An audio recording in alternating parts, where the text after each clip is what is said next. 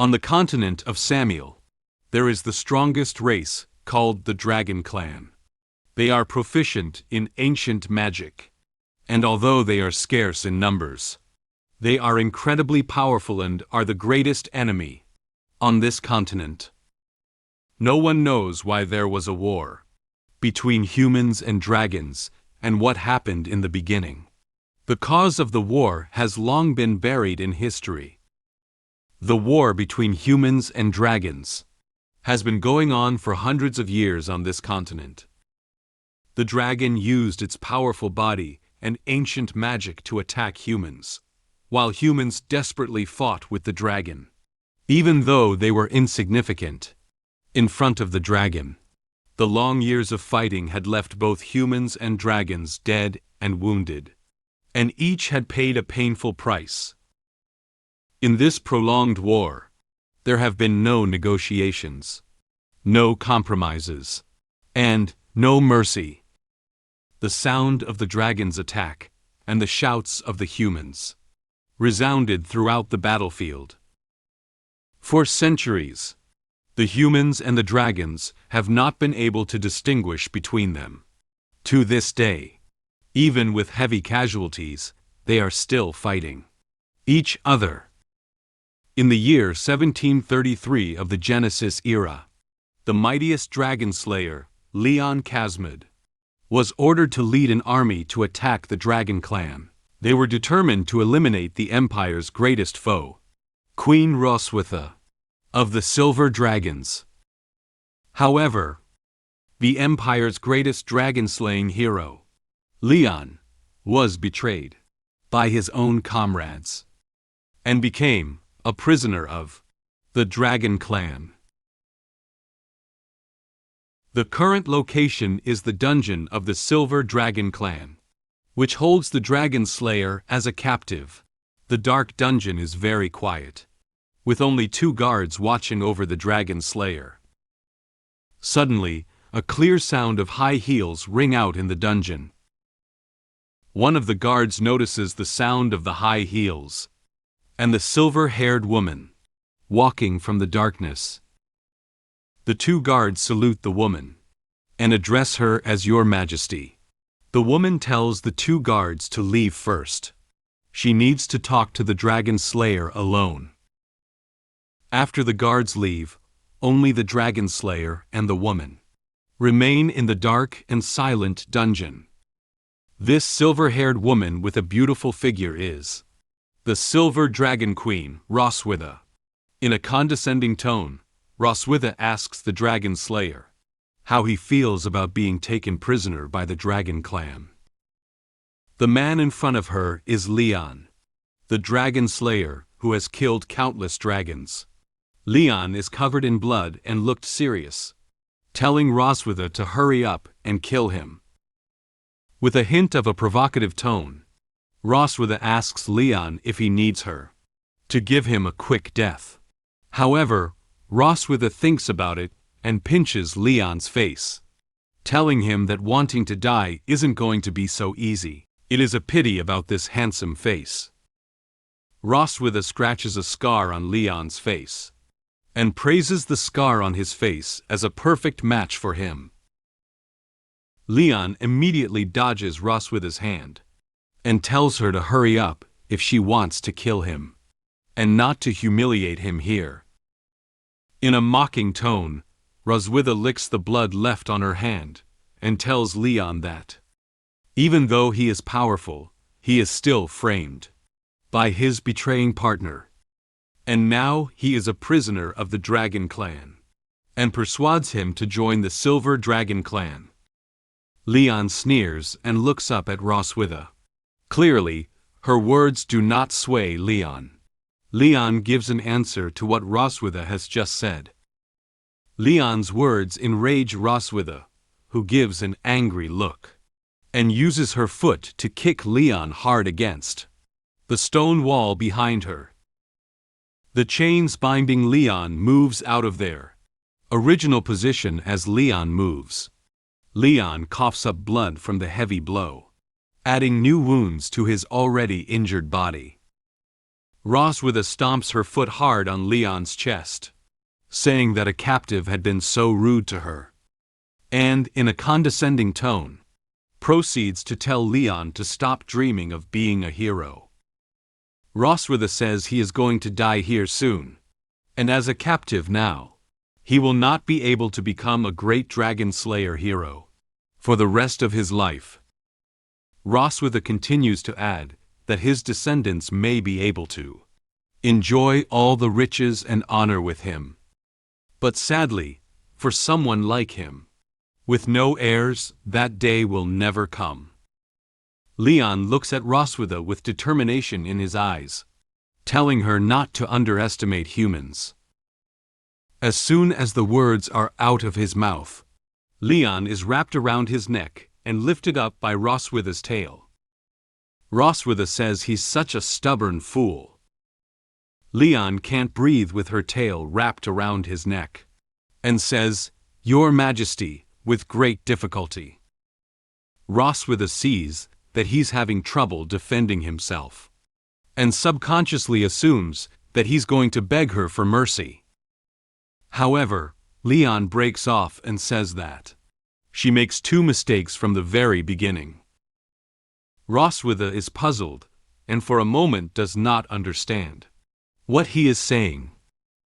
Leon goes on to add that firstly she shouldn't have stayed with him, the most highly trained dragon slayer, and secondly, she shouldn't have tasted his blood. In an instant, Leon's eyes become abnormally red, and unleashes a spell called the Blood Curse.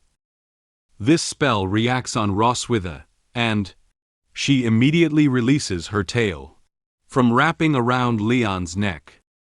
Roswitha gradually moves away from the man in front of her. She is flushed, feels her body grow hot, and her legs weaken to the point where she sits on her knees. For a moment, she isn't sure what is happening. Leon stands up and explains to Roswitha, who is sitting on her knees, that this spell will soon put her in a lifetime of pain brought on by her soul. Suddenly, Roswitha lunges at Leon with her own body. Without understanding what is happening, Leon is tackled to the ground by Roswitha. Seeing Roswitha's flushed face, Leon realizes that it is his spell that had a side effect on Roswitha, causing her to some kind of stimulation. Roswitha's consciousness goes out of control under the influence of the spell, and without saying a word, she directly kisses Leon. The sound of a large heartbeat echoes in Leon's chest. An hour later, the clothes of the two are scattered on the floor. The side effects of the spell disappear, and Roswitha slowly regains consciousness. Seeing the two in their current condition, Roswitha angrily looks back at Leon and questions what he has done to her. Leon explains to her that the spell is called the Blood Curse. It is a forbidden spell that can only be used once in a lifetime. By tasting his blood, she and he have formed a soul link. As long as he's dead, the curse will plunge her into endless agony. Roswitha angrily dislikes it back, saying that, if it's a spell that takes effect only after he died, then what was all that just happened? Leon, who also seems to have only just learnt about the side effects of the spell, explains to Roswitha that what just happened is just an accident. He also doesn't expect the side effect to be so powerful. Before the words could be finished, Roswitha hurriedly tells Leon to shut up, not wanting him to continue describing what just happened. Leon then suddenly thinks of the fact that dragons follow the monogamy principle. Then he laughs and tells Roswitha that after his death, she will neither be able to find a new mate, nor explain the current situation to the dragons. The effect of this curse has far exceeded his expectations. Roswitha is furious, but can't say anything in return for a moment. Leon looks at her with scorn and says that she is now going to have no successor either. Roswitha can't stand what Leon has said, and is ready to give Leon another blow. However, Leon weakly replies that he doesn't need her to do it anymore, and that he will die soon. These words make Roswitha stop attacking him. Before he died, Leon adds that it is his curse on Roswitha to live in pain for the rest of her life. With that said, Leon is no longer conscious. After Roswitha puts her clothes back on, she kicks Leon and says that a human uses such a despicable method of revenge against her, and wants to escape by dying. There's no such easy way out. After saying this, Roswitha uses her spell to inflict a strange coat of arms on Leon's chest. After 2 years of deep sleep, I woke up only to find out that I've suddenly become a father.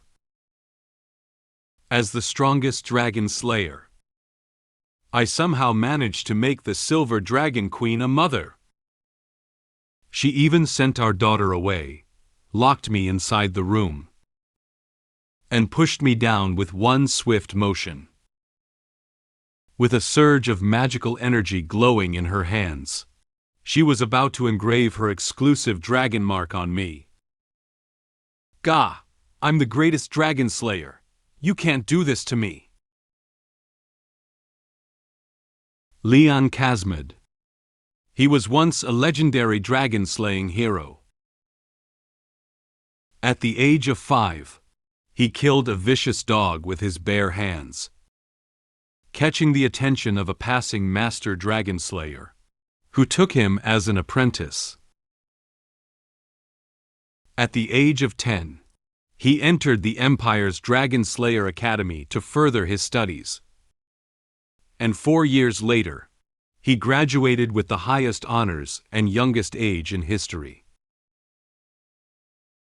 At the age of 15, he stepped onto the battlefield, slayed countless evil dragons, reclaimed lands, and earned great merits for the Empire.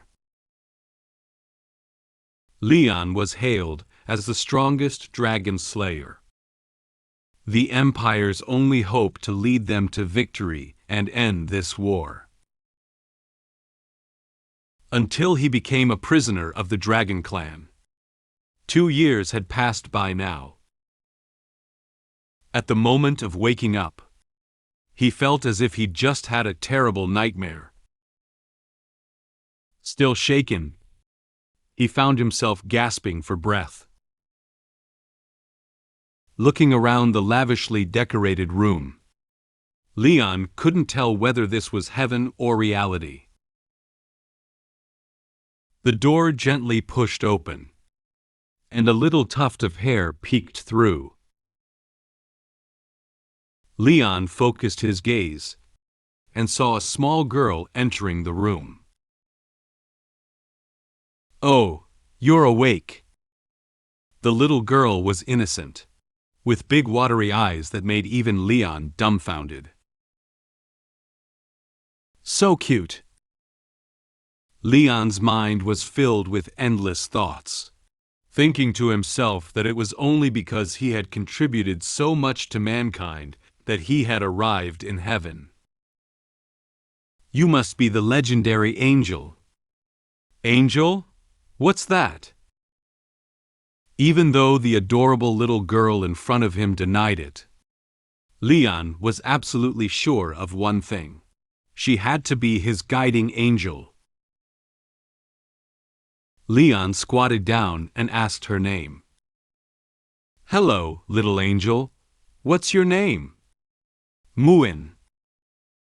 Her big, sparkling eyes and round, chubby cheeks made her so irresistible that anyone would want to pinch her. Muen? That's a wonderful name. However, something didn't sit right with Leon. But the color of this angel's hair is rather odd. Black mixed with white? Mom says it means the moon. However, something didn't sit right with Leon. While the girl was undoubtedly cute, the more he looked, the more he felt something was off. Angels have moms too? Leon introduced himself to the little angel. I'm Leon Casmid. I know, Leon means lion. When hearing his name, the girl joyfully raised her arms. Who tell you that? That's what Mom said. Huh?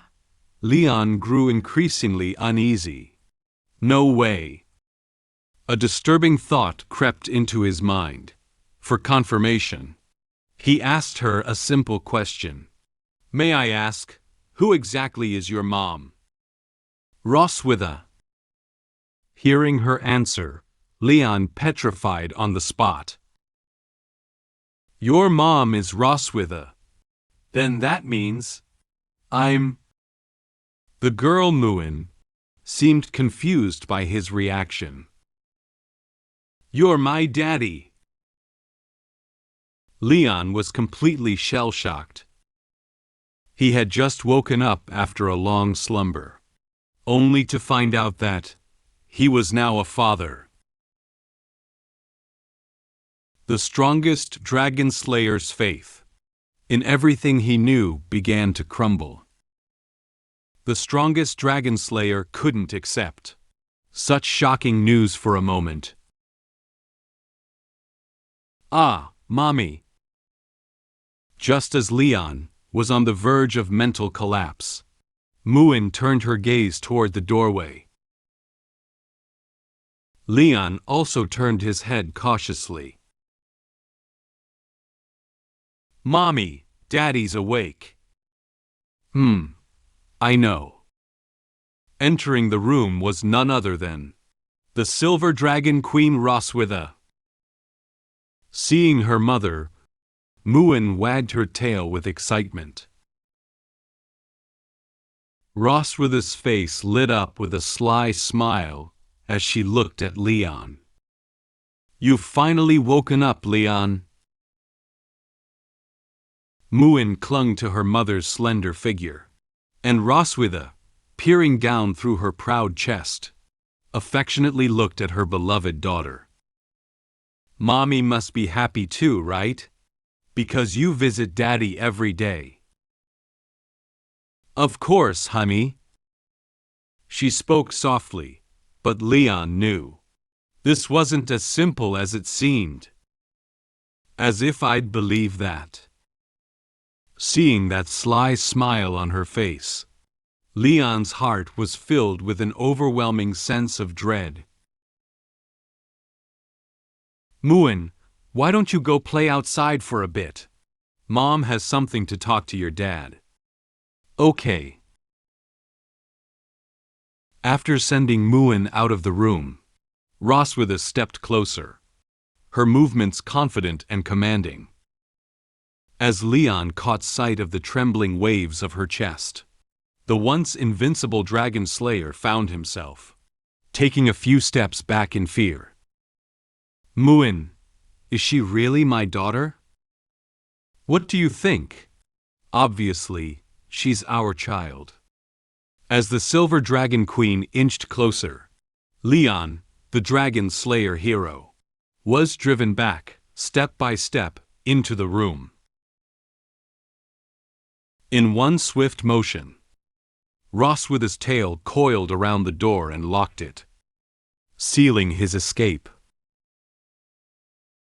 You should hate me to the core. Why did you give birth to the child? Why did you bring me back? Cornered and powerless, Leon continued retreating, his voice betraying a clear lack of confidence. You've been asleep for 2 years. 2 years ago, after what you did to me. Did you think you could just get away with it? Roswitha, with a hint of seriousness on her face, said what Leon did to her 2 years ago. You think I wanted to do that? Humans and dragons are natural enemies, and destined to never coexist. If it had been up to me, I'd have rather died than laid a finger on you. In the previous chapter, Leon was still in control. But now he's the one panicking. Being revived by Roswitha means that at this moment, he's got no cards left to play. Oh? So touching me is torture for you too? Isn't that obvious? Despite having no means left, Leon still had to put up a brave front. He resisted stubbornly.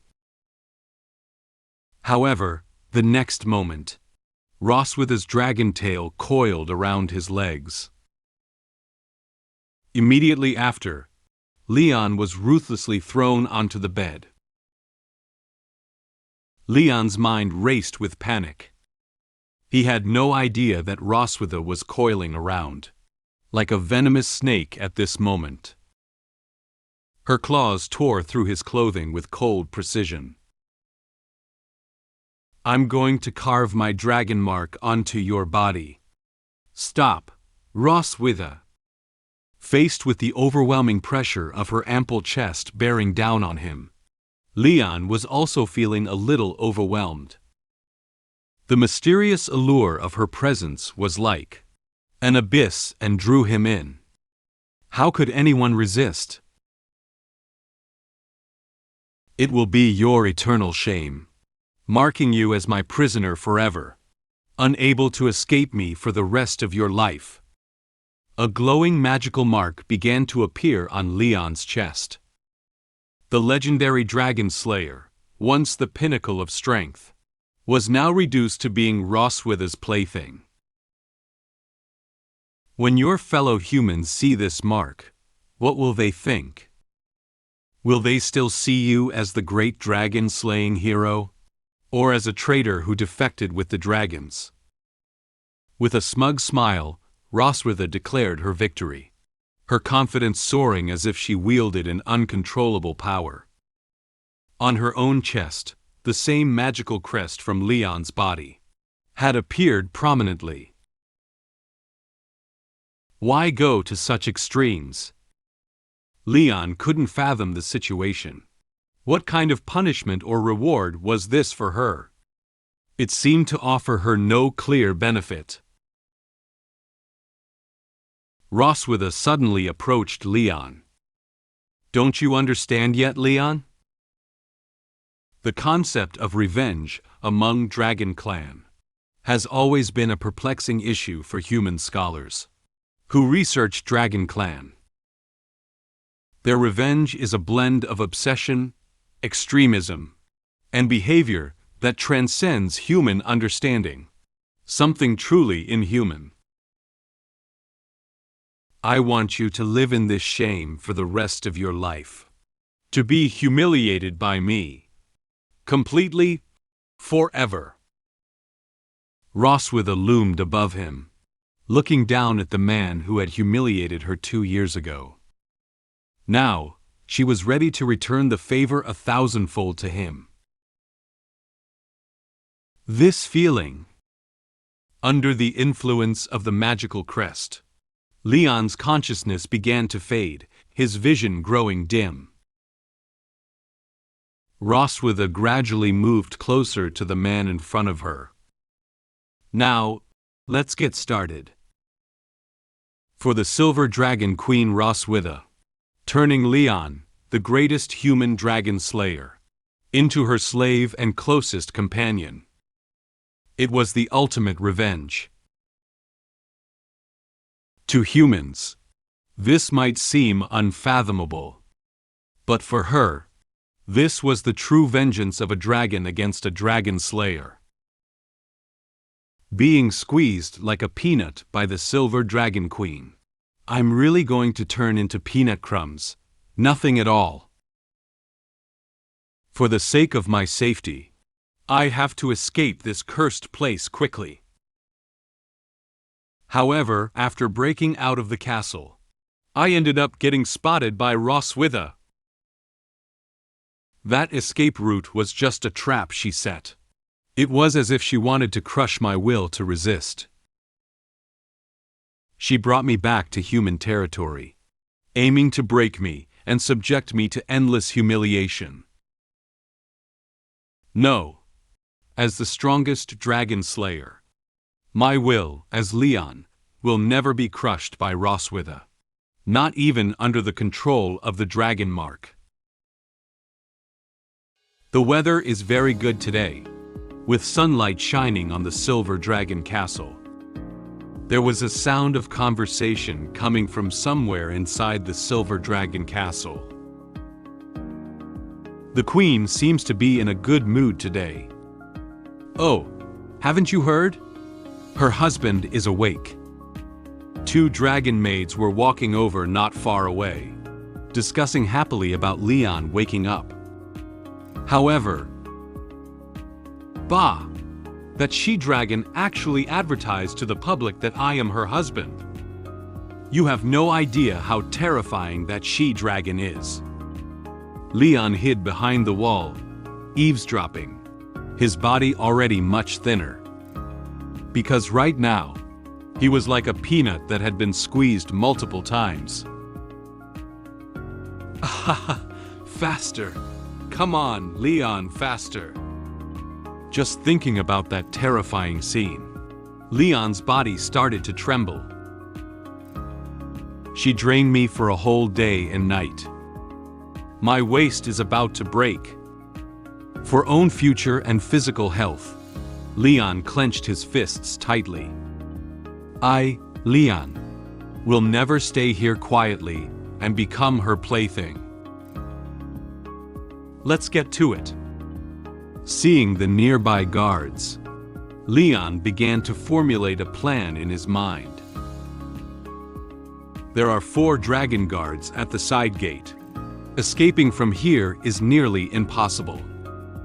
However, at that moment, Leon felt confused. But why are there so few guards at the Silver Dragon Sanctuary today? It feels completely different from when I came in 2 years ago. It is eerily quiet.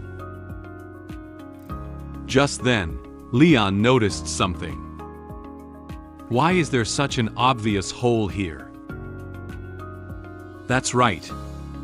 Leon pushed through the grass and found a hole in the wall. Could this be a trap? Leon looked at the hole in front of him, just big enough for a person to squeeze through, and felt a wave of anxiety. He patted his head. It doesn't matter. I have to get out of here, no matter what. Even if it's a trap, I'll fight my way through. Even though he had been missing from human society for 2 whole years, Leon believed that as long as he could get back to that place, everything would be all right. Let's get to it. He bent down and crawled into the hole. With every step forward, he could feel the scent of freedom growing stronger. Goodbye, crazy she-dragon. As for the little dragon named Muen, she's all yours. Muen stood on tiptoe, watching Leon's every move and excitedly shared with Roswitha. Mom, look. Dad is crawling through a dog hole. He's amazing. Roswitha was lying on the chair beach and looked up to see what Leon was doing. I see. He is really impressive. Muen clasped his hands together and naively said to Roswitha, "So, when will you go fetch Daddy back, Mom?" Roswitha placed a finger to Muen's lips, whispering a warning. Muen, you can't use words like fetch when talking to Dad. It's really impolite." Her expression darkened, and she uttered something even more chilling. "You can say, 'Catch him back.'" It had been a while since Leon crawled out of the hole and escaped. He was sprinting across the lush green grass, the soft glow of the sunset igniting his fighting spirit. "Once I cross these mountains, I'll be at the borders of human territory." However, he still stopped and looked back. After running this far, that she-dragon shouldn't be able to catch up, right? Roar. Leon was startled. That was a familiar dragon roar. As the strongest dragon slayer, he could never be mistaken. Roswitha. He looked up and saw a giant dragon covered in shimmering silver scales, rapidly diving toward him. Roswitha opened her dragon mouth wide and shouted loudly at Leon. "Wow, you can really run, Leon!" Just as Leon was about to continue his escape. But Roswitha suddenly flew in front of him, blocking his path like a massive mountain. "Is playing with me like this making you happy?" Even though he knew this would happen, Leon couldn't help cursing aloud. Roswitha lowered her head and stared closely at Leon. I'm quite satisfied, actually. Don't you think this has all been too easy? Who helped you divert the guards and leave you that hole to escape?" Leon's eyes revealed serious expression, looking nervously at Roswitha. "Even if I know it's a trap, I have no choice. I just didn't expect you to catch up so quickly." Compared to the huge silver dragon in front of him, Leon felt like a tiny speck. What can do you now that you get back to human territory? You already bear my mark on your chest. Do you really think they'll still see you as a dragon slayer? Leon tried to refute Roswitha. "Then I'll start my life over as an ordinary person. It's better than being tormented by you." And those words undoubtedly struck a nerve with Roswitha.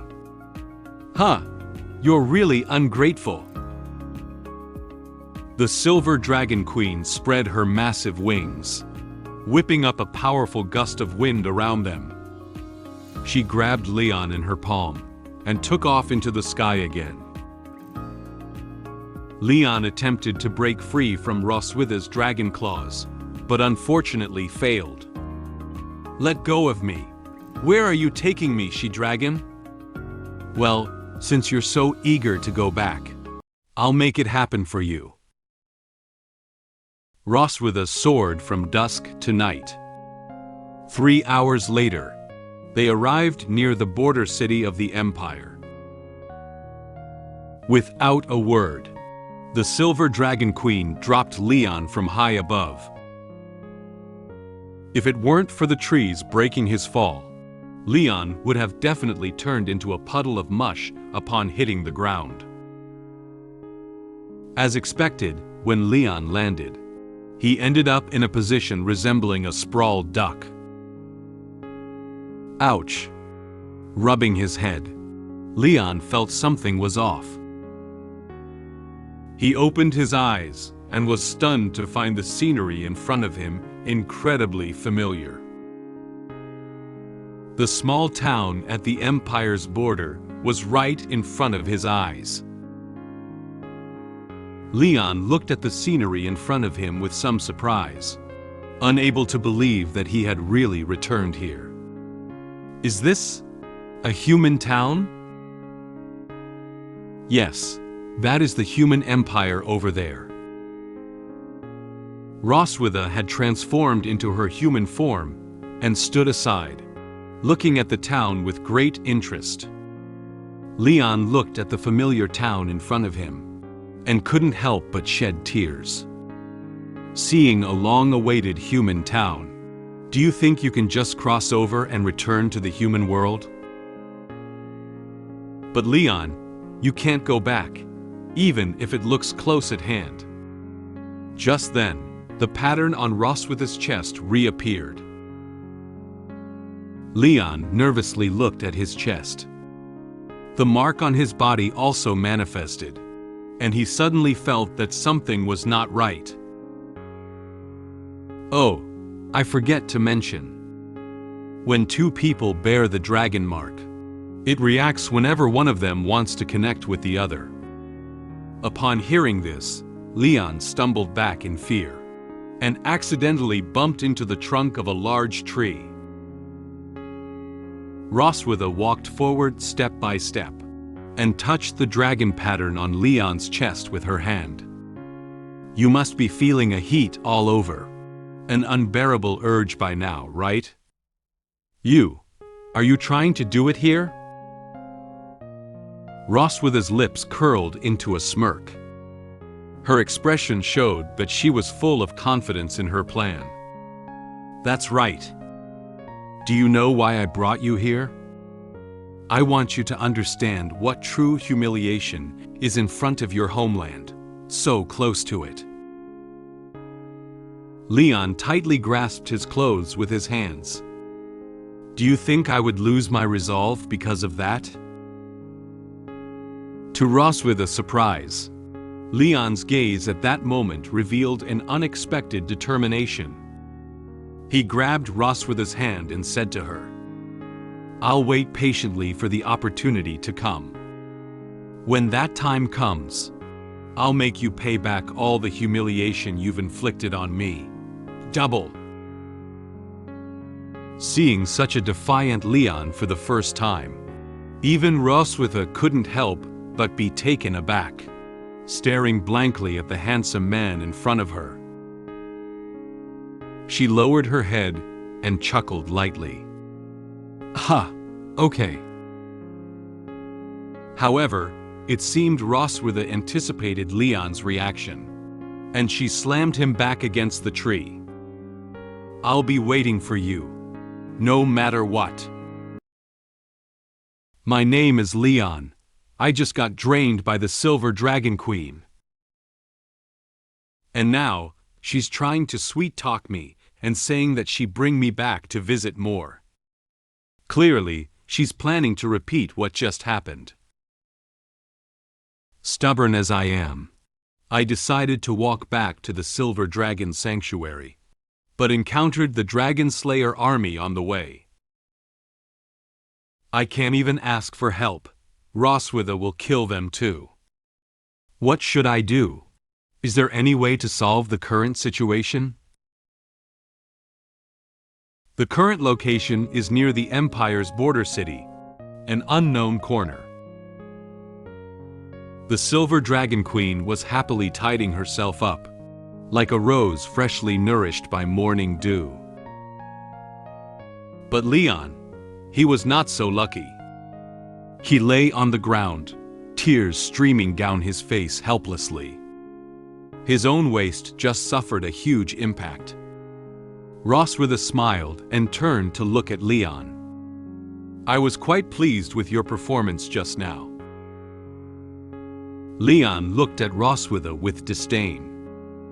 This pathetic state he was in, it was all her fault. Roswitha approached Leon, her fingers touching his chest, and looking at him with a hint of teasing smile. How about I bring you here to visit your hometown every month? Leon quickly distanced himself from Roswitha and leaned towards the big tree behind him. Bah! I know you're just thinking about how to drain me dry. His sharp mind quickly saw through Roswitha's true intentions. At least you're smart. However, Roswitha didn't care in the slightest. After all, she still had 1,001 ways to make him submit. Let's go. Our daughter is waiting for us at home. She turned his back to Leon, spread her wings, and prepared to take him back. Wait! Just then, after putting on his clothes, Leon called out to the ravenous Roswitha. As a proud dragon slayer, I won't let you treat me like prey and drag me back. I can walk on my own. Even though he had just been drained dry, the so-called wise man's moment had arrived. Perhaps this was nothing more than Leon's fleeting burst of bravado in the face of his emptiness.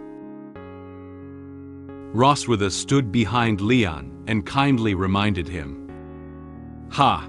It would take me at least 3 hours to fly from here to the Silver Dragon Sanctuary. For a human, it would take at least 10 days to 2 weeks." Leon walked forward without looking back. Just 10 days and a half months. Don't underestimate our human endurance. Leon, determined as ever, decided to use his own feet to measure the distance between the Empire and the Dragonlands. "I'll see how long you can hold out." Since Leon had decided to do this, Roswitha had also decided to accompany him and saw how long he could hold on. However, after walking for a while, Roswitha was not tired yet. Leon was already out of breath. Roswitha looked at Leon panting with relish. "Can't you walk anymore? If you beg me." Leon quickly replied to what Roswitha said. "I'm not tired. Who says I'm tired?" Roswitha saw right through him. He was just putting up a front. There's no part of you that's tougher than your mouth." As much as Leon was annoyed with Roswitha, given that there was indeed a place in his body that was already soft, all he had left was his stubborn talk. In the distance, the sound of hooves echoed through the trees. The two of them looked in that direction, and there it was, the Dragon Slayer army patrolling the forest. "Great! These people might help me get rid of that she-dragon ... Just as Leon was about to rush out and get help, Roswitha suddenly glared at him. He felt a chill down his spine for a moment. He sensed that Roswitha was behind him, staring hard at him. "Wait. If I call for help to them, Roswitha will undoubtedly kill them without hesitation. For the sake of the Dragon Slayer army's safety, Leon absolutely couldn't ask them for help. After all, seeking their assistance now would be like sending them to reunite with their dearly departed." "Huh? Hold on a moment." Leon had no intention of seeking help any longer, but the squad leader of the Dragon Slayer army spotted them. "Did you get lost?" Leon turned his head to look at the captain of the Dragon Slayer army. He was caught in the middle and doesn't know what to do. He needed to find a way to protect this dragon-slaying army. "No, we're just wandering around."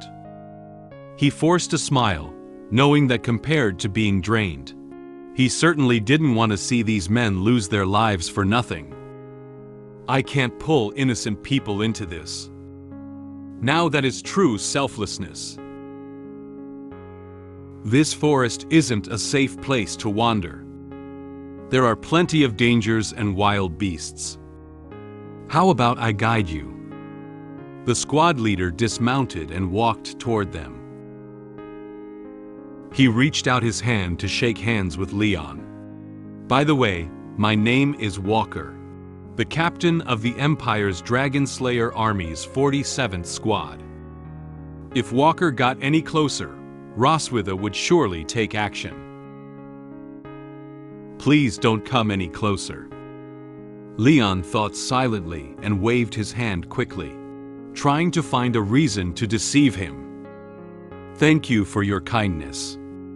But we have also learned some self-defense training and can protect ourselves." "You look a bit familiar. Have I seen you somewhere before?" He couldn't let Walker keep thinking about it. Leon was panicking. If he was recognized, it would spell trouble. Roswitha clearly sensed that something was wrong. Her hands had already begun to gather magic power, intending to strike first. Oh no! Leon sensed her intent to attack and knew he had to act quickly. In a swift motion, he grabbed Roswitha's hand and pulled her into an embrace. Roswitha was taken aback. When did Leon, who hated himself, take such initiative?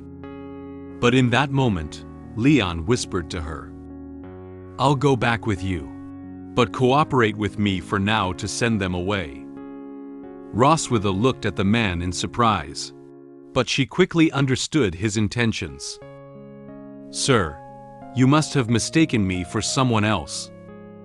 I have a very common face. My wife often mistakes me too, right?" Feigning affection, they nestled together, looking like a loving couple. "Then I'll take my leave and not disturb your romantic moment." Seeing this, the team leader didn't want to disturb the seemingly loving couple, so he wisely chose to leave. As they watched the Dragon Slayer army leave, Roswitha impatiently said, "Have you not hugged enough yet?" Roswitha's words made Leon instinctively jump back and keep his distance from Roswitha. After Leon let go of Roswitha, she moved her stiff body. Roswitha looked at Leon with a serious expression, as if she was about to say something important. "Leon, you're very smart. You didn't ask for help from them, but one thing. You need to understand your position. We have a child, but it doesn't mean I'm your wife." Although he didn't understand what Roswitha was trying to prove, what she said echoed his own thoughts. "I never thought of being your husband. Let's go. We still have a long way to walk." After speaking, Roswitha turned around and prepared to leave. However, at that moment, Leon seemed to feel some discomfort. Leon gripped his hand tightly, letting out a low groan. A sharp pain surged from his palm, where a burning sensation had emerged. As his vision blurred, he could still make out the distinct wound seared into his hand. Roswitha heard the sudden sound of falling to the ground behind her, and looked back to realize that Leon was unconscious. "Did you faint?" Roswitha thought Leon was just pretending to faint. But when she spoke out to ask him, she didn't hear a response from him. Such a fragile human. Purple flames ignited around Roswitha, and in the next moment, she transformed into the appearance of a giant dragon. She picked up the unconscious Leon and threw him into midair, while Leon landed smoothly on Roswitha's back. "Well, this time I'll take that as your plea for mercy." With a powerful beat of her wings, Roswitha took to the skies, flying toward the rising sun, carrying Leon with her.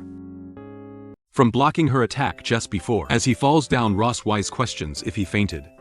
Remarking on what a frail human being he is, she transforms into the dragon, placing him onto her back, stating that this time she will take that as a plea for mercy. As she flies out, at the Silver Dragon Castle as Leon wakes up, Muen greets him, asking if he is awake. Leon gets up questioning how he got back here, to which Muen states that it was Mother who brought him back.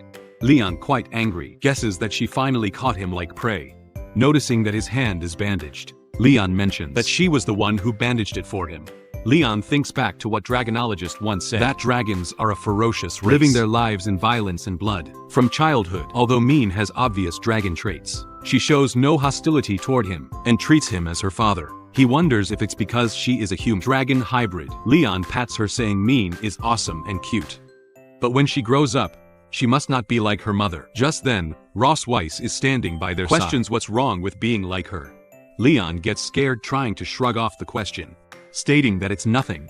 Muen proudly says she bandaged Dad's wounds according to her mother's instructions, to which Roswitha agrees, affirming that this is what she should do. Leon realizes what a strict mother Roswitha is. He pats Muen, suggesting she hide in the garden first, and he will come find her. When he counts to 100, Muen gets excited, asking if Dad wants to play hide and seek with her, to which Leon replies that he's not like her mother, and she should go quickly. As he counts down, Muen replies that he's not like her mother, and she should go quickly. As he counts down, Muen worried runs out, asking him not to count so fast. After Muen runs off, Leon calls out to Roswitha, asking if she isn't being too hard on the child. Roswitha replies that all dragons go through this. Only by being strict from a young age can they grow into strong warriors. Leon protests, saying Muen isn't fully a dragon and is so cute, questioning how she can be so strict. Roswitha retorts that calling a dragon cute is derogatory. Leon tries to tease her, saying that she's pretty cute too. Roswitha grabs him by the collar, stating that he's just a slave for her to vent her anger on, and tells him to stop getting ahead of himself. Roswitha affirms that it's good he understands, as she is the queen of the Silver Dragon clan, and has many government affairs to handle. She tells him the task of taking care of the children is now his responsibility, and whispers that the child likes him. The scene shifts to the garden, where Leon mutters to himself that he's the Dragon Queen.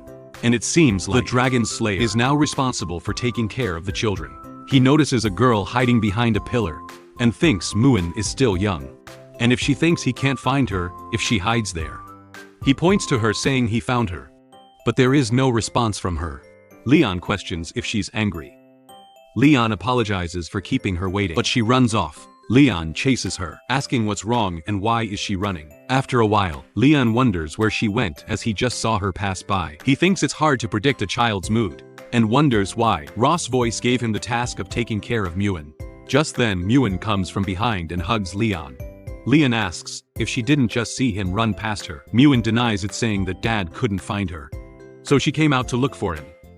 Leon wonders if he saw wrong. Muen then says she has something to show him, and pulls him away, as another girl looking similar to Mien gazes toward them while doing the drawing. Mien is quite preoccupied with it. Leon, having butterflies, thinks that it's good to have a daughter, and that it feels like his soul is healed. Sooner or later, he believes he will get his destiny, which will help him escape from the clutches of the mother dragon. Mien runs to Leon, saying that she drew a family portrait, for which Leon is delighted, thinking that Mien is awesome, worthy of being his. As Leon sees the sketch of two girls with two parents, he questions why there are two girls. Muen reveals that it's her sister. Leon is taken aback that Muen has a sister, as it turns out that he's not only hit the target with one shot, but also hit it twice with one shot.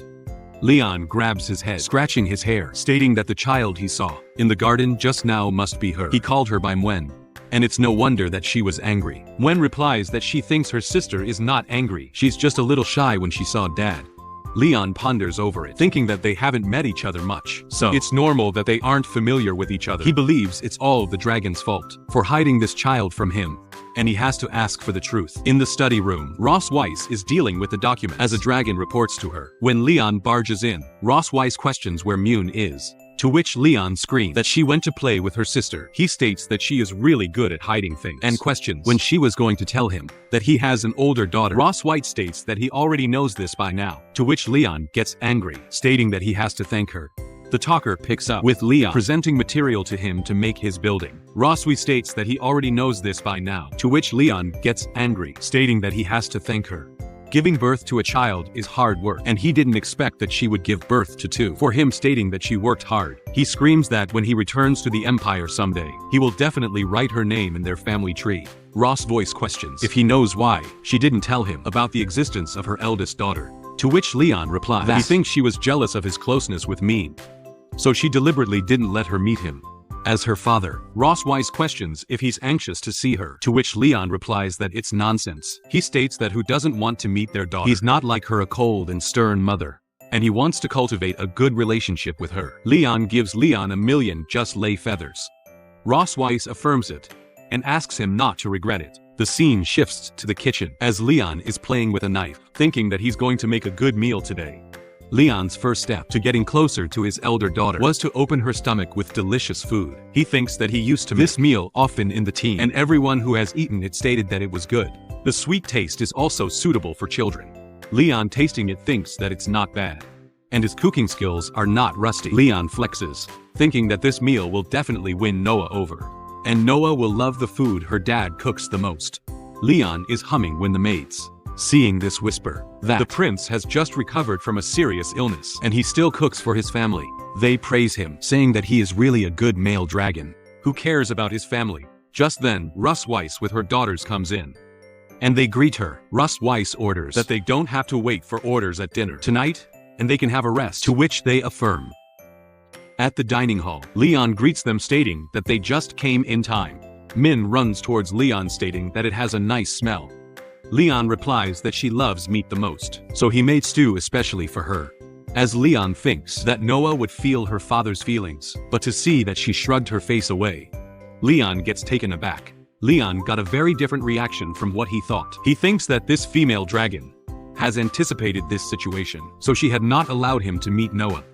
Roswitha tells Noah that this is her first formal meeting, and asks her to introduce herself. Noah introduces herself as Noah Kamelkfi, the eldest daughter of the Silver Dragon Queen, Roswitha, and she is 1 year and 2 months old. Leon knows that dragons are an immortal race, and that baby dragons grow faster than human children. Leon gets down, introducing himself as Leon.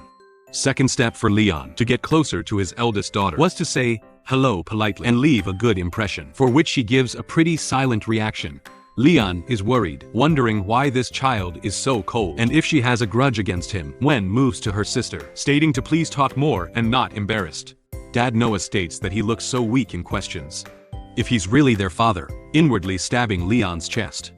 Leon comments on what a filial daughter she is, as Leon's career as a father faces its first crisis. Family dinners are supposed to be the best occasion for family members to talk and communicate, but now it has become Leon's most tormenting moment.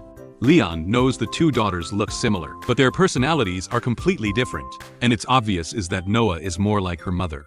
Leon calls out for Noah, questioning if she likes today's food, to which he comments that it's disgusting, stabbing Leon inwardly. Roswitha barely holds off her laughter as Muen asks her mother if she's happy. Roswitha replies that her father finally got to reunite with their family. Seeing him so happy, she's naturally happy as well. She asks Leon why he isn't smiling, to which Leon replies that of course he is, and he's happy to be with his family. Muen asks her dad if he can have dinner with them every day, to which Leon is quite taken aback, thinking that he doesn't want to eat with this female dragon every day. Noah interrupts to deny it. Muen questions the reason, to which Noah answers that she wants to study at the Young Dragon Department of St. Heath Academy. Roswitha states that the Young Dragon Department of St. Heath Academy is full of dragons that are 4 or 5 years old. Questioning why she's anxious to enroll, Noah replies that it's because she wants to defeat more dragon slayers, causing Leon to choke on his food. Leon thinks that it seems this child wants to defeat him, her own father. Leon states that dragon slayers are all brave, but Noah is still so young, and she will get hurt. Leon states that dragon slayers are all brave, but Noah is still so young, she will get hurt. Noah flares up, telling Leon not to treat her like a child. Leon is confused by the reality, as she is really a child. Roswitha interrupts, saying that she thinks Noah's idea is pretty good. The sooner she learns the skills, the sooner she can fight the dragon slayers. She asks Leon if that's not right, and if he has a reason to stop Noah from going to school. Leon thinks that if he continues to oppose it, Noah will definitely hate him as a father even more, and he can only change her mind. Leon denies it, stating that there is no objection from him.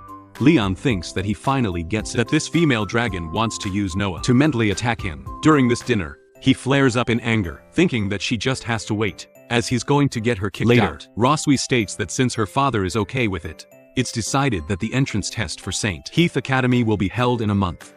During this month, her father will help her improve, to which Noah affirms. At the end of the family dinner, Leon calls out for Roswitha, stating that these plates haven't been cleaned yet. Roswitha asks him to just let the servants do it, to which Leon states that after dinner, the couple cleans up and washes the plates together. This is the correct way to end the family dinner. That is if she wants to create a harmonious family atmosphere in front of them, even if it's just fake. Muen is looking with curious, excited eyes, making Roswitha agree to it. Muen questions if she wants to help as well, but Noah grabs her to move away, making Muen quite upset. As she questions where they are going, the scene shifts to the kitchen, as Roswitha questions when he is going to help, to which Leon asks Roswitha if she has forgotten 2 years ago. She should never be alone with a highly trained and strongest dragon slayer. As he activates his pattern, Roswitha questions what he wants to do, as Leon reveals that before, when he traveled a long distance and was exhausted, he was controlled and played with by a dragon pattern. But now it's different. Roswitha tries to attack Leon with her tail, screaming if he thinks that he can escape from here by using this trick. But Leon blocks her tail attack, questioning who said he was going to run away. He activates his pattern, making Roswitha fall. Leon questions if she is unable to do anything, as the dragon pattern makes her tail extremely sensitive. When her tail is pinched, she's like a kitten being pinched by the back of the neck, weak and powerless. This is the new knowledge he discovered from her dragon book. He gets close to her, questioning if dragons are eager to conquer and control everything. But has she ever been conquered? Shocking Roswitha, as Roswitha huffs with the pressure surrounding her body. But has she ever been conquered? Shocking Roswitha. As Roswitha huffs with the pressure surrounding her body, she asks Leon to let her go to which Leon responds that from the day he woke up she trampled upon his dignity and treated him as a toy for her entertainment. He questions what she thinks about switching things up tonight, causing Roswitha to curse him and scream, calling him ABT. Outside, the maids laugh and wonder if Her Majesty, the Queen's family, loving time is over. They open the kitchen to find it spotless, clean without a speck of dust. They question if the prince did it in the adjacent room. Leon peeks at them. He asks Roswitha to be quiet, as she doesn't want to be discovered by the maids outside. He reflects on how the queen, who is usually so high and mighty, has become like this. He closes the door and states that they should get started, calling her dear wife. 3 days later, the scene shifts to the bedroom, where Leon is lying down. Muen comments that her dad hasn't woken up for 3 days, wondering if he's dead. Noah tells her to just wait and see. As she kicks Leon's face, Leon mutters that he hurts so much too, which Noah responds that he's not dead. Yet Leon questions if anyone else treats their dad like this. Leon finally wakes up, and Muen is delighted that her dad is awake again. Leon asks when he fell. Roswitha offers to help him. Leon remembers that after that night, the dragon pattern was invalidated, and he was hit hard by her. The female dragon was so cruel that, if he were an ordinary person, he would have died several times under her claws. Looking closely, she is quite pretty, and she's clearly a female dragon over 200 years old. Men asks why her dad isn't moving, and Noah states that he just looked at their mother and was stunned. Roswitha stumbles upon a hairpin, which falls to the ground. Leon picks it up and places it in her hair, commenting that it suits her quite well. Roswitha remarks that she didn't expect him to be so considerate, questioning if he has done this for other women as well. He replies that when he was a kid, he often combed the hair of his master's donkey and became very skilled at it, just like anybody. Muen asks what a donkey is, and Leon explains that donkeys are similar to dragons with 2 ears and a tail. They're very stubborn and like to hum when they're unhappy, just like their mother. Roswitha punches Leon, and he groans in pain, but Leon reassures her that he's fine. Roswitha tells the children that their task today is to learn how to write their names, and their father will teach them. Leon questions why she has assigned him another task without his permission. Muen is quite happy that their dad will teach them how to write, while Noah comments that she can write too. Muen takes Noah aside, saying they need to go to the room to find a pen with some nice colors. She discusses their favorite colors as they move out.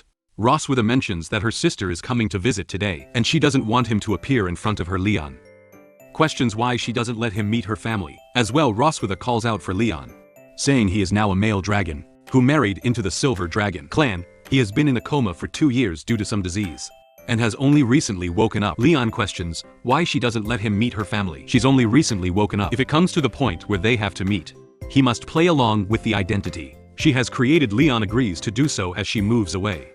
Leon thinks inwardly that if she believes he will listen to her obediently, she is mistaken. He plans to embarrass her in front of her sister, scheming something big at the Silver Dragon Castle. Children study. Leon teaches Noah and Muen to simply follow what he's taught and watch. He writes their names on the paper and asks them to imitate them, writing them a few times. Noah comments that it's not as good as what their mother wrote to, which Muen questions what their dad is going to do. Leon responds that he just forgot to something to their mother and will go give it to her. He bids them farewell, saying he will be back. Later, Noah comments that he's stupid, while Muen remarks that she seems somewhat happy.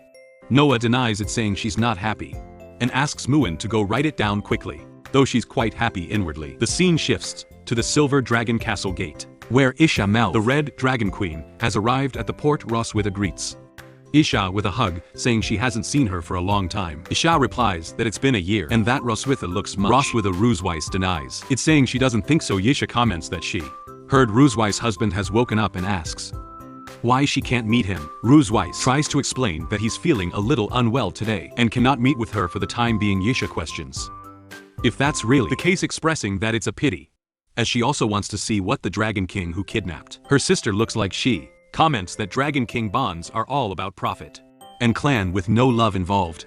But she and the man and her family got married and had a baby at lightning speed, so their relationship must be very good. As well, Roswitha becomes embarrassed, questioning if that means marriage and having children make a relationship good. She adds that she is not attracted to him, not now and not in the future. Issa thinks that Roswitha still likes to act tough. As before, Roswitha pushes Issa, is saying it's been a while since they last met and they should go to the garden and chat. While walking, Leon, watching all of this through binoculars, comments that this is Roswitha's sister.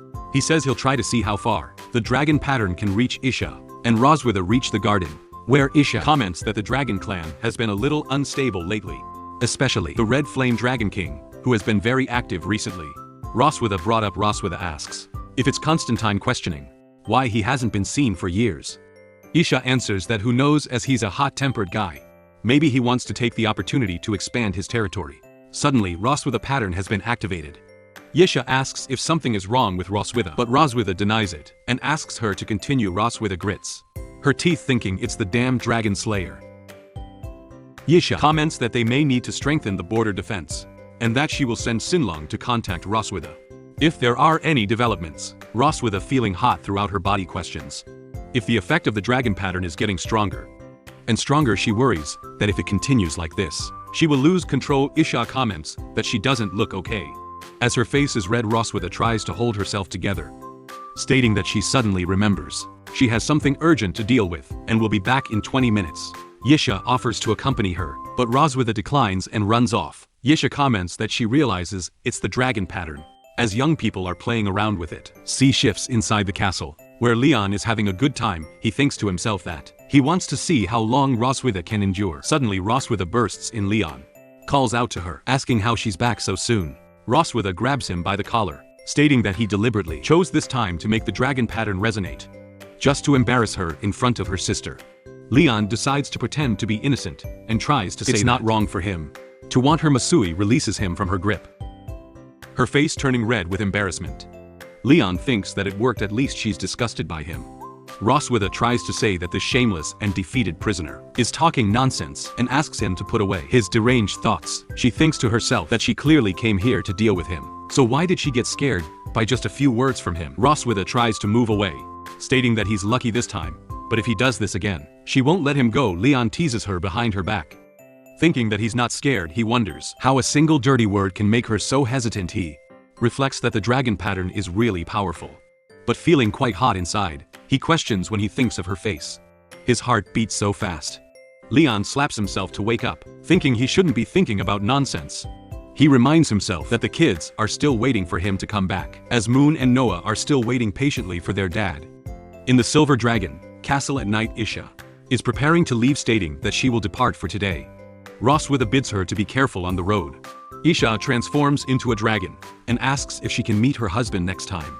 Roswitha agrees, saying they'll talk next time. As Issa flies off, Roswitha curses the damn dragon slayer, thinking that she still hasn't taught him enough lessons, and that she's going to teach him one tonight. As Leon wonders if the female dragon is still scolding her. The kids are all asleep. He covers them with a blanket so they don't catch a cold as Leon tries to leave the room. Roswitha confronts him, questioning where he's going. Leon asks if her sister is gone. Twitch.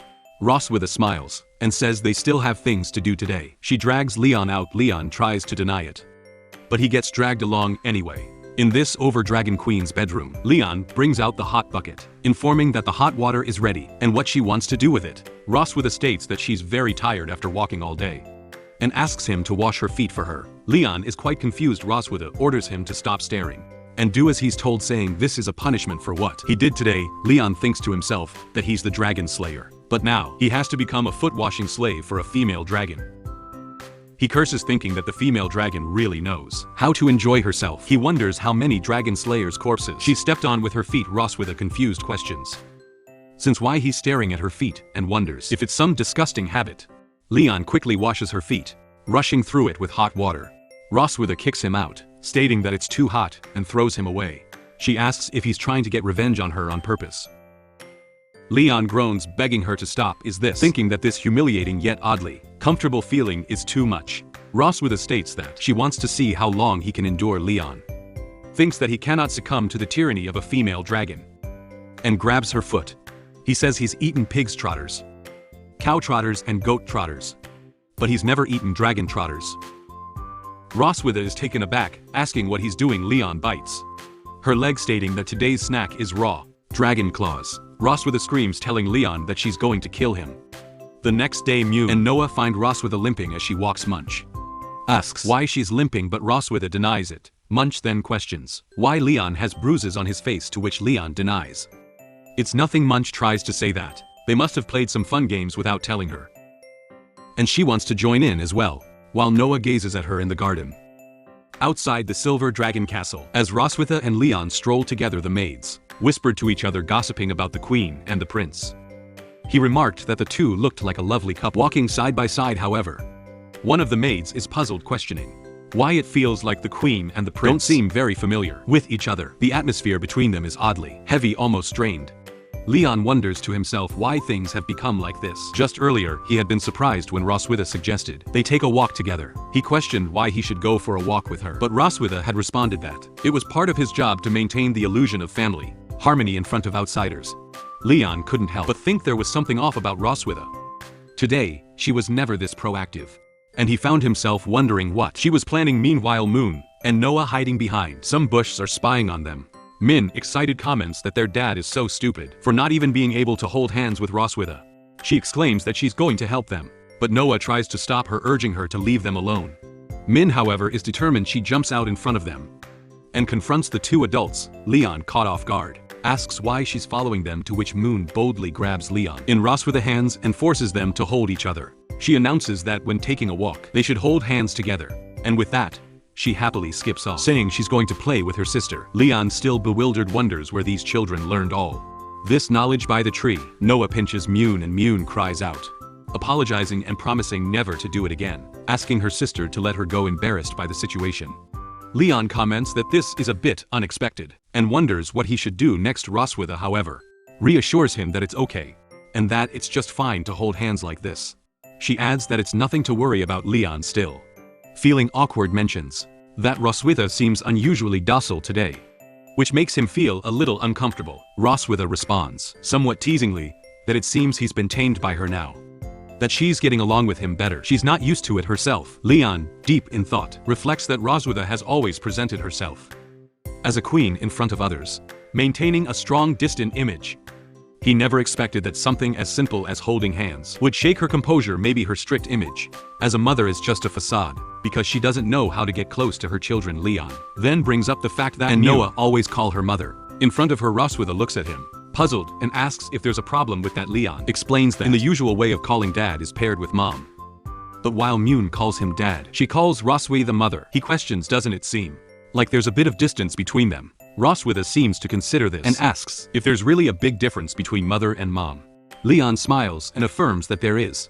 He suggests that she try getting them to call her mom instead, and bets that they'll feel much closer to her than they do now. Roswitha, surprised, runs off, stating that she understands and will try it next time. Leon, still a little confused, wonders why she's suddenly walking off so quickly. Roswitha turns back, asking if he's homesick. Leon, startled by the question, replies that he doesn't know why she's asking this all of a sudden, especially since she won't let him go back anyway. Roswitha, however, responds that she can't make him go home, but there's something that might help his homesickness just a little. The scene shifts to the castle warehouse near the castle gate. Leon, following Roswitha, asks where they are going. Roswitha replies that she didn't give it a specific name. It could be called a warehouse, a utility room, or whatever. It doesn't really matter. As they enter, Leon quickly recognizes it as a dragon's treasure trove. The room is filled with priceless antiques, some of which look centuries old. It's much more dense than Kim Johansson, and the ceiling to the floor is literally like half moon. Leon is stunned, and remarks that if these items were placed in the Empire, they could easily be sold for hundreds of thousands of gold coins. Roswitha, however, simply nods and mentions that the bracelet on display is one her grandmother gave her when she was a child. She adds that, in addition to the spoils, there are also things here that are meaningful to her personally. Len, curious, asks why she hasn't spoken much about her other family members other than her sister Roswitha. Her tone turning a little somber, explains that she's never met her father and mother. She and her sister were raised by their grandmother. Leon, sympathizing, shares that he grew up in an orphanage and never met his parents either. He was adopted by his master and his wife, who raised him as their own. As they continue walking through the treasure trove, Leon asks what exactly she brought him here to show him. Roswitha stops in front of a large chest and says that she has something that might temporarily help him forget his troubles. Leon, intrigued, watches as Roswitha opens the chest, revealing the black gold armor inside. He gasps, recognizing it immediately. Roswitha asks if he's always wanted to get this armor back. Leon, still in disbelief, asks if he's dreaming, questioning whether she's really giving it back to him. Roswitha smiles sinisterly and affirms that she is indeed giving it to him. Leon, eager to touch it, reaches out, but as his hand gets close, he is repelled by a magical force. He realizes that the armor is enchanted with a dragon. Leon thinks to himself that his brother's black golden armor had fallen out. Roswitha, seeing his reaction, giggles, pleased that he's fallen into her trap. Leon, now frustrated, fritzes his teeth, knowing that he's been outsmarted. And now, upon activation of the dragon, Leon is stunned and questions what Roswitha has done to him. Roswitha, with a sly grin, explains that she has attached a dragon pattern to the surface of his armor, enhancing its properties. The moment he touches the armor, it activates as Leon moves. The pattern pulses, and he feels his body seize up. He curses the deceitful female dragon, realizing too late that he was too careless in trusting her. And Wisey, watching him struggle, casually mentions that the enhanced dragon pattern has doubled the armor's effect. The moment Leon tries to move, he feels his body locked in place, his muscles refusing to obey his commands. Roswitha steps closer. She asks if he can bear it, calling him Dear Dragon Slayer in a mocking tone. Leon, unable to move, barely manages to call out her name. His body still frozen under the influence of the dragon pattern. The sensation in his lower body, however, is stronger than ever, a rush of heat that he can't control, making the situation even more humiliating. He curses himself for being so easily manipulated. Roswitha, enjoying his discomfort, climbs on top of him, her eyes glinting with mischief. She asks if he thinks that she holds no grudge for being conquered by him, before she admits that she spent the past few days plotting her revenge, thinking about how to lower his guard and make him vulnerable. She smirks, revealing that she didn't expect him to fall for her trap so easily. Leon, seething with frustration, curses her under his breath. Roswitha, seemingly pleased with herself, asks if her acting skills are impressive. Leon screams at her, questioning if everything she's told him today was a lie. He demands to know if she ever truly met her parents, if her request from Muen to call her mother and to hold hands was just a ploy. Roswitha denies that it was not all false, but assures him that it doesn't change what she plans to do to him next. With a smirk, Roswitha begins to undress, teasing him with her words. She asks what he had told her earlier, whether she would like to conquer him. She affirms that she does enjoy the act of conquest and questions if he's ready for it, as she calls him her dear husband. Leon feels a wave of dread wash over him. The tension in the warehouse continued, and after a while, Leon finally cries out after drained out, thinking that it's finally over. But as he looks at Roswitha, he realizes she's still staring at him, her gaze unreadable. Leon asks her what she's doing. Roswitha responds almost absent-mindedly that compared to 2 years ago, the scars on his face have faded, but he now looks more haggard, more mysterious, and has the air of a man who's lived through more than he's willing to show. She comments that he now has the flavor of a mature man, something that wasn't there before. Leon, flustered, tries to shy away from her gaze, stating that he's trying to play tricks on him again, but he won't fall for it this time. Roswitha, however, just laughs and tells him that he's become smarter, though his health isn't what it used to be. She mocks him lightly, adding that he's not as fit as he once was. Leon realizes the truth in her. He's not in the same shape as before, not as strong or as healthy as he used to be. The realization stings, and he lets out a frustrated scream, feeling both physically and emotionally drained. The next day, Leon, looking quite tired, steps out of his room. Roswitha greets him with a teasing smile, commenting that it seems like he didn't sleep well last night. Leon, gritting his teeth, shrugs it off, muttering that it's all because of what she said, and did. Roswitha giggles, pretending not to remember what happened. But Noah, observing from a distance, knows that things are about to start again. Roswitha, in her usual authoritative tone, tells Leon that the entrance exam for the Heath Academy is very strict, and he should start tutoring Noah on dragon knowledge today. After all, for now, the only way he can prove his value is through his knowledge in other areas. Leon, fired up, despite his exhaustion, thinks to himself that yesterday was just a bad day, and today, he'll be in better shape to help Noah pass the test.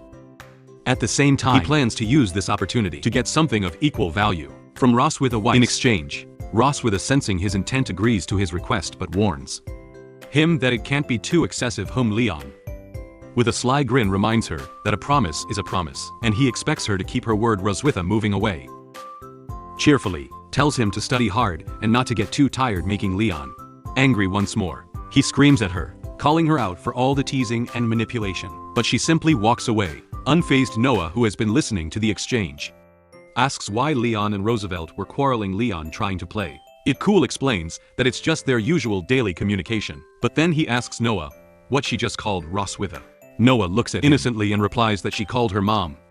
Leon, a little taken aback, asks if Roswitha had asked her to change the name to that, and if she preferred the old name or the current one. Noah, without hesitation, replies that she prefers the current one. Leon smiles, pleased that his suggestion worked. He tells Noah that he knew they would come to love it. Noah, impressed, runs off, excitedly asking when they can start studying. Leon, now feeling nervous about the upcoming tutoring session, calls out to her, asking her to wait for him.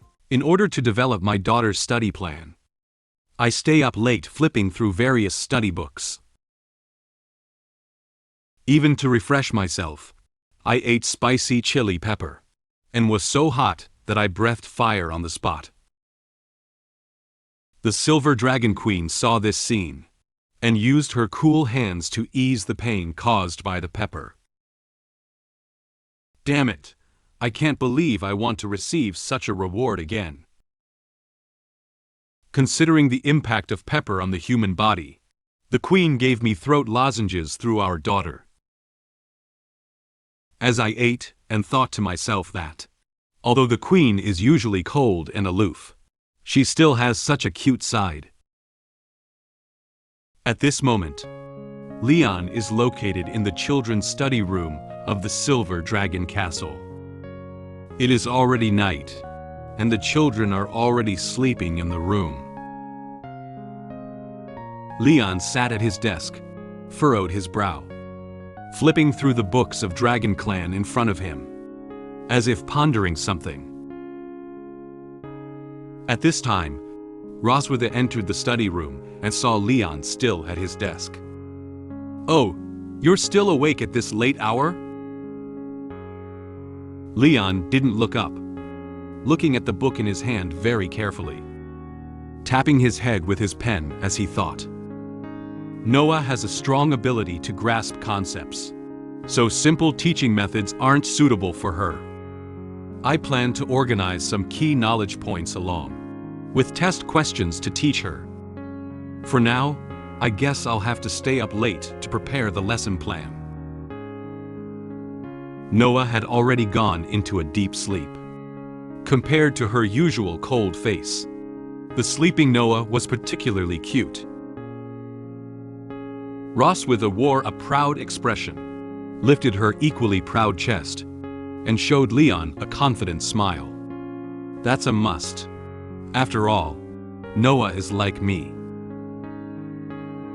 Upon hearing Roswitha's words, Leon lifted his lips slightly and looked up from the book, earnestly looking at Roswitha. Well, that's not necessarily true.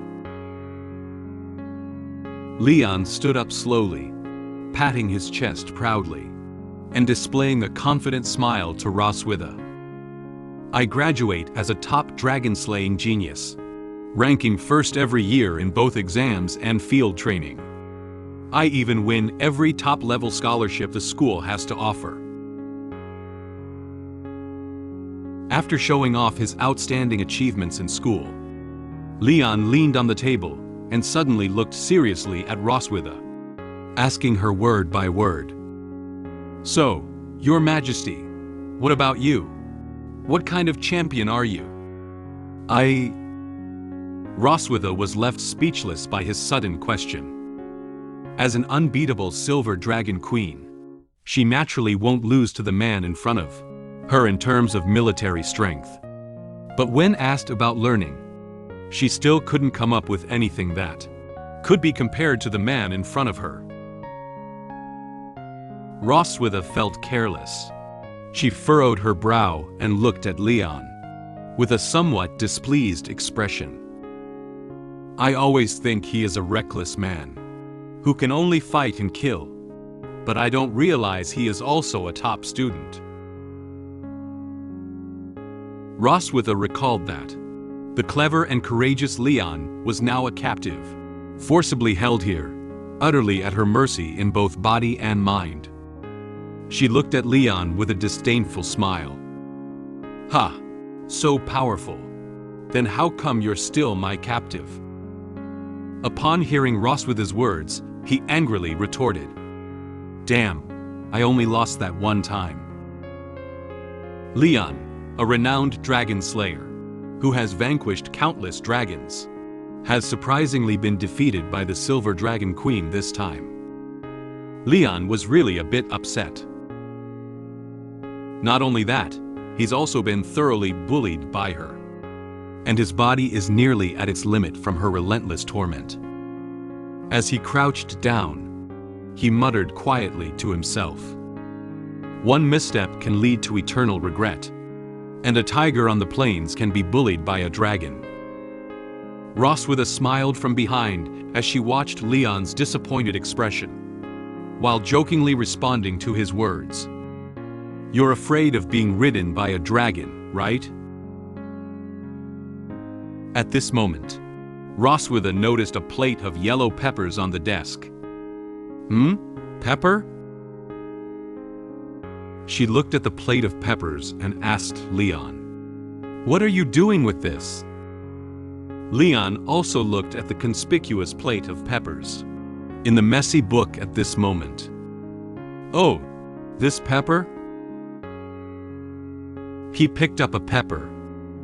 The appearance of this chili pepper seems no different from ordinary chili peppers.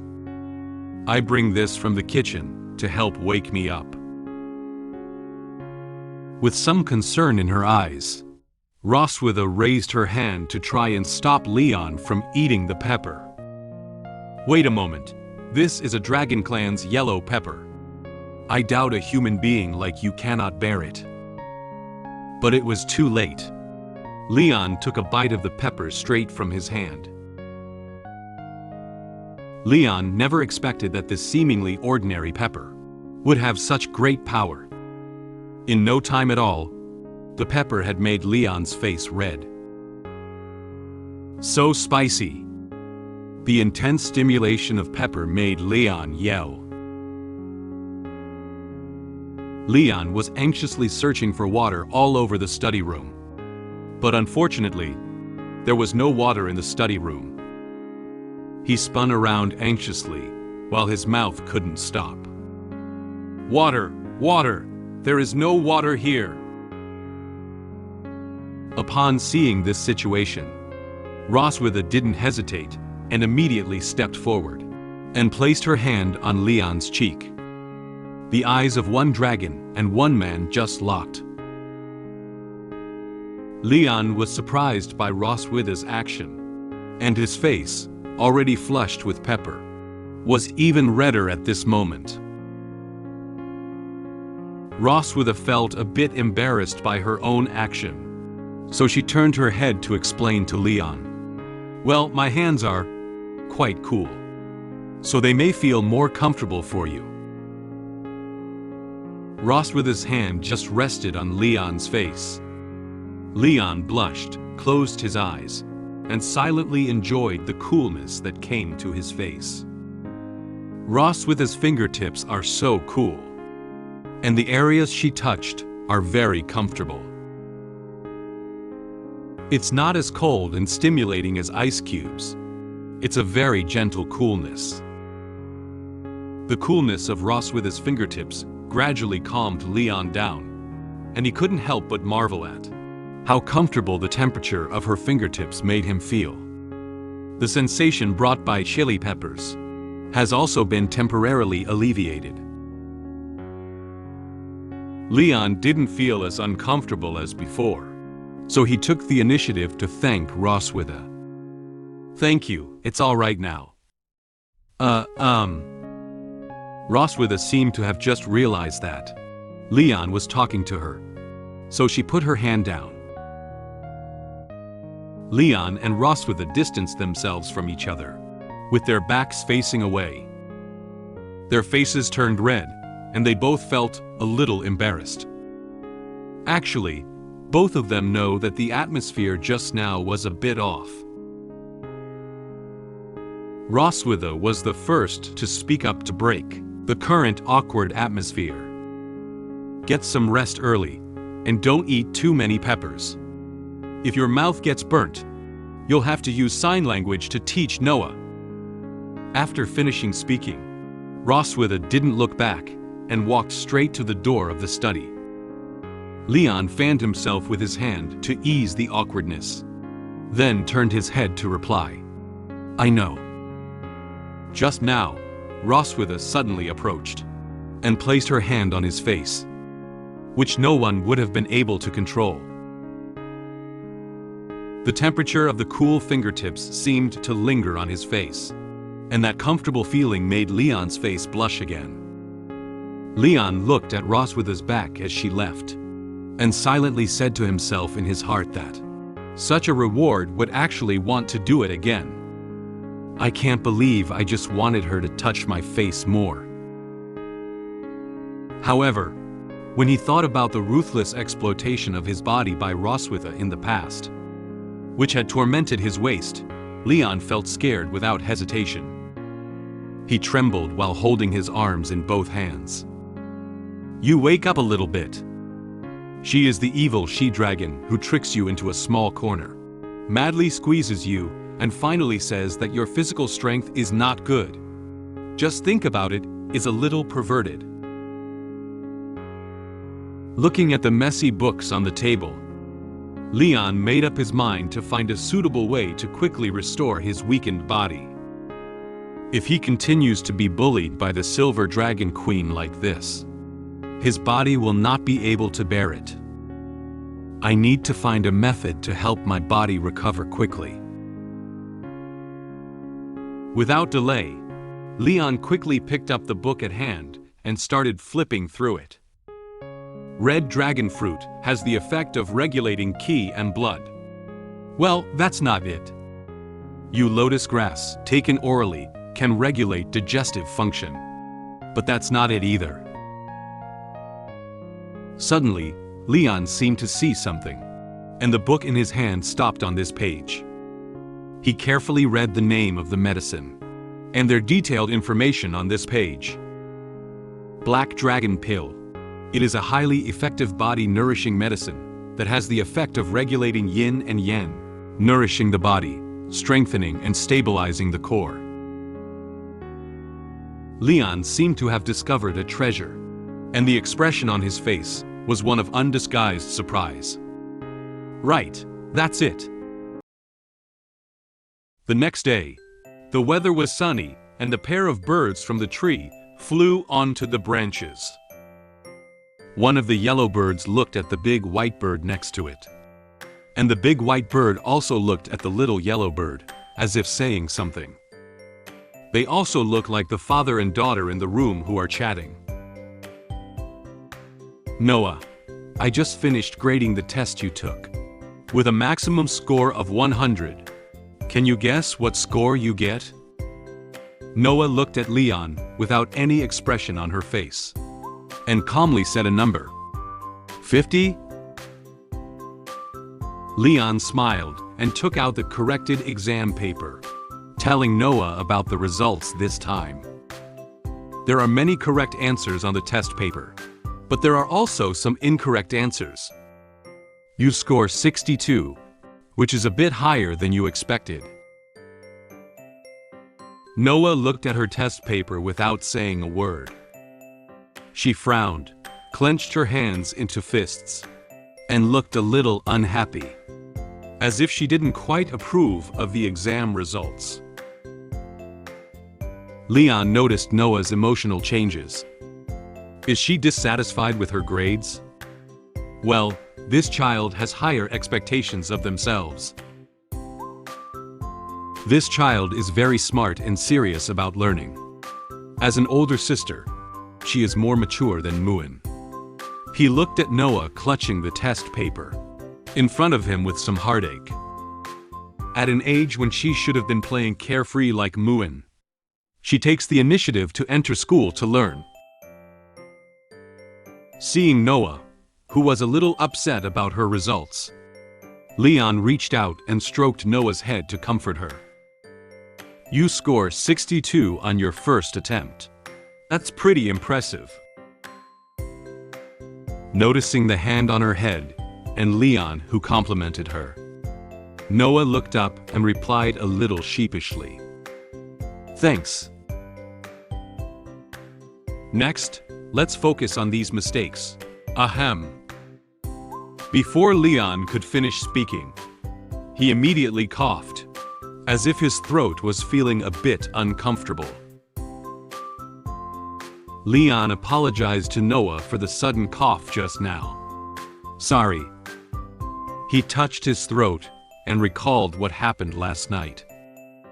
Did I eat too much peppers last night? It made my throat itch. In order to boost his spirits and prepare for Noah's study plan, and search for medicine that can restore his body, he ate a few extra peppers last night. Noah looked at Leon in front of her, and recalled the words her mom Roswitha had said to her. Your dad was making you a study plan last night. That bastard may not look reliable, but he's a top student. However, he ate the Dragon Clan's special spicy yellow pepper last night to stay up. So it's no surprise his throat is sore. Noah seemed to have remembered something. She reached into her pocket, searching for something. After a while, Noah took out a round box of throat lozenges from her pocket. The name Dragon Throat Lozenge is written on the box. She handed the box to Leon sitting across from her. This is for you. Leon was surprised and took the throat lozenge handed by Noah. He opened the box of throat lozenges and asked Noah, Is this for me? Noah answered his question with a somewhat cold tone. Well, Mom gives it to you, not me. Leon picked up a throat lozenge and put it in his mouth, smiling at Noah. Please help me say thank you to your mother later. Leon thought that this child was just like Roswitha, appearing cold on the surface. But in reality, she was not good at expressing her kindness. Leon didn't expect that the Silver Dragon Queen and Noah still had such a cute side. Leon took throat lozenges, as if he had lifted his spirits and smiled at Noah. Let's continue our studies. Noah also seemed inspired by Leon. Her eyes became serious, and she answered what he had just said. Okay. The father-daughter relationship seemed to have quietly become closer. In order to restore the weak body that was bullied by the Silver Dragon Queen, I secretly developed a mysterious bolus. As a result, daughter discovered this matter and informed the Silver Dragon Queen along the way. The Silver Dragon Queen not only did not mock me, but also advised me not to easily try this bolus now. I didn't listen and just swallowed the bolus in one gulp.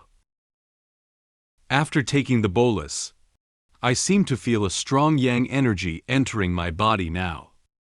The moment for extraordinary strength had finally arrived. At this moment, Leon was in the kitchen of the Silver Dragon Castle, with various containers and medicinal herbs placed on the kitchen table. He was preparing for the refining of Black Dragon bolus. Two dragon maids knocked on the door and then walked into the kitchen. They were holding a pile of medicinal herbs in their hands, some in bags, some in bowls, some brown, and some green. "Your Majesty, all the medicinal herbs you requested have been gathered." Leon changed into a pharmaceutical-related outfit and wore gloves on his hands. He placed a book related to medicinal herbs in front of him. He smiled at them and gestured with his hand for them to place all the medicinal herbs on the table. "Okay, put them all here." After placing the medicinal herbs on the table, the maids left the kitchen. Leon silently muttered in his heart, while waiting for the maids to leave, "I specifically asked them to bring more unrelated medicinal herbs, so that they won't guess what I am going to do." After the maids left, the kitchen became quiet. Leon can focus on thinking about refining medicine. He supported his chin with his hand, furrowed his brow slightly, and stared silently at the medicinal herbs in front of him, pondering the details about refining Black Dragon bolus mentioned in the book. The ingredients required to prepare Black Dragon bolus are quite common, and the refining process doesn't seem too complicated. But why does it say that even the most skilled dragon pharmacists have a very low success rate in producing Black Dragon bolus? Leon shook his head and thought to himself, "No matter what, I must make the Black Dragon bolus today." This kind of medicinal herb refining is definitely not difficult for me, as the top student in the academy. Without delay, Leon searched for the method of refining medicine in the book. He rolled up his sleeves and looked at the steps in the book, while putting the relevant herbs into a bowl-shaped container to grind. First, crush and mix the medicinal herbs to be used. Then put these herbs in the pot in order and boil them. Leon poured the ground powder back into the boiling pot of medicine, then kept stirring it with a medicine spoon in his right hand. Leon repeated this process many times over and over again. Unfortunately, a few hours later, Leon was still unable to refine dragon power. He looked at the bottles of different colored medicines and crystals on the table and felt a deep sense of despair. He covered his head with his hand and let out a sigh. "Ah, it fails again. It's really not that easy." He picked up a bottle of purple potion and shook it, looking at it with confusion on his face. "I follow the method in the book several times, but each time I fail in the final step of medicinal purification and separation."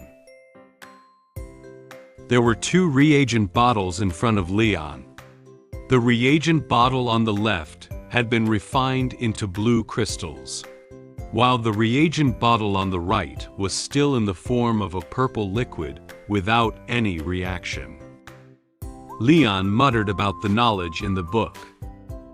The high-temperature separation method described in the book, where too high a temperature can cause medicine inactivation, and too low a temperature cannot refine pure medicine. Leon was shaking the reagent bottle with his hand, frowning and seriously considering the solution for medicine purification and separation. "I can't achieve the separation effect just by manually shaking it. I need to use professional instruments." Perhaps due to the prolonged shaking, Leon's right hand felt a bit uncomfortable. He used his left hand to pinch the wrist of his right hand, to make himself feel more comfortable. The master often says that if you can't go one way, you should look at other ways. What other effective ways are there to separate medicinal dregs? Suddenly, dark clouds gathered outside the window. Thunder echoed in the sky, and even a bolt of lightning struck from the sky. It looked like it was going to rain outside. The loud thunder and dazzling lightning caught Leon's attention. He sat in the chair, shaking the reagent bottle, while turning his head to look out the window. Thunder? Is it going to rain later? Worried that rainwater might spill into the room, Leon put down the medicine bottle and walked to the window to close it. At this moment, he stared at the lightning outside the window, listening to the sound of thunder, as if thinking of something, muttering to himself.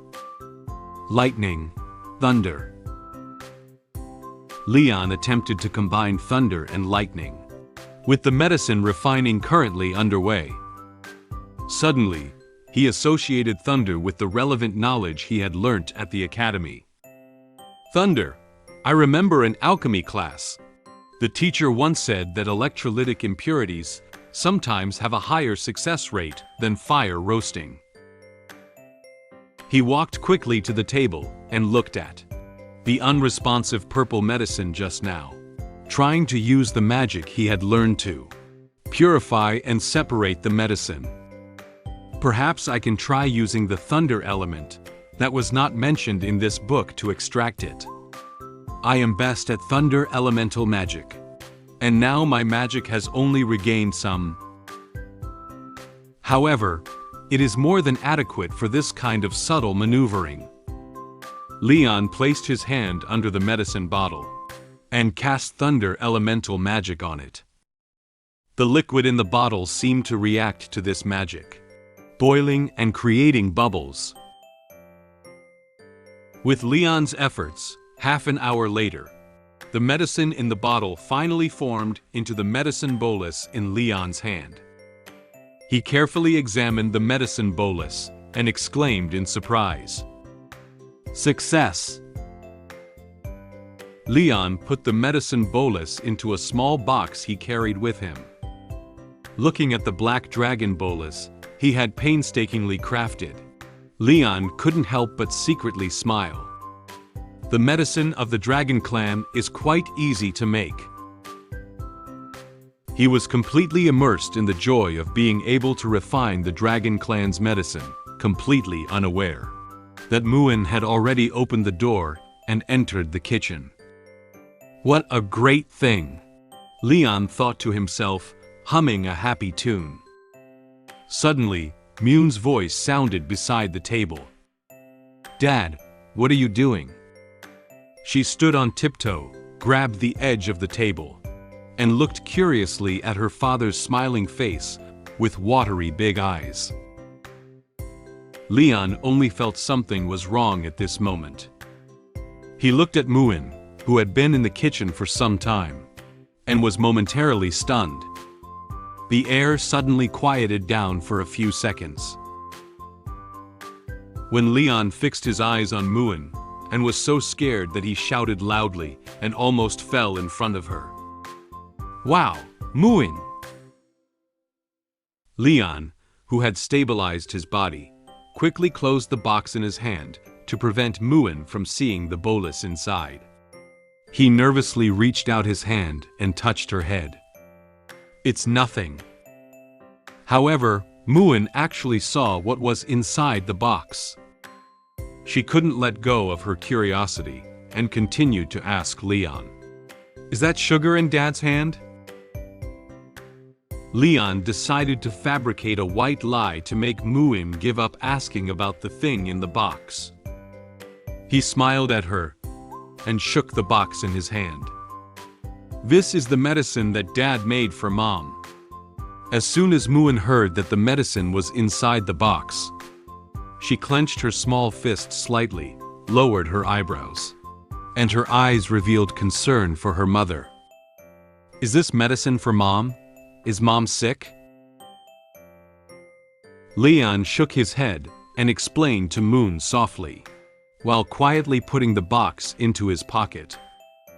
I noticed that your mom has been working too hard lately, so I'm giving her some health supplements. Don't worry. However, in fact, this medicine was not meant for Roswitha to take. It was made for him to take himself. Muen looked up at Leon and nodded, seeming to understand her father's intention. She reached out her hand and looked firmly at Leon, making an agreement with him. Dad, you must take good care of Mom. Leon smiled, looked at Muen gently, and held her hand. Of course, this is what Dad should do. In fact, Muen didn't know that at this moment, Leon was secretly laughing badly in his heart, and had already made a plan to get back at Roswitha. When my body recovers, I must get back at her.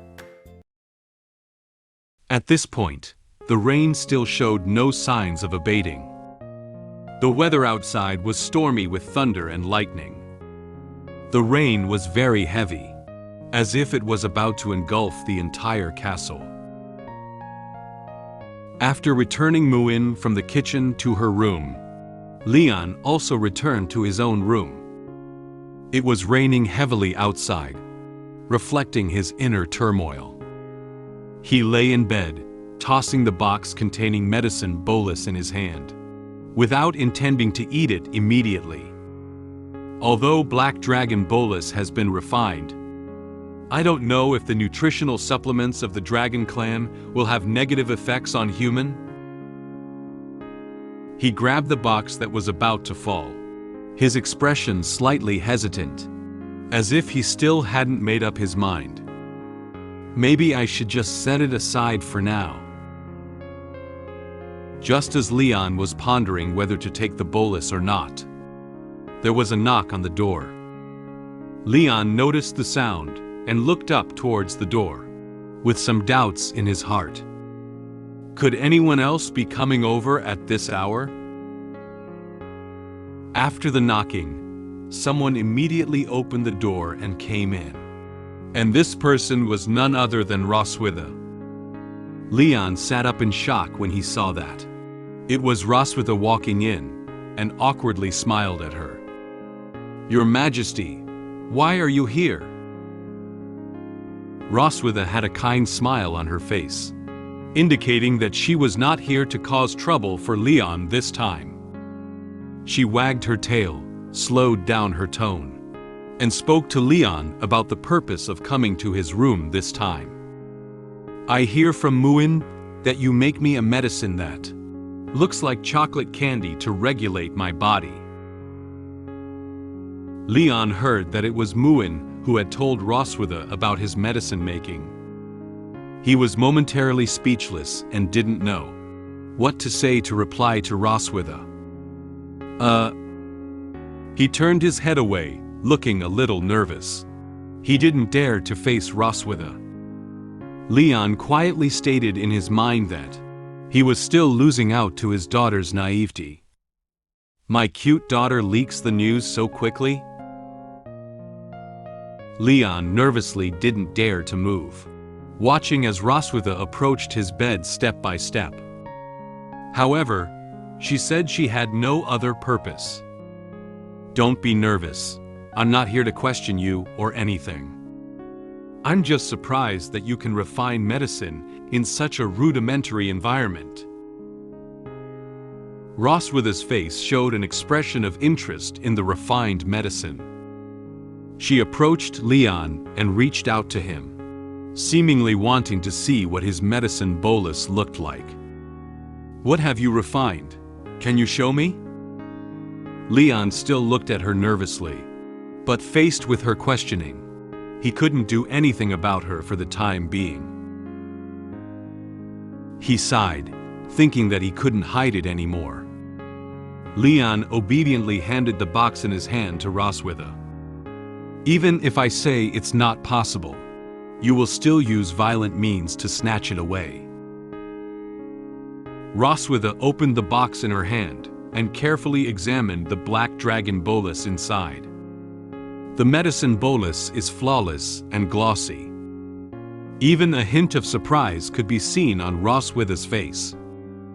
She was quite satisfied with Leon's ability to refine medicine bolus of such quality. Not bad.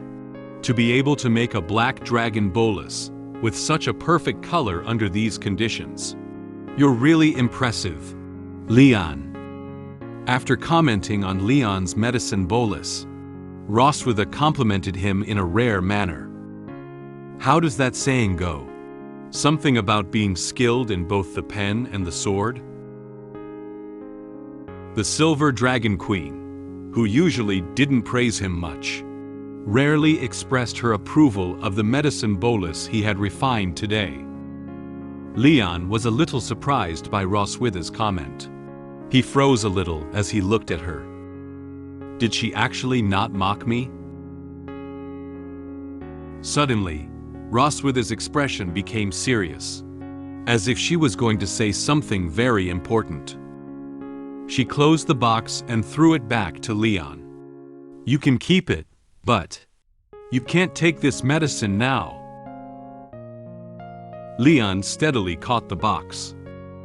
He raised an eyebrow and looked at Roswitha with confusion, obviously not understanding what Roswitha was saying all at once. Huh? Why? Roswitha's expression changed to the serious expression she usually had when she was with Leon, and her tone was not very friendly. She looked condescendingly at Leon on the bed, propping her hands under his plump twin peaks. As a complement medicine for Dragon Clan, its efficacy is too strong for the human body. Leon still couldn't understand the seriousness of Roswitha's words.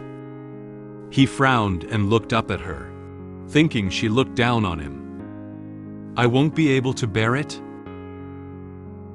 Roswitha raised one eyebrow and looked disdainfully at Leon in her eyes. She gave Leon a provocative smile. I kindly remind you, as a human, you can't withstand its power. Her words made Leon feel very dissatisfied. His expression became serious, expressing disbelief at her words. What about the power of dragons? I have already defeated countless giant dragons. How could I not bear a small bolus? Leon insisted on proving to Roswitha that he could withstand the power of Dragon Clan. He picked up the black dragon bolus and gathered the courage to swallow it in one gulp. Roswitha, you don't underestimate me. Courage, it is a hymn of humanity. Leon looked at Roswitha with an expression of no more fear, showing a warrior's determination to go to the battlefield. Roswitha reached out her hand to stop him, but unfortunately, it was already too late. The medicine bolus had already been swallowed by Leon. She looked at Leon angrily, but couldn't say anything. You! Suddenly, Leon widened his eyes and his body felt like it was being burned up. A powerful force was gathering inside his body. It was obvious that Black Dragon Bolus had started to take effect. His skin is slowly turning red. He knelt on the bed in great discomfort, one hand supporting the bed, and the other hand gripping his chest clothes, looking very painful. Roswitha's expression was somewhat worried, and she was at a loss for what to do with his current situation. Bastard! I haven't used much healing magic before! She cursed Leon for being so impulsive, while using her hands to cast healing magic on his stomach. How do you feel now? I'll try to break down the effect of the bolus for you first. Leon did not answer Roswitha's question. He gritted his teeth, and she couldn't see the expression on his face for a moment. When Roswitha wanted to continue casting healing magic on Leon, He suddenly reached out and grabbed her hand, interrupting her healing magic. Roswitha was startled by his action. She looked at Leon with a serious expression. "Ah, don't move." Leon slowly lifted his head, his face sweating profusely. He looked at Roswitha with a resolute expression. "Just take a look, Silver Dragon Queen. This is the courage and determination of humanity." There were many lightning bolts around him. It seemed that under the influence of this power, a miracle was truly about to happen to Leon's body. After taking the mysterious bolus, I fainted directly. Just as the queen was about to call a doctor over, my temperament changed drastically, and I began to act coquettishly with her. The queen had no choice but to comply with my current situation when I suddenly changed. Suddenly, the dragon pattern on my body activated. The power of dragon pattern guided me to knock down the queen and prepare to have intimate contact with her. Not only did the queen not refuse, she also agreed to have a night of fun with me. An ambiguous atmosphere had formed between the two of them. At this moment, it was night, and the outside was still raging with wind and rain. Leon had just finished eating black dragon bolus, and his entire body was surrounded by many blue lightning bolts, illuminating his entire room. Suddenly, Leon cast a thunder elemental magic on his chest with his hand. He let out a scream and emitted a dazzling flash all over his body. Leon not only cast his magic, but also let go of Roswitha's hand to prevent the magic from affecting Roswitha. Roswitha slightly widened her eyes and looked at Leon in shock. She couldn't understand why he suddenly had to be so harsh on him. Why did he use thunder magic on his own body? What the hell is he doing? The duration of thunder elemental magic is not long. In no time, the thunder and lightning around Leon disappeared. He suddenly fainted. He closed his eyes and felt weak in his body. He quickly leaned forward, about to fall off the bed and make intimate contact with the floor.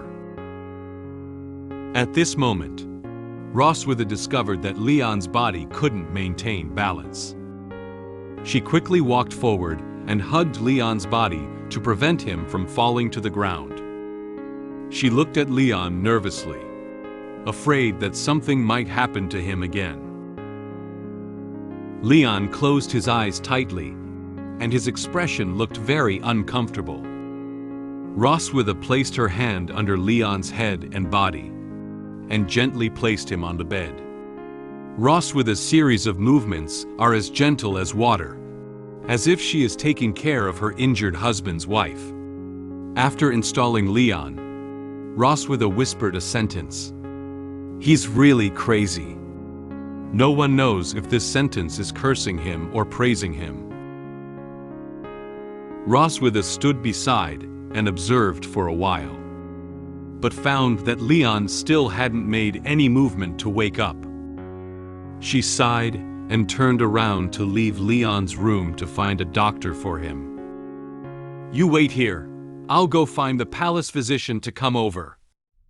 As Roswitha walked towards the door of Leon's room, Leon slowly opened his eyes and woke up. He had a blush on his face, like someone who had just been drunk. He seemed to know that Roswitha was leaving, so he suddenly reached out and grabbed her, trying to stop her from leaving. Roswitha felt that someone behind her had grabbed something from her, and sensitively turned to look at Leon on the bed with a hint of surprise on her face. She saw Leon awake with a blush on his face, and his gaze wandering. The thing he was holding in his hand was her own tail.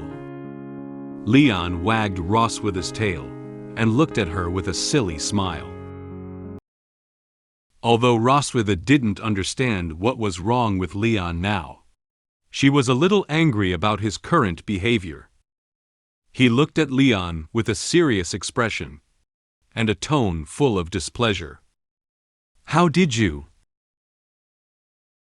Leon didn't seem to notice the expression on Roswitha's face now.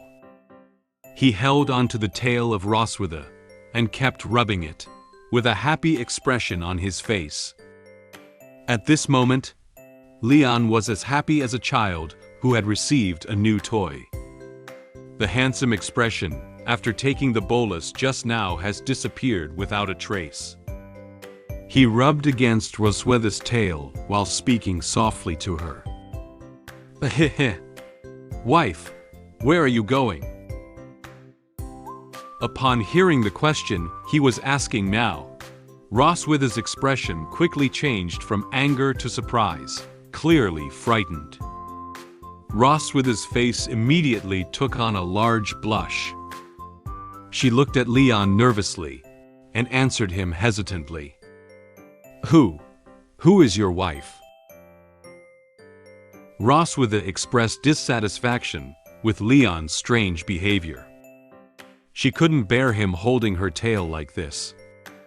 She pushed Leon's face, trying to make him let go in order to pull her tail back. "Hurry up and let go of me." The expression on Leon's face showed that he enjoyed the feeling of holding the tail of Roswitha now, and he didn't seem to want her to leave now. He giggled dizzily as he clung to her tail. "I don't want to let go. I won't let my wife leave." Roswitha and Leon pulled and tugged at each other several times for their tails. As a result, Leon still tightly held onto her tail and refused to let go. Roswitha was unable to pull her tail back in the end. He was still giggling and hugging his tail like a spoiled child, constantly muttering in his mouth, "Wife, my wife." Finding out that the method she used just now didn't work, Roswitha gave up on getting serious with Leon. She turned her head with a speechless face and silently pondered Leon's current situation in her mind. Black Dragon bolus should only have the effect of strengthening the body, and there should not be such symptoms of mental confusion. Could it be that the magic of the thunder element just now changed the effect of the medicine? However, with his current idiot-like appearance, his life is not in danger for the time, right?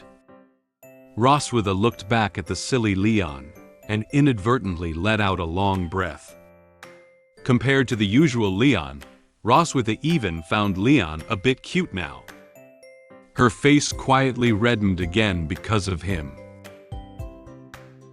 Leon obviously liked the tail of Roswitha very much. He rubbed against her tail, still showing no intention of stopping, and continued to call her wife in his mouth. "Wife, wife, wife." She pretended to be impatient, but with a slight blush on her face and a relaxed and cheerful expression, as if accepting Leon's current state. She replied to Leon following his words. Okay, I'm here. What's wrong? Tell me quickly." At this moment, she didn't know what astonishing words Leon was going to say next. Upon hearing Roswitha's response, Leon looked particularly happy and assumed that Roswitha would allow him to express his request. He looked at Roswitha with an innocent expression, as if he were a child asking for candy. He spoke to her with earnestness in a playful tone. "I want a two-birth, my wife." Roswitha was once again shocked by what Leon said. Her reaction this time was even greater than when Leon called her wife just now. She widened her eyes and slightly opened her mouth, not knowing what to reply to for a moment. The blush that had hardly faded away instantly colored Roswitha's face again. Roswitha didn't understand this unreasonable demand. She cursed Leon angrily with a face as red as an apple. You haven't even taken care of the twins of one birth, and you still want a two birth. Don't overthink it. Obviously, Leon wasn't too satisfied with Roswitha's answer. He rolled from side to side while hugging Roswitha's tail, reluctance written all over his face, like a child who had thrown a tantrum. I want a two birth. I want a two birth. Is it okay? Roswitha suddenly didn't know what to say to comfort him. She covered her forehead with her right hand, lowered her eyebrows, closed her eyes tightly with a helpless look on her face. She silently pondered in her heart what to do in this situation. To avoid any unnecessary complications, it's better to answer him according to his words now. At this moment, the rain outside hit the windows, and the crisp sound made a soundtrack for the ensuing dialogue. Roswitha looked at Leon with a speechless expression, and calmly answered the question he had just raised. Okay. We not only want a 3-child, but also a 4 and 5 child. After hearing Roswitha's answer, Leon nodded and chuckled foolishly, expressing satisfaction with her response. Then he made another request to her. Then you have to come back to my hometown with me.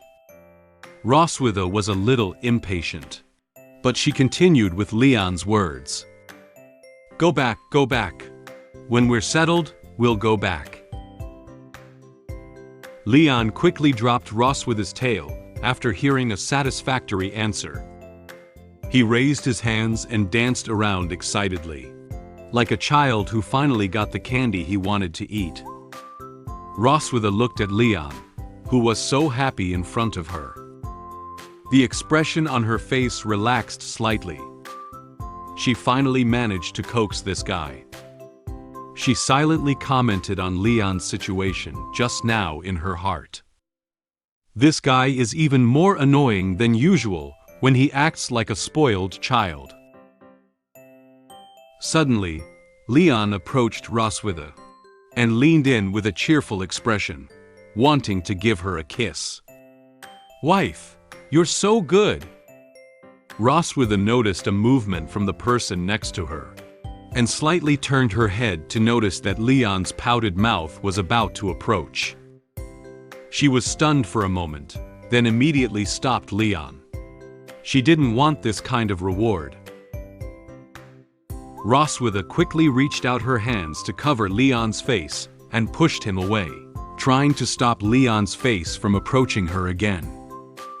Don't take the opportunity to be good to me, idiot. Leon may have been hurt by her action, he exclaimed in surprise. He was now stopped by Roswitha's hand and couldn't move at once, but he still worked his face forward. Roswitha couldn't help silently cursing in her heart. Why hasn't this bastard in front of me woken up at this time? For Leon, who has not woken up yet, Roswitha can no longer bear it. Her rationality suddenly went out of control, and she punched Leon in the face. Her voice revealed impatience. When will this medicine effect wear off? Before Leon could react to what had happened, he was hit in the face by her fist and let out another muffled groan. When Roswitha reacted, her fist had already hit Leon's face. And now Leon is bowing his head and covering his injured face, kneeling on the bed in grievance, unable to say anything. Roswitha quickly withdrew her hand. She looked at Leon, feeling a bit at a loss and feeling uneasy inside. I couldn't stop myself from hitting him. There was a hint of apology in Roswitha's expression. She comforted Leon by caressing his back with her hand, while asking him about her physical condition. "Are you okay?" However, Leon still didn't lift his head.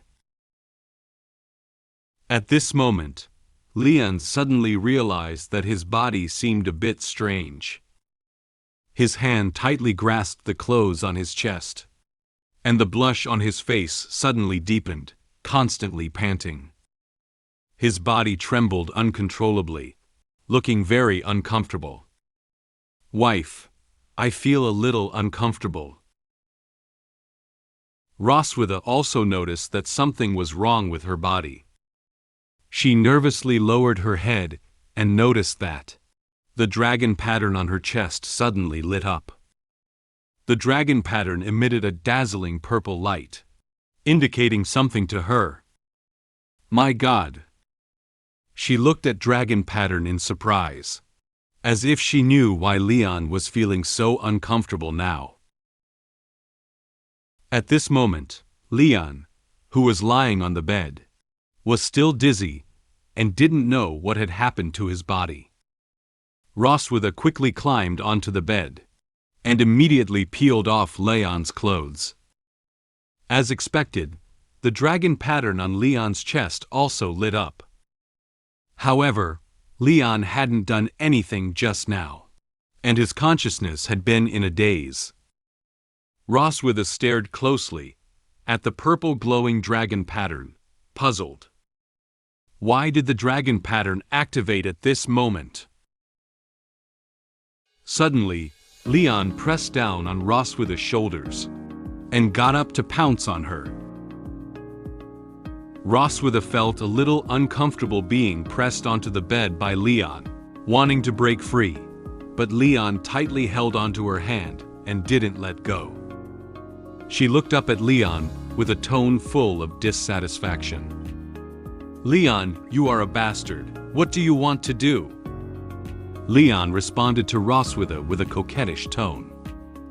"I feel really uncomfortable, my wife." Leon sat down on Roswitha. His eyebrows curved downwards, and his eyes revealed a hint of grievance. He talked with a pitiful expression about his physical condition to Roswitha. "I feel hot all over, and my chest itches." Roswitha was both shy and angry at this moment. She analyzed Leon's current situation, mixed with the thunder element of the dragon pattern, so that his body's desire for reproduction is even more intense than before.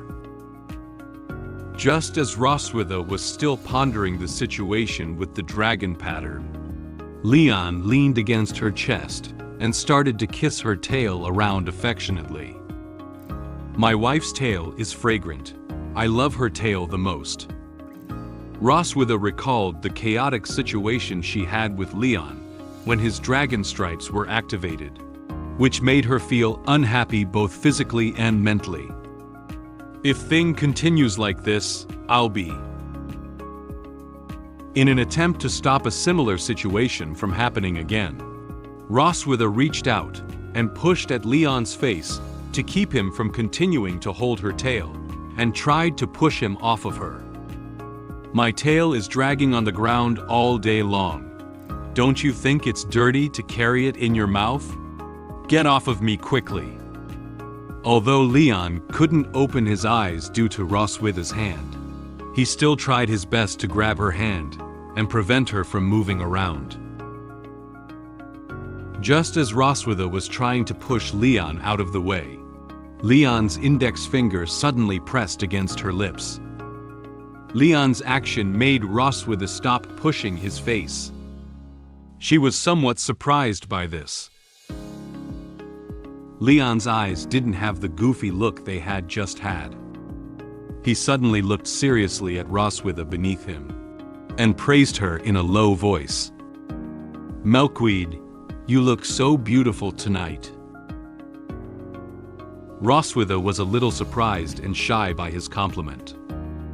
She turned her head and replied softly, "Even if you say so." For the sudden change in Leon's attitude, Roswitha didn't know what to say for a moment. However, at this moment, Leon seemed more tempting and handsome than ever before, and his aura made her unable to control it. What's going on? This man's attitude is completely different from just now. This irresistible madness and ferocity. She turned her head to look at the man in front of her in fascination. Do I actually have any expectations for him? Leon's face was flushed, and he looked at Roswitha with gentle eyes, softly saying words that she couldn't refuse. My dear, you can help me, right? Faced with such a temptation, Roswitha couldn't help but agree to such a somewhat unreasonable request from him. Okay, then. Only tonight. The bodies of Leon and Roswitha overlapped in this way, and the air was filled with an ambiguous atmosphere. The howling wind and rain outside the window muffled the sound of them entwining with each other. After eating Black Dragon bolus, I had an intimate conversation with the Silver Dragon Queen for an evening. I woke up to find myself in bed with the Silver Dragon Queen. Recalling last night's accident, the Silver Dragon Queen was very satisfied with my service and asked me to continue working hard next time. Then, Muen naively mentioned to me the funny stories that Silver Dragon Queen told her, which made me laugh and cry. In order to make Muen happy, I made a Rubik's Cube for her, which aroused her surprise and curiosity. At the same time, I secretly prepared another Rubik's Cube for Noah. Although Noah spoke of disdain towards it, her heart revealed gratitude towards me. At this moment, it is already the morning of the second day. The heavy rainstorm last night has now stopped. The dark clouds have dissipated, and the weather is very clear, with sunlight shining on the Silver Dragon Castle. Leon woke up. He lay on his side and opened his eyes in a daze, still seeming to have some trouble seeing what was in front of him. He blinked his eyes, and finally his vision became clear. However, when he saw the person in front of him and felt her body tightly against him, he suddenly opened his eyes. Are you awake? Roswitha stared at Leon's face with interest, and gently said the first sentence to him. Leon widened his eyes, opened his mouth wide, and quickly sat up from the bed in shock. Seeing his panicked appearance, Roswitha calmly pulled the blanket over her body and sat up. Leon looked at himself and then at Roswitha, only to realize that neither of them were wearing clothes. Leon asked Roswitha with a shocked expression. Wow, why are you here? Suddenly, Leon felt a soreness. He felt a little tired and uncomfortable in his body. He touched his body and muttered to himself. My whole body hurts so much.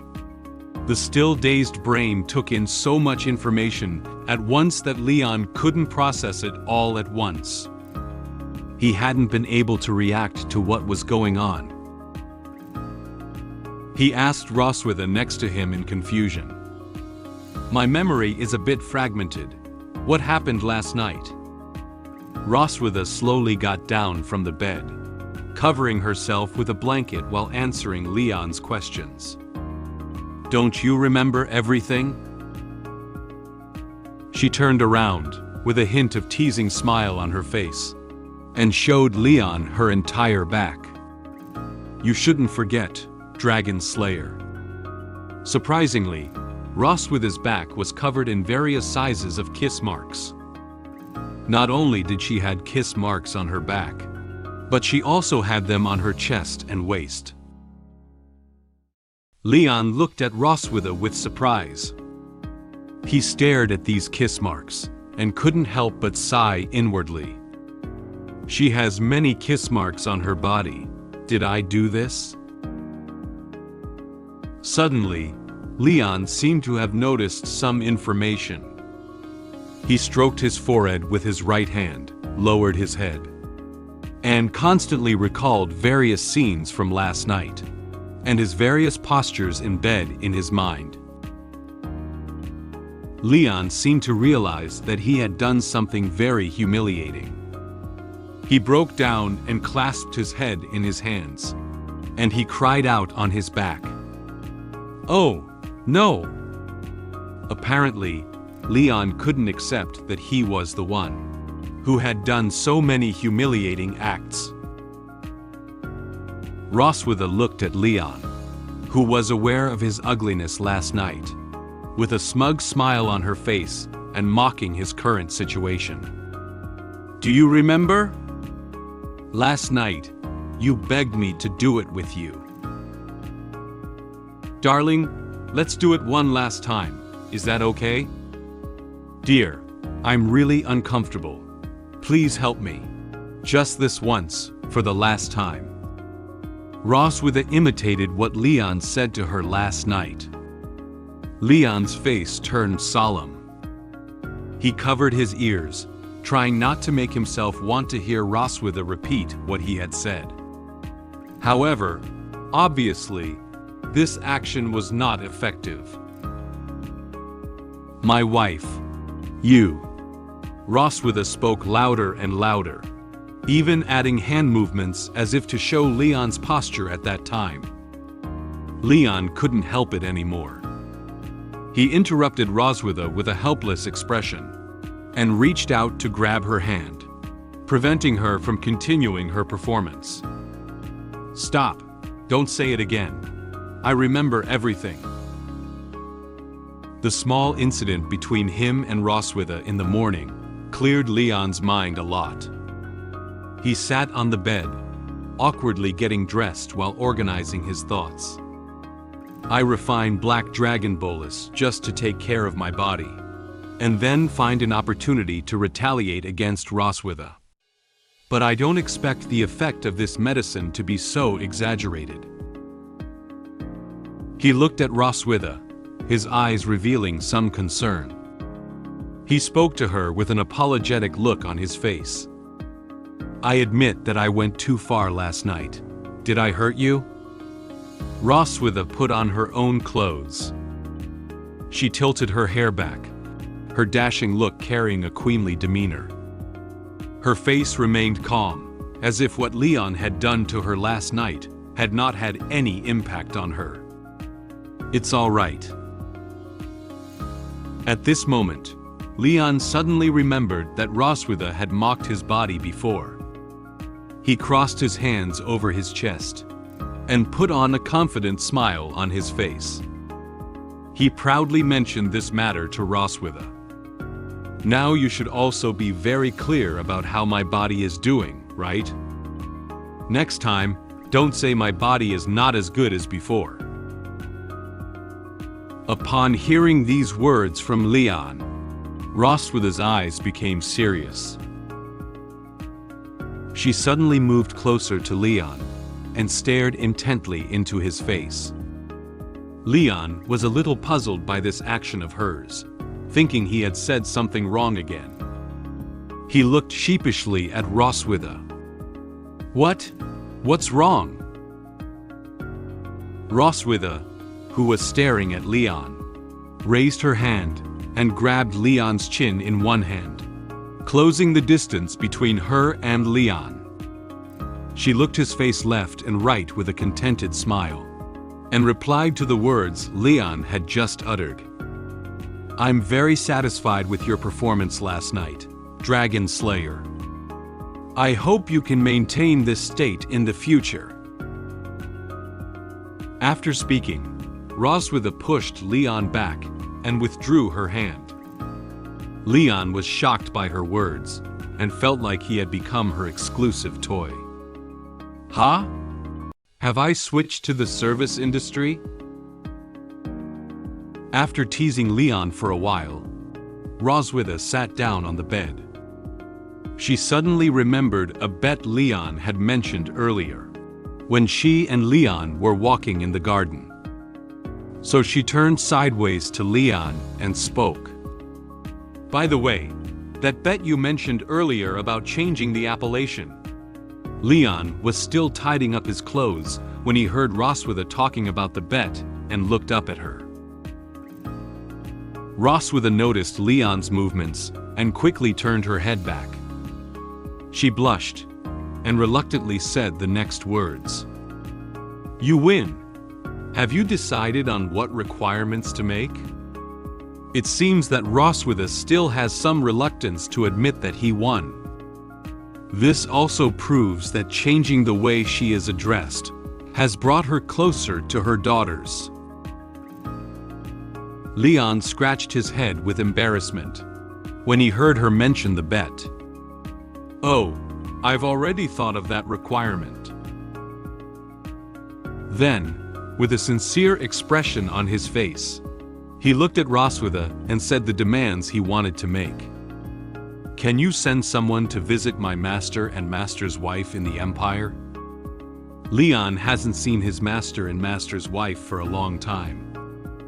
They may not even know that Leon has gone missing. Leon still misses them a lot. Roswitha was slightly moved by his demands.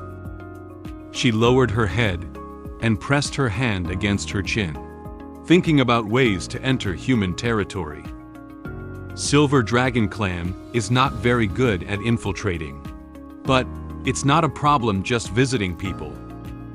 Leon showed a happy expression when he heard that Roswitha could agree to fulfill this request. He expressed his gratitude to Roswitha with excitement. "Really? Thank." Leon seemed to realize that expressing gratitude directly to the dignified Silver Dragon Queen would not be accepted.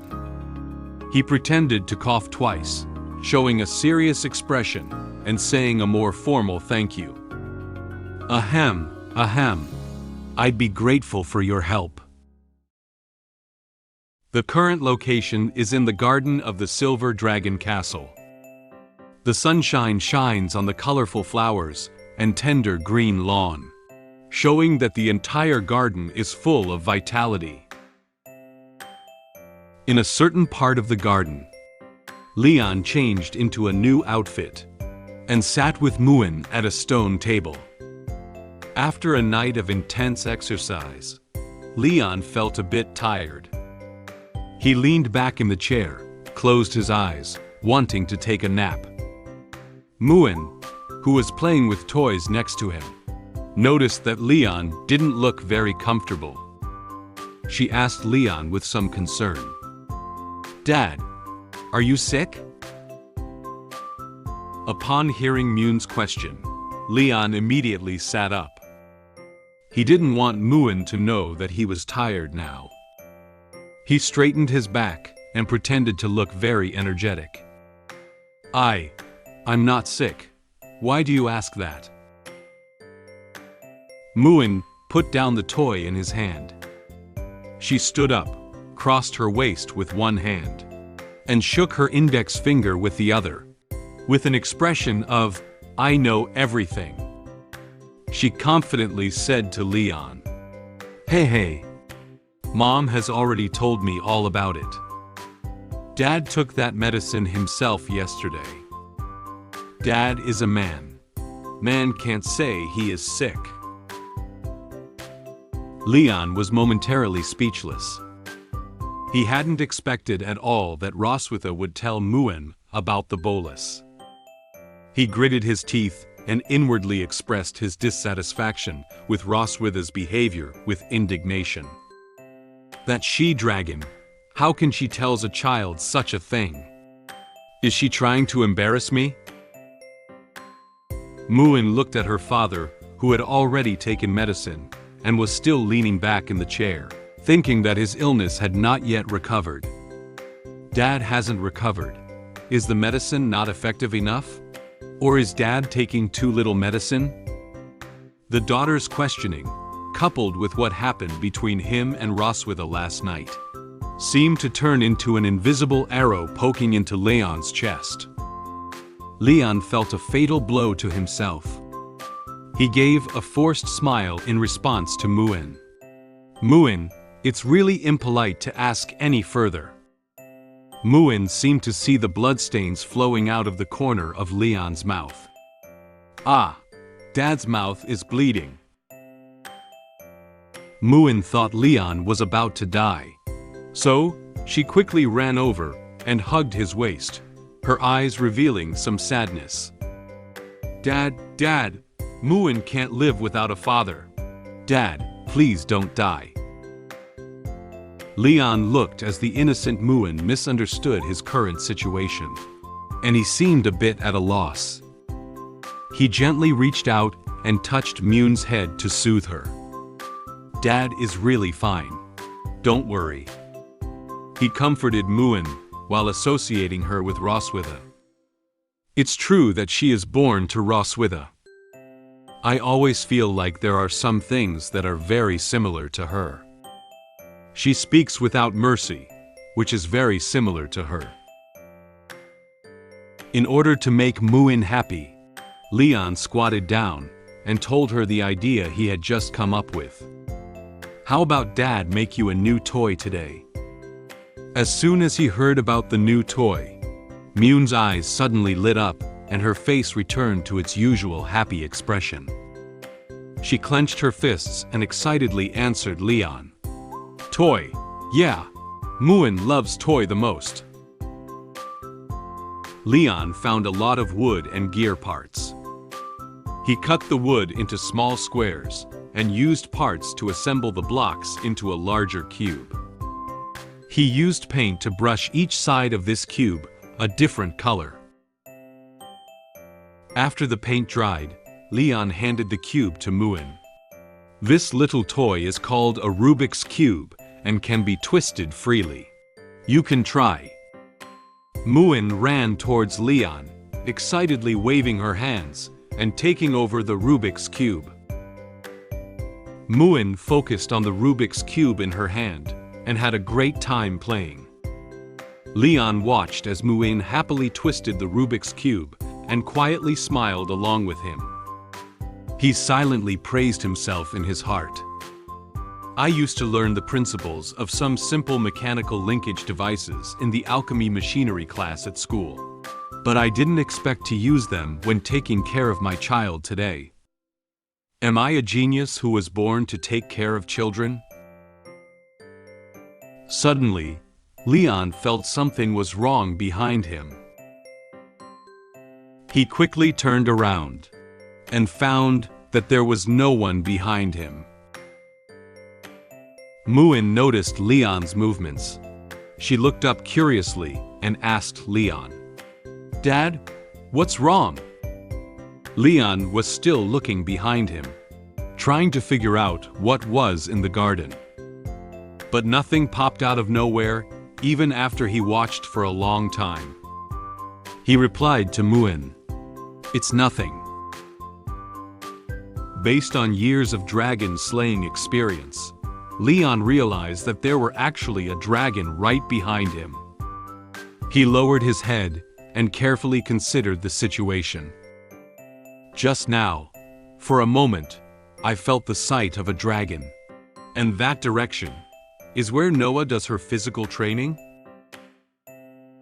There are still many remaining wooden blocks scattered on the table, and some paint has not been used up yet. After some thought, he made a decision. However, that child won't come up to join us voluntarily. I'll make one for her too. It's evening. Muen had already fallen asleep quietly in bed. Noah only returned to the bedroom at this moment. She quietly opened the bedroom door and prepared to go back to her bed to sleep.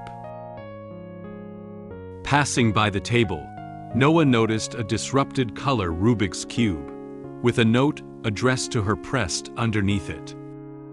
This is a toy for Noah. Find a way to restore it.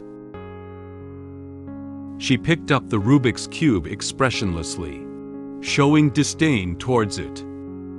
Idiot, I'm not interested in this child's toy.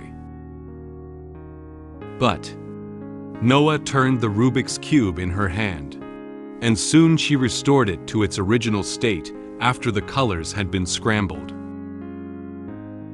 She looked at the Rubik's Cube in her hand, and a slow smile appeared on her cold face. Thank you, Dad.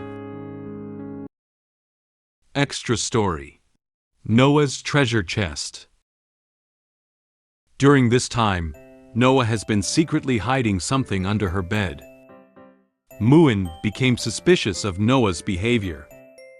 She opened the door and quietly watched Noah's every move. Noah has been a bit strange lately, often hiding things in the box under the bed without my knowledge. One day, Muen discovered that Noah was not in the room. So Muen disguised himself as a detective and secretly found Noah's box, wanting to see what secrets were inside. Hey, take advantage of Noah's absence today and see what's good inside. Detective Muen, go. After opening the box, Muen found that there weren't many things inside.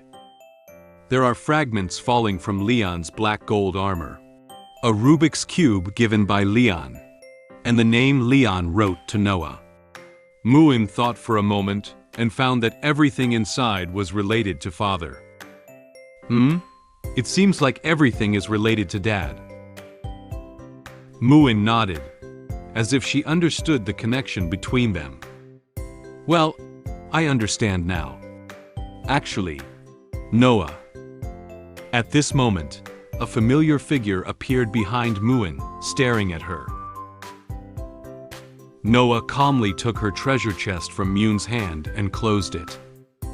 You are not allowed to peek. Muen was bandaged by her like a caterpillar, making people feel both cute and funny. A good child should not rummage through other people's things.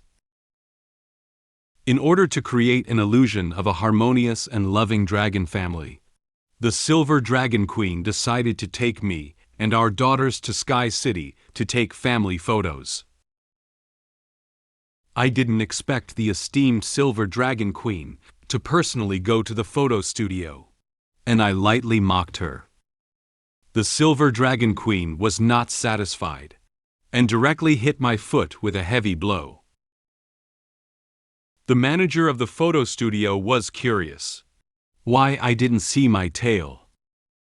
What should I do now? Will I be exposed now? Will the family photo shoot be completed smoothly? The academy that Noah is going to is called St. Heath Academy. St. Heath Academy is a noble academy among the Dragon clan, and it also has strict standards for the students it recruited. Family is an important part of the assessment criteria. St. Heath Academy thinks that no matter whether it is an asexual oviparous birth or a couple's normal fetal reproduction of pups, only in a harmonious, loving family that espouses the concept of Dragon Clan can they be nurtured into qualified young dragon, and the Academy admits only such students. In order to create an illusion of a harmonious and loving dragon family, the Silver Dragon Queen decided to take the whole family on a trip and take family photos together. Their destination is a city located in the sky called Sky City. The Sky City boasts beautiful scenery, with an azure sky enveloping the city.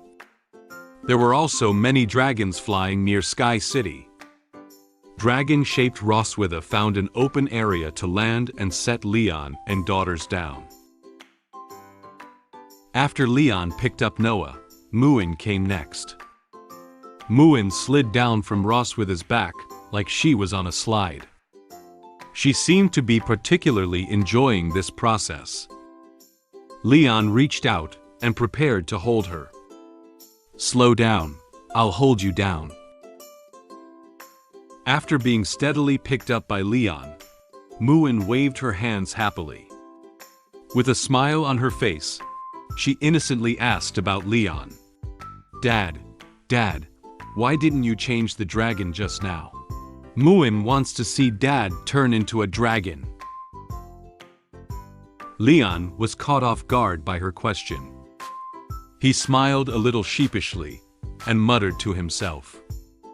My dear daughter, I am quite skilled at slaying dragons.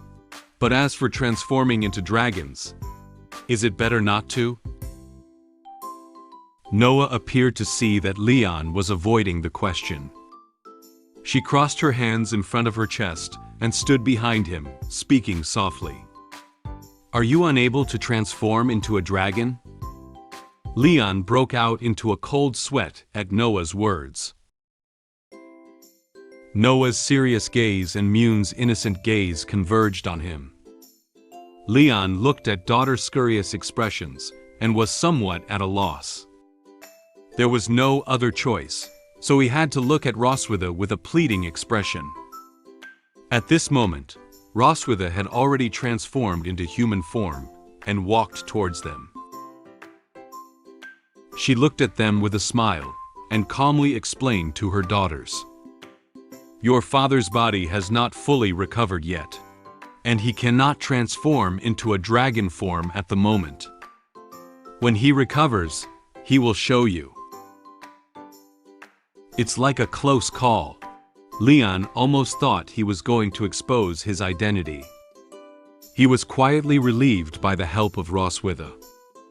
Muen gently clenched her hands and looked at Leon with anticipation. Dad, you must recover quickly. With a helpless look on his face, Leon responded softly to Muen's words. I will try my best. Subsequently, Leon silently denied this situation in his heart. Although it is impossible. The azure sky set off the huge gate of Sky City in front of them.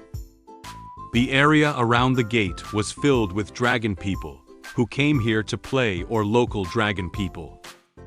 Roswitha urged them on softly. All right, hurry into the city. There's still something to do today.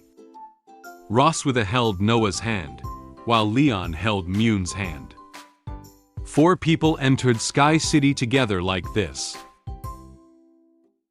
Entering the streets of Sky City, Muen couldn't wait to take a look around. She ran excitedly ahead, her eyes filled with an indescribable joy. Wow, Noah, look, there are so many dragons. Noah didn't seem interested in the people and things on the street. She calmly followed behind Muen, persuading her not to run so fast. Slow down, don't walk too fast. The people on the street were curious about the pair of cute little dragons that had suddenly appeared, and all of them turned around to look at them with curious eyes. Only Leon and Roswitha were out of place with the people on the street. The 2 of them followed them coldly, not saying a word to each other. At this moment, Leon's walking speed slowed down. He lowered his head, his body trembling uncontrollably. Roswitha noticed that Leon wasn't following. She turned her head and noticed something was wrong with Leon. Is this guy trembling? Well, this should be the first time he has seen so many dragons since he woke up from a coma. Roswitha walked up to Leon and leaned in to mock him. What's up? Are you scared? Upon hearing Roswitha's question, Leon quickly lifted his head with an excited expression on his face. Huh? Scared? I am excited. He pointed his fingers towards the different types of dragon people in the crowd on the street, his voice revealing an uncontrollable excitement. First class merit. First class merit. Second class merit. The streets are full of achievements. I'm going to get rich. At this moment, The dragon people didn't know what the man in front of them was doing, and looked at him with confusion. Roswitha felt helpless about Leon's reaction. She covered her face with her hands, and silently complained about Leon in her heart. Tisk, I don't need to worry about him anymore. Leon walked ahead of Roswitha with happy steps, and confidently laughed out loud. Bring them all back, and I can exchange them for a lot of money. In no time, they arrived at the photo studio. The crisp bell reminded manager that customers had entered the photo studio. A middle-aged female dragon wearing glasses and a hat, and a female dragon assistant stood at the front desk. They bowed slightly to welcome them. Welcome, Your Majesty. The environment of the photo studio is very beautiful, revealing some elegant atmosphere. The wall is filled with photos of various types of dragon people. The female dragon assistant guided them inward from the front. Muen led Noah running ahead, curiously looking at the photos on the studio wall. Noah, look, there are many photos of dragons here. After arriving at the photo studio, Leon felt something strange. He approached Roswitha and whispered to her. By the way, aren't you the Silver Dragon Queen? Why do you still have to come to the photo studio in person to take photos? Roswitha turned to him and explained the purpose of her personal visit this time.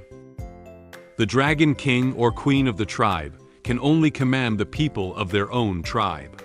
But the dragons of Sky City do not belong to any tribe. Leon thought that the Silver Dragon Queen's abilities could only reach this level, and couldn't help but laugh at her. So your status as a queen is a bit low. As the Queen of Silver Dragon, Roswitha didn't want to hear such words. She stomped hard on Leon with her high heels, expressing her dissatisfaction with what he had just said. She walked in front of Leon somewhat angrily. Anyway, my status is higher than yours. Leon stood behind and covered his foot with his hand, sucking in a breath of pain. Roswitha walked up to Selena, the manager of photo studio, and struck up a pleasant conversation with her. Everyone says that Selena's photography skills are top-notch among the Dragon Clan. Being able to successfully book an appointment with you is also our family's luck. Selena held up her glasses and replied to Roswitha. It's an honor for our studio to take family photos for the Silver Dragon Queen. While chatting with Roswitha, Selena turned her head and noticed that there was no tail behind Leon. A little puzzled, she asked Roswitha about it. Your Majesty, your husband's tail. At this moment, Leon was focused on looking at the photos on the wall, and didn't listen their conversation. Roswitha looked in the direction where Leon was, and made up an excuse to explain to Selena. He doesn't like to show his tail. Please choose a tailless suit for him. In fact, in order to keep the other dragon people from getting suspicious, Roswitha had previously advised Leon to wear a fake dragon tail to pretend he was a dragon. However, Leon was unwilling to compromise, and was adamant about not wearing a fake dragon tail. He backed away from it while waving his hands in a motion to show his refusal. No, even if you kill me, I won't wear this. This concerns my dignity. Roswitha had no choice but to follow his idea. After listening to Roswitha's explanation, Selena did not continue to pursue further. She raised her hand and gestured them towards the fitting room in the photo studio. I see, Your Majesty. Please move over here and try on the clothes first. Noah, Muen and Leon followed behind Roswitha and went in together. Muen waved her hands happily as she walked. Muen wants to wear a nice dress. After a while, with the help of the female assistant in the store, Selena first helped Noah and Muen change their clothes. Muen was wearing a white dress with a blue bow as decoration. Noah was wearing a black dress with a purple bow. Muen looked at her clothes with a face full of joy. Noah's face didn't have much expression, but probably in her heart, she also expressed her love for her new clothes. The curtain of the fitting room was pulled open, and Leon walked out from inside. He was wearing a white suit, and his hairstyle had been slightly styled by assistant. He looked very handsome and spirited. Seeing such a handsome father, Muen's eyes sparkled, and she couldn't help but praise him loudly. "Wow, Dad is so handsome." Selena was also amazed by Leon's current outfit. Her face turned slightly red, and she expressed her thoughts to Leon. "King is very suitable for this suit. You must have been very popular before, right?" However, Leon looked at himself with confusion, as if he didn't realize he was as good as everyone said he was. "Is that so? The last time I wore a suit was during my graduation ceremony at Academy." Leon realized that Noah had not yet expressed her opinion. After tidying up his clothes, he looked up at Noah with a smile on his face. What does Noah think? Noah noticed Leon's gaze, and her face immediately turned red. She shyly turned her head and hesitantly commented on Leon's attire. "Well, it's so handsome." Leon was particularly happy to hear daughters evaluate him like this. He bent down and reached out his hands to stroke their heads separately. "Your dresses are also very cute." Noah and Muen looked up at Leon together and expressed their delight in his evaluation. The curtain of another fitting room was also pulled open. Roswitha walked elegantly out of the fitting room. She was wearing a black dress with purple accents on the inside, reflecting her aristocratic temperament. The slim-fitting dress showcases Roswitha's excellent figure, and when she walks out of the fitting room, she exudes a sense of solemnity and mystery. Muen couldn't help but praise Roswitha. "Mom is so beautiful." Leon was stunned to see such an elegant and beautiful Roswitha, and his face quietly turned red without him knowing it. Roswitha noticed Leon's gaze and turned to glare at him. "What's up?" Leon turned his face away, scratched his head, and awkwardly replied to Roswitha. "No, it's quite suitable for you." Hearing Leon say that, Roswitha couldn't help but blush as well, presumably seeing that Leon's outfit showed his handsomeness. She turned her head and commented on Leon's attire. "I think it would be great if you had a tail." Leon was very dissatisfied with her proposal. He silently cursed in his heart. "Bah!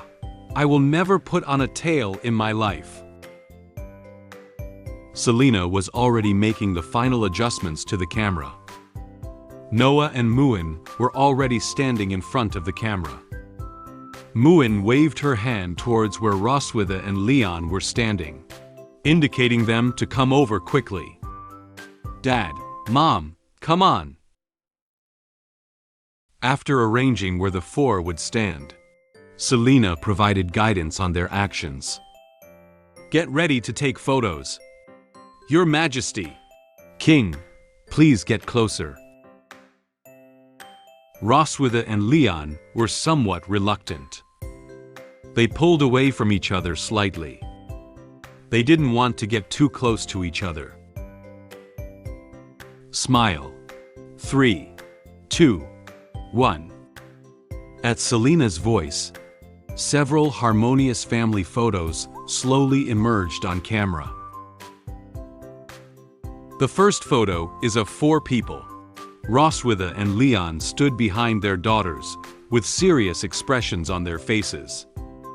Muen raised one hand and made a gesture, looking very happy. Noah was held by Muen's hand, with a calm expression on her face. This photo really looks like a harmonious family. The second photo is of Noah and Muen.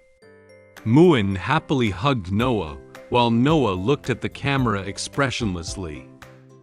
This photo looks like the sisters are very close. The third and fourth photos are of Roswitha and Leon. Roswitha and Leon were leaning sideways against each other, blushing and shyly forming their hands into a loving gesture for the camera. This next one shows them looking at each other face to face, looking very much like a couple interacting. Selena felt warm inside when she saw these 2 very loving photos. They do look good as a couple. The family photo shoot ended in a harmonious atmosphere. Extra story. Leon's graduation ceremony. Time passed quickly, and in the blink of an eye, Leon graduated from the academy. However, by this time, Leon was surrounded by girls who looked up to him. "Leon, can we take a photo together? Can you have dinner with me? Please accept this gift." It seems that Leon is very popular among girls.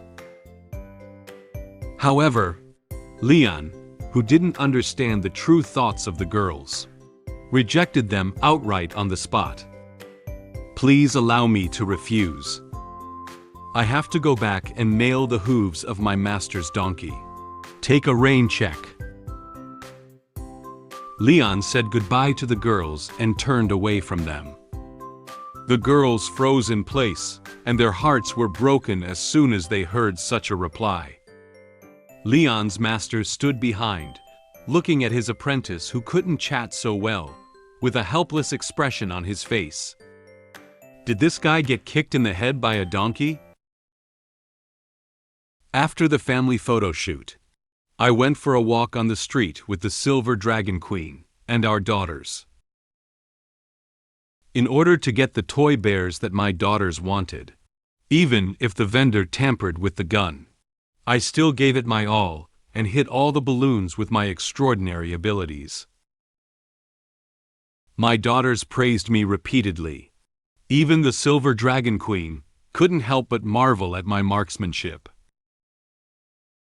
After taking another toy bear for the Silver Dragon Queen, she asked me to go to her room after dinner. Am I going to be bullied by her again?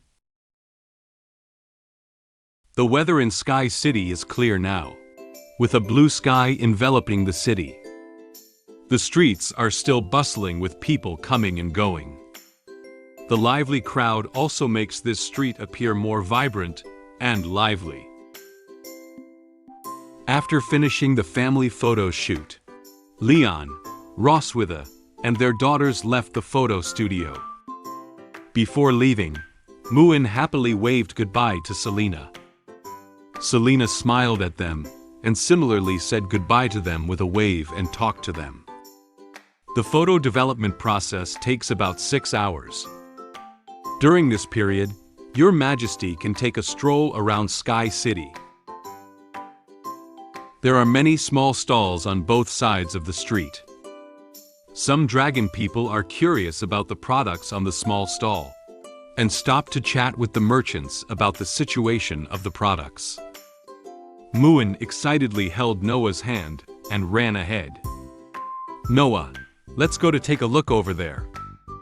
Noah didn't say anything, but she let Muen take her around to look around. Leon and Roswitha walked slowly behind them. After a short walk, Leon turned his head to speak to Roswitha next to him. I didn't expect to go out for a walk with you one day. It's really novel. Roswitha didn't look at him, but kept looking ahead and replied to him in a rather cold tone. This is all to maintain our family image. Noah values this entrance exam very much, and you have been working hard for almost a month. It's also good to relax occasionally. Walking up to a toy shooting stall, Noah and Muen stopped in their tracks. Muen seemed to have seen something, and her eyes lit up suddenly. It turns out that there is a pair of cute toy bears next to the merchant. She looked at them with joy in her eyes, as if she really wanted to get them. Suddenly, several gunshots came from not far away. Roswitha and Leon coincidentally looked into the distance. They walked nervously towards the direction of the gunshots, afraid that something might happen to their daughters. It turned out that Noah was shooting balloons on the wall with a toy gun. It seemed that she, like Muen, also wanted to get those toy bears. Unfortunately, her bullet didn't seem to hit the balloon. The vendor held a bag full of gold coins and said to her with a smile, "What a pity, kid. You can definitely hit it if you try a few more times." She pursed her lips and stared ahead with some displeasure, clearly dissatisfied with the result. Muen also looked at the intact balloon on the wall with some disappointment. Leon and Roswitha hurriedly walked over, and breathed a sigh of relief when they saw the gunshots coming from the toy shooting booth. Leon looked at the stall with great interest. "Oh, there are also shooting games like this here."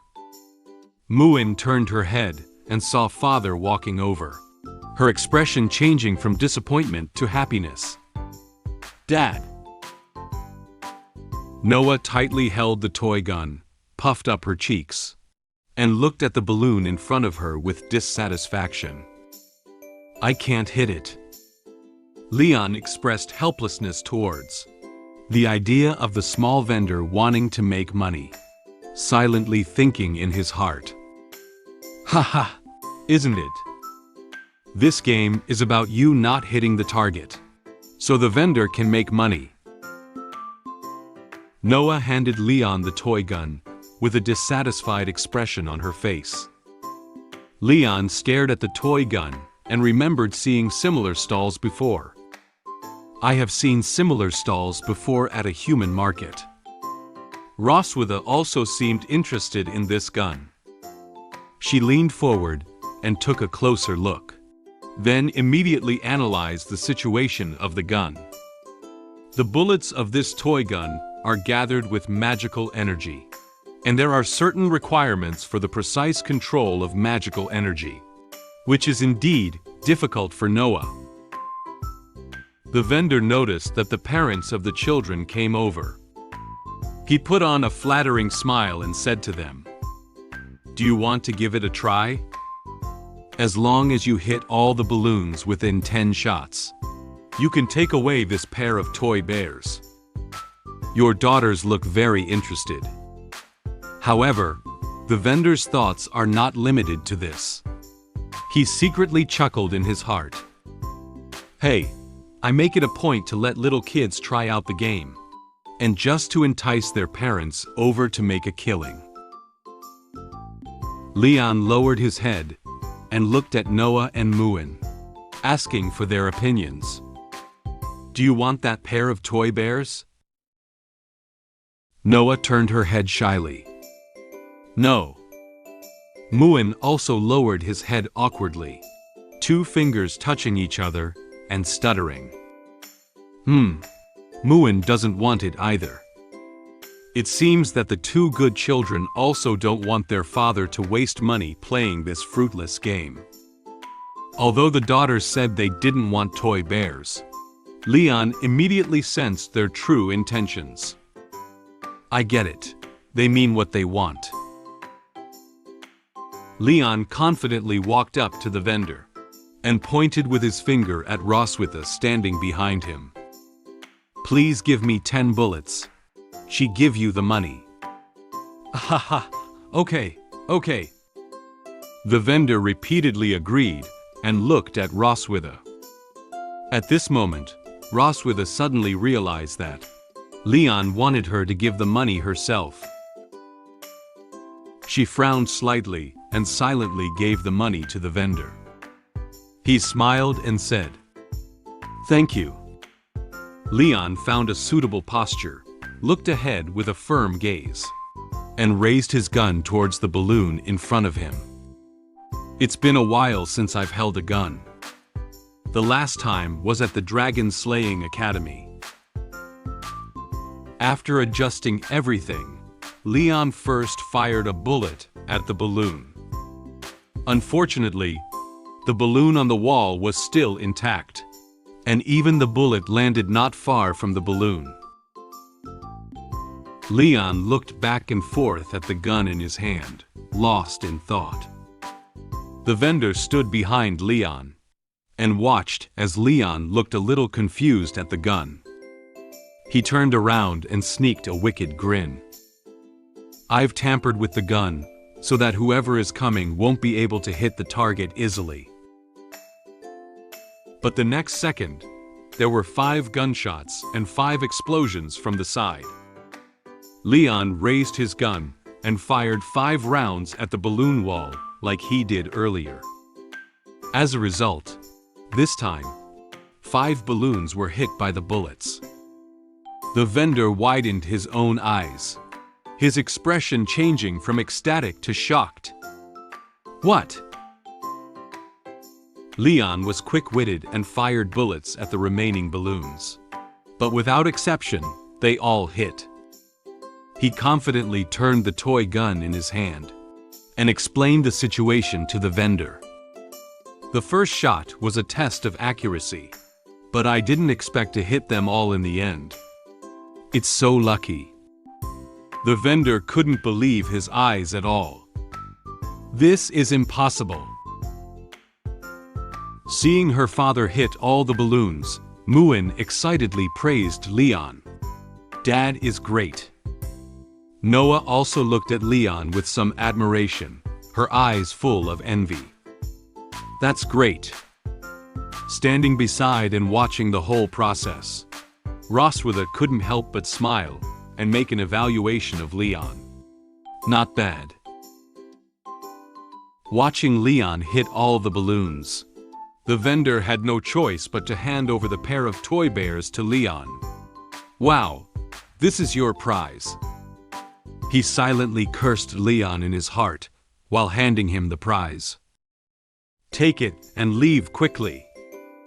Although he didn't know why Leon was able to hit all the balloons, he clearly didn't want Leon to stay here and affect his future business. Leon happily took toy bears and thanked the vendor. "Thank you." He squatted down and handed the 2 toy bears to Noah and Muen respectively. "This is for you." Muen looked at the toy bear in her hand and thanked Leon very happily. "Thank you, Dad." Although Noah didn't react much, she still thanked him. "Thanks." Leon watched as the daughters got the toys they wanted and slowly smiled back. Standing aside, Roswitha was somewhat stunned by Leon's serious attitude towards things. This guy is usually a little less reliable, but every time he gets serious, he always has a special charm. At this moment, Leon suddenly looked up at Roswitha. She crossed her arms around her chest and stood empty-handed in the distance, looking in his direction.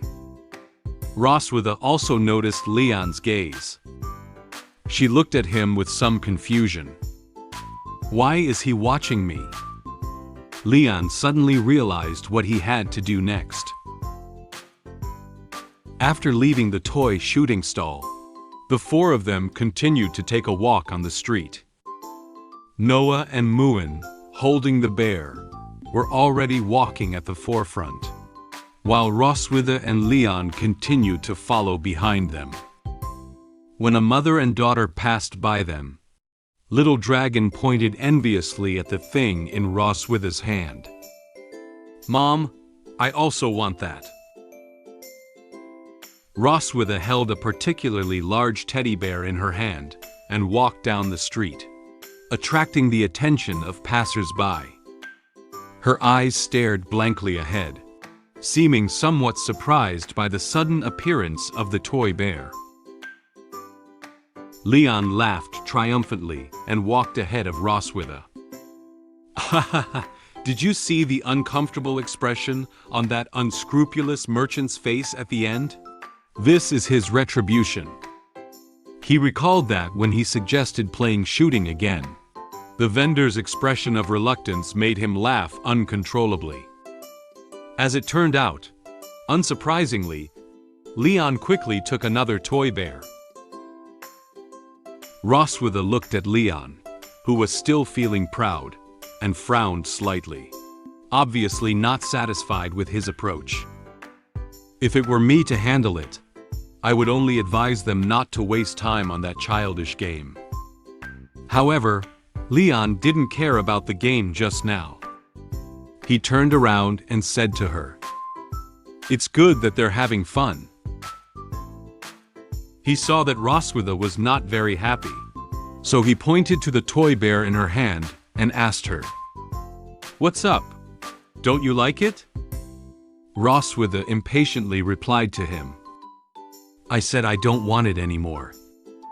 Leon recalled the scene he had just seen and said to her, "You're already here. You can't go back empty-handed, right?" Roswitha couldn't say anything for a moment.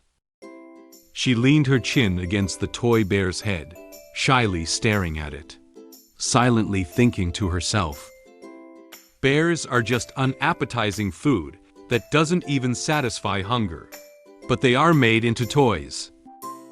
Well, they are quite cute." She walked briskly in front of Leon, a blush on her face that was hard to hide. "After dinner tonight, come to my room." Leon looked incredulously at the receding figure of Roswitha and shouted in surprise, "Huh?" Time came tonight, and they had returned to Silver Dragon Castle.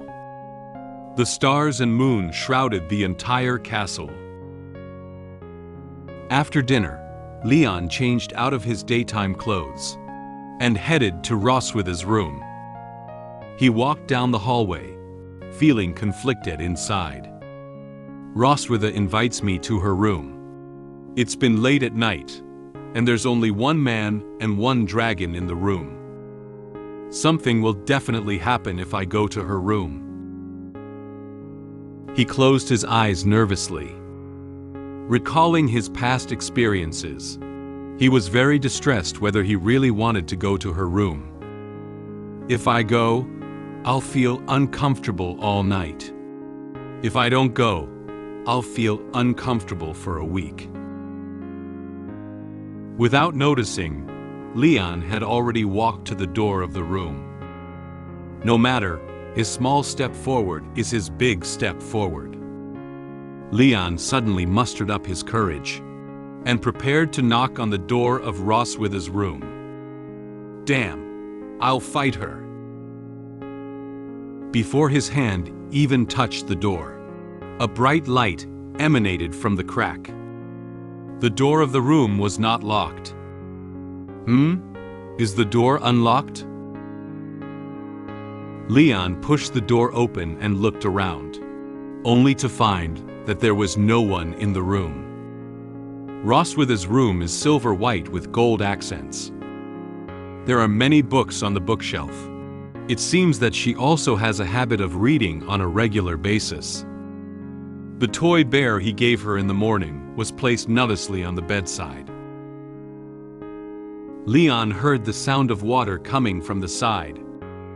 He turned his head and realized that Roswitha was still taking a shower in the bathroom. I'm early. She's still taking a shower. Through the glass door, Leon seemed to be able to see Roswitha taking a shower in the bathroom. He silently evaluated the quality of the door in his heart. The quality of this glass doesn't seem very good. Leon suddenly knew something, with a surprised expression on his face, and quietly stepped back. She's really going to do that tonight, right? He shook his head from side to side, trying to shake the bad thoughts out of his head and calm himself down. Calm down, Leon. Just as Leon was still wrestling with his thoughts, the bathroom door was open. Roswitha walked out in a purple halter nightdress. There were droplets of water that she hadn't wiped off, and a faint steam was still emanating from her entire body. You're here. So, let's get started. Leon had a bitter expression on his face, feeling that his body was going to be in danger again. Am I going to be exhausted again? Extra story. The family photos had been developed and completed. There were some envelopes containing photos placed on the table. Noah and Muen opened the envelope and carefully examined the photo. Mom and Dad are a perfect match. Muen excitedly held up a photo of Leon and Roswitha and evaluated them both. Noah quietly looked at the photo in her hand without saying a word. While flipping through other photos, Leon noticed a card attached to the back of one of them. He looked at the card with some confusion. There is a card attached to this photo. Roswitha also noticed the card. What? Give me a look. They came close together and read the sentence on the card. I hope silver radiance will forever shine in the eyes of those I love. After finishing the sentence, the air suddenly fell silent for a few seconds. Suddenly, Roswitha and Leon blushed and took the initiative to distance themselves from each other. Who is in love with him? Roswitha turned her back to Leon and took the photo away with a displeased expression. There must be something wrong. Let me handle this one. Leon looked in the other direction nonchalantly and put his hands behind his head, without looking directly at Roswitha. Exactly.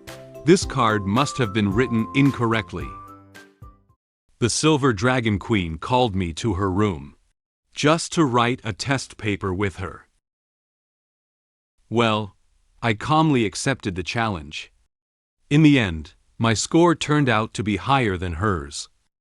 Unwilling to admit defeat, the Silver Dragon Queen asked me to write the test paper with her. After a week of test practice, the average score between the Silver Dragon Queen and me was not far apart. To express her gratitude, she unexpectedly invited me to take a shower in her bathroom. Just as I was enjoying a relaxing soak, the Silver Dragon Queen walked in. Roswitha walked over to Leon in a purple halter nightgown with a graceful stride.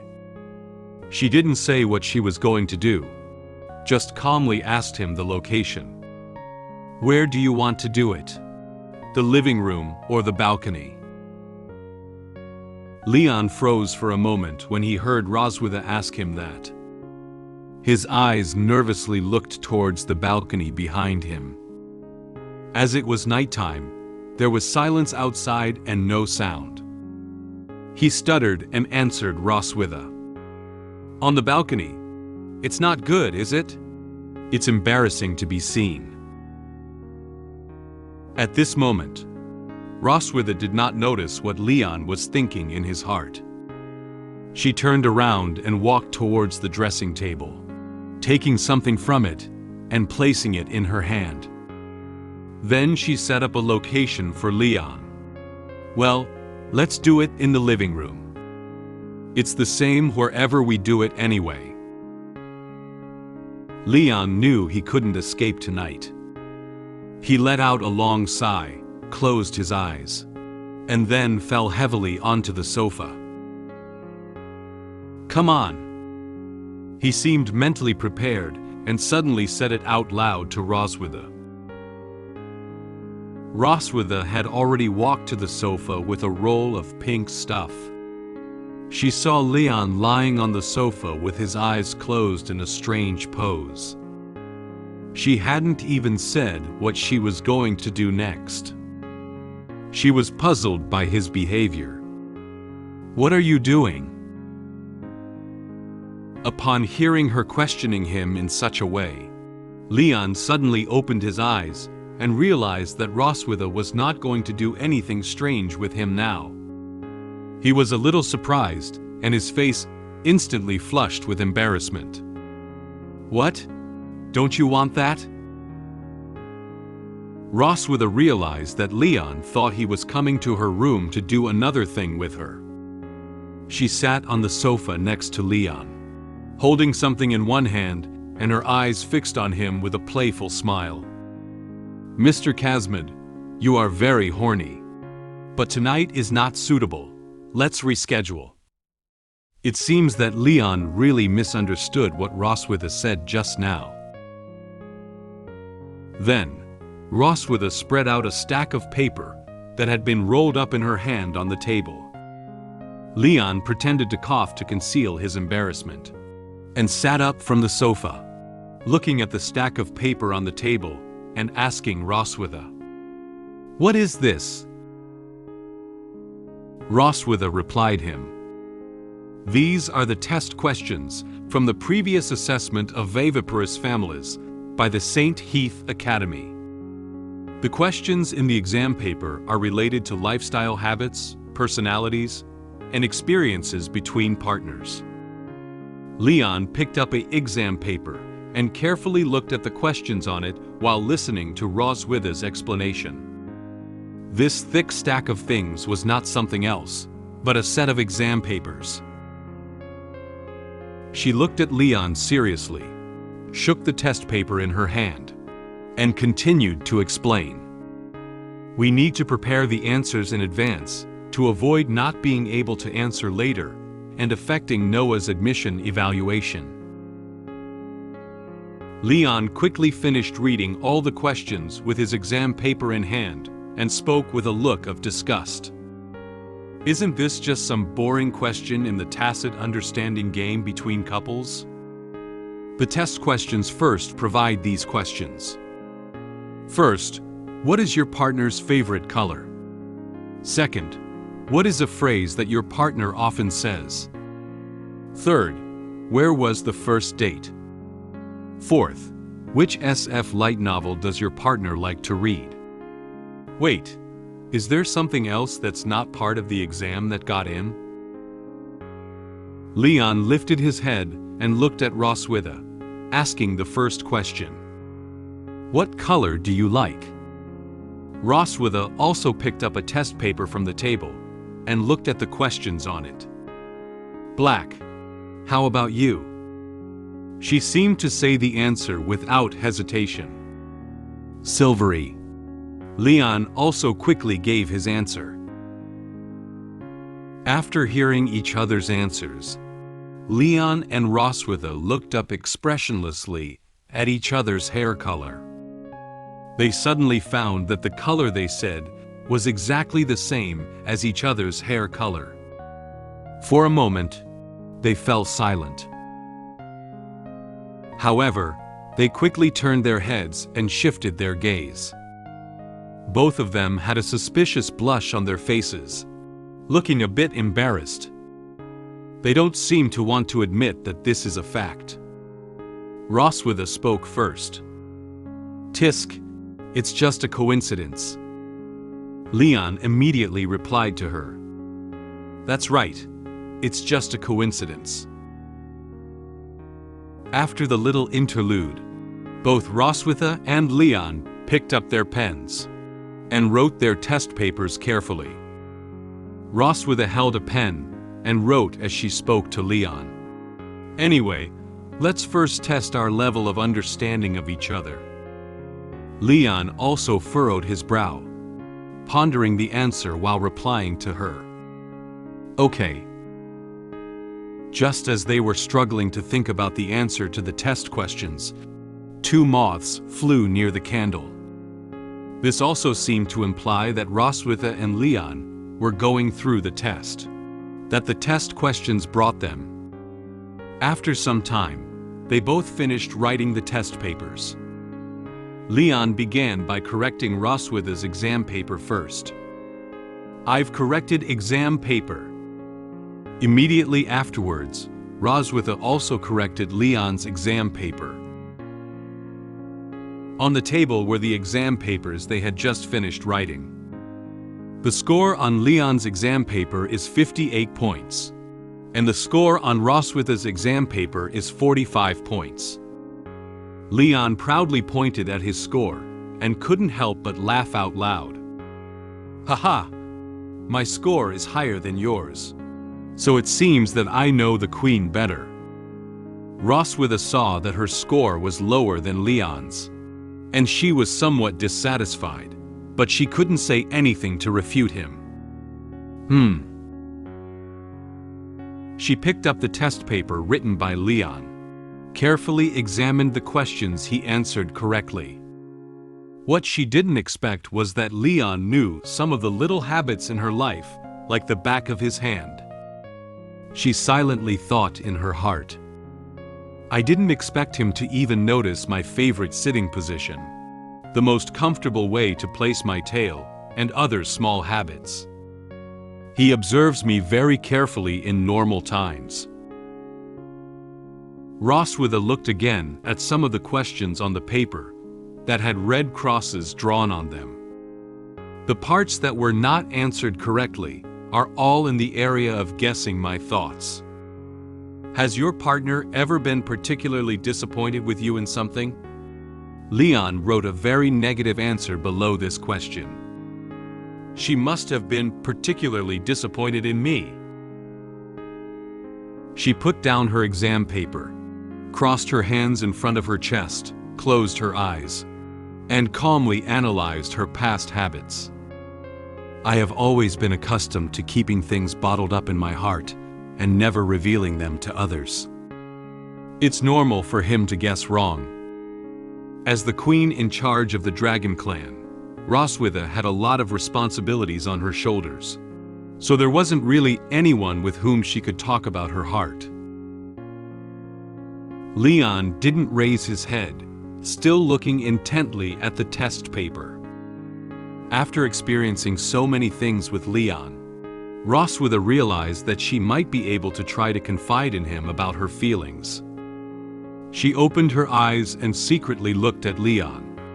Maybe this person. I can." At that moment, Leon suddenly felt Roswitha staring at him closely, seemingly exuding an aura of discontent. He looked nervously at Roswitha and thought silently in his mind, "She has been staring at me since just now. Is it because I scored higher than her that she held a grudge against me?" Roswitha suddenly felt a warmth coming from her shoulder. Her eyes looked down and found that it was Leon's hand on her shoulder. He walked over from the nearby sofa at some point, and naturally sat on the sofa where she was sitting.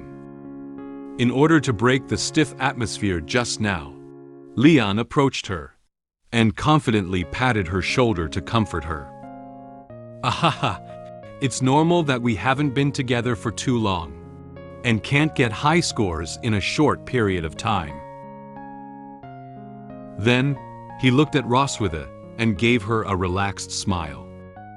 "For Noah, please make an effort to get to know me better." This smile made her feel like her heart was suddenly hit by something.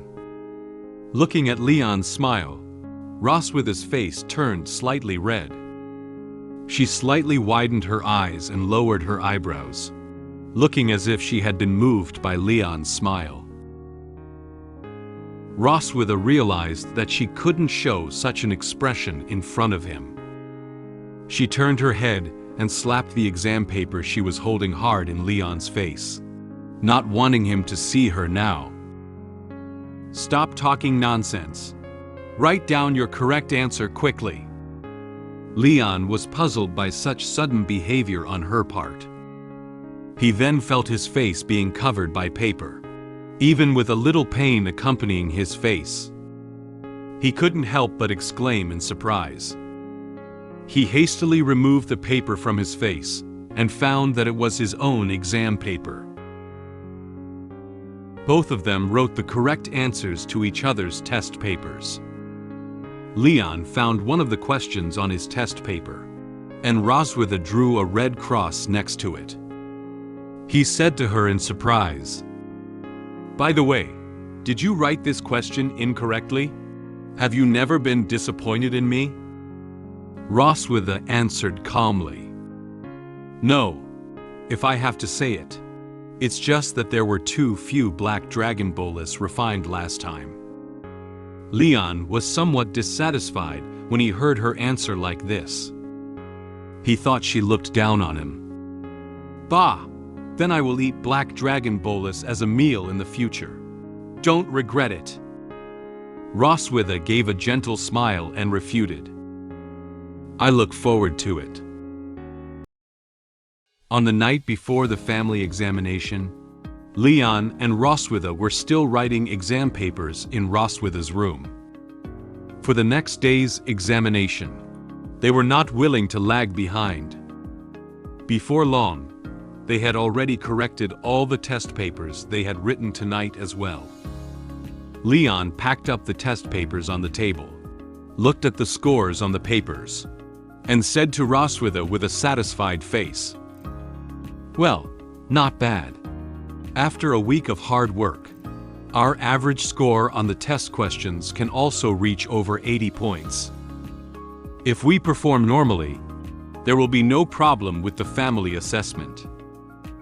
Roswitha instantly lay on the table. She frowned tightly, looked tired, and her voice was a bit weak. As the Silver Dragon Queen, she also felt for the first time that an exam could make her so mentally exhausted. It was so late, Leon didn't want to disturb Roswitha's rest. After finishing exam papers, he stood up and prepared to walk towards the door of the room. He looked at Roswitha. "Well, if there's nothing else, I'll go back first." Just as he was about to lift his foot, Roswitha grabbed his hem and stopped him. "Wait." Leon looked back at her suspiciously, wondering if there was anything else she needed to tell him. She raised her head and pointed to the bathroom in her room, saying seriously, "My bathroom has a bathtub. You can take a shower and then go back." Leon was stunned when he heard Roswitha's words. He slightly widened his eyes and mouth, stuttering, "Take a shower? In your room?" Seeing Leon still standing there in a daze, Roswitha directly pushed him towards the bathroom with her hands. "Go inside, hurry up!" Leon was still confused. He looked back at her while being pushed by her, wanting to ask her what was going on. But soon, the bathroom door was closed by her. Leon had no choice but to obediently take a shower in the bathroom. He put hot water in the bathtub, took off his clothes, and thought about the strange behavior of Roswitha just now. Why does she insist on letting me take a shower here? Is she having some bad ideas? He sighed and thought about recent events again. But these days she has been nervous because of the entrance exam. Is she okay? The bathtub is already filled with hot water. Leon also stopped continuing to think about what had just happened. He lay directly in the bathtub, letting the hot water run over his body. Anyway, just enjoy it for now. Taking a hot bath is indeed the best way to relieve fatigue. He felt the fatigue all over his body relieved. Leon closed his eyes happily, enjoying the comfortable feeling brought by the hot water. He said contentedly, "Ah, it feels comfortable now." Just as Leon was about to continue enjoying his bath alone, the bathroom door suddenly opened. Roswitha walked in with a smile on her face. She was wrapped in a bath towel all over her body, with her hair curled up, and looked like she was coming in to take a shower. The bath towel wrapped around her graceful body curves, making her look even more alluring. Leon was somewhat surprised by Roswitha's sudden intrusion. "Roswitha?" At this moment, the dragon mark on Roswitha's chest was emitting a purple glow. Its radiance seemed to indicate that the body could no longer suppress its excitement. She spoke while lifting a strand of hair behind her ear. "I have accumulated a lot of pressure these days, so I want to." Leon's face turned very bad as soon as he heard Roswitha's words. He instantly felt something was wrong. He silently said in his heart, "She still has to do it." Leon looked at his chest and sure enough, his dragon mark also lit up. He suddenly sat up and expressed his incomprehension towards Roswitha's behavior. "If you're under a lot of pressure, why are you putting pressure on me?" Roswitha gave him a faint smile, revealing a triumphant expression, as if this action had been planned beforehand. "If I transmit the pressure to you, I can get a release, don't I?" Leon nervously stepped back, but after all, it was in the bathtub, and there was nowhere else he could step back. While walking towards Leon, Roswitha boldly unwrapped the towel from her body. "Besides, didn't you come here with this mindset a few days ago?" Leon pursed his lips, turned his head to one side, and for a moment didn't know what to say to refute her. He recalled the last time he did think that. Roswitha came to him to help her release stress. Before Leon could react, Roswitha had already stepped into the bathtub and pressed her body tightly against him. The water in the bathtub also overflowed some due to the entry of her. Leon's chest was hit by her twin peaks, leaving him somewhat at a loss. Roswitha touched Leon's chest with her hand, lifted her head, and said to him with a look of enjoyment, "You can't escape, Leon, just surrender." So, the voices of the two and the sound of water echoed throughout the bathroom. Please remember to click on the avatar to subscribe to me, and turn on the small bell. The entrance examination for St. Hiss Academy has finally arrived. Noah was taken to the written test, while Silver Dragon Queen and I went to the family assessment. When the examiner asked me and the Silver Dragon Queen questions, we found that it happened to be what we had written before. I pretended to be very intimate partners with the Silver Dragon Queen, and answered questions very smoothly. A few days later, the assessment result came out. Will Noah be successful in getting accepted into the academy? Today is the day for Noah to participate in the entrance examination. The weather is very clear, with sunlight shining on the buildings of the St. Hiss Academy. The academy has a beautiful environment, with green plants adorning the teaching buildings, making the academy look like it has been integrated with nature. The academy is composed of these large and small teaching buildings, which look like a castle from a distance. It is very magnificent and spectacular. Leon, Roswitha, and Noah had arrived at the St. Hiss Academy. Leon was wearing a very formal brown suit today, looking very energetic. He looked left and right curiously, surprised by this academy that covers a very large area. "Oh, this is St. Hiss Academy." Roswitha stood next to Leon and held on to Noah. She was wearing a white dress with brown accents, which better reflected her mother's aura. Noah looked up at the magnificent academy in front of her, and couldn't help but open her mouth in surprise. However, Roswitha's complexion did not seem to be good. She frowned slightly, her expression looking unhappy. She stared blankly at the teaching building in front of her, feeling a bit nervous. Leon turned his head and noticed that Roswitha beside him had a tense expression on her face. She hadn't said a word since entering the gate just now. He suddenly approached Roswitha, with an impish smile on his face, whispering to her in a joking tone. "What's up? You just finished the stress-relieving activity last night. Has its therapeutic effect passed so quickly?" Upon hearing what Leon said, Roswitha recalled the intimate activity she had with him last night, and her face immediately turned red. Although it was the activity she proposed last night, it still made her feel a bit embarrassed to hear Leon say it like this. She slapped Leon hard on the back and whispered a curse behind him. "Damn it!" Leon had a relaxed expression on his face, and with a smile, he accepted the slap from Roswitha behind him and took a few steps forward. "Haha, let's go quickly."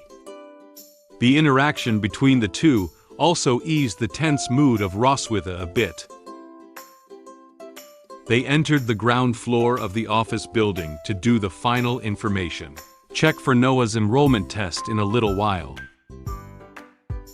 At this moment, the staff at the front desk was checking Noah's enrollment information. She skimmed through the information to confirm Noah's identity.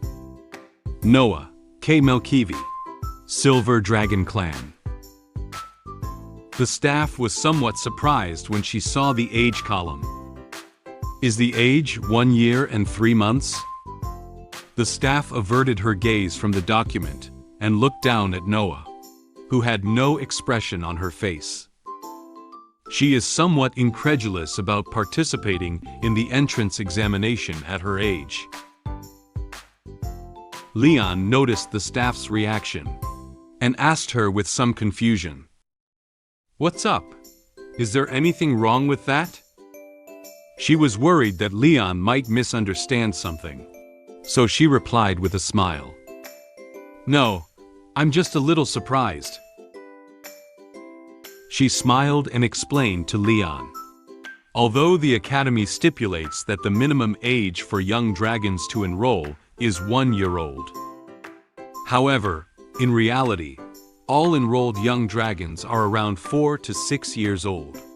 Isn't your little princess a bit too young? She may be worried that it may not be appropriate for Noah to go to school at her current age. Standing next to her, Roswitha seemed to be a bit unhappy about the staff's doubts. She probably thought that the staff had some doubts about Noah's ability. She stepped forward with a serious expression, one hand on Noah's shoulder, and replied to her. "Noah is very smart. Her age is not a problem. We respect her ideas." After hearing what Roswitha said, the staff didn't pursue the matter any further. She held out her hand towards the entrance of the office building next to them, indicating that they would need to go this way in a while. "I see. Then please go in. Later, specialized staff will take her to the written test. and accompanying parents will need to go to the 4th floor for a home assessment. Under the guidance of other staff members, Noah went to the examination room for the written test, while Leon and Roswitha followed the staff to the 4th floor. After arriving at the meeting room, the office assistant guided them to sit on the sofa and placed 2 cups of tea in front of them. Sitting across from them are the 3 examiners responsible for family assessment today. While looking at the 3 examiners with a smile on her face, Roswitha approached Leon a little nervously. Leon sneaked a few glances her way, and knowing the situation that Roswitha was in, so he didn't say anything. She took Leon's arm and lowered her voice to him. Based on your experience, do you think the 3 of them are easy to deal with? The assistant distributed materials while quietly supplementing some information for the 3 examiners. The 3 examiners took the materials from the assistant's hands. 2 of the examiners took a serious look at the content above, and then looked up at Leon and Roswitha. There was another examiner who was perusing the information in the materials. Leon carefully observed them and whispered to her, It looks easy to kill. Before being captured by you, I would have easily taken his head in 50 rounds. Leon secretly made a murderous expression, clenched his left hand tightly into a fist, and whispered his inner thoughts. If they dare not agree to let Noah go to school, I will bring a knife to see them. Roswitha looked at him with some surprise. She didn't expect him to be so serious. The 3 examiners seemed to sense the strong aura emanating from Leon, and silently thought to themselves, "This parent is very imposing." The elderly person sitting in the center with white hair and white beard and wearing a monocle spoke first. "I am Walter Wilson, the Vice President of St. Hiss Academy, responsible for your assessment today. Don't be nervous. Please relax and answer our questions." The vice principal exudes a sense of elder authority in terms of appearance, attire, and tone of speech. Okay. Leon and Roswitha tried to put on a smile in response to the vice principal's words. Despite the smiles on their faces, they actually still felt a little nervous because the elders in front of them were too dignified. Leon thought silently in his mind as he faced such an authoritative-looking vice principal. This old man doesn't look simple. Would he ask any strange questions? Vice Principal Wilson took the information sheet in his hand and looked at it before launching into them with a question with a serious expression. "Do you remember when your wedding anniversary was?" Leon and Roswitha didn't speak. They quickly glanced at each other, as if they had known the problem in advance. The question has come up. One evening a while ago, they were reviewing the test questions they had done together on Roswitha's bed. At this moment, while looking at the exam paper, Roswitha suddenly thought of a question that was not on the exam paper. How should we answer when asked about our wedding anniversary? After all, we have never been officially married, and I became pregnant before getting married. Leon closed his eyes and carefully considered the answer to the question. If they mention a memorable day, it can only be that day, right? Before Leon could even speak up about the date, Roswitha said it first. It is the year 1733 in the Genesis calendar. May 25th. Leon and Roswitha moved closer to each other with easy smiles on their faces. And together they said that very important date. That was the day I bonded with Roswitha in the dungeon. Leon silently thought in his heart. On that day, Leon was forced to bond with Roswitha, who had suffered from the side effects of his spell, and had 2 lovely daughters.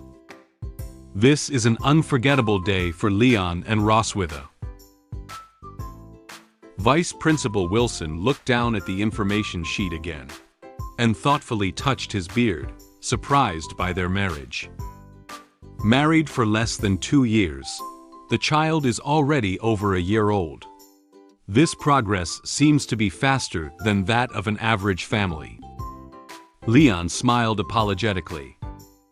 In order to dispel the vice principal's concerns, he immediately explained this experience. Haha, we fall in love at first sight, have a good relationship, and get pregnant soon after getting married.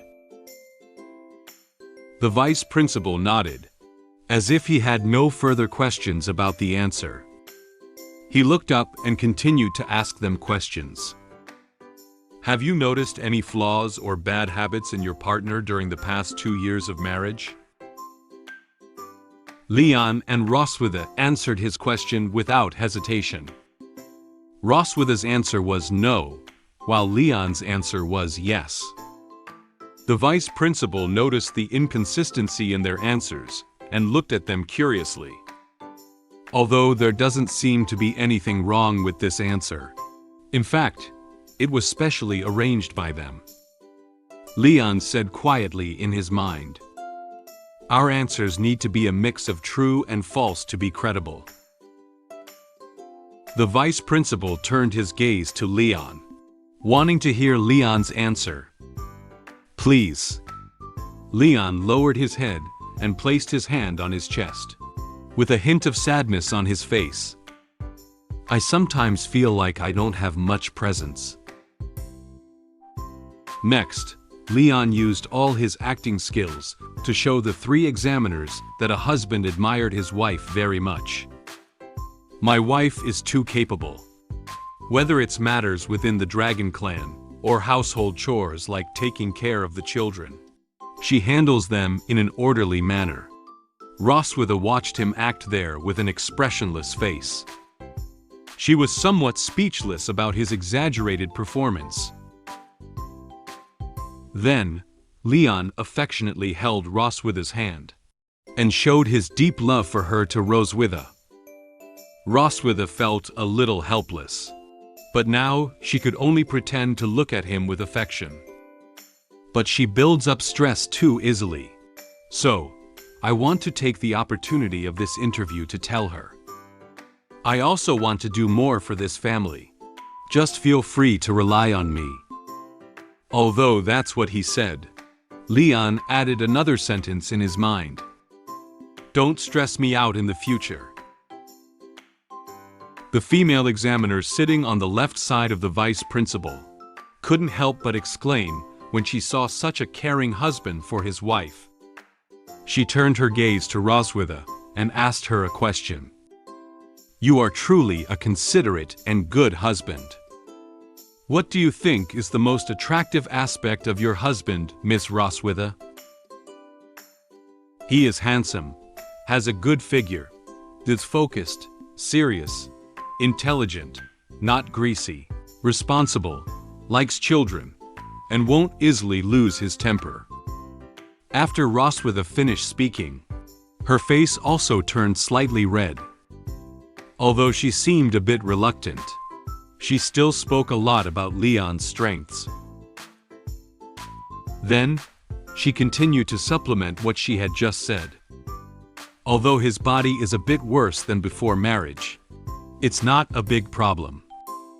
My husband is also skilled at making medicine, and he can use various medications to regulate himself." Upon hearing this, Leon's smiling mouth twitched slightly. "Are you complimenting me or undermining me?"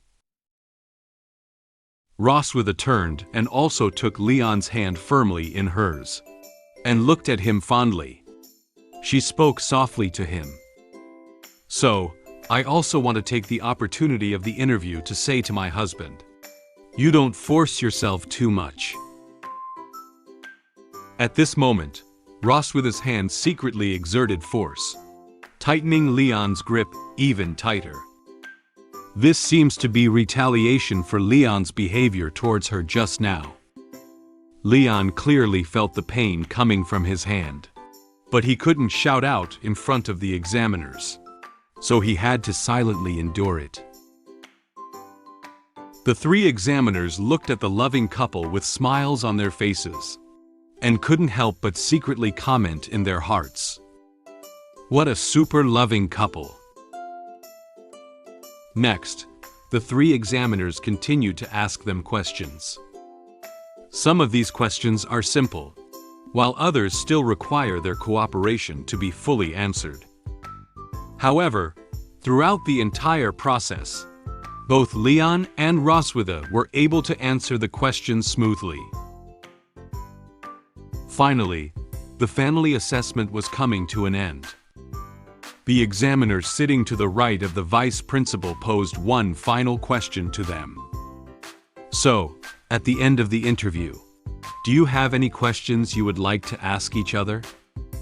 This is an additional question, and the interviewee needs to speak the truth. Roswitha shook her head gently and answered the question with a smile on her face. I don't have any questions to ask my husband. I know everything about him. However, it seemed that Leon still had some questions to raise. He leaned against the sofa, touching his chin with one hand, as if he was seriously thinking something. Roswitha peeked over at him, noting that Leon still had the appearance of wanting to ask a question, and thought a little nervously. Say more, be more wrong. Hurry up and finish the assessment. Leon turned his head and looked seriously at Roswitha. You like the toy bear I gave you, right? Roswitha was somewhat surprised by Leon's question. She really couldn't figure out why a dragon slayer would specifically ask a dragon such a question. Why is he asking such a question at this moment that has nothing to do with identity, position, and grudges? His ideas always come as a bit unexpected. She looked shyly aside, raised her hand to tidy her hair around her ear, and nodded. Yes, I really like the toy bear you gave me. After hearing her answer, Leon patted his hand contentedly and smiled happily. Okay, I'm fine now. The family assessment officially ended. The three examiners stood up, and Leon and Roswitha also stood up with them. The vice principal shook hands with Leon. So, the interview ends here. The assessment results will be sent to the Silver Dragon Temple through the messenger dragon in a few days.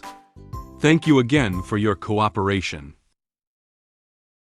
After waiting for Noah to finish the written test, Leon, Roswitha, and Noah returned to the Silver Dragon Temple together.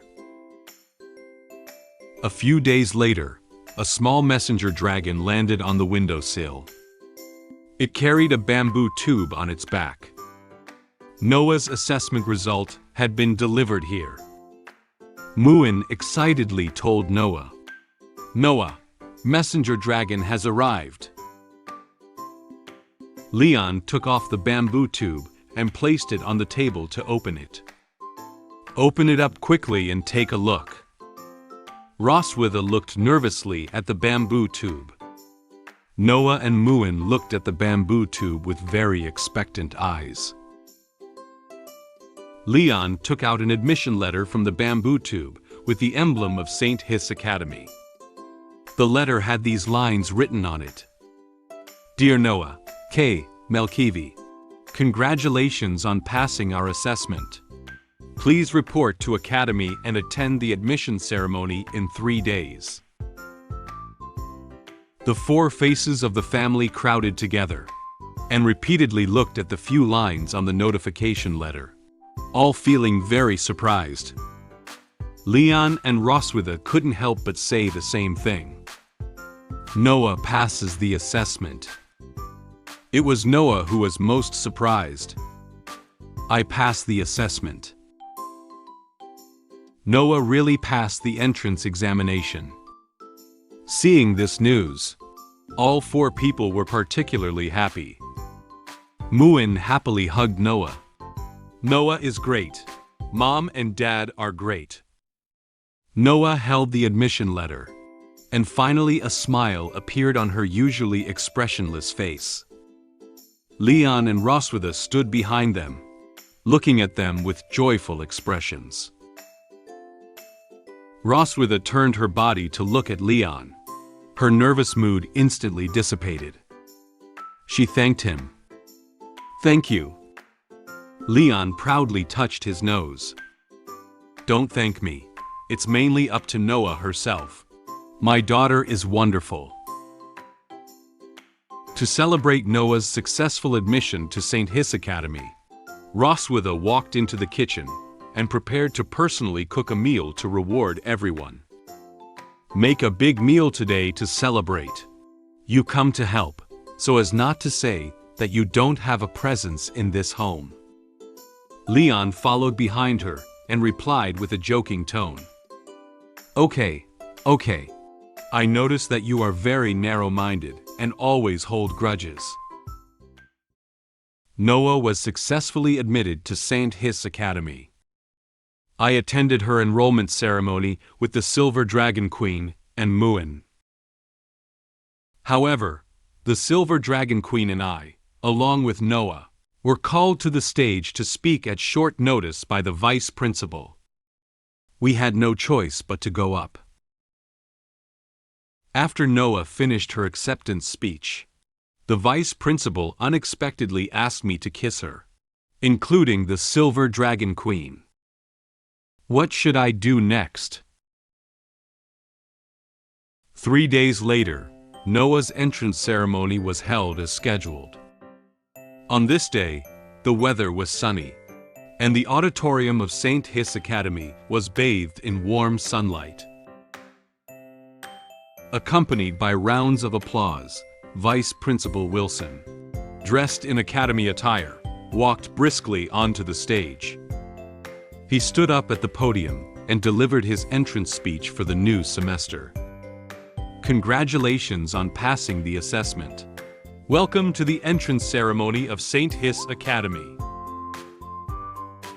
The auditorium was filled with parents and children attending the entrance ceremony. The children were all wearing the school uniform of St. Hiss Academy. Some looked up at the stage with bright and lively eyes, listening attentively to the speech, while others observed the surrounding environment with curious eyes. There are many outstanding students among the new students this time, and harmonious families can cultivate outstanding students. Taking this opportunity, we invite these families to share some experiences with us. Next, let's welcome the top student in this new student entrance exam, Noah K. Melkivi, and her family to the stage. Muen sat in the audience, looking very excitedly at the dragons around her, and the speech of the vice principal on the stage. Beside her, Anna, the head maid of the Silver Dragon clan, looked ahead with a smile while guarding Muen's safety. Muen applauded very happily as she heard her parents and sister being called to the stage. Wow, Dad, Mom and Noah are going on stage. Anna replied to her. Yes, Your Highness.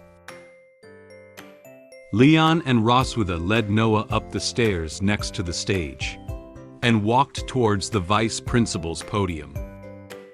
A dragon assistant reached out her hand and gestured for them to walk in this direction. Leon smiled kindly at the parents and students sitting in the audience, but felt helpless about the current situation in his heart. How could it become like this? An hour ago, Vice Principal Wilson called them to his office. In the office, He smiled and told the 3 people in front of him the next arrangements. Noah achieved the highest score in the entrance exam, and the couple's family assessment also ranked first. Please be sure to speak on stage as a new student representative and family representative. They turned around, straightened up, and stood at the podium. The eyes of hundreds of dragons in the audience were focused on them. Leon looked at Roswitha and Noah next to him, and then at the hundreds of dragons standing in the audience. He was also powerless in the current situation. There was no choice. The situation came up suddenly, and I had to bite the bullet and go for it. The vice principal looked at Noah and asked her a question. Noah, as the youngest candidate, but with the highest score, what are your thoughts to share? Noah lowered her head and pondered for a moment, then approached the microphone and spoke her thoughts. My mom is a very powerful dragon, and I also want to become as strong as her when I grow up. When I proposed to come to school, Mom gave me affirmation and support.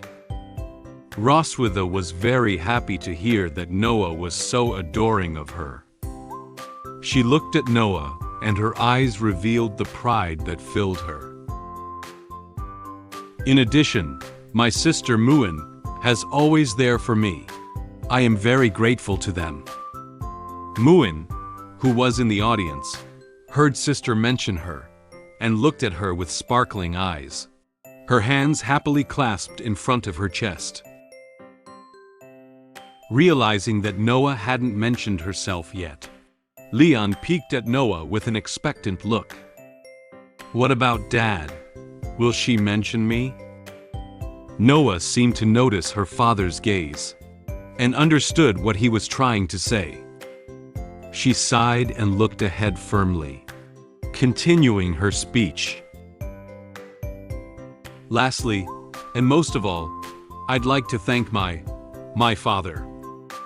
He helps me review and prepare for exams every day, and often stays up late to prepare materials. Thanks to him, I am able to stand here. Leon couldn't help but feel a little moved to shed tears when he heard Noah speak so highly of himself. Although she usually seemed not easy to get into, she was sincere in some ways. He said softly, while looking at her with tears in his eyes. Noah. That's all. Thank you.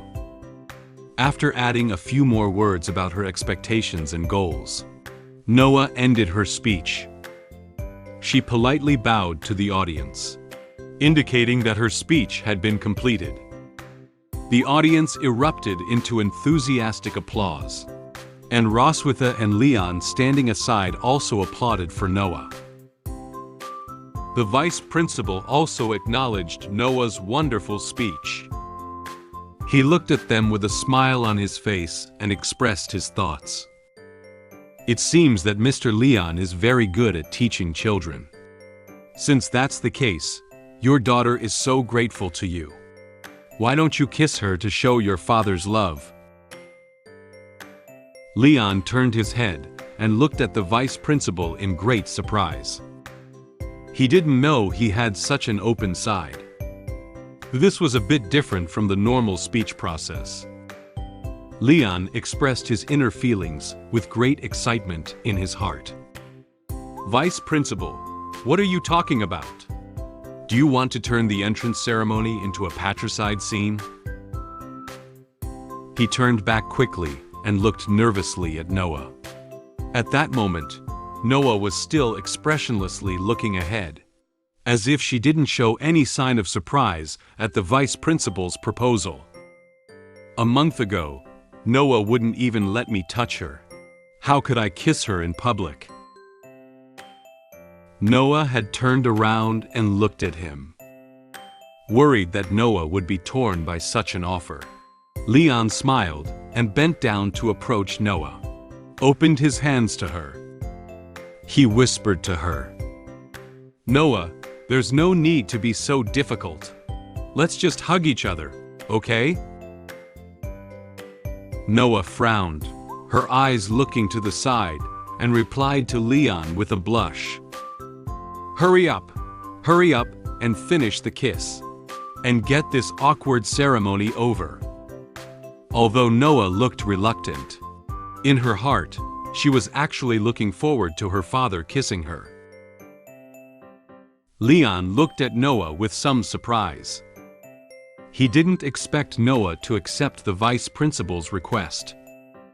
Noah. Perhaps Leon doesn't know. Noah actually likes him as much as Muen does. Leon also gathered his courage. He gently hugged Noah, closed his eyes, and kissed her forehead forward. Noah slightly widened her eyes, feeling somewhat surprised by this. Many dragon figures in the audience watched this scene very quietly. The warm atmosphere emanating from this father and daughter touched some parents present. Seeing such a warm scene, Muen couldn't sit still. She widened her eyes and excitedly reached out her hand, making a gesture of wanting to rush out, while enviously saying, "I also want to kiss Noah." Seeing that Muen was about to leave her position, Anna immediately stood up to stop Muen, so as not to disturb the order of the venue at this moment. "Your Highness, you cannot go up now." Leon stood up and smiled as he parted ways with Noah. Noah's whole face was red, and she turned her head shyly, afraid to look at Leon. Upon seeing this scene, Roswitha breathed a light sigh of relief. "Fortunately, he didn't kiss me." Leon and Roswitha approached Noah and placed their hands on her shoulders, smiling at the audience, looking like a very harmonious family of three. The vice principal expressed his opinion on the scene just now. Excellent Dragon Clan never forgets to be grateful to their families. And the way the Malkivi family interacts with each other has made us feel what a true family should be like.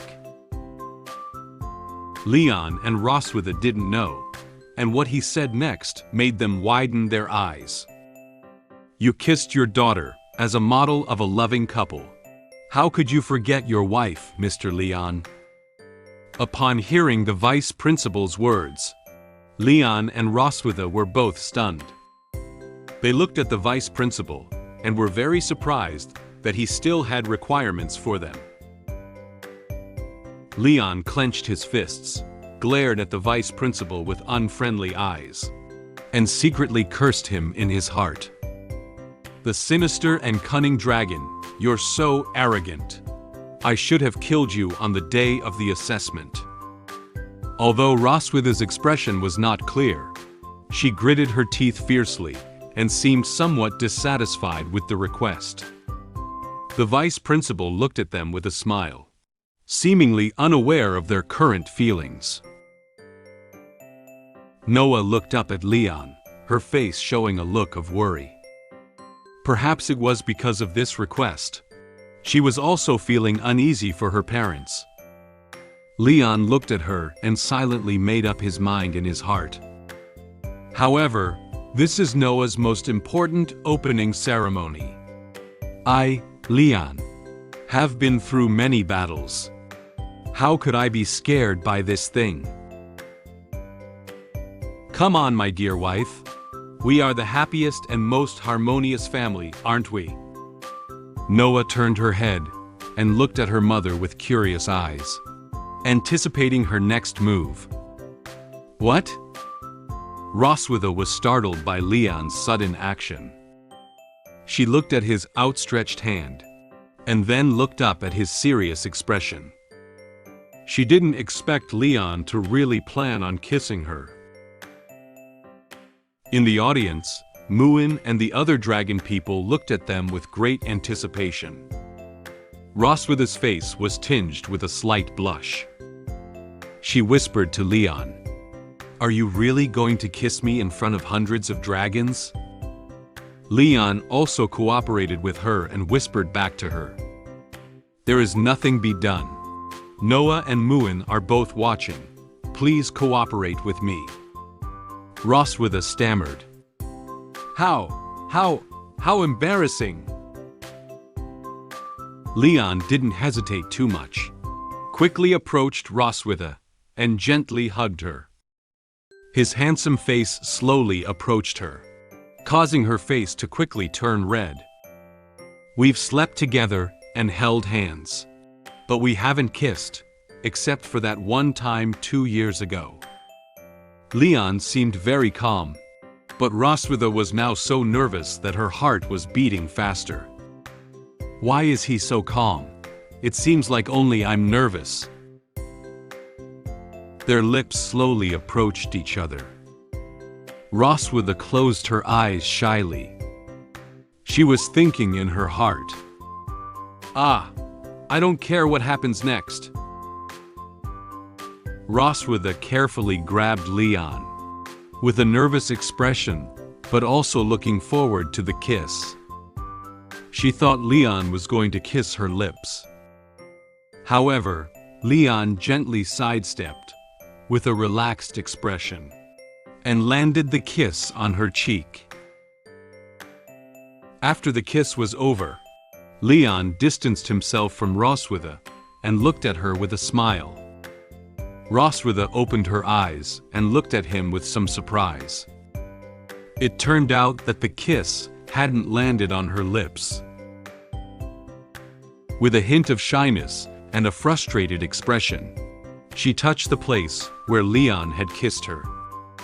The place he kissed seemed to still retain his warmth, and it felt hot to the touch. She seemed to still have some lingering feelings about the kiss she had just received. Leon bowed slightly towards the audience, indicating that their family's small theater had come to an end. Only to this extent. However, some parents in the audience seemed to have not seen enough yet. They said to Leon in a joking tone, "Why don't you kiss her mouth? Kiss again. Kiss again." At this moment, Leon secretly turned around to look at Roswitha and showed her a victorious smile. He whispered his true thoughts to her. Well, it's comfortable. It's relieved. At this moment, Roswitha realized that Leon's behavior was purposeful. His previous action was not only to fulfill the vice principal's request, but also to retaliate against her behavior towards him in the bathroom last time. She felt like she had been teased by Leon. She gritted her teeth and clenched her fists in anger, looking at him with dissatisfaction. How dare this guy use me to relieve stress? If it wasn't in front of so many people, I would have pressed him to the ground. After Noah's speech and a small interaction with the couple, the vice principal invited them off the stage. With a burst of applause, Leon, Roswitha, and Noah followed female dragon assistant off the stage and back to their seats. Thank you very much for the laughter and joy brought to us by the exemplary families of this year. Please take a break. Next, the vice principal returned to the podium and continued to introduce the next process of the admission ceremony. The enrollment ceremony ended quickly. Noah escorted her parents, sister, and head maid to the school gate to bid them farewell. Roswitha softly instructed her. Then we're ready to go. We'll come pick you up next weekend. Take care of yourself, Noah. Noah wasn't sad about parting with her parents like other children were. She is still that strong child. She said to her mother as usual, "I will, Mom." Muen trotted over and tightly hugged Noah. Her expression was a bit sad, reluctant to part with Noah. "Noah, remember to think of me. Noah held Muen and gently patted her back to comfort her. I'll miss you. Leon crouched down, level with Noah's gaze. He was like an old father who was worried about his daughter, telling Noah a bunch of things to pay attention to. Remember to eat on time and not be picky about food. Study hard. If you don't understand the knowledge in your studies, you can come and ask me when you come home during the holidays. Oh, and most importantly, if you get sick, you must go to the school doctor of the academy and never try to be brave. Noah was a little helpless at what he said. She replied to him with a blank face. I know. I'm not a child anymore. Leon pointed to Roswitha standing behind him and quietly explained to Noah who was saying these words. These words were spoken by your mother after she got drunk. She's too embarrassed to tell you in person, so I'll say it for her. He didn't expect her to be so worried about her daughter's situation at school. Roswitha, who had been exposed to the truth by Leon, glanced at him, then turned her head and cursed him softly. Verbose. Then, Leon rolled up his sleeves and posed as if he was going to fight, saying to Noah, stay away from classmates with bad personalities. But if they bully you, just fight them back. Dad's got your back. Upon hearing these words, Noah couldn't help but laugh. She looked up at Leon and asked him a question. Have you ever done this kind of thing when you were in school? Leon showed her a bright smile and answered Noah's question. Yeah, it's just that every time I have a fight at school, my master, your grandfather, will take me back and beat me up. He stood up, patted Noah's shoulder, and assured her. But don't worry, Dad won't beat you up for such a small matter. Noah clenched her fists as if inspired by Leon. She gathered her courage and said firmly to him, I remember. With the wishes of her parents and sister, Noah's school life began. When the Silver Dragon Queen was searching for information about the blood curse, she was informed by a trusted maid that my master and master's wife were missing. The Silver Dragon Queen asked her to continue observing the situation based on the maid's message. At the training ground, I was teaching Muen how to wield a sword, but Muen was not yet very proficient. After the Silver Dragon Queen returned from her inspection tour, she had a lot of conversations with me about daughters. I also appreciate her willingness to tell me. As we were about to leave, the Silver Dragon Queen suddenly asked me to help her put on her shoes.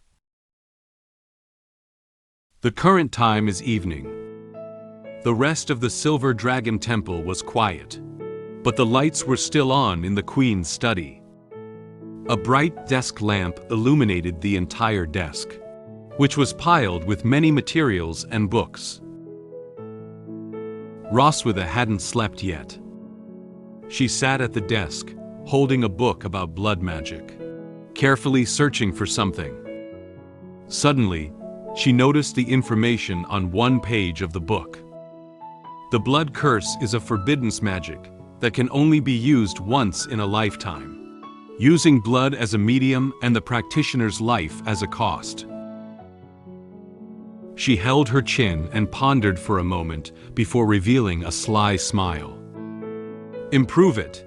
Maybe it can become a good way of playing. Just as she was thinking about how to improve the magic that Leon had once cast, suddenly a gust of wind blew into the study.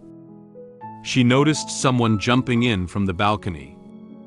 Roswitha seemed to have gotten used to this sudden visit.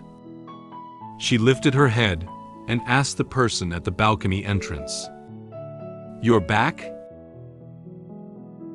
A purple-haired female dragon person gently jumped into the balcony. and then knelt down on one knee in front of the desk. She was dressed in maid attire, resembling the style of an assassin.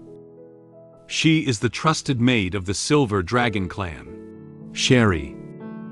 She nodded slightly and greeted Roswitha. Your Majesty.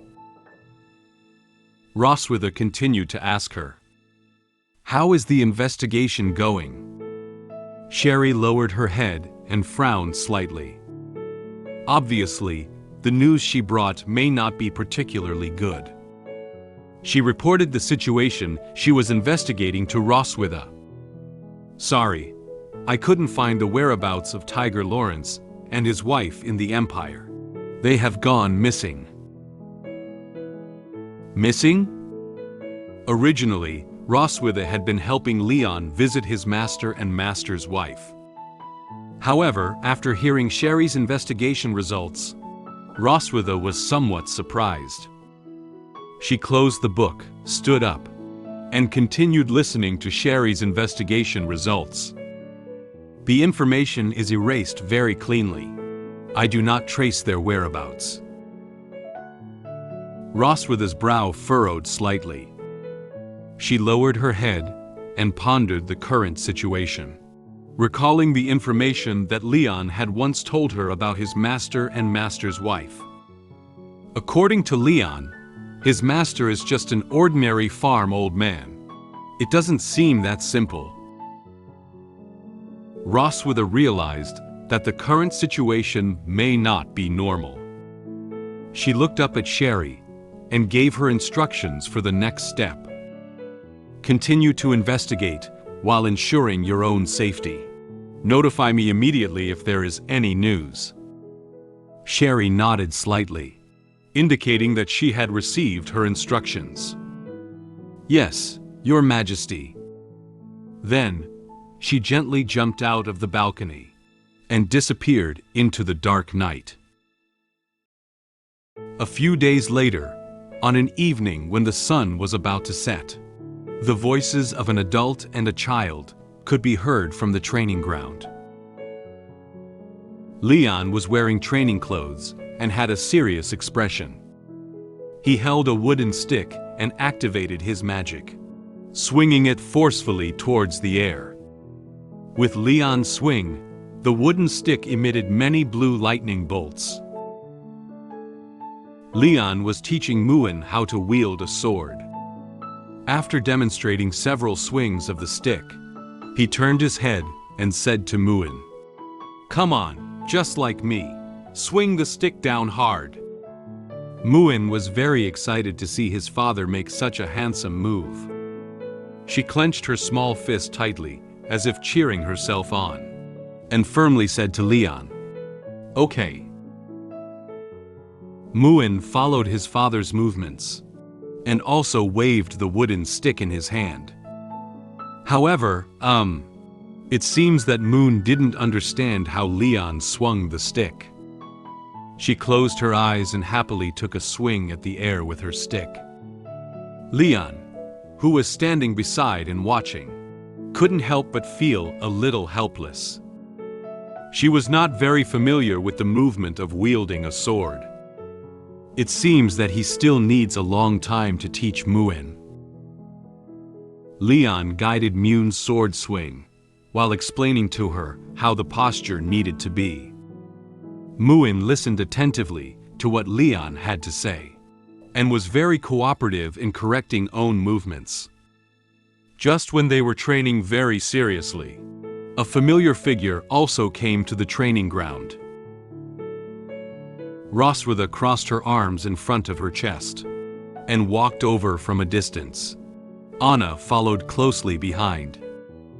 Muen turned his head and noticed Roswitha and Anna. She greeted Roswitha very happily. "Ah, Mom!" Leon heard Muen's voice and also noticed Roswitha beside him.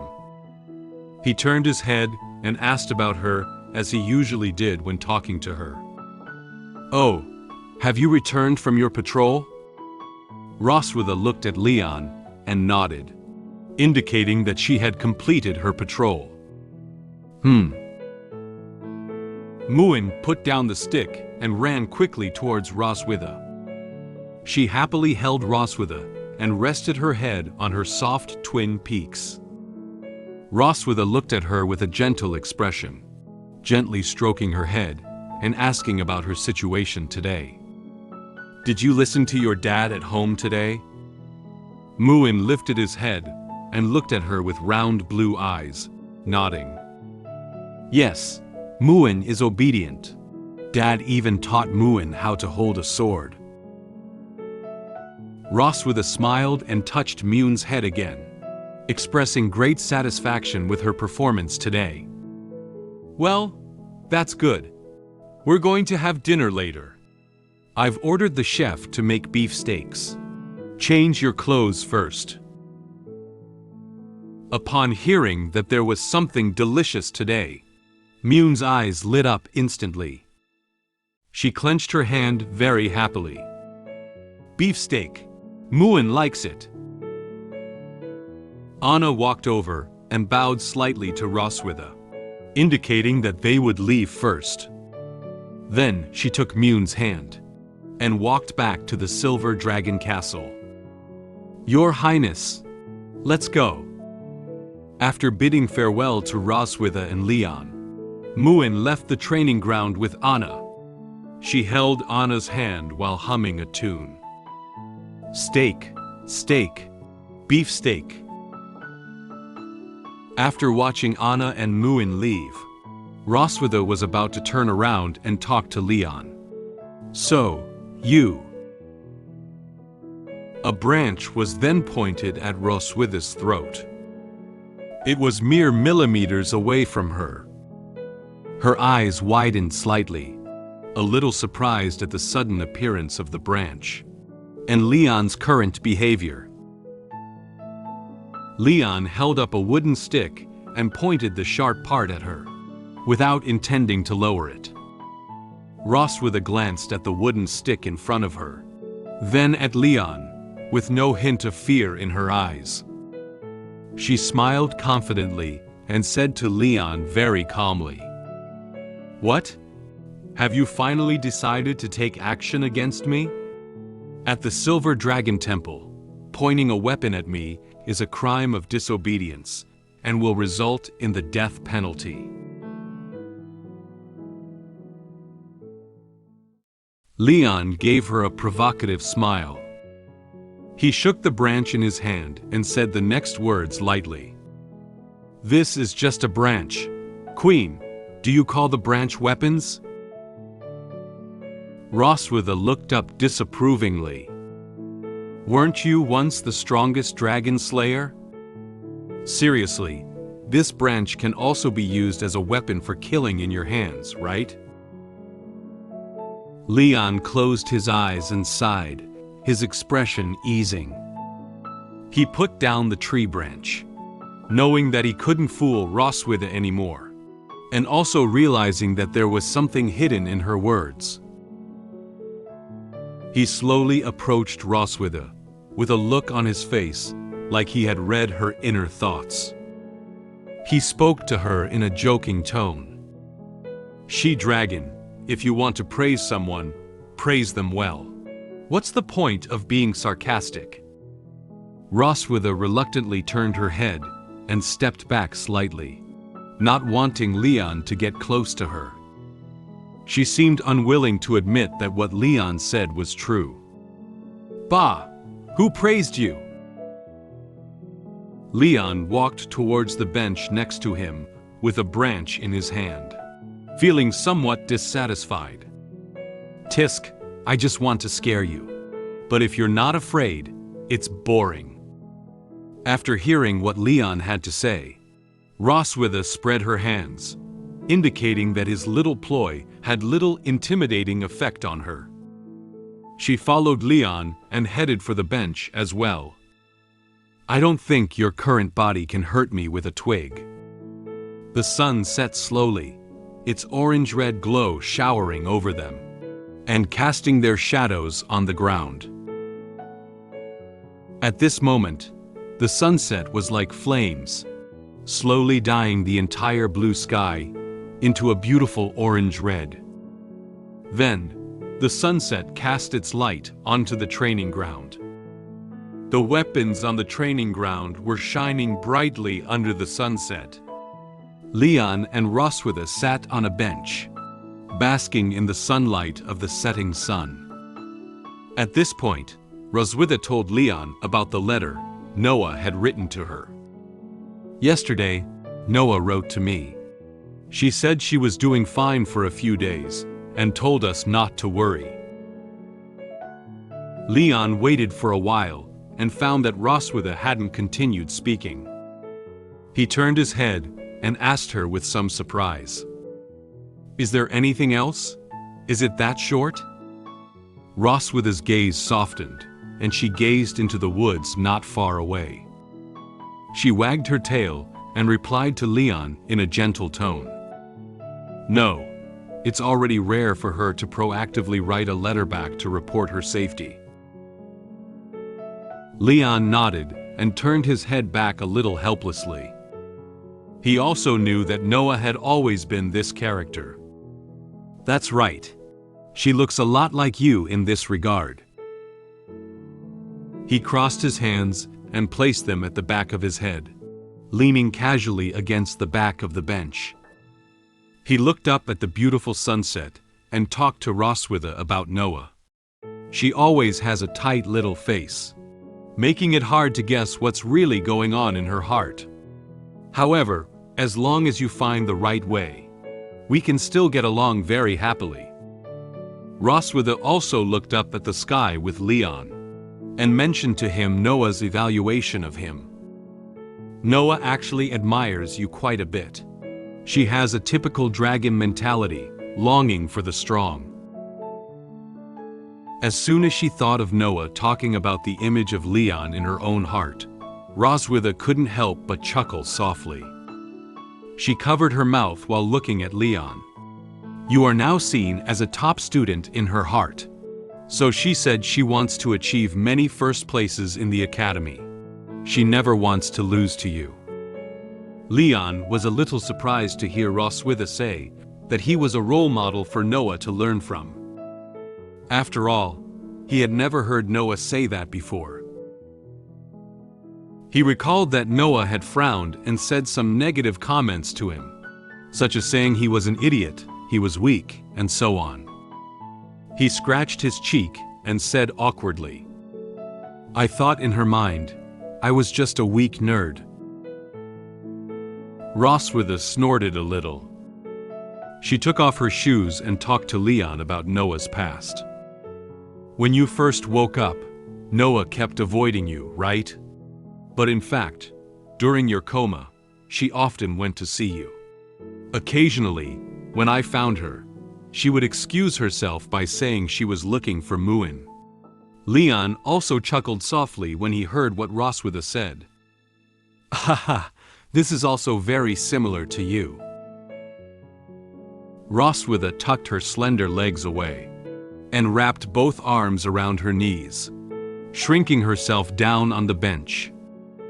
She watched the sunset in front of her and continued to say to the previous things. When they were babies, they cried and no one could coax them well. But as long as someone puts them by your side, they will immediately calm down.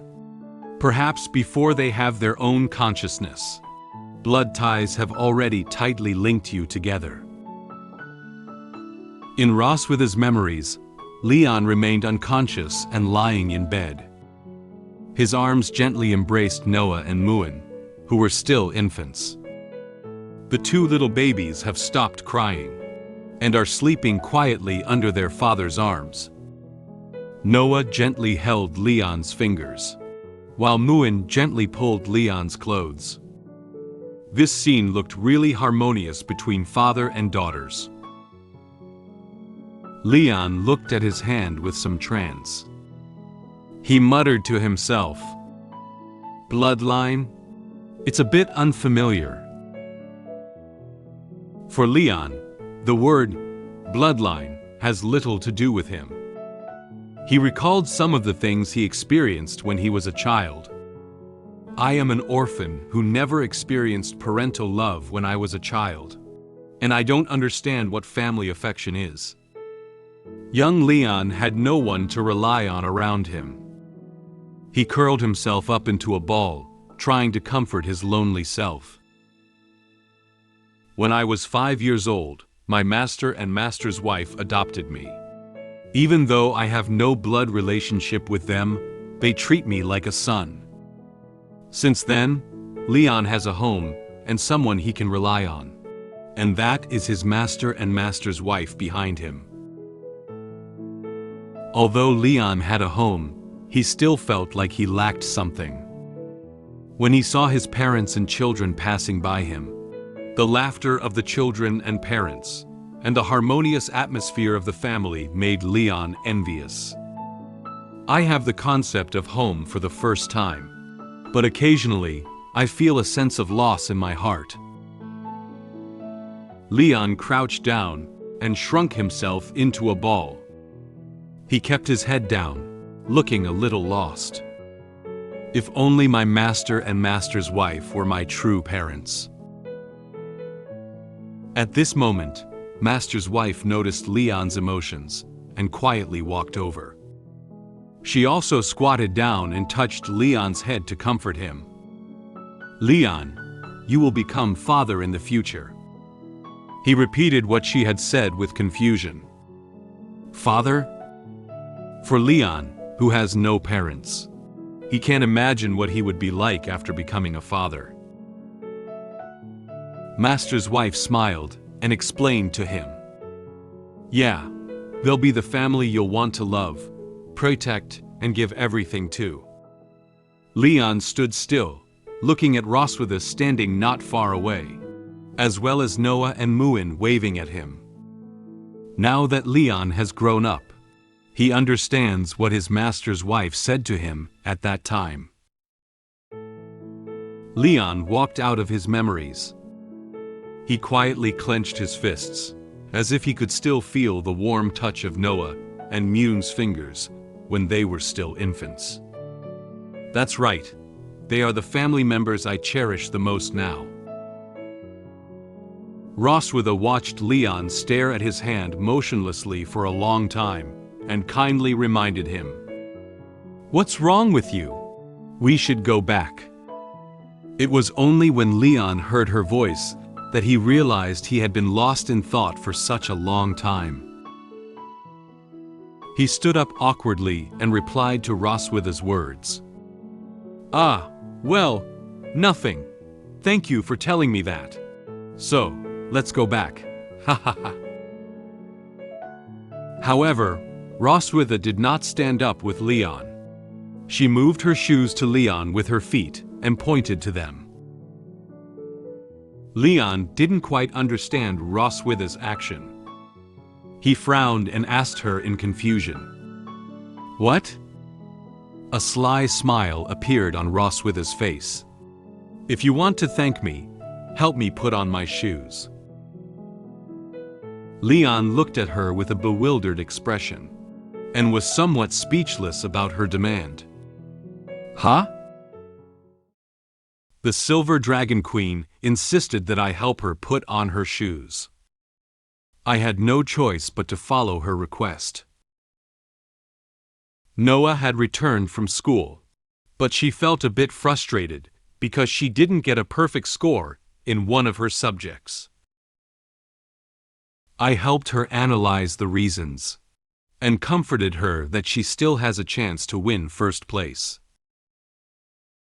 Muen was curious about who would win the fight between me and the Silver Dragon Queen. We both thought we could win. Since we were both dissatisfied with each other, we decided to go to the training ground and have a fight to determine the winner. Roswitha and Leon are still on the training ground. Roswitha sat on the bench with her hands crossed in front of her chest. She pointed to her shoes with her foot and said to Leon with a triumphant expression, "If you want to thank me, help me put on my shoes." Leon stood in front of her, his hands tightly clenched into fists. He glared at her angrily and said, "Huh? Do you want me to help you put on your shoes? How is that possible?" Leon remembered the incident where Roswitha had asked him to help her wash her feet before. He approached her, bent down, with an angry expression on his face, and pointed at her with great dissatisfaction. "Helping you wash your feet last time was already humiliating enough. You still want me to put your shoes on now? Do you want to embarrass me?" Suddenly, Roswitha kicked Leon in the face, and a crisp sound echoed.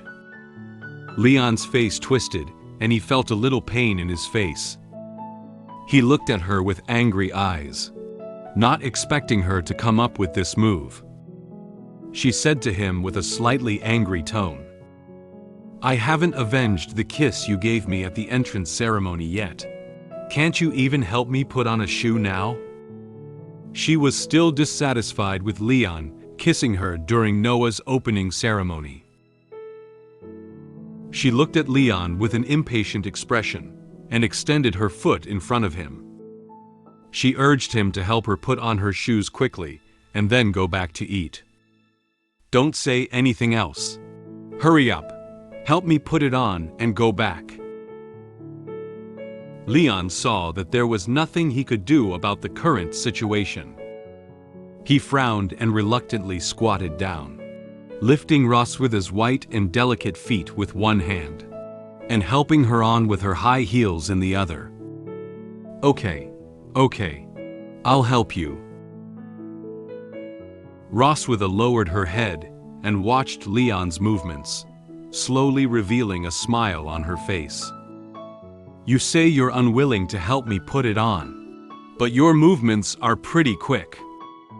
Leon replied to her words with a mocking tone. "Well, putting shoes on you is much simpler than nailing iron solace to a donkey's feet." Roswitha recognized Leon's hint and mockery, and her expression changed from a smile to anger. She frowned and was very dissatisfied with what he said. She angrily kicked the foot with her shoes on hard, wanting to kick Leon's face again. However, Leon had just been kicked once, so how could he be kicked again? With the lesson just now, he won't let Roswitha kick him. He nimbly leaned back and deftly dodged her attack. Leon felt particularly happy because Roswitha failed to hit him. Then, he ran back to the castle quickly.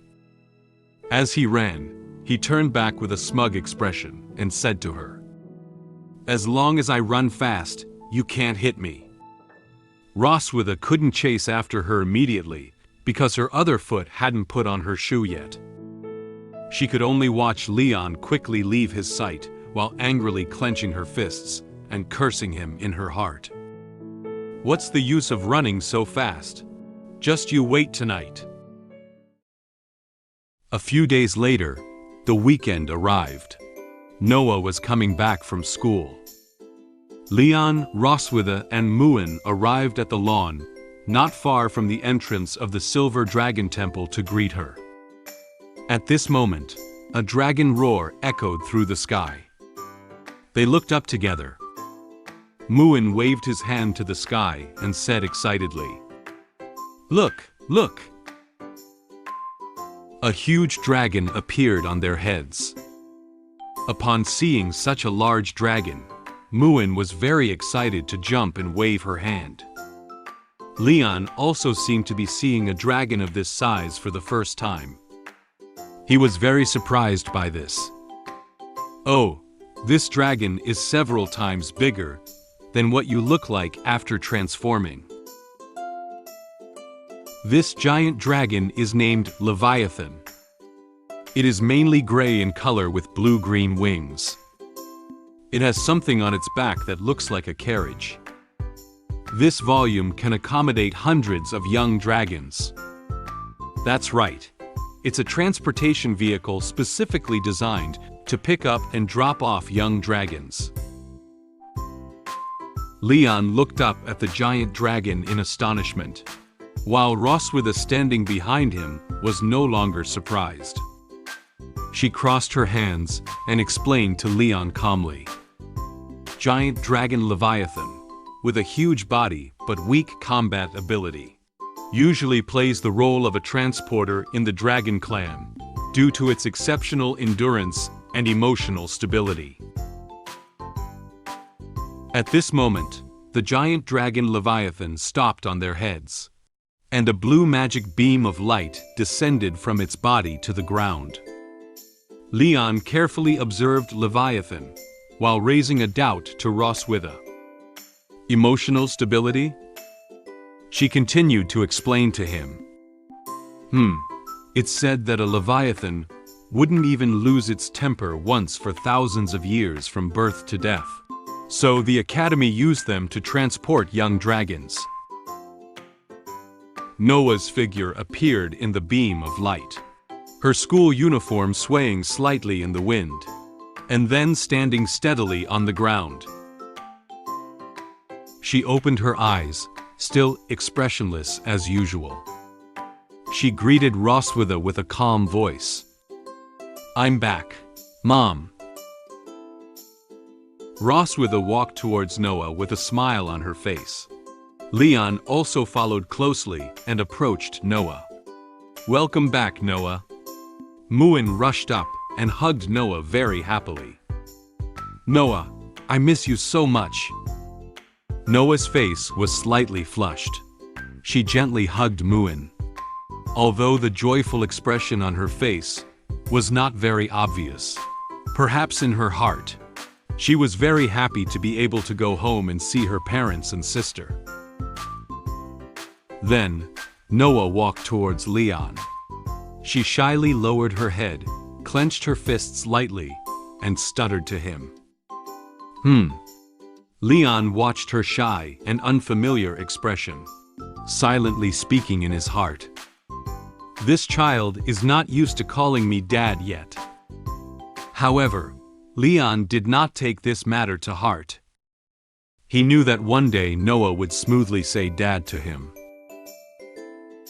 After the dragon flew away, the family walked towards the city. Leon was holding Muen with his left hand, and Roswitha was holding Noah with her right hand. Leon walked with a smile on his face and said to Noah in a relaxed tone, "Glad you're back. Mom and I made some of your favorite dishes." So, while chatting about the recent situation, the family walked towards home.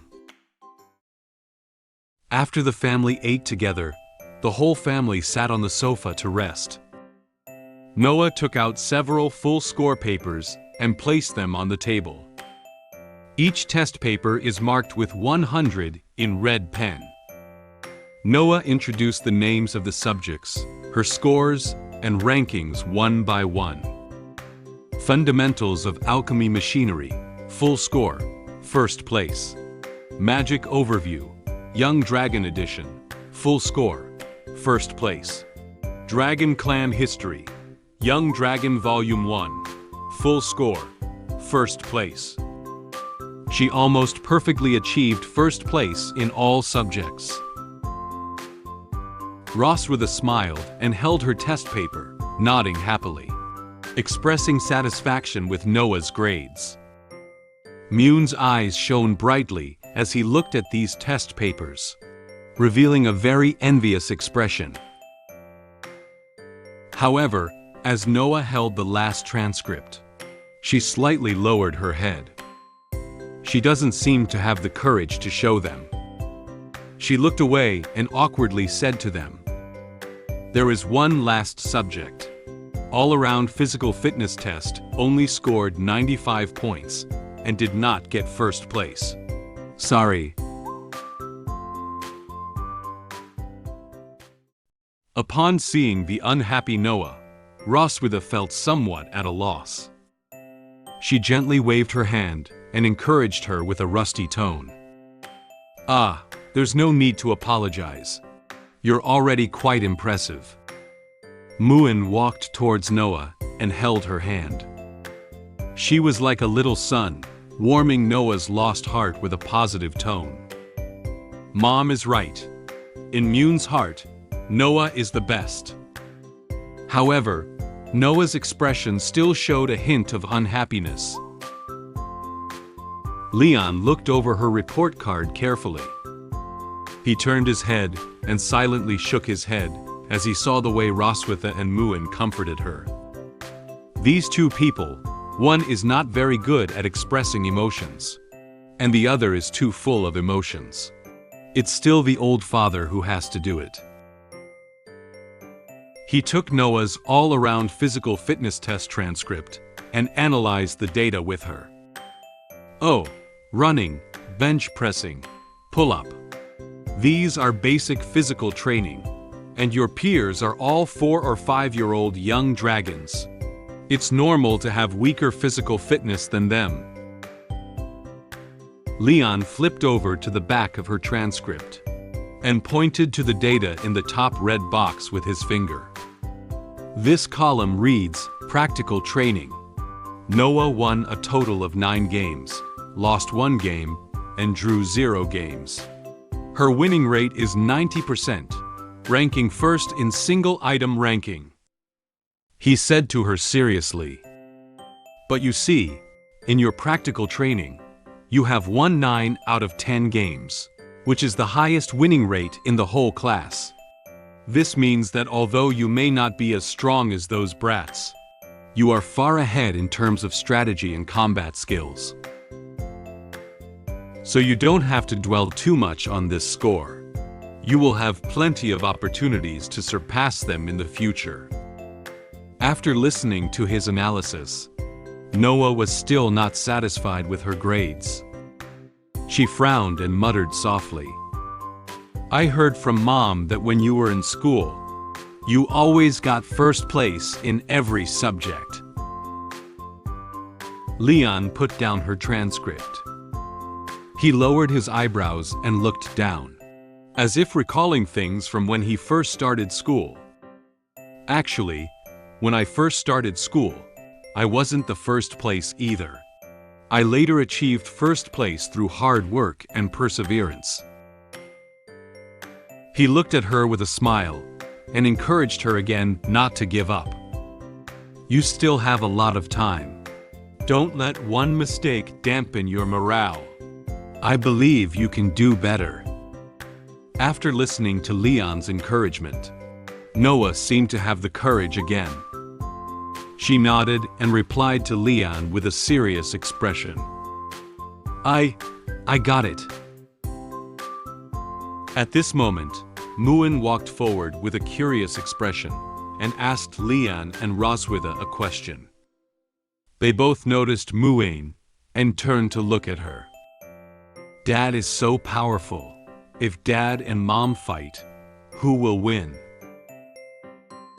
Upon hearing this question, both Leon and Roswitha patted their chests with their hands and confidently told her, It's me.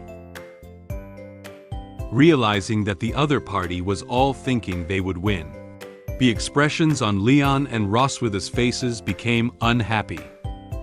They all looked at each other with great dissatisfaction. Huh? Leon smiled confidently. He straightened his chest and proudly pointed his finger at himself, talking about his past honors at school. In my previous live practice, whether it was unarmed combat or weapon and magic battles, no one was a match for me. Undoubtedly, I am the most powerful. Roswitha snorted softly, indicating that she didn't care about the honor Leon mentioned. She crossed her hands in front of her chest and said irritably to him, Although I didn't receive as many honors as you in academy, I only won the crucial game.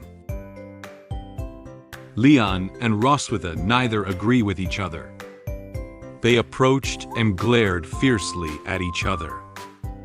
Their eyes locked with such intensity, it felt as if sparks were about to fly. Roswitha sneered and mocked him.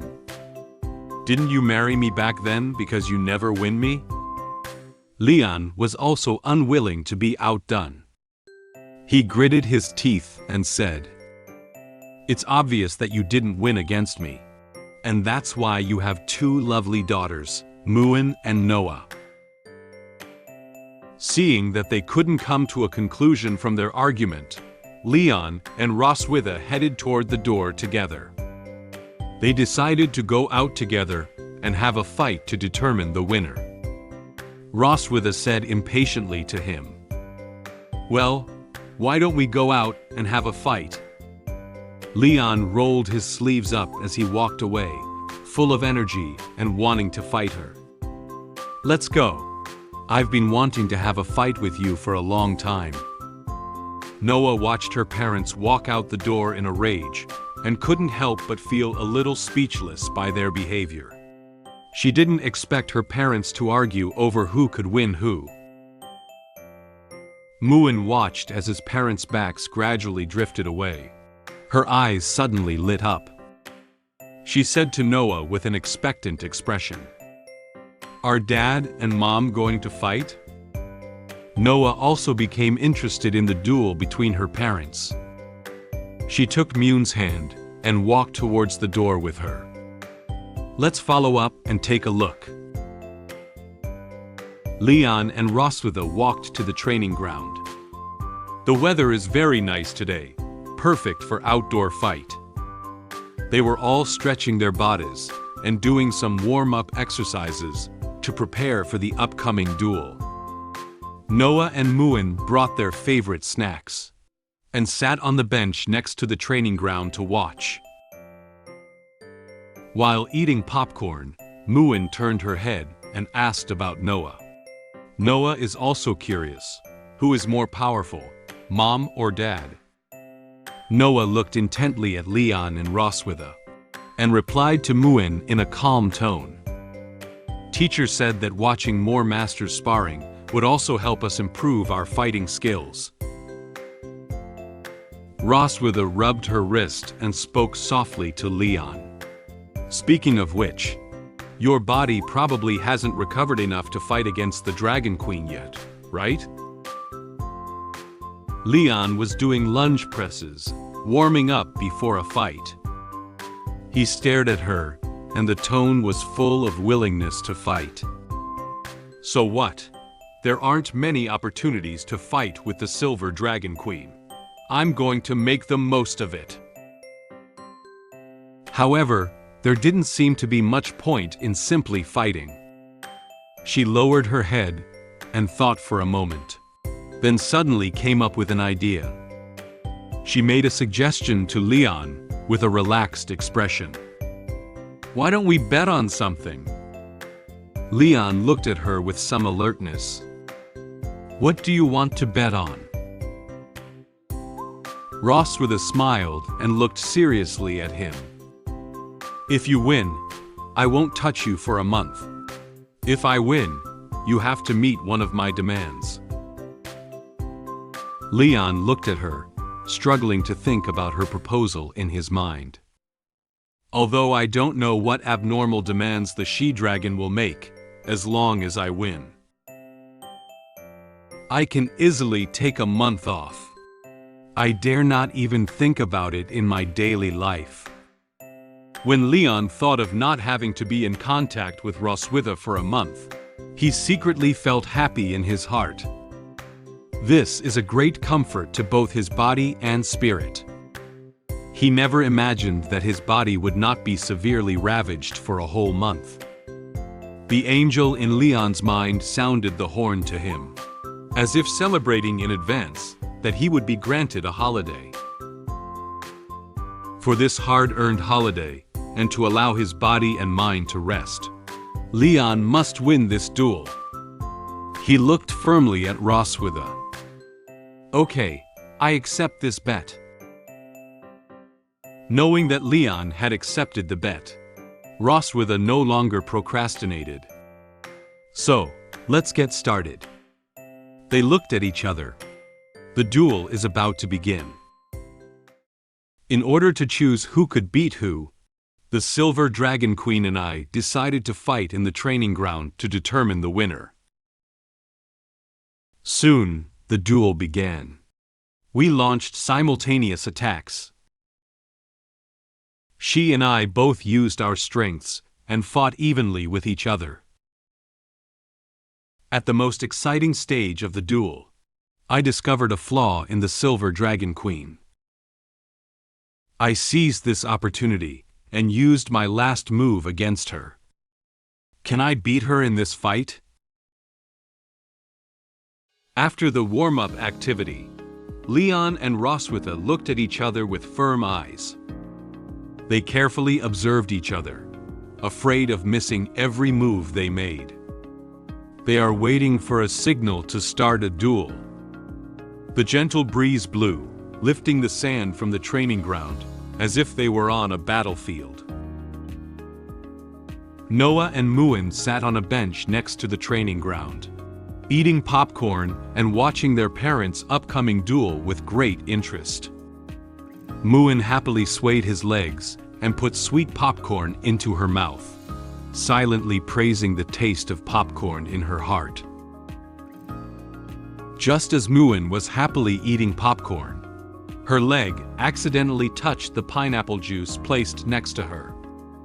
She exclaimed in surprise, wanting to reach out and catch it, but it was already too late.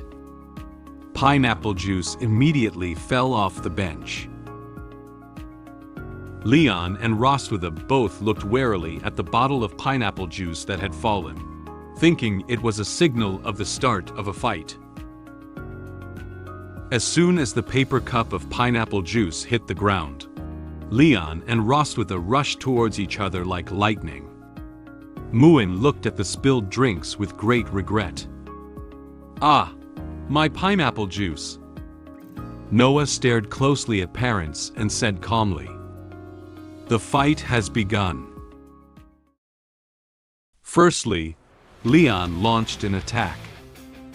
His expression was serious, taking this duel particularly seriously.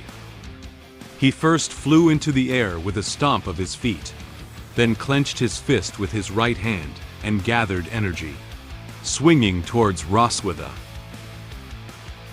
Roswitha had noticed Leon's move. She crossed her hands and placed them in front of her to protect herself, with her feet spread apart to stabilize her center of gravity. Leon struck her crossed arms with a powerful punch, his fist charged with concentrated energy. Roswitha blocked Leon's blow, but the ground beneath her feet had already developed serious cracks. It seems that Leon's attack power is very strong. Roswitha took advantage of Leon's lack of opportunity to fight back, and extended her tail from below, sweeping towards his chin. Leon felt danger coming from below. Leon gritted his teeth and leaned back with all his strength, dodging her attack. She saw that the attack did not hit Leon, so she swung her tail and launched another attack on him. Leon leaned back and supported himself on the ground with both hands, performing a backflip and once again dodging her attack. After Roswitha's attack ended, before she could react, Leon changed from supporting himself with both hands to supporting himself with one hand on the ground, and changed his direction. He propped up one hand on the ground while extending his left foot, condensing the magic on his foot and kicking Roswitha with all his might. Roswitha reacted quickly and immediately put her hands in front of her, blocking Leon's attack once again. However, Leon's attack this time was much heavier than when he first attacked him. Although Roswitha blocked his attack, she was kicked a long distance by him. She left deep marks on the sand beneath her feet. She extended one leg backwards and gently supported the ground with her hand, barely stabilizing her balance. Roswitha furrowed her brow and cautiously looked ahead. She quickly thought about Leon's attack strength and posture just now, and realized that she was currently at a disadvantage in terms of physical skills. I don't have an advantage over him in terms of physical skills. I'd better pull away from him first. She decided to change her current way of attacking, and use Dragon Flame to distance herself from him first. After Roswitha stood firm, she brought her left hand closer to her right hand, and gathered a powerful purple magic. Magic raised a part of sand, as if its power was very strong. Leon chuckled softly as he watched her plan to use magic to attack him. It seems that the queen doesn't want to play close combat with me. Roswitha didn't care at all about what Leon said to her. As long as I can beat you, that's fine. Roswitha dispersed the gathered dragon flame into several parts. She waved her hands outwards, and all the dragon flames flew towards Leon. Leon noticed these dragon flames, and quickly ran to his right, trying his best to avoid them. After Roswitha's dragon flame fell to the ground, it made a loud noise and smashed several deep pits on the ground. The sand beneath his feet was also lifted up by the dragon's flames. Roswitha kept a close eye on the direction Leon was avoiding, while quickly waving several dragon flames towards him. Noah and Muen sat beside and stared intently. Noticing that the current situation is unfavorable for father, Muen stopped eating popcorn. She looked at Leon with a worried expression on her face. Is Dad going to lose? He has been running away all along. Noah picked up a popcorn. She used the knowledge she learned in school to calmly analyze the combat methods used by parents to Muen. Not always. He used simple physical techniques to attack and dodge Mom's attacks, while Mom kept using dragon flames to maneuver and seek opportunities for sudden attacks. She put popcorn in her mouth and said the analysis results while eating. This indicates that in close combat, Mom lacks confidence in defeating him. After listening to Noah's analysis, Muen felt particularly happy that she knew so much. She approached Noah with a smile on her face and looked at her with admiration. Noah knows a lot. Noah's cheeks turned slightly red. She feels a bit shy about the praise from her sister. These are what the teacher taught in class. On this side of the training ground, Roswitha closely followed Leon while extending her right hand and flying the several dragon flames formed towards Leon. She seemed to already know that Leon couldn't exert all his strength to confront her under her magical attack. She gave a gentle smile. Leon, aren't you very fast? Come on. Roswitha kept sending out the dragon flames. Dragon flames flew over at a very fast speed and kept exploding behind Leon. Several dragon flames even almost hit him.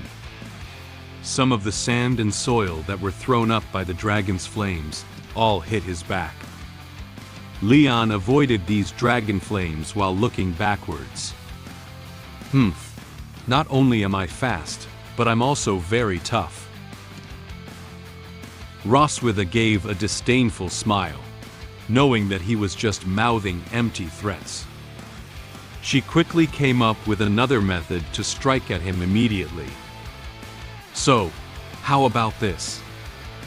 She gathered the dragon flames in her hands and closed them together, as if trying to gather the dragon flames. The dragon flames flying behind Leon suddenly merged together, becoming two relatively large dragon flames. They quickly wrapped around Leon, preventing him from hiding from both sides. Leon noticed the huge dragon flames forming on both sides of him, but he couldn't find a way to escape.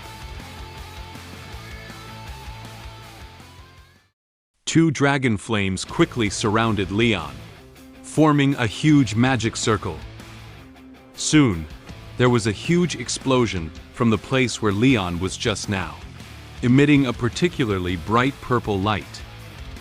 The immense power of dragon flame also blew up a huge deep pit on the ground. The flying dust combined with sand to form thick smoke. This made it difficult to see what happened to Leon. Suddenly, a blue lightning bolt appeared in the thick smoke. Immediately afterwards, Leon rushed out from the thick smoke.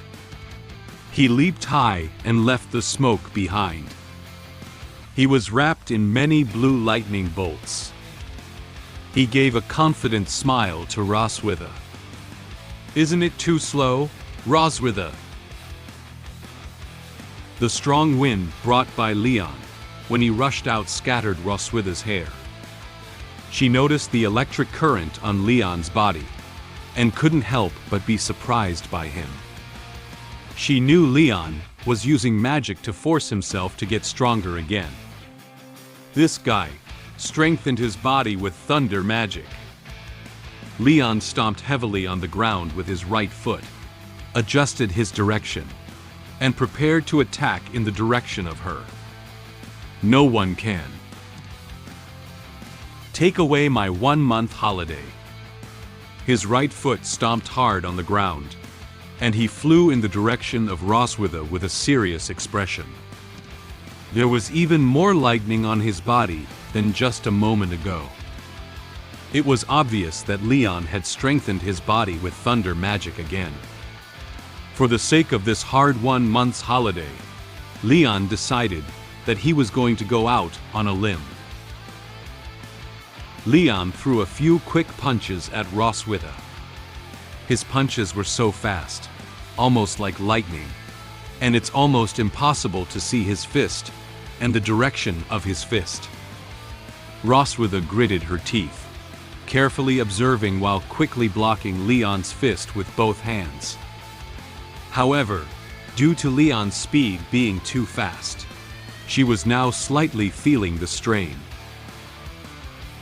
She frowned tightly, stopping Leon's attack while feeling a little worried about Leon's current use of magic to strengthen his body.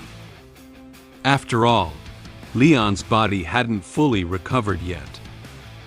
Even though his current body cannot withstand the strengthening of thunder magic, he still behaves so recklessly. I need to end the fight quickly. She began to think about ways to quickly end this duel. She's exposed. Leon smiled softly. He saw the strained expression on Roswitha's face, and knew that she was now somewhat unable to carry his attack. He noticed that her mind was somewhat elsewhere.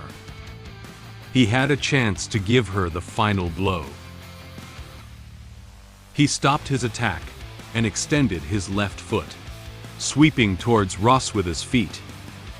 At this moment, Roswitha realized that Leon had attacked her in a different way. She didn't expect him to attack from under her feet. She wanted to dodge, but it was already too late. She tripped over Leon's foot and lost her balance a bit. Roswitha struggled to lean back, trying to dodge Leon's next attack. She wanted to find an opportunity to attack, but the current situation made it impossible for her to fight back. Leon gathered all the thunder magic onto his right fist and extended it towards Roswitha. He looked at her firmly, with a confident smile on his face, as if expressing to her that the victory was determined. I won! Roswitha was originally going to lean back, and then find a chance to stand firm, blocking Leon's punch towards her. However, due to Leon's sudden attack on her, she was unable to maintain balance. Her hand reached into the air, and she was about to fall to the ground. Leon, who was about to give her the final blow, noticed that she was unable to fight back, and there was a risk of injury. So he immediately stopped attacking. Leon restrained his thunder magic and reached out to grab her. He pulled hard and pulled her back in his direction, as she was about to fall. After pulling Roswitha up, they changed their standing direction. Leon placed his hand on her waist and supported her to prevent her from losing balance again. He held her firmly in his arms. Roswitha's twin peaks touched Leon's chest. She felt the warmth coming from him, which made her feel little tempted. This scene seems like a plot from a romance novel. Leon and Roswitha's faces were both flushed. They all looked at each other affectionately. Leon slowly approached Roswitha. Roswitha said softly, "Leon." Just as Leon was immersed in what seemed like a romantic atmosphere, Roswitha quietly extended the dragon flame gathered in her hand to Leon's chest. It was then that Leon sensed something was wrong. He lowered his head and saw that his chest had been burned by dragon flame. "Ah, it's burning!" Leon looked nervously at the burning dragon flame in his chest and shouted loudly. He immediately let go of Roswitha and tried to extinguish it with his hands, but the dragon flame seemed to be getting stronger and stronger. Leon was somewhat at a loss about this. Suddenly, Leon discovered a problem. Although it was burned, he didn't seem to feel his chest hot. "Huh? This fire doesn't feel that hot?" He lowered his head and saw that Roswitha's dragon flame had slowly begun to disappear. The fabric on the chest was only partially burned, leaving some burnt marks. Roswitha had adjusted her mood. She stood behind him, arms crossed, and looked at him seriously. She was dissatisfied with his attitude just now. "The fight is not over yet. How can you distract yourself?" Hearing the loud explosion of dragon flame landing on the ground, Noah and Muen put down their snacks and walked over. Due to the smoke just now surrounding Leon and Roswitha, they couldn't see who won. Muen raised his head and curiously asked Leon and Roswitha, "Dad, Mom, who won in the end?" Although Leon doesn't want to admit it, the fact is right in front of him. He had no reason to defend himself, so he had to admit defeat. He pouted and said, "Finally, I am careless. I lost this time." Roswitha closed her eyes and softly praised him. "I have to admit that you are indeed very strong. You don't have enchanted armor or handy weapons. You can fight me like this just by relying on your physical skills. Before you, no one had ever been able to do it." Leon clenched his fists and said to her with some reluctance, "Humph, isn't that right? If I fight with all my might, I can definitely beat you." Since Roswitha has won against Leon, Leon must meet her demands. Roswitha gave him a sly smile. "Now that you've admitted defeat, don't forget our bet." Roswitha's words were like a sharp arrow, piercing straight into Leon's body. He seemed to have been attacked by tens of thousands of points. Just now, all he was thinking about was pulling up the soon-to-fall Roswitha, completely ignoring the bet. "I forgot about the bet." As soon as Leon thought of being manipulated by Roswitha, he felt that his body was about to be at risk again. He lay on the ground, feeling like his soul was about to leave him. Noah and Muen crouched beside them, curiously looking at their father on the ground. Muen raised a question to Roswitha. "Mom, did Dad die?" Roswitha stood beside them, smiling at them, and replied, "Don't worry.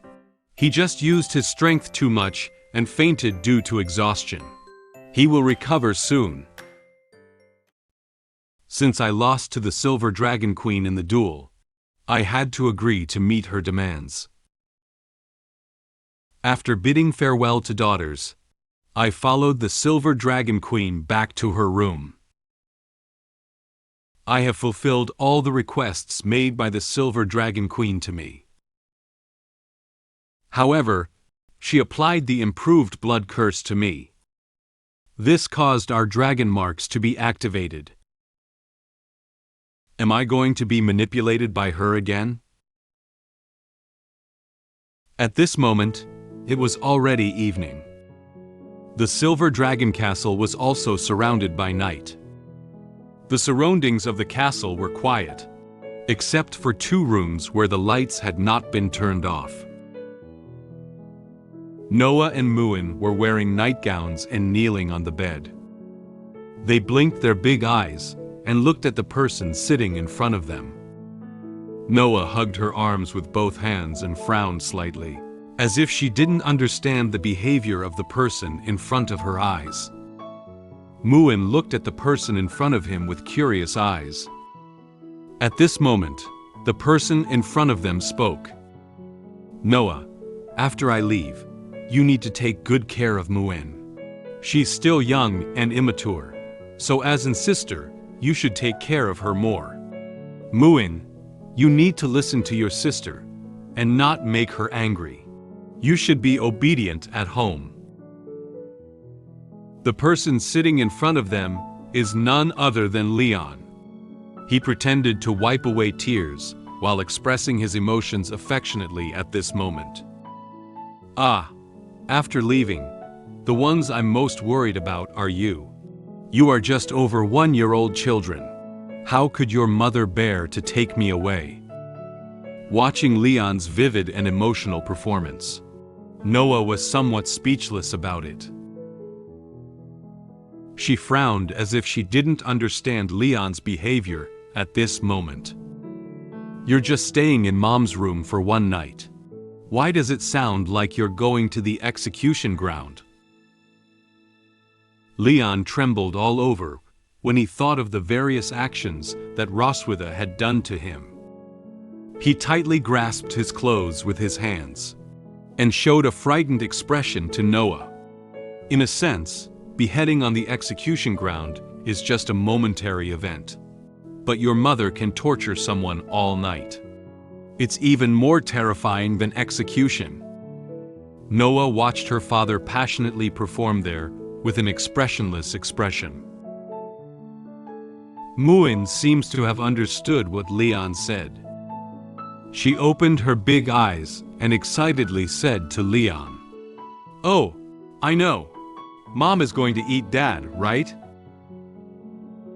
I saw in the book that after a female mantis marries a male mantis, she will eat the male mantis." In Muen's recollection, she once saw popular science about praying mantises and pictures of female praying mantises eating male praying mantises in books. This was similar to Leon's description. Leon was surprised by the child's imagination when he heard Muen say these words in a childlike tone. He replied to her expressionlessly, "Though this eating is different from that one. Dad is about to be eaten. Muen, why are you still so happy?" At this moment, a familiar voice sounded at the door of the room. "Well, don't talk nonsense to daughters, like I'm scary." Roswitha had already stood at the door at some point and heard the conversation between Leon and Muen. She was wearing a camisole nightgown and black stockings, leaning against the door, reminding Leon not to say strange things to the children.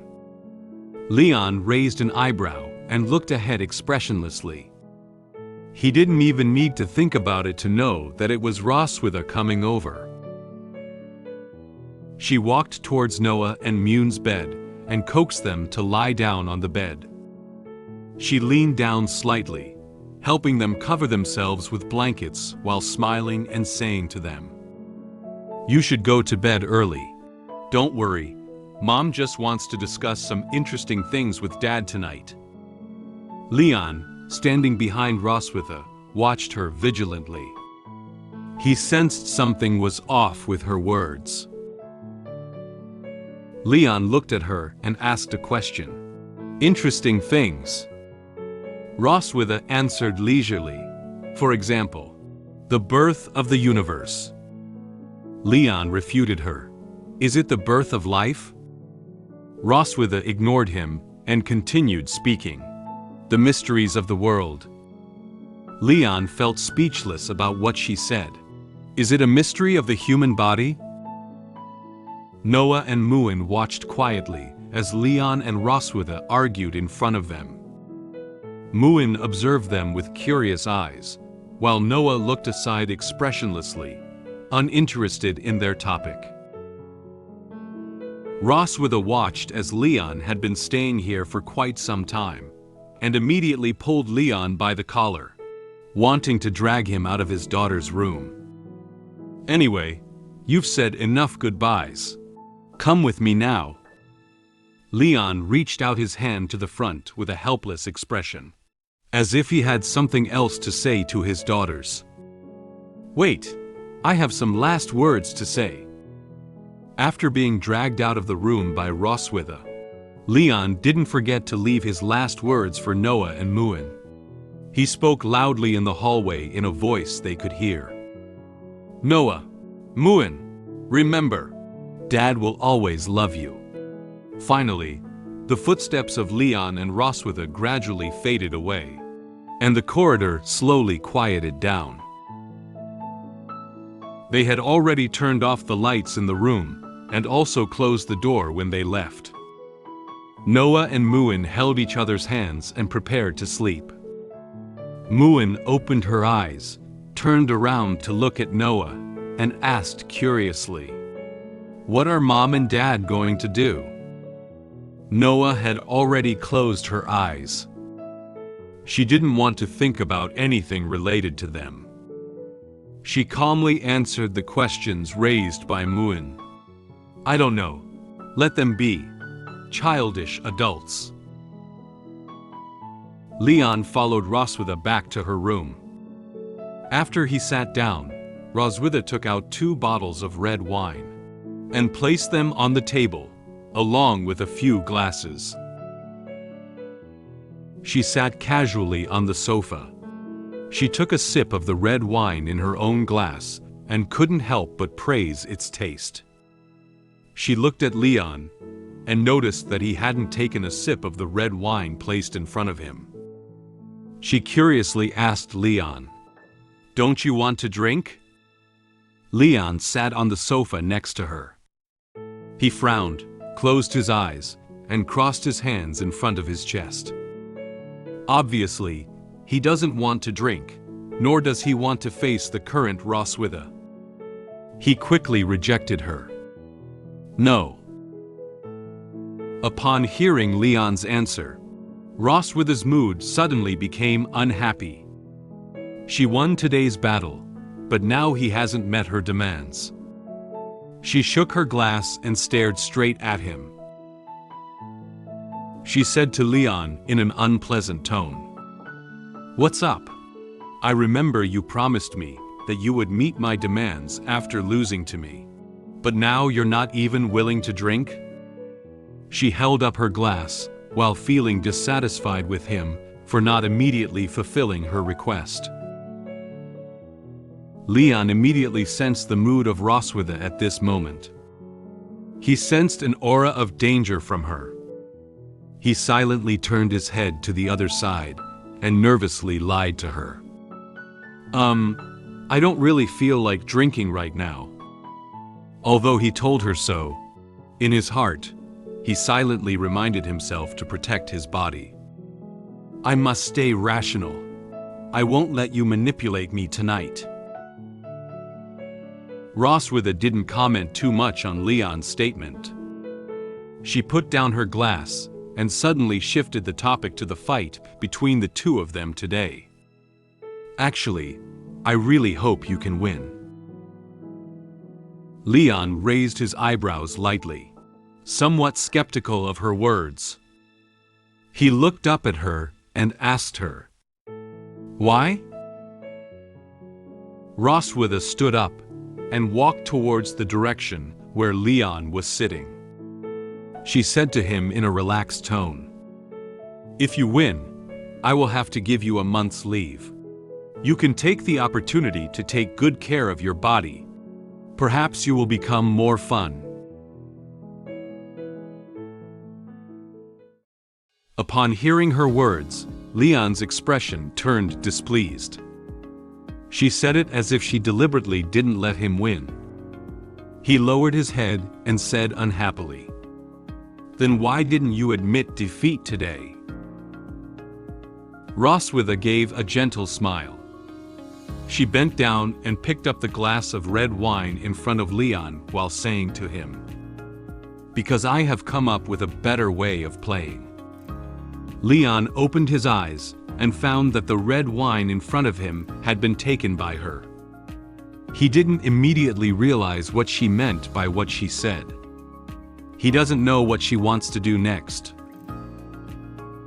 Suddenly, Roswitha tilted her glass slightly and poured out all the red wine inside. She poured all the red wine onto her chest. Red wine flowed down her chest and even soaked her nightgown. Her clothes and body emit a strong aroma of red wine. She looked down at Leon from above, showing him a crazy expression. "My favorite thing is how you can't accept defeat after losing to me." Leon didn't understand her current behavior. He leaned back slightly, surprised by her. "What are you doing?" As soon as Roswitha placed her glass on the table, she lunged in Leon's direction. She adjusted her posture and knelt on top of him. There is still some red wine left on her chest. She looked down at Leon with a unique aura of the queen in her eyes. She tugged at his collar with a seductive and commanding tone, and said softly to him, "Drink it up, Leon." Roswitha's twin peaks pressed tightly against Leon's chest. This made Leon have to watch them. The residual red wine contrasted sharply with the white twin peaks. The red wine-soaked nightgown lightly outlined her perfect body lines.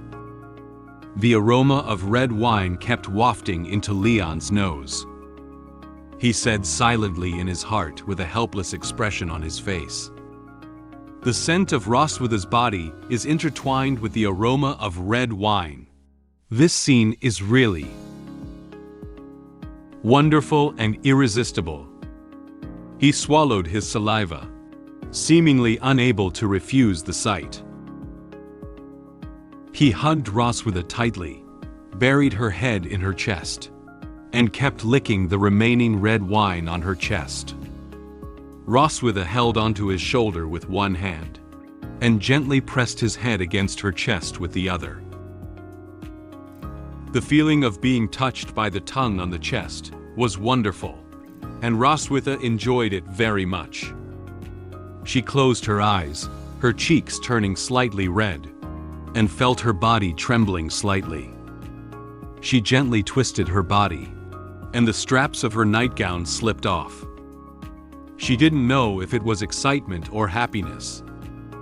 Due to the extremely comfortable feeling, she couldn't help but make a sound. Huh. As Roswitha was enjoying this wonderful feeling, Leon finished licking the red wine on her chest. He looked up at her, with a slight blush on his face, and traces of red wine lingering at the corners of his mouth. He exhaled hot air and said to her, "Is that okay?" Roswitha looked at him. It was obvious that her body and mind had not yet been fully satisfied. She pinched Leon's chin and rubbed his lips with her fingers. She raised her eyebrows lightly, revealing a mysterious and relaxed smile as she stared at his mouth. "Of course, this is not enough." She continued, speaking her next request in a commanding tone. "Open the mouth." Although Leon was reluctant, he had no choice but to open his mouth now. Roswitha secretly revealed a sinister smile, silently putting her true plan into motion. She bit down hard on her lip, causing blood to trickle from her mouth. She pressed her hand against Leon's cheek, letting her blood drip into his mouth. Blood? Leon tasted something that had fallen into his mouth with a rust smell, and then realized that Roswitha had eaten her own blood for him. He widened his eyes in surprise at what she had done. He realized that something was wrong with the current situation, so he suddenly pushed Roswitha away, who was sitting on him. "What are you doing?" He doesn't know why she did such a thing. Leon staggered up and quickly wiped his mouth with his hand. Suddenly, he remembered the magic he had used that required blood to activate. And now, Roswitha has also used the same magic on him. He looked at her cautiously. "Did you use that forbidden magic on me?"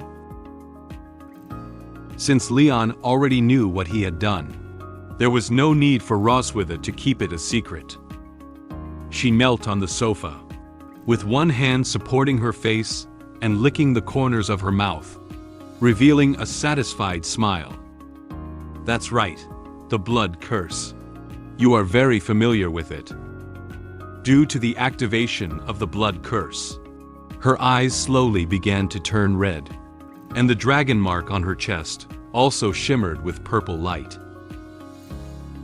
At the same time, influenced by the blood curse and dragon mark, Leon's eyes also turned red. The blood curse made Leon feel very uncomfortable in his body.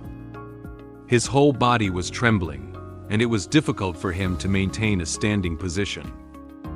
He had to bend down, grabbing the clothes on his chest while speaking to Roswitha with difficulty. Why?" Roswitha didn't seem to care about his situation. She answered Leon's question in a relaxed tone. "Since you used this forbidden magic on me 2 years ago, I have always missed the feeling of it. Once the blood curse is activated, it will consume a person's life." Leon remembers this very clearly. He watched as Roswitha sat comfortably on the sofa, without any fear of the side effects it might bring. He endured the discomfort of his body, lifted his head with difficulty, and continued to ask her a question. "Do you know the price that must be paid for this forbidden magic?" Roswitha gave a gentle smile. She couldn't have been unaware of the side effects of this magic. So, she quietly conducted a lot of related research in places unknown to Leon, changing the impact of the blood curse on her body. She looked down at Leon and answered him. "Of course I know. I slightly modified the operation method to minimize the impact of the blood curse on the dragon clan's body, only retaining its enchanting effect."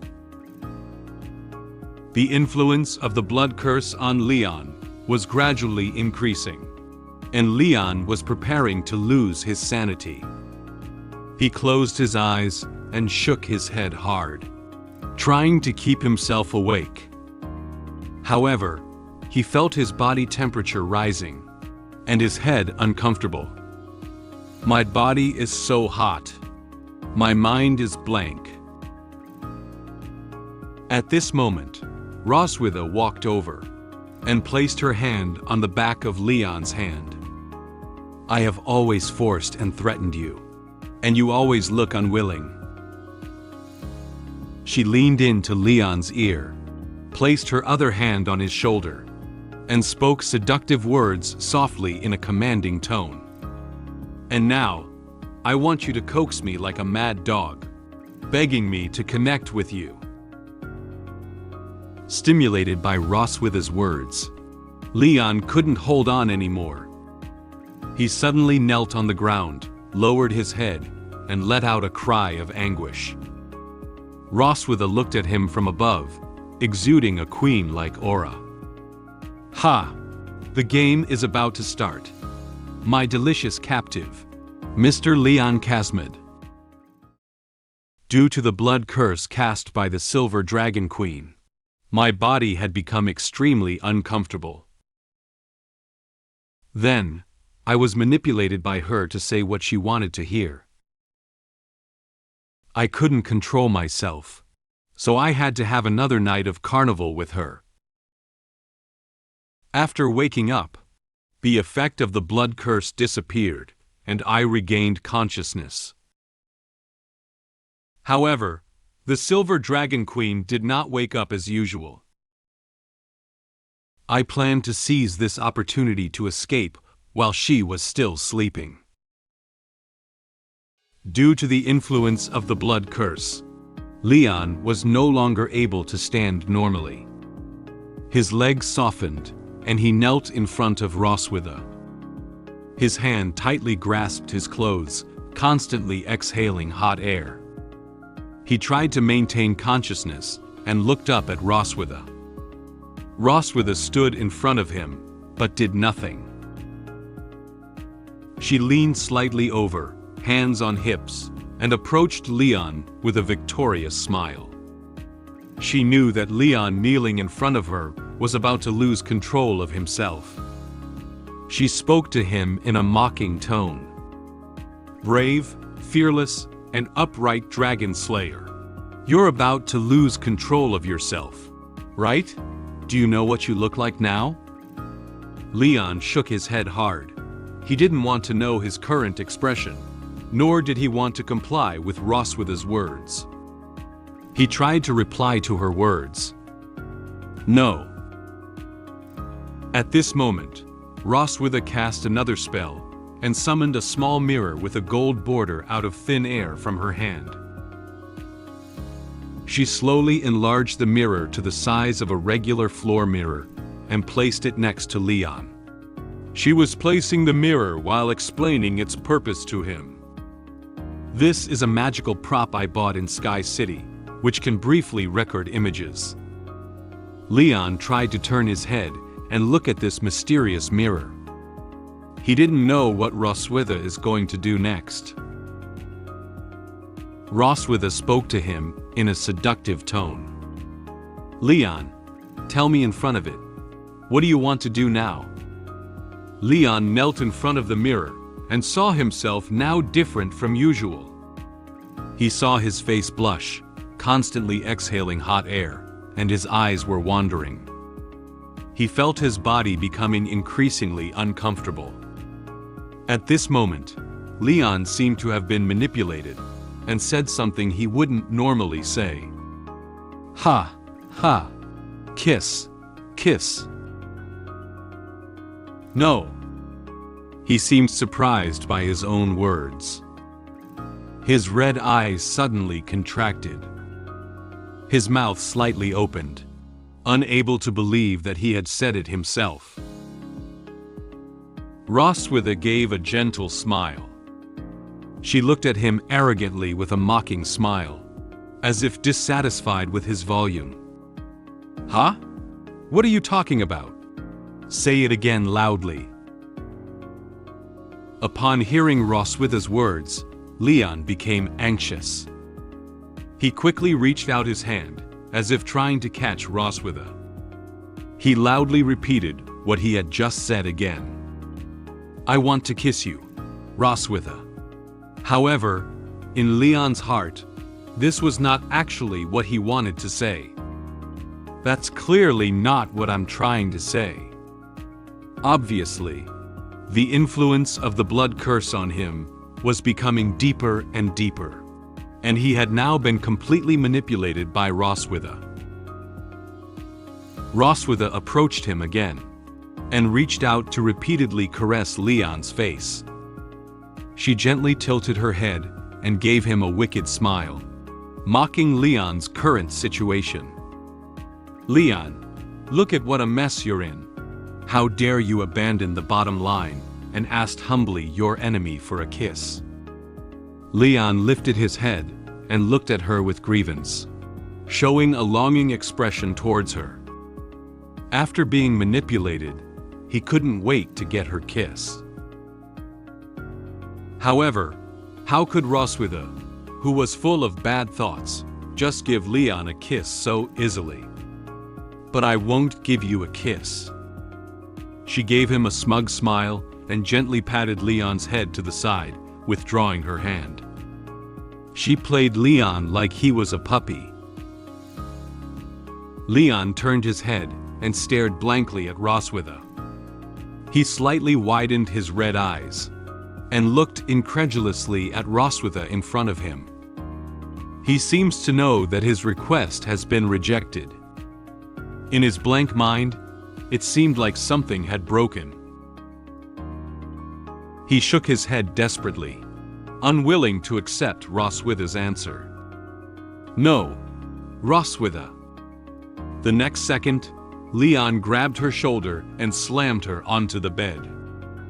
Due to Leon suddenly pouncing on her, Roswitha had no chance to react. She opened her mouth slightly and looked at Leon in surprise. By the time she realized it, she had already been pinned down on the bed by Leon. Leon grabbed Roswitha's shoulder with one hand and Roswitha's hand with the other, pressing her onto the bed and preventing her from moving freely. He sat on top of her, exhaling heat, and looked at her with eager eyes. In this form, he wanted her to meet his requirements. Roswitha was not afraid of Leon's actions towards him. She catered to Leon's gaze and read out Leon's urgent mood at this moment. She raised her eyebrows lightly, tilted her head to look at him, and joked. You're so impatient. You really don't look like you. It seemed that Leon knew that his previous behavior did not satisfy Roswitha, so he reached out and gently held Roswitha's hand, placing it in front of him. He stuck out his tongue and affectionately licked the back of her hand and fingers, as if praying for her to fulfill him. Roswitha, I want to kiss you, hug you, and be one with you. Then, Leon put down her hand and gently stroked her face, which was completely different from Leon's usual gentle treatment. Roswitha stared closely at Leon's every move, feeling somewhat surprised. She didn't expect the effect of the blood curse to be so strong. Based on Leon's current situation, she also vaguely inferred her appearance after being cast the blood curse by Leon at that time. So, this is the active look I got when I initiated the blood curse in the first place. Since he had been begging her like this, Roswitha could only reluctantly agree to his request. Well, this is what you begged me for.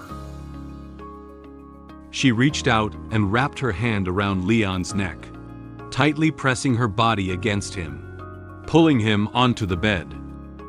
She stared into his eyes, showing him all her desires.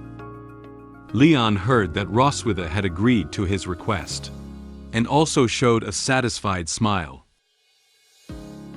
Leon climbed onto the bed with the movements of Roswitha.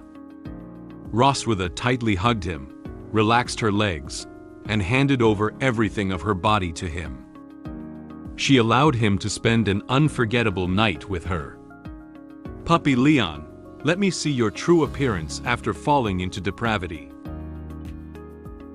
Soon, dawn broke. The scenery outside the castle changed from a starry night sky to a clear sky. The sunlight shone on the silver dragon castle, making it shine brightly. Inside the castle, soldiers also began a day of patrol activities. In Roswitha's room, the sunlight quietly shone in from outside the window. The sunlight shone on her bed, and her hair was also bathed in the sunlight. Leon and Roswitha were lying in bed without clothes on. After a while, Leon woke up, while Roswitha was still sleeping soundly. He recalled what happened last night, and felt like it was a dream. He didn't expect to be played with again by Roswitha. He rubbed his uncomfortable head, and cried out regretfully, "Ah!" As he rubbed his head, he opened his eyes and looked at Roswitha, who was sleeping beside him. "I fell into depravity again last night." He placed his other hand on the bed and supported himself to sit up. Because yesterday's activity with Roswitha was too intense, his head was still a bit dizzy. It's all the trouble caused by that blood curse. It made me let go of my pride and dignity as a dragon slayer, and beg her to have a good time with me for one night. As an excellent dragon slayer who had killed countless dragons, he was ashamed of his fall. He once again broke the bottom line he had set for himself. He gritted his teeth and turned his head to look at Roswitha. This is another shame of breaking the bottom line. At this moment, Roswitha had not yet woken up. She closed her eyes, as if she had fallen into a deep sleep due to exhaustion. Seeing that Roswitha had a great time last night and is still comfortably sleeping, Leon feels a little jealous. As the culprit, you had a great time playing and slept soundly. You look defenseless. Leon reached out his hand and caressed her face. Suddenly, he found himself subconsciously caressing her face. When he reacted, his face was slightly flushed. Leon immediately withdrew his hand. He was surprised by what he had just done. He stared blankly at Roswitha in front of him, unable to believe that he had taken the initiative to touch her face. "Hey, what am I doing? How could I subconsciously touch her face?" He placed his hand in front of his mouth, pretending to be calm and analyzing the intention behind his previous actions. He muttered to himself with a flushed face, "How could I want to touch her? I just wanted to wake her up. There was absolutely no other intention." After consoling himself, Leon turned his gaze back to Roswitha. Roswitha, who was supposed to wake up early, unusually didn't wake up on time today. In the past, even if she was tired at night, she would still wake up on time the next morning. Leon thought in confusion. Why didn't she react? Did she pretend to be asleep? Leon thought that Roswitha had already woken up, just pretending to be asleep and watching his reaction just now, and then suddenly sat up and laughed at him. He leaned down gently and poked her forehead with his fingers, trying to expose her act of pretending to be asleep. "Hey, don't pretend to be asleep." Noticing that poking her in the forehead hadn't woken her up, Leon gently patted her face with his hand again. "Get up quickly. Aren't you usually quite self-disciplined?" However, Roswitha was like falling into a deep sleep, unable to wake up no matter how Leon calls. Leon found it strange that he couldn't wake up Roswitha, and there was no sign of her waking up. He furrowed his brow, crossed his hands in front of his chest, and looked at her lost in thought. He began to suspect whether it was a side effect of her casting the blood curse last night. Why hasn't she woken up yet? Is she under the influence of the blood curse? The degree of influence of magic depends on the physical fitness of the person casting it. When I was on the brink of death, I cast the blood curse. Although I didn't know how to survive, it still left me unconscious for 2 years. Roswitha is a healthy body of the Dragon Queen, and is expected to be in a coma for a week or so. Roswitha is still sound asleep, with a slight breath coming out of her mouth. Leon held his chin with his hand, pondered for a while, and made a decision. Isn't this the perfect opportunity for me to escape? Knowing that Lorsivs won't wake up for now, Leon has a chance to escape from here.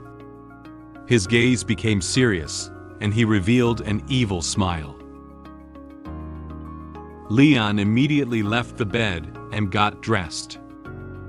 Based on the intelligence he had previously learned, he traced the clues and opened one of the drawers in the cabinet in the room. There is not only a string of keys with a warehouse in the cabinet, but also a bottle of medicine and a bottle of pills. He plans to take his equipment before escaping. In a week, with the physical fitness of an ordinary human, one cannot run far. But wearing black gold chariot is different. Combined with the medicine and bolus to restore my physical strength, as long as I run with all my strength, it is enough to bring me back to the human realm. He put the key into his pocket while putting the medicine and bottle into another pocket. He had a cheerful expression on his face, as if he could be sure that he could seize this once-in-a-lifetime opportunity to quickly escape from here. After taking what he wanted, Leon crossed his hands on his hips, turned around, and looked at Roswitha lying in bed, imagining what would happen if she found him missing. When she wakes up and finds out I'm missing, it's already too late. Ha ha ha. Leon closed his eyes, looked up, and laughed heartily. He could imagine the furious appearance of Roswitha. However, gradually, Leon's laughter weakened. Ha ha ha ha. Suddenly, his smile slowly froze. His eyes turned to the side, as if he had remembered something. He sighed. Is it really okay for me to leave like this? He lowered his hands like a deflated ball, and lowered his head together. He feels somewhat depressed about his current situation.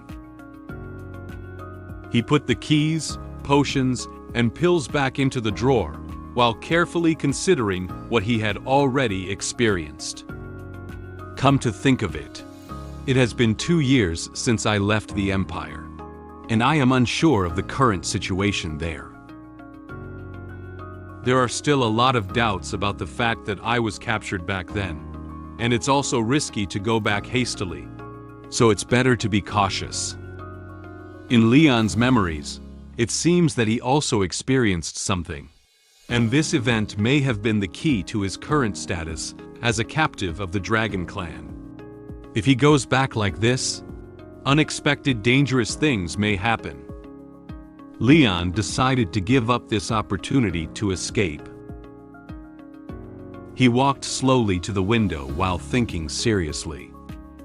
He remembered entrusting Roswitha to help him check on his master's affairs before. Besides, I have already asked Roswitha to investigate the master's recent situation before.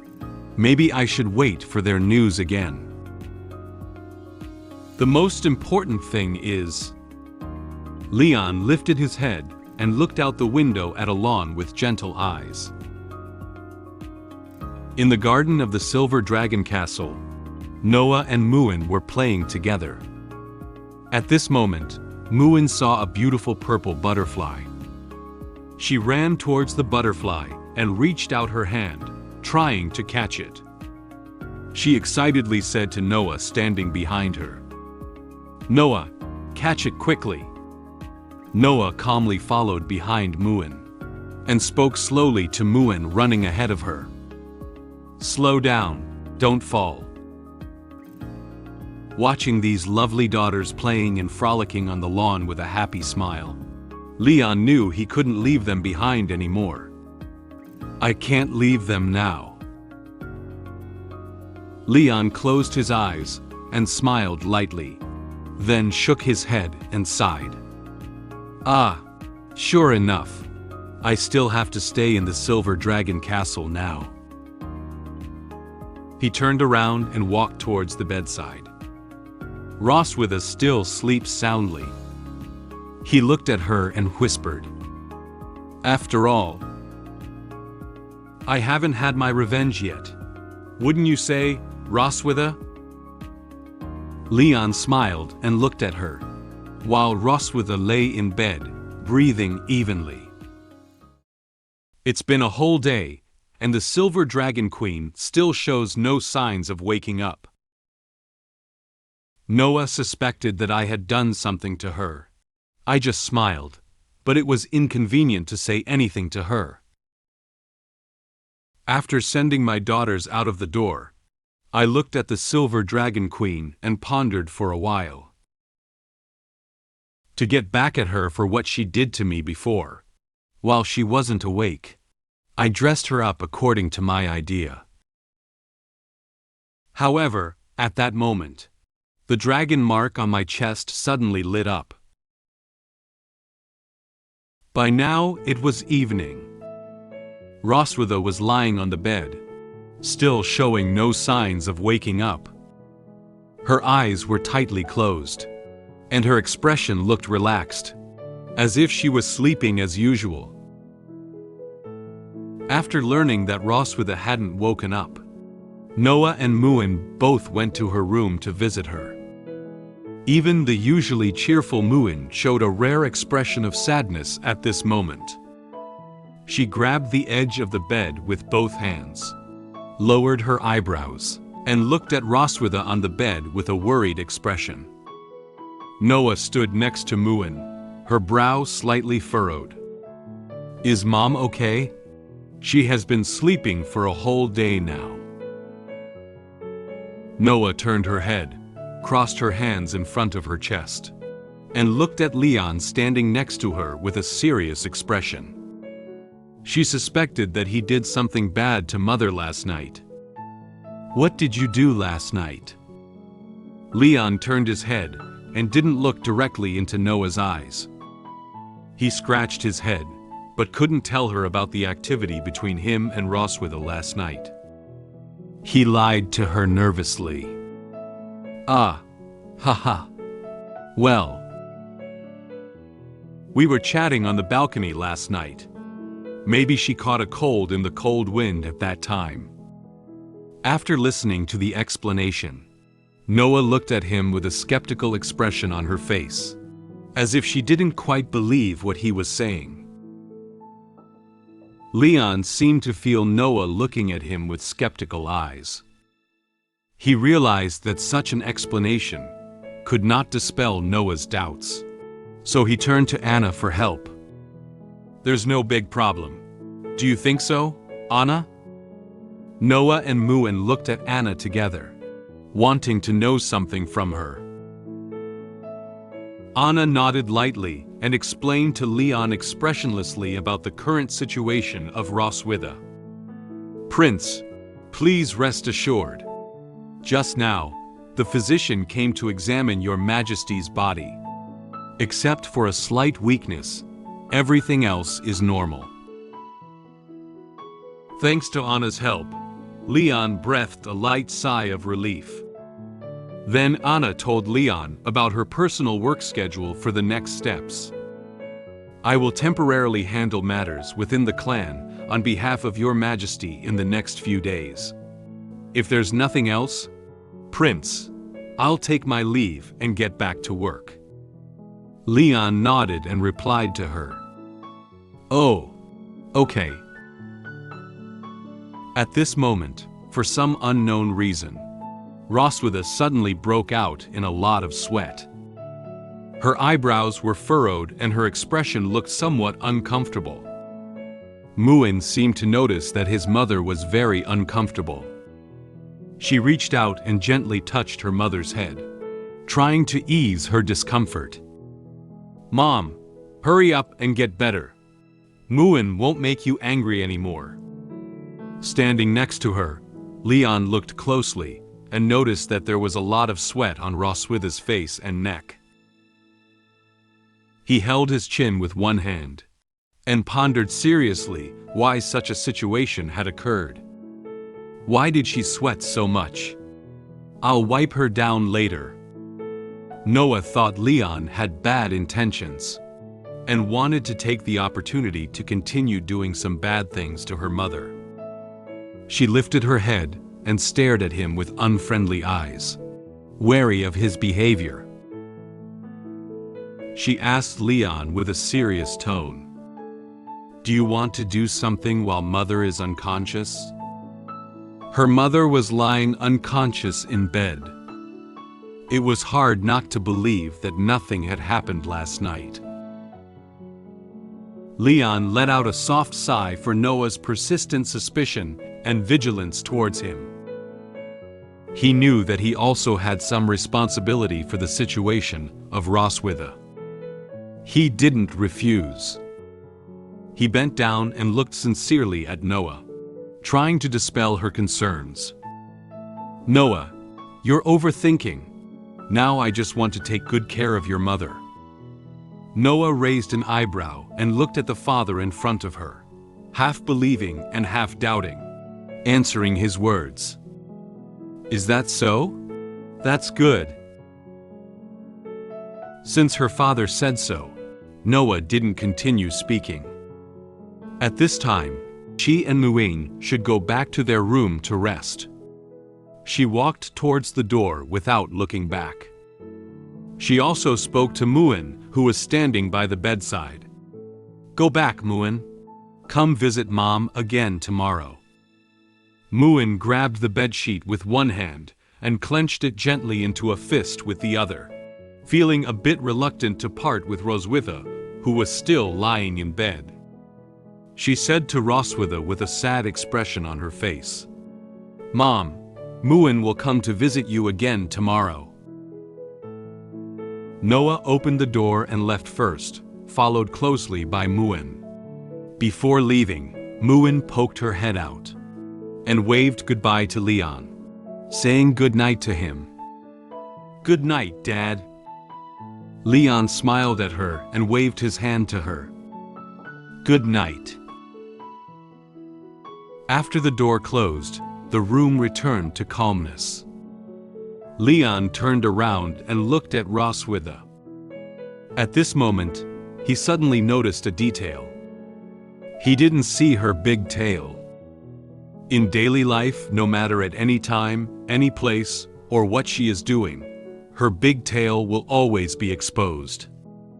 Leon held his chin and fell into thought. She usually showed her big tail, but I didn't expect her to be so weak now that she can't even show her tail. Roswitha still tightly closed her eyes, furrowed her brow, and exhaled slightly from her mouth. It seems that her body is still very uncomfortable. The sweat streaming down her face and neck soaked her nightgown. Leon noticed that her clothes were soaked with sweat and planned to help her change into a clean set of pajamas. Would it be better to help her change clothes as well? He opened Roswitha's wardrobe. There are not only a few hanging clothes in the wardrobe, but also some clothes packed in boxes. He expressed surprise at so many clothes. At this moment, he came up with an idea to retaliate against Roswitha. So many clothes. It's okay to change clothes according to my preferences, right? Once he was sure of what he wanted, Leon dug into his wardrobe and rummaged through the clothes he wanted to wear for Roswitha while whispering. Shoulder-bearing, low-cut, tie, black stockings. In no time, he took out all the clothes and accessories he had found. The clothes and accessories are ready, but Leon still has one problem to solve. He held his chin with one hand, leaned slightly down, and carefully observed her. Well, I have found similar styles of clothing to replace what I need. But how can I solve the problem with the ears? He divided her hair into 2 bundles with both hands and tried to braid her hair. Perhaps I can weave one with her hair. Discovered that her hair could be styled into the shape he wanted. He decided to solve the problem of not having ears in this way. Leon took off Roswitha's wet nightgown and put on the clothes and accessories he had just prepared. After a while of busyness, she put on the clothes that Leon had prepared for her. Upon seeing Roswitha wearing this outfit, Leon blushed slightly and couldn't help but show a silly smile. It's done. Roswitha, Bunny Girl Limited Dress Up. A part of Roswitha's hair was tied into the shape of 2 rabbit ears. She wore a black tie around her neck, a low-cut bodysuit, and black stockings over her legs. Her clothes have been changed from the purple nightgown she wore earlier to the current Bunny Girl outfit. Her lying posture on the bed was even posed like a little rabbit. This is Leon's clothing preference. Leon's face blushed even redder when he saw the current Roswitha dressed up as a beautiful and charming little rabbit. He wanted to turn his face away, but his eyes couldn't help but glance down. He scratched his cheek with his hand and shyly evaluated her. I didn't expect it to be quite suitable for you. The dragon mark on Leon's chest seemed to sense his inner calling, and suddenly emitted a dazzling purple light. It flickered, as if expressing his inner emotions at this moment. Leon noticed the flickering light on his chest, and nervously lowered his head. Sure enough, this is his dragon mark shining up. He looked flustered and hurriedly tugged at his clothes, saying in great surprise, "Wow! Why did the dragon mark suddenly light up at this moment?" Leon recalled the words that Roswitha had said to him. At that time, the dragon mark on her chest was also in a glowing state. She crossed her hands in front of her chest, her eyes filled with the queen's unique arrogance. She looked down at him and said to him, "Oh, I forget to mention. When 2 people bear the dragon mark, it reacts whenever one of them wants to connect with the other." Roswitha's words were recalled in his ears, and memories related to dragon mark also surfaced in front of him. He vigorously waved away the memories in front of him with both hands, trying to drive them away. He was still searching for reasons for himself.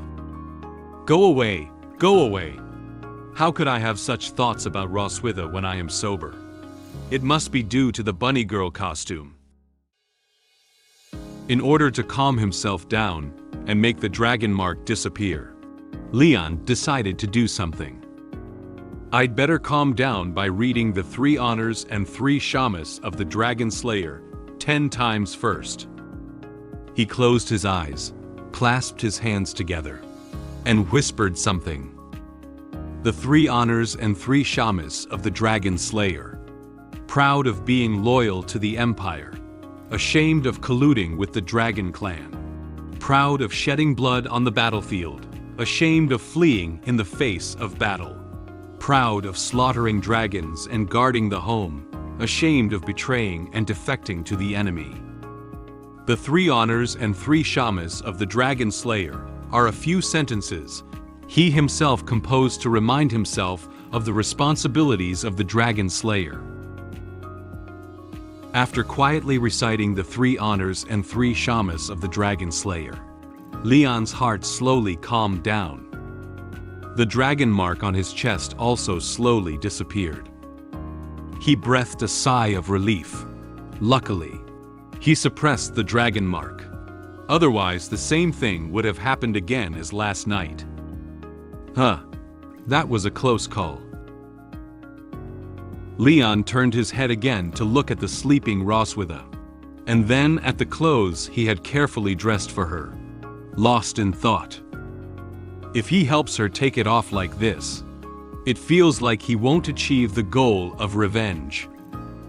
However, it's rare to dress up Roswitha like this, and it would be a pity if I didn't record it. Leon thought for a moment, and suddenly came up with another idea. I remember she had a household camera. Based on his previous memories, he found the cabinet where Roswitha stored the camera. He bent down, pulled open each layer, and reached in to carefully search for a while. At this moment, his hand seemed to touch a rectangular object. He took it out and saw that it was indeed the home camera used by Roswitha herself. He raised the black camera and said very happily, "Ha! I found it." Leon held up his camera and stood at different angles frantically taking photos of Roswitha wearing a bunny girl costume and lying in bed. He walked back and forth on both sides and at the foot of the bed, and the sound of the camera taking pictures never stopped. Roswitha may not have been aware that Leon was doing such a thing to her. Leon was secretly laughing while taking photos. "Ha ha ha, you have today too, Roswitha." He even forced her mouth to smile with his hand. He maintained the smile on her face, while holding up the camera to take several continuous shots. "Come on, wife, smile." After taking photos of Roswitha, he carefully examined the photos he had taken from various angles in the camera. He looked up at her again, revealing a wicked grin. "I will definitely help you preserve these embarrassing photos properly." For him, this can also be considered a small revenge on her. Just then, Roswitha, who still had her eyes still closed, suddenly let out a faint sound. Leon was startled by the voice of Roswitha.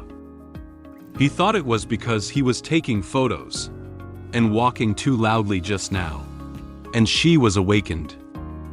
He opened his mouth wide and looked at her with surprise, holding the camera very nervously. He called out softly, "Damn it, is she about to wake up so soon?" However, after making that faint sound, Roswitha did not make any other movements. Her furrowed brow suddenly eased, her expression became calm, and she exhaled a faint breath from her mouth. She fell into a state of slumber again. Leon nervously observed beside him for a while, and after confirming that she had no other movements or signs of waking up, he breathed a light sigh of relief. He closed his eyes and repeatedly touched his chest with his hand, trying to ease his tension. False alarm. In order to prevent the frightening situation from happening again, Leon decided to help Roswitha switch back to regular pajamas first. "I'll help her switch back to regular pajamas first. Tomorrow I will proceed with the next revenge plan." Time slowly went from night to morning. The silver dragon castle draped in night, and stars was also gradually illuminated by the morning sun. Noah left the room and walked down the hallway, wanting to visit her mother. Suddenly, she heard a rapid sound of running. Muen ran quickly behind her. She ran while urgently calling out to Noah. "Noah! Noah!" Noah heard something wrong with Muen's shout, so she quickly turned around and looked at her. Seeing Noah stop, Muen also stopped to catch her breath. Noah looked at her with a gentle expression and asked her what had happened. "What happened? Take your time." Muen was holding a Rubik's Cube in her hand, but her expression looked a bit worried. She held up the Rubik's Cube to show to Noah, and said with some grievance, "My Rubik's Cube broke, and I wanted to go find Dad to fix it, but I couldn't find him anywhere." Noah furrowed her brow, as if the thing she was most worried about had happened. Could it be that he wanted to escape while Mom was unconscious? She had long suspected that Leon would do something while his mother was unconscious, but she didn't expect him to abandon her and run away alone. At this moment, Muen felt a pulling force. She lowered her head and saw that Noah was holding her hand. Noah wanted to accompany her to find their father. She comforted Muen. "Don't worry, I'll go find him with you." They held hands together and ran in the hallway, planning to go to other parts of the castle to find Leon. Muen ran while shouting in the hallway, "Dad, where are you?"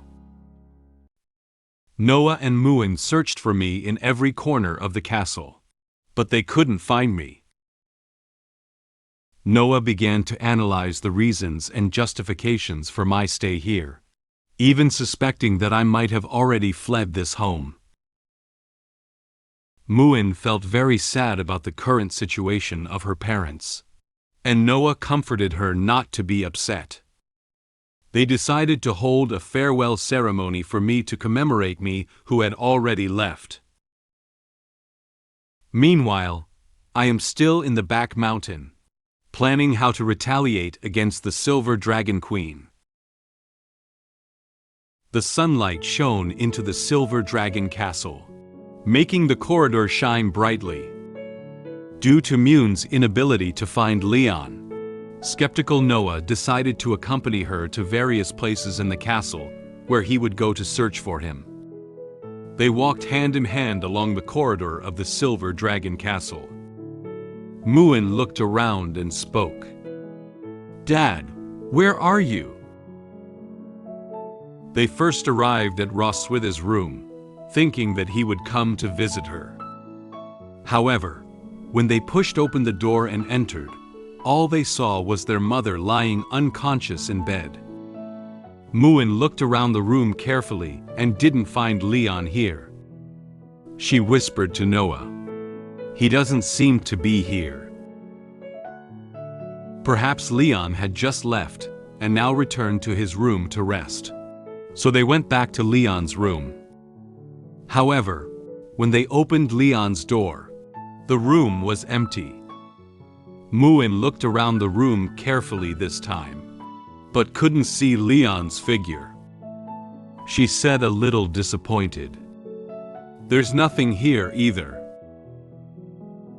Perhaps Leon went to the kitchen to cook, so they went to the kitchen to look for it. However, they searched every corner of the kitchen, but still couldn't find Leon. "Dad?" Muen even opened the kitchen trash can and poked his head in to see if Leon had fallen into the trash can. She reached out again and searched through the garbage, trying to find him.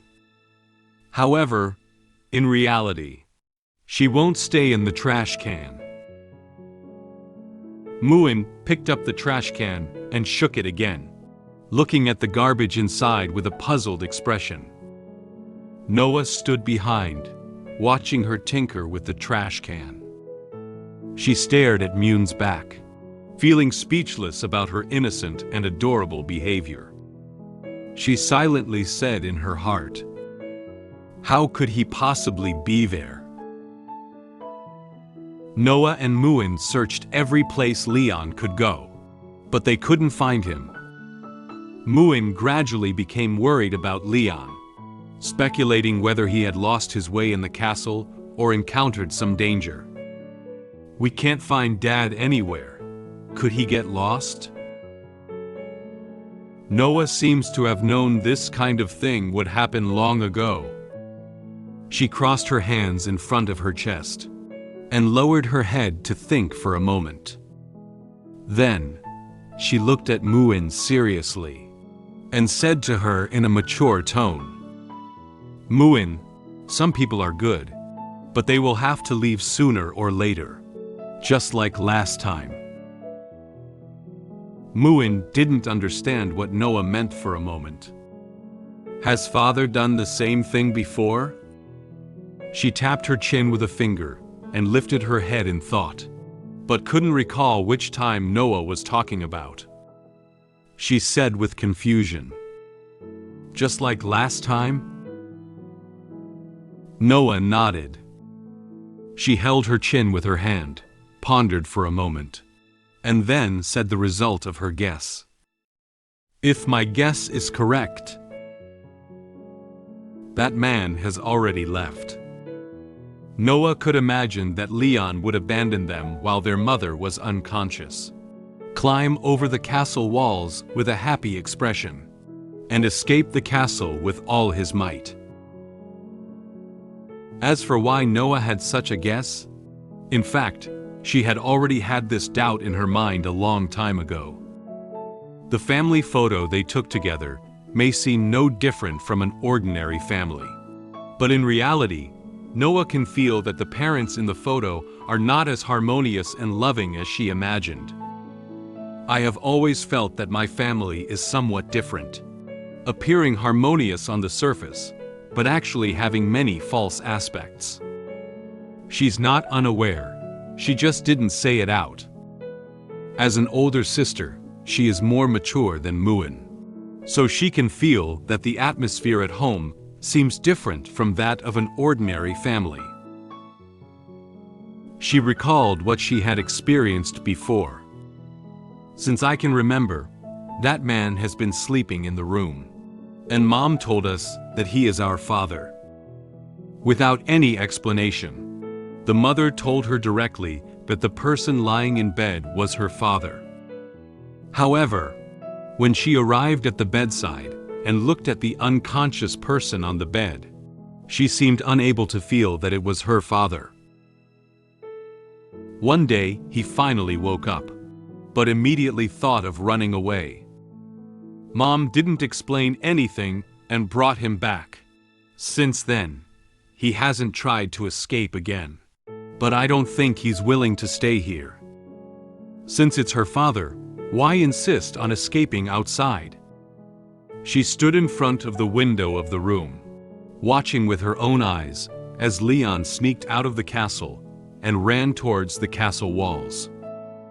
Noah didn't understand his behavior. After Mother brought him back, she didn't give any explanation to her and Muen.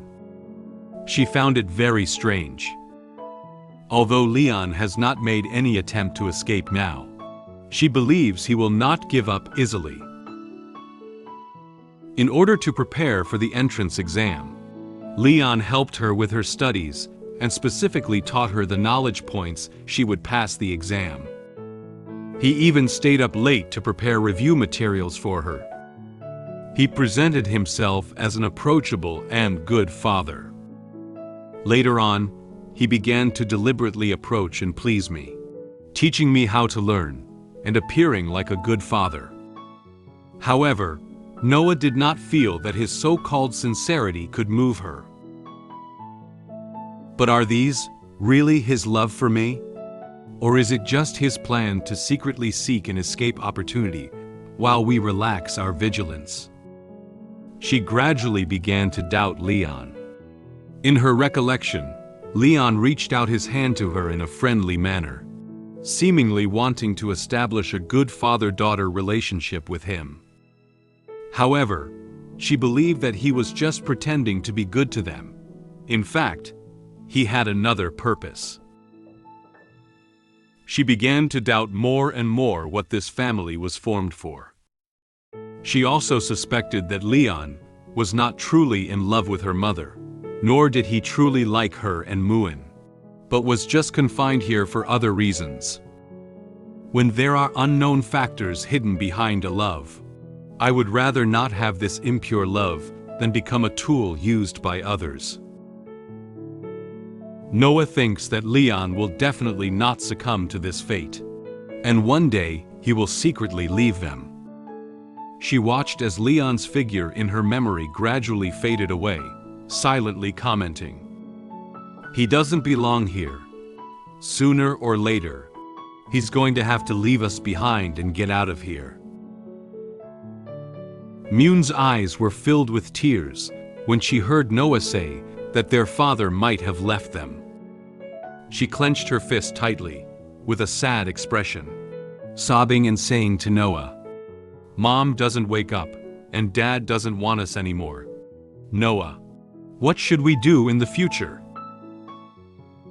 Noah walked forward and gently wiped away the tears from the corner of Muen's eye. She said to Muen with a caring look in her eyes, "Don't worry, I will protect you." Muen could no longer control his emotions and immediately threw himself into Noah's arms, crying loudly. "Wah!" Noah tightly hugged her and gently patted her back to calm her emotions. Noah touched her head again and looked towards a certain part of the kitchen, as if she had made up her mind. She gently said to Muen in her arms, "Let's have a farewell ceremony for that man." Meanwhile, Leon is located near the back mountain of the Silver Dragon Castle. He walked to a cherry blossom forest nearby. Every tree in this cherry blossom forest is lush with branches and leaves, thick and tall, and looks like it has been here for a long time. A gust of wind gently blew away some cherry blossom petals. The sunlight shines through the cherry blossom trees and falls on the path covered with cherry blossoms, making this place even more beautiful. Leon changed into outdoor clothing and walked into the cherry blossom forest. He held a map and walked along its route, while observing the surrounding environment. He nodded lightly, expressing his satisfaction with the scenery here. The scenery here is really nice. The maid didn't lie to me." Not long ago, Leon went to see the head maid, Anna, and wanted to ask her where Roswitha usually likes to go. Anna heard someone calling her and looked up in confusion, meeting Leon's gaze. "Prince, would you like to know where your majesty usually likes to go?" He nodded and replied to Anna, "That's right. I want to go for a walk today."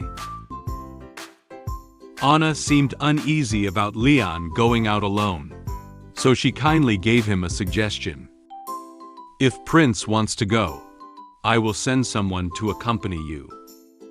Leon waved his hand, indicating that he did not need anyone to accompany him.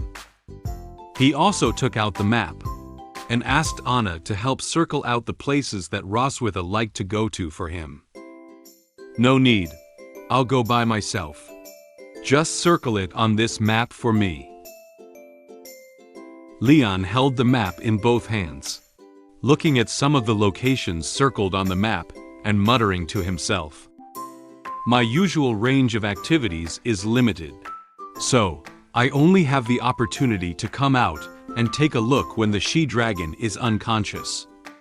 take the opportunity to investigate the surrounding terrain and give her a surprise when she wakes up. He clenched his fist, a wicked grin creeping across his face. He came here not just for a walk. He has already made a plan and is ready to retaliate against Roswitha. Of course, investigating the places that the she-dragon likes is just a cover-up and part of my revenge plan. What I'm planning to do is take advantage of the moment when the she-dragon is weak after waking up and make her suffer humiliation in a place she loves, just like how she humiliated me in front of my homeland before. At this moment, Leon discovered a huge cherry blossom tree. He is so small in front of it. There are many cherry blossoms in full bloom on this big tree, which is very prominent among all the cherry blossom trees. The cherry blossom petals falling under the tree, together with the cherry blossoms blooming on the tree, form a pink world. He walked over to the tree and patted its trunk with his hand. He looked up and observed it again, confirming that the large cherry tree was a good choice. Well, this tree is thick enough. Then, he simulated the scene of retaliating against Roswitha. He lowered his head, supported the tree trunk with one hand, and made a hug gesture with the other hand. This posture is just right. He stepped on the soil under his feet and confirmed its condition. He realized that the soil here was still a bit hard. The soil on the ground isn't soft enough. It should be nice to lay down flower petals when the time comes. He turned around and turned his gaze towards the foot of the mountain. He found that looking into the distance from here, he could clearly see the appearance of the Silver Dragon Castle at the foot of the mountain. He nodded. From here, I can also see the Silver Dragon Castle at the foot of the mountain. Nice. After observing the cherry blossom forest, Leon took out the map and marked it with a red check mark with a red pen. Include this in my options as well. In order to choose several good locations to retaliate against Roswitha, Leon not only went to this cherry blossom forest, but also to the streams in the forest, the northern cliffs, the golden grasslands, and the secluded caves. He walked around the area near the Silver Dragon Castle. In the end, after on-site observation, the small stream in the forest and the golden grassland were also selected by Leon as the locations for revenge against Roswitha. He closed the map and showed a confident smile. This time, he was very well prepared and determined to seek revenge against her fiercely. All right, everything is ready. I just need to wait for Roswitha to wake up. He gave a very serious look towards a certain spot in the cherry blossom forest. Ha! She-dragon, I will make you pay. Time gradually arrived at night. The blue sky gradually turned into a starry night sky. After inspecting all the locations, Leon returned to the Silver Dragon Castle. As he passed by the courtyard, he noticed some dragon maids gathering here. They gathered around a bonfire, kneeling on the ground, and occasionally faint cries could be heard from here. He felt very curious and walked over to them, standing behind them and asking what they were doing. What's wrong? Why is this place so lively? The dragon maids were crying while wiping their tears with handkerchiefs. They were immersed in a state of sadness, completely unaware of who was speaking. One of the dragon maids did not turn her head, but directly answered Leon's question. Two Royal Highness princes said that they would hold a funeral and asked us to prepare a bonfire. A table was set up near the campfire by the dragon maids, on which there was a photo frame and some flowers. All the dragon maids knelt on the ground facing the photo. Then, Noah and Muen came to the table. With a sad expression, Muen placed her favorite steak next to the photo. "Muen give you the steak. Come back and visit us." Noah walked over, holding a small box that she had hidden under the bed, containing many small treasures. She also placed it on the table. She reached out and gently patted Muen's shoulder, comforting her. "He has already left. Try to take it easy." Leon couldn't see clearly what Noah and Muen were doing next to the table in front of the campfire. He looked at them from a distance, feeling puzzled in his heart.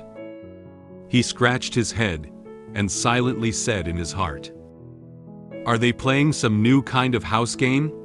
Well, I'll play along with them a little." "Excuse me." Leon walked through the crowd and motioned for them to get out of the way. However, when the maids saw Leon, they were so scared that they stood up and retreated. "Ah, Prince!" Some of them were so shocked that they covered their mouths, while others widened their eyes slightly, feeling very shocked. At this moment, Leon did not notice why they reacted so strongly. He walked directly behind Noah and Muen and asked them who they were paying respects. "Who are you paying respects to?" "Your grandfather used to teach me how to play the sorna.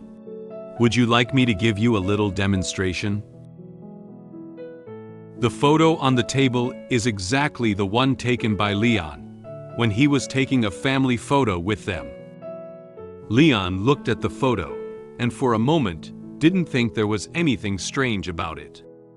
He smiled and said to them, "This is actually me." He still maintains a smile. However, after thinking for a moment, he seemed to have discovered something amiss. He didn't expect that the person Noah and Muen were paying respect to was himself. He instantly opened his eyes and looked at the photo in front of him with a shocked expression. He was so scared that he shouted loudly, "Wait, wait, wait! Why?" I went to the back mountain for on-site inspection, but when I came back, I found that my daughters were holding a funeral for me. After inquiring about the reason, it turned out to be just a misunderstanding between them and me.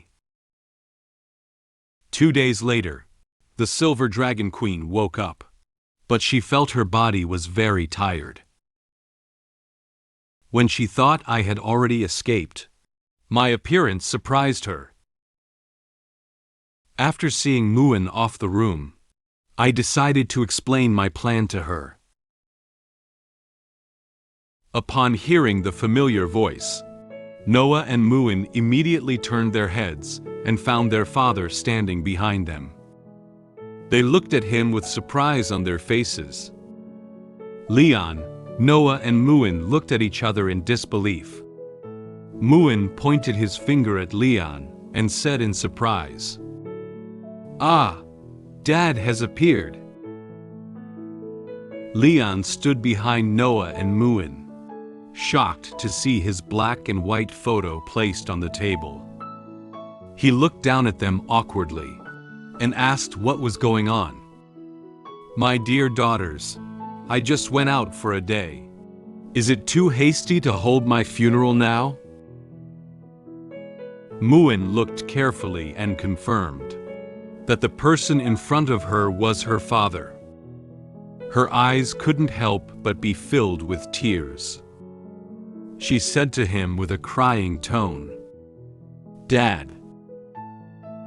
Then, Muen pounced directly into Leon's arms. She burst into tears while tightly embracing his body, reluctant to let go of him. Wah! Dad is back! Wah! Leon was at a loss for words at Muen's sudden crying and clinging to him. He wondered what had happened this day to make her feel so sad. I thought Dad didn't want Muen anymore. Muen looked up at him with tears in her eyes, feeling aggrieved. She thought she would never see her father again. He reached out and gently touched Muen's head, soothing her emotions. He looked at her with a smile and said, "What nonsense are you talking about? How could Dad ever not want you?" When Noah saw Leon standing in front of her, she seemed to know that she had done something wrong. She misunderstood that Leon would abandon them and run away. She dared not look up at him. She looked away from him and awkwardly said to him, "Muen and I searched for you several times in the castle, but we didn't see you. I thought you had already left." Leon lifted his head and explained to Noah with a smile, "Haha, how could Dad leave? I just went for a walk in the back mountain today." Noah silently took down the small box placed on the table and held it in her arms. She lowered her head and looked at the box, feeling an indescribable emotion in her heart. She silently said in her heart, "So, I misunderstood him." The dragon maids were still surprised by Leon's sudden appearance. Some of them were looking at him in silence, curious as to where he appeared from, and some of them seemed to have realized that it was just a misunderstanding. As soon as Leon picked up Muen in his arms, he comforted her while addressing the dragon maids around him. "It's all right. Everyone can leave now." After receiving Leon's order, all the dragon maids left the lawn one after another. Without much explanation, they also realized that this was actually just a misunderstanding. Once the mood had stabilized, Muen pointed to the steak on the table and whispered to Leon, "Dad, you're back. Can Muen eat your tribute?" Leon didn't know what to say for a moment. Although he didn't really leave them, nor did he really pass away. This passage from Muen made him feel like he had been resurrected from the dead. He said helplessly to her, Of course." "Yeah." After obtaining Leon's consent, the expression on Muen's face changed from sadness to joy. She came out of Leon's arms and happily rushed to the table. She brought the steak down and ate it with relish. Watching her happily eat her favorite food, Leon secretly laughed in his heart. "Muen is so greedy. She definitely isn't like me." At this moment, Noah, who had been quiet for a long time, said to Leon expressionlessly, "Next time you go out alone, remember to tell us." Leon turned his head and looked at her with some confusion. He had just been so busy comforting Muen that he now realized that now he hadn't figured out exactly what had happened tonight, or why everyone had gathered around to give him what looked like a funeral. Noah lowered her head and dared not look into his eyes. Her face seemed to blush with embarrassment. She muttered awkwardly, "Muen, she's very worried about you." Leon heard something from Noah's words. Although she said that Muen was worried about him, he actually knew that Noah also cared about him, but he didn't dare to directly express his own feelings to him. He smiled helplessly, reached out and scratched his head, apologizing to her. Sorry for making you. Making Muen worry. He silently evaluated Noah's behavior in his heart. This child looks worried about me, but still feels embarrassed to say it out. Noah slowly lowered her head. She frowned, as if thinking about something. Then, she lifted her head and looked at Leon with serious eyes. Anyway, this is my fault. It's because I didn't trust you. Sorry. Noah slightly bowed to Leon, apologizing for her series of doubts about him. Since it's her own fault, she must have the courage to admit it. Leon was startled by her movements and took a small step back. This is the first time he has seen Noah apologize to him so solemnly. She kept looking down at the ground like this, as if she wouldn't raise her head without Leon's forgiveness. Leon watched as she lowered her head and tightly grasped the figure of the small box, silently analyzing Noah's current situation in his heart. Was their farewell ceremony due to her misunderstanding? As long as she doesn't say anything, no one will know. He looked at Noah with a smile. In fact, he has already forgiven her mistakes in his heart. For a mature child like Noah, he could understand how she was feeling at this moment. It's also true that precocious children always consciously take on their own responsibilities and mistakes. But ultimately, this misunderstanding was due to my failure to give her enough sense of security. Leon also thinks that he is still not doing enough on the father's side. Noah is still a child at the end of the day, and she still needs her family to love her. But the lack of security makes her wary of Leon.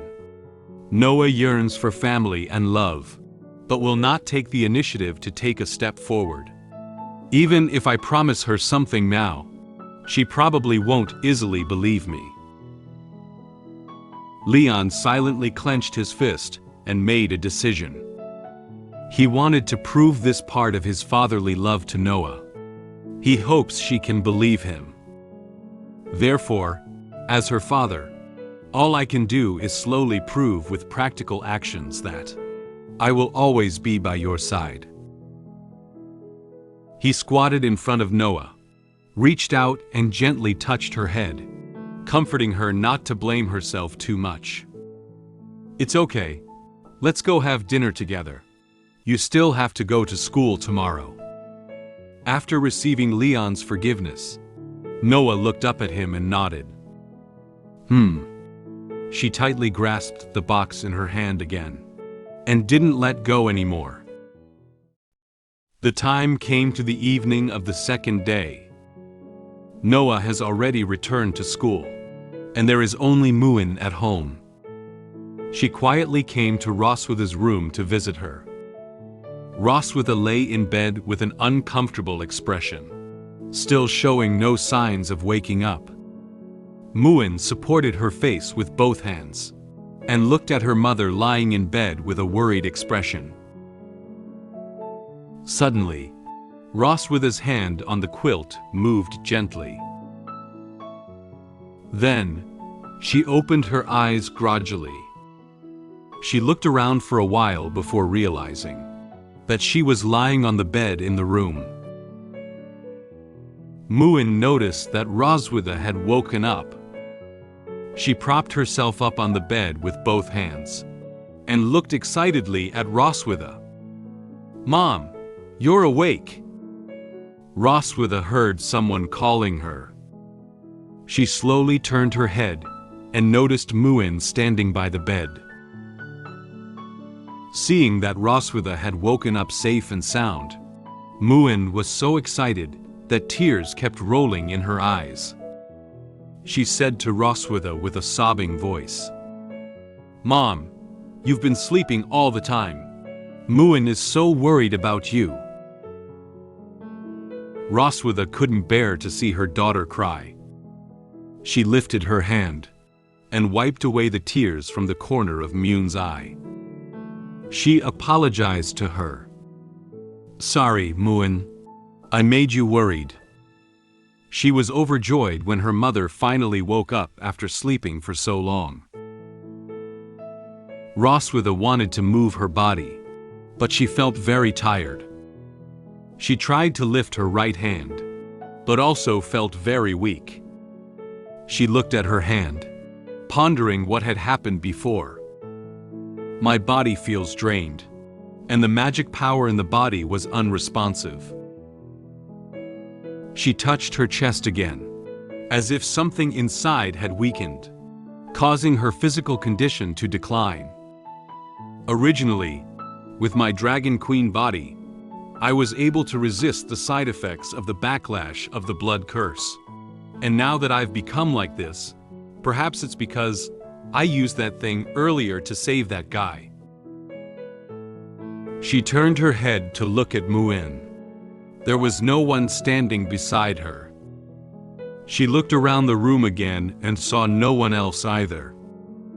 Only Muen stood by her bedside, holding her hand all the time. Roswitha pondered for a moment, suspecting that Leon had fled without a trace while she was unconscious. Based on his personality, it is estimated that he has already fled by now. The evening sun shone into Roswitha's room, making it appear brighter and no longer as dim as before. So, Roswitha asked Muen how long she had been unconscious. "Muen, how long did Mom sleep?" Muen thought for a moment and then said to her, 2 days. Roswitha frowned slightly. She hadn't realized she had been asleep for so long. Leon must have run a distance by now.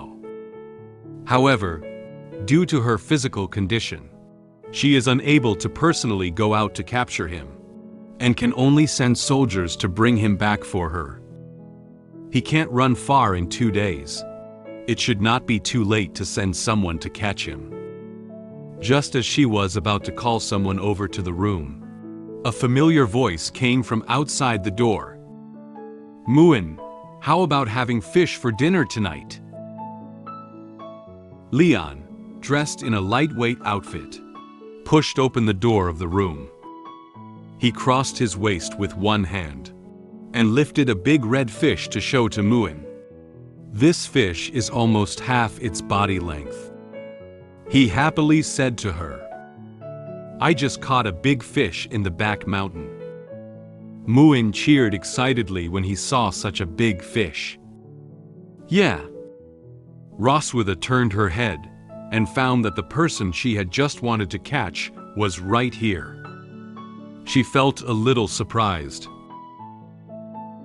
Leon doesn't seem to have noticed Roswitha yet. He closed his eyes and proudly boasted to Muen about his fishing ability. "Haha, Dad is great, right?" Muen ran up to Leon and looked up at the big fish that was even taller than her, saying happily, "Yep, Dad is very amazing." Roswitha couldn't say anything, just watched them quietly. It seems that she, like Noah, misunderstood that Leon would abandon them and run away. Leon seemed to feel a pair of eyes staring at him. He opened his eyes, turned his head, and only then did he realize that Roswitha had already woken up. He grabbed the fish with one hand, and the decoration at the end of Roswitha's bed with the other, bending slightly down to look at her. "Oh, you're awake." Roswitha felt somewhat embarrassed about Leon's appearance. She turned her head and whispered, "Why are you here?" Leon shook the big fish in his hand and said to her in a relaxed tone, "Otherwise, where else could I be? I just went to the back mountain to breathe fresh air, and also caught a fish for my dear wife to supplement her nutrition." Upon hearing Leon's words, Roswitha's face blushed slightly. She lowered her head, wanting to bury her face in the blanket. She complained softly to Leon. "Who is your dear?" Muen, standing beside, seemed to understand what Leon was saying. She said helplessly to him, "Dad doesn't feel ashamed." After seeing that Roswitha was okay, Leon turned around. He bent down slightly and showed the fish in his hand to Muen. Muen clenched his hand slightly and excitedly wagged his tail, watching the big fish. He said to her, "Muen, Dad has entrusted you with a glorious task. Can you take this fish to the kitchen?" Upon hearing that Leon was going to hand over the fish to her, Muen immediately agreed. She raised one hand, indicating that she would definitely be able to complete the task. Don't worry, Dad." She dragged a bigger fish with one hand and walked happily towards the kitchen. Leon watched her receding figure and waved goodbye to her. "Oh, by the way, Mom and Dad have something to deal with. You can have dinner first." Muen responded without looking back, and then disappeared at the corner of the corridor. After sending Muen out of the room, Leon returned to Roswitha's room. Due to her doubts about Leon just now, Roswitha didn't dare to look at him directly. When he walked up to her bedside, she looked away from him and whispered, "I thought you would leave daughters and escape while I was unconscious." For Leon, he still remembers what Roswitha did to him. He hasn't retaliated against her yet. So, he won't easily escape like this. He took off his gloves and said to her with a smile, "There are still many things between us that have not been resolved. How could I escape?" "Between us?" Roswitha looked at him with some surprise. She suddenly felt something was wrong. He could feel what Leon was going to do to her next. Leon slowly approached her and gave her a mischievous smile. He leaned down to look at her and mentioned something that happened over a month ago to her. "Do you remember what you did to me when I woke up over a month ago?" Roswitha didn't think about it for a moment. She recalled what she had done to Leon over a month ago. "What I did before." Suddenly, she seemed to remember something. But now it's too late. Leon's shadow has already been reflected on her face. She looked at him in surprise. "Did you want to?" Leon raised his hands with a sinister smile on his face, as if he was going to do something to Roswitha just like what Roswitha did to him a month ago. "I brought the silver dragon queen from her room to the cherry blossom tree in the back mountain. The silver dragon queen knows that my purpose is to seek revenge for what she did to me before.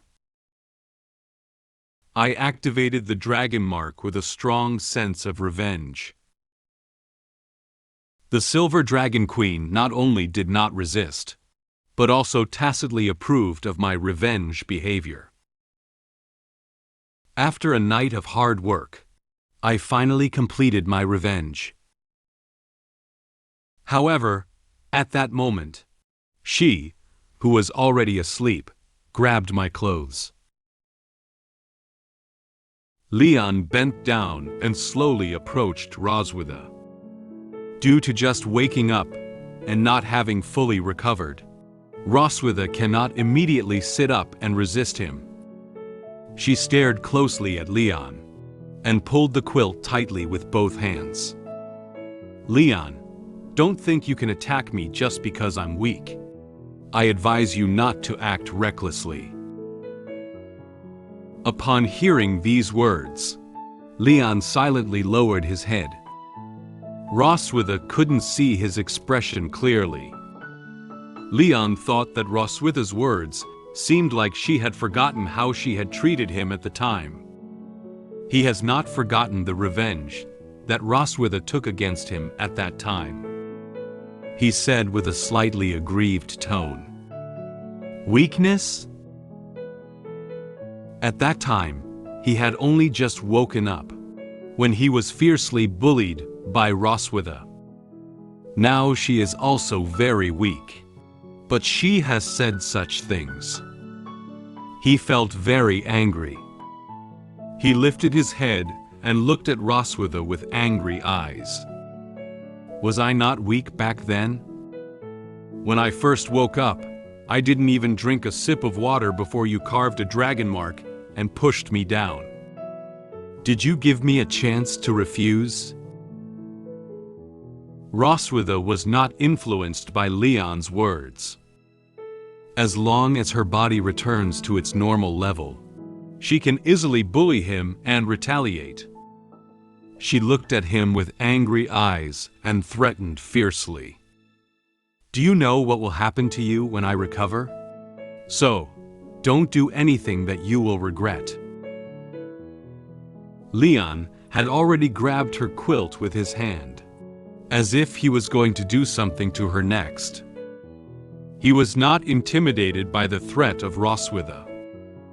He had already made sufficient preparations. He approached her face, looked at her with a victorious expression, and said to her in a relaxed tone, "Regret? No, no, my dear wife." Roswitha suddenly felt her body leave her bed. She didn't know what Leon was going to do next. This is the most correct decision I have ever made in my life. Then, Leon pulled the quilt over Roswitha, picked her up, and walked towards the door. Roswitha wrapped herself in a quilt and looked at him with surprise, almost falling off him. She instinctively tightened her quilt. Leon turned his head to look at her, with a mischievous smile on his face. He knew that she was still weak and unable to resist him, so he took her out in this position. He spoke confidently to her. This time, it's your turn to be a prisoner of war. So, Leon began his revenge plan. The time has swiftly turned to evening. The sky was orange-red just now, but now it has turned into a starry night sky. The moonlight illuminated the somewhat dim cherry blossom forest.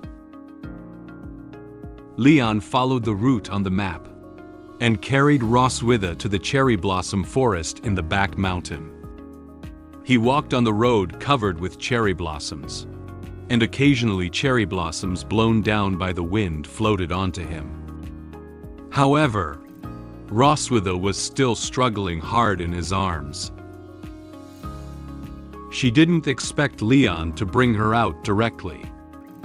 She struggled while trying to push him away with her hands. However, due to insufficient strength, she couldn't immediately push him away. She angrily said to him, "Let go of me." Leon casually let her push his head. When he saw her struggling so hard, not only did he not put her down, but he held her tighter. He tightened his hands slightly. "Don't move, otherwise you might fall." Roswitha knew that in her current physical condition, she wouldn't be able to break free from Leon's embrace no matter what. Although she was very unwilling, she had to give up temporarily. She frowned and complained silently in her mind. "If it weren't for my lack of strength, I would have beaten this guy up long ago." After walking for a while, Leon carried her to the huge cherry blossom tree that he had come to before. Since this cherry blossom tree was very large, Whenever the wind blew, it would have a lot of petals floating down to the ground. Some time ago, when he came here to investigate, he had collected a lot of petals and spread them on the ground. He patted the quilt on the petals and put down Roswitha. Roswitha knelt on the ground and looked around, realizing that this was the place she liked to go for walks on a regular basis. However, she wasn't sure what Leon was bringing her here for. She looked at him angrily and said, "What are you bringing me here for?" Leon thought to himself that Roswitha had absolutely no idea what he had done during her coma. Leon stood in front of her, straightened up, and raised a finger to shake, smiling and explaining to her. "During your coma, I thoroughly investigated your favorite places to go, and this is the first stop tonight." At this moment, Roswitha had no mood to admire cherry blossoms. She felt uneasy as she listened to what he was saying. She frowned and expressed her speculation. "The first stop? So you still need to take me to other places?" Leon did not directly answer Roswitha's question. Leon turned around and held out his hand in the distance, gesturing for Roswitha to look his way. Standing at this angle, they could clearly see the silver dragon castle shrouded in night. He said to Roswitha, "Do you see it? That's your castle. Here, you can have a panoramic view of it all." Through Leon's prompting, Roswitha recalled the time long ago when she had taken him to the borders of the human territories and bullied him severely in front of his homeland. She crossed her arms over her chest and spoke her own conclusion. "Are you trying to avenge the incident in your hometown?" Leon still vividly remembers that experience to this day. He couldn't forget the humiliation and bullying that Roswitha had inflicted on him at that time. Leon slowly unbuttoned his shirt. The dragon mark on his chest emitted a dazzling purple light. That's right. Give someone a taste of his own medicine is not exclusive to your dragon clan. Roswitha cautiously lowered her head and looked at her chest. Sure enough, her dragon mark also appeared. Then, she felt an abnormality in her body. She slumped down on the quilt, one hand covering her uncomfortable chest, and her face instantly flushed. A faint whimper escaped her lips. "Huh." Leon stood next to her in a pleasant mood as he watched her struggle to tolerate the dragon mark. He said to her, "Although I am human, I also have a strong sense of revenge and ceremony." Leon walked up behind Roswitha, reached out a hand, lifted her chin, and forced her to look forward towards the silver dragon castle in the distance. Although Roswitha was reluctant, she had no choice but to raise her head now.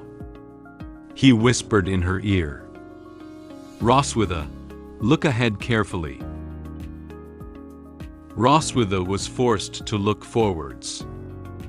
The silver dragon castle stayed quiet in the night, as if asleep, but it still gave off this aura of sanctity. Leon extended his finger and pointed ahead. "Your palace is there, and all your pride and dignity come from there." Leon's hand stroked Roswitha's hair, and gently lifted and lowered her hair. Then, he gently stroked her face again. Now Roswitha could be manipulated by him. "But now you can only be manipulated by me." Due to being tormented by Dragon Mark, Roswitha is unable to resist him and can only endure his provocation. She tried to suppress the power of Dragon Mark. Then, Leon pushed down Roswitha and pressed her under him. He stared at her closely and said to her in a relaxed tone, "How does it feel to be humiliated by a defeated dragon slayer, Roswitha?" He grabbed her hand and prevented her from moving freely. Then, he slowly approached her and took a few gentle bites towards her white back, leaving one obvious red mark after another. He said to her while doing it, "These are all things you have done to me before." Roswitha closed her eyes and endured what Leon did to her. Her body couldn't help trembling, but she had no intention of pushing him away. On the contrary, she seemed to enjoy the way Leon was treating her, and even couldn't help but want to demand more of this feeling from him. Under the influence of Dragon Mark, this idea is becoming increasingly clear. I wanted to resist, but my body couldn't help but want more. In that case, at this moment, Roswitha suddenly opened her eyes. She extended her tail and gently wrapped Leon's arm around it. Leon was startled by her sudden movement. He looked at his arm and felt somewhat surprised. The current Roswitha is tormented by Dragon Mark, and her body has not yet recovered, so she should not still have strength. He furrowed his brow slightly, thinking cautiously. Tail? Why does she still have strength? Roswitha turned back to look at Leon behind her, with a determined gaze, as if she had made up her mind. While you are still in control of the situation, do your best to make me feel ashamed and unwilling. Because after this, I will seek even more brutal revenge against you.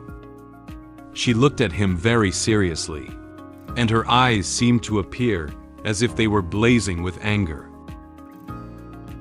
Leon felt the emotions coming from her. He gave a laugh. He didn't feel the slightest fear for the harsh words she put down. He straightened up and pointed to his chest, revealing a confident smile. Don't talk to me about the future. I have always lived in the present. Tonight is still long. The revenge carnival night has just begun. Your Majesty. After speaking, Leon bent down again and began to take revenge seriously. Under the cherry blossom tree, their figures overlapped. An occasional faint whimper could be heard. At this moment, some petals from the cherry blossom tree fell down again, adding some embellishments to Leon's revenge in the dark night. After a night's endeavor, they finally returned to Roswitha's room the next morning. The morning sunshine has already shone into the dim room, slowly illuminating the entire room. It seems to be reminding the people in the room that it's already morning. After Leon put Roswitha on the bed, he also lay down on the bed casually. Roswitha has fallen into deep sleep after a night of intense exercise with Leon. Leon had just brought her back from outside, and it had already taken him a lot of effort. He gasped for breath and said, "Whew, it's finally back. I switched places to get her revenge all night, and it wore me out." Leon recalled the route from last night in his mind. He not only carried out his revenge plan in the cherry blossom forest, but also took Roswitha to the small streams in the forest and the golden grassland. These places were all locations he had previously conducted on-site investigations and deemed suitable for revenge against her. Carrying her to several places in a row has already exhausted him. Roswitha lay deeply asleep on his arm, breathing evenly.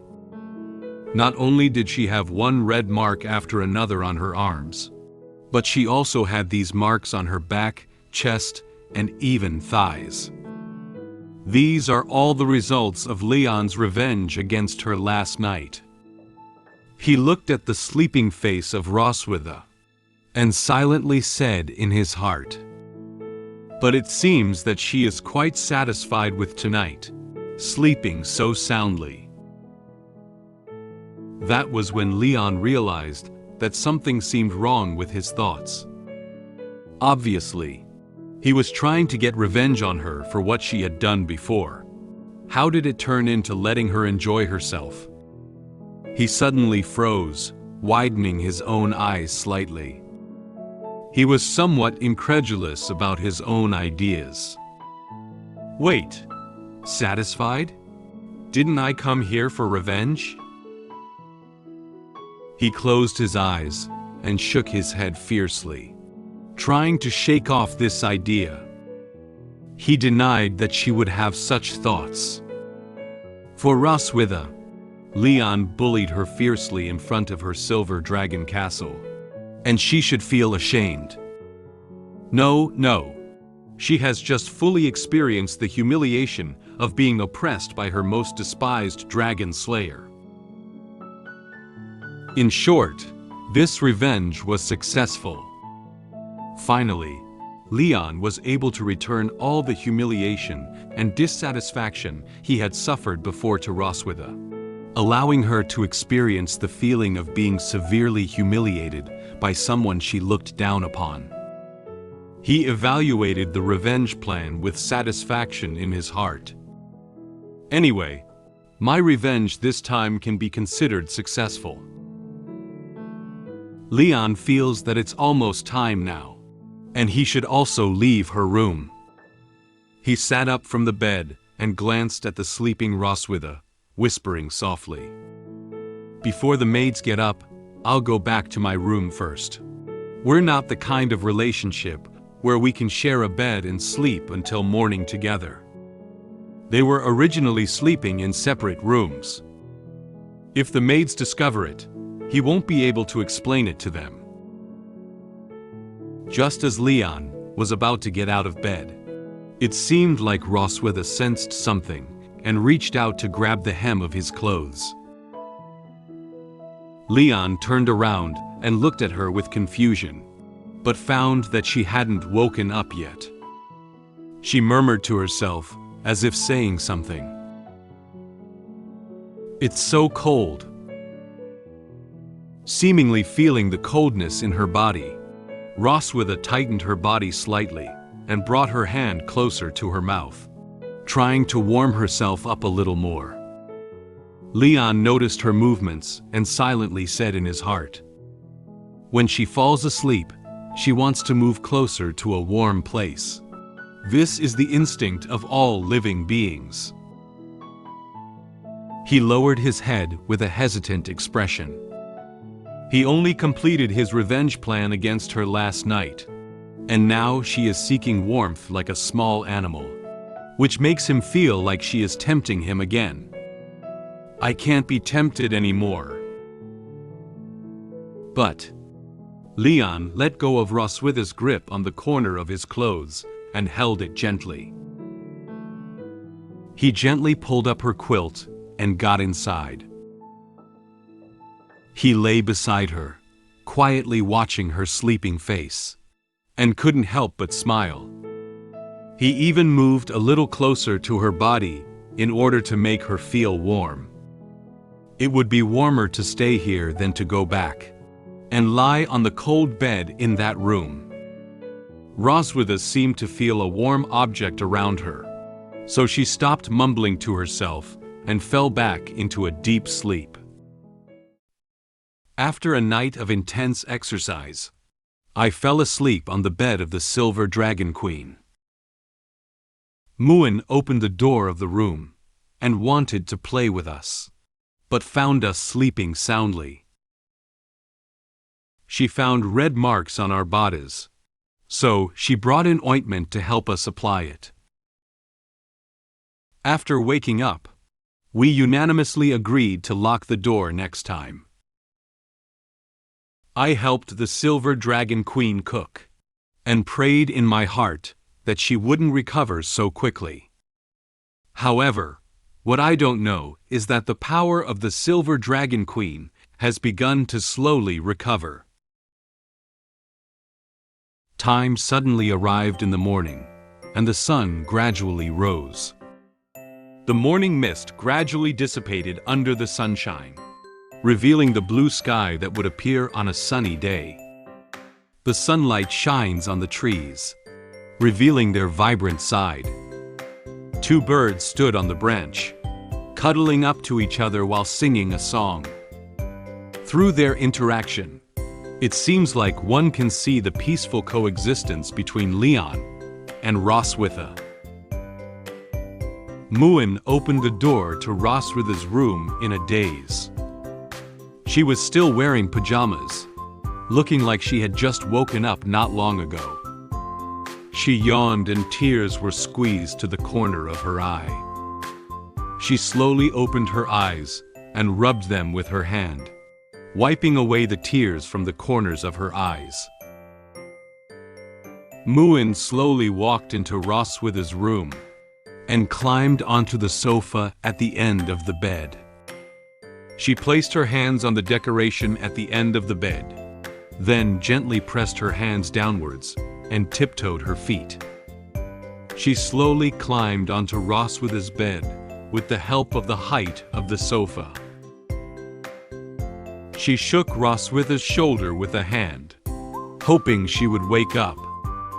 "Mom, wake up. The sun is shining on your tail." After being shaken by Muen a few times, Roswitha whispered a few words softly. She frowned lightly, as if she didn't want to wake up yet. Muen shook a few more times, but Roswitha still didn't get up.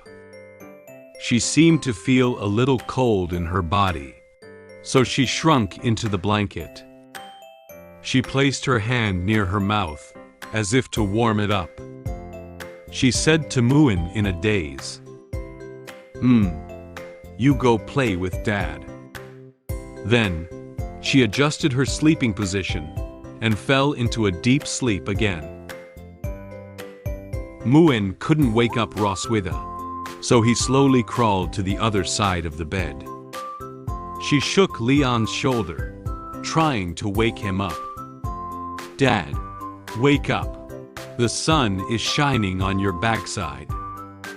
However, Leon only moved his body slightly. He frowned lightly and had no intention of waking up. It seems that because the blanket was too comfortable, he also shrunk into it to warm up his body. He still closed his eyes and replied softly to Muen, "It's so warm. Let Dad sleep a little longer." Phew. Upon discovering that neither Leon nor Roswitha wanted to wake up, Muen felt a bit angry. She puffed up her cheeks and gently clenched her hands into fists. She knelt on the bed, looking somewhat unhappily at her parents, who were lying under the covers.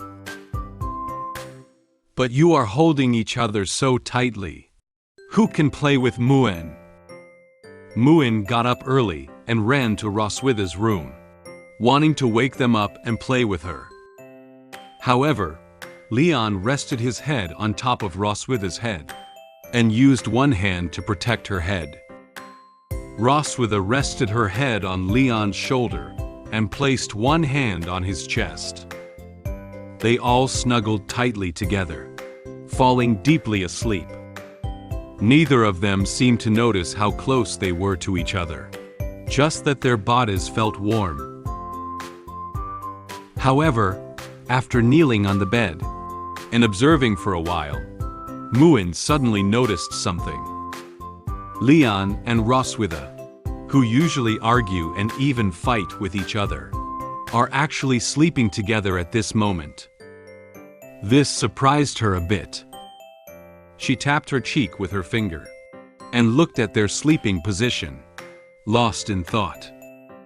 Muen has never seen Dad and Mom so intimate before, but why do they have so many red dots on their bodies? At this moment, Muen noticed that both Leon and Roswitha had large and small red marks on their bodies. These marks are not only on the body, but also on the neck. Muen, who is still a child now, doesn't know what these traces represent. She pondered what might have caused these traces to appear. She quickly figured out the reason based on the size of these traces. Oh, this must be bitten by a bug. A big mosquito appeared behind her. Muen may have noticed that Leon and Roswitha had a large area of exposed skin, coupled with not being able to fully cover themselves with blankets while sleeping. Some insects took advantage of the situation and secretly stung them while they were asleep, which is why these traces were left behind. Muen quickly jumped out of bed and ran to find a medicine. She remembered that when she was bitten by a mosquito before, Roswitha had given her a piece of knowledge. Mom used to teach me that if I get bitten by a bug, I need to apply medicine. She found a cabinet containing some medicines, opened the drawer, and excitedly searched while recalling the appearance and names of the medicines. In no time, she found a bottle of green ointment specifically designed to treat mosquito bites. She lifted it up and said happily, "Find it." Then, Muen climbed onto the bed again. She stood on the bed, holding the bottle of ointment in one hand and placing the other on her waist, looking down at her parents who were still asleep. She showed a very confident smile and whispered to herself, "Don't worry. Noah is not here. Muen will take good care of you all." Eliminating mosquito bits for Mom and Dad is a piece of cake for Muen. Muen believed that she had worked so hard to help them, and they would definitely praise her when they woke up. Muen climbed up to Leon first. She dipped her hands in some green ointment and applied some to Leon's back. Then, she applied some ointment to his chest.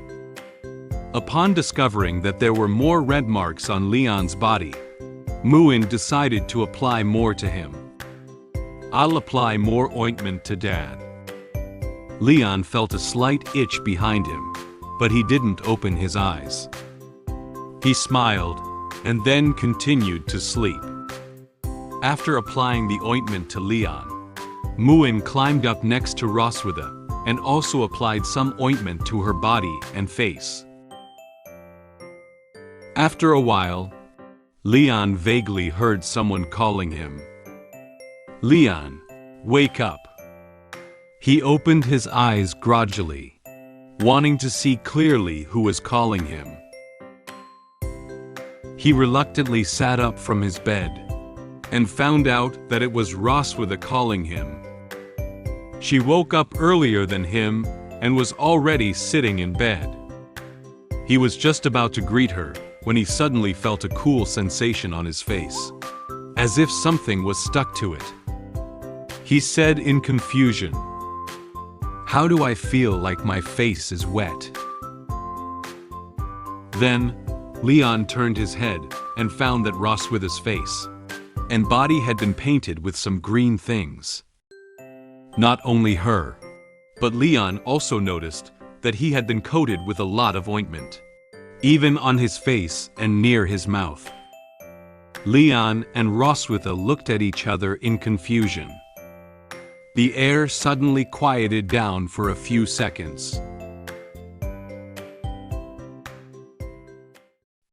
Leon couldn't hold back any longer when he saw the current appearance of Roswitha. He held his belly and burst out laughing. He laughed heartily while pointing at her face and saying, "What's going on with your face?"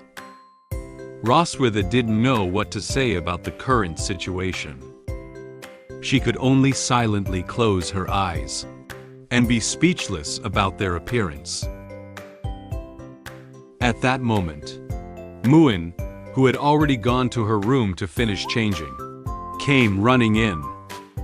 She climbed onto the bed and excitedly raised her hand, indicating that she had helped apply the ointment on them. "I do it." Muen saw that Dad and Mom were bitten by insects and had many red marks on your bodies. So Muen helped you apply medicine. Red mark. Ah. Upon hearing Muen mention the red marks on their bodies, both Leon and Roswitha awkwardly turned their heads to the side. Leon pretended to cough a few times, trying to conceal his embarrassment at the moment. Roswitha closed her eyes and remained silent, but the blush on her cheeks could no longer be concealed. They couldn't explain to Muen that these red marks were actually caused by their intense exercise outside last night. Leon thought silently in his heart. Some things are better for child not to know. Muen happily clenched her hands into fists and looked at them with a naive expression, hoping to receive their praise. "Muen is great, right?" Leon had to keep the red marks on his body as a secret in his heart for now. He reached out and touched her head, revealing a smile. He looked at her and said, "Yeah, you did a great job." Muen received praise from Father and looked at him with a smile. Muen felt very happy to be able to help Father and Mother. She looked at Leon and Roswitha and excitedly raised her hands, offering to come over and help again next time. "I will also help Dad and Mom apply it next time." Leon and Roswitha didn't say anything, just turned their heads to look at each other. They don't want their daughter to see such an awkward scene again. At this moment, their thoughts are in agreement with each other's. Next time, make sure to lock the door. The sun outside slowly rises and then slowly sets. In the blink of an eye, it was already evening time. The sunset outside the window shone into Roswitha's room, making the slightly dim room brighter. Leon knocked on the door and walked into the room with a tray in his hand. On the tray was a bowl of golden fried rice containing meat and vegetables. He placed the tray in his hand on the cabinet next to Roswitha's bed and picked up the bowl containing a large bowl of rice. He held the bowl, took a spoon, and scooped up a spoonful of rice.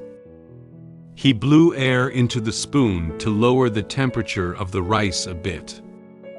Then, he made a feeding gesture to Roswitha. "Ah." Roswitha moved back a bit in disgust when she saw him stick the spoon out. She didn't know what Leon wanted to do at the moment. She asked him with confusion, "What do you want?" Noticing that Roswitha was intent on avoiding his spoon, Leon stuck it in her mouth as fast as he could. He explained to her his purpose for doing so. "I'll feed you. You haven't eaten for several days. Although the Dragon Clan can go without eating or drinking during their dormant period, you are probably hungry now." Roswitha was unexpectedly fed a spoonful of rice by him. She raised her hand, just about to refuse his spoon, but it was too late. She reluctantly ate the rice. She crossed her hands in front of her chest, with a slightly displeased expression on her face. She was somewhat dissatisfied with Leon's behavior just now. She was chewing her food while looking at Leon. "You don't need to feed me. I can eat it myself." After swallowing the rice, she was surprised to find that the taste was quite good. Although she didn't want to admit the fact voluntarily, she still praised him. She said to him with a relaxed expression, "The taste is pretty good." It seems that Leon's cooking skills are indeed good. Upon hearing Roswitha's praise, Leon smiled at her. He also scooped a spoonful of rice into his mouth. He closed his eyes, shook the spoon with his hand, and confidently said to her, "Of course, it's love-fried rice that I made myself." Seeing that Leon suddenly began to eat the fried rice he made for her, Roswitha was a little unhappy. She reached out and grabbed his shoulder, trying to get fried rice back. "Isn't this made for me? Why did you eat it yourself?" Seeing how hard she tried to reach out, Leon deliberately took fried rice far away from her, so that she could not get it immediately. He knew that with her current physical condition, she didn't have much strength to grab it. He played a joke on her. "Aha, I'm afraid you won't be able to finish eating, so I'll help you share the burden." Roswitha was clearly getting a bit anxious. "Who said I couldn't finish eating? Take another spoonful." In a short time, Roswitha finished the bowl of fried rice. Leon took the empty bowl handed over by Roswitha and placed it on the nearby tray. Roswitha's stomach bulged slightly when she was full. She gently rubbed her stomach to help it digest faster. Under Leon's careful care in these few days, Roswitha's mental state has also begun to slowly recover. After placing the bowl on the tray, Leon turned his head and said something to her. "These past few days, you have been weak and unable to move around. So I have been taking care of your bathing and cooking and feeding you. How good I am to you." Roswitha couldn't help but feel a little unhappy when she heard him say such sincere words. She knew that what he described was different from what he actually did. She furrowed her brow slightly and explained his words. Do you mean torturing me after taking a shower or torturing me in bed after dinner?" No matter what they are doing, in the end, it all turned into doing that kind of thing. How could Leon let go of such a good opportunity to retaliate against Roswitha? He held the tray and prepared to leave the room. He turned around and looked at her with a smile on his face. How could it be torture? This is the husband's loving care. Roswitha could never tolerate Leon's repeated torment on her. She watched his departing figure and laid down her harsh words loudly. "Leon, every despicable deed you do now will become a shame I will pin on you in the future. Remember this well." Leon didn't feel afraid of what Roswitha said, and didn't even take her words to heart. He waved his hand and said goodbye to her. "Ha ha ha, see you tomorrow morning, my beloved wife." Seeing Leon take her so lightly, Roswitha felt furious. However, given her physical condition, she was also unable to leave the bed and give him a punch. She clenched her fists tightly and spoke through gritted teeth. "Damn Dragon Slayer. He's really good at torturing me." In order to vent her anger, she smashed her fist against the nearby wall. After she withdrew her fist, several cracks suddenly opened in the wall. Immediately afterwards, A hole about the size of a fist was left on the wall. Roswitha leaned forward curiously, and was somewhat surprised to see the marks she had just left on the wall. She raised her hand and observed that her strength seemed to have been restored. My strength has returned. At this moment, Leon is still in the kitchen. He hummed a song while washing dishes. Brush, brush, brush, brush. He stared at the plate in his hand, smiling as he thought about his plan to continue bullying Roswitha. She-Dragon, please don't recover so quickly. I still want to bully you for a few more days. However, knowing nothing about it, he surely didn't realize that Roswitha had slowly regained her strength under his care. The Silver Dragon Queen has regained her strength, but she told the maid not to tell me this news. I am currently teaching Muen how to use magic, and am not aware of the situation of the Silver Dragon Queen. Muen quickly learned a small part of magic within a few hours, which made me curious. In the evening, I went to the Silver Dragon Queen's room, intending to torture her again. However, she threw me onto the bed and tied me up. It's already evening now. Night falls over the Silver Dragon Castle. The curved moon shines on the castle in the sky. Inside the Silver Dragon Castle, several rooms also had lights on. Suddenly, there was a knock on the door of Roswitha's room. Excuse me, Your Majesty. Anna pushed open the door and entered. She walked in carrying a tray with a bowl of steaming medicinal soup on it. At this moment, Roswitha was sitting on the bed, focused on reading a book. After hearing the knock on the door, she looked up at Anna. Anna said to Roswitha, "This is the medicine prescribed by the doctor, which can help you recover your strength." Roswitha turned her head to look at the bowl of medicine and said calmly to Anna, "My body has recovered. It's okay not to drink." Anna didn't go on when she heard that Roswitha had regained her strength. She placed the bowl of brown medicine on a nearby cabinet. At this moment, Anna lifted her head and noticed that the walls seemed a bit different from before. There is a hole with several cracks on the wall next to Roswitha's bed.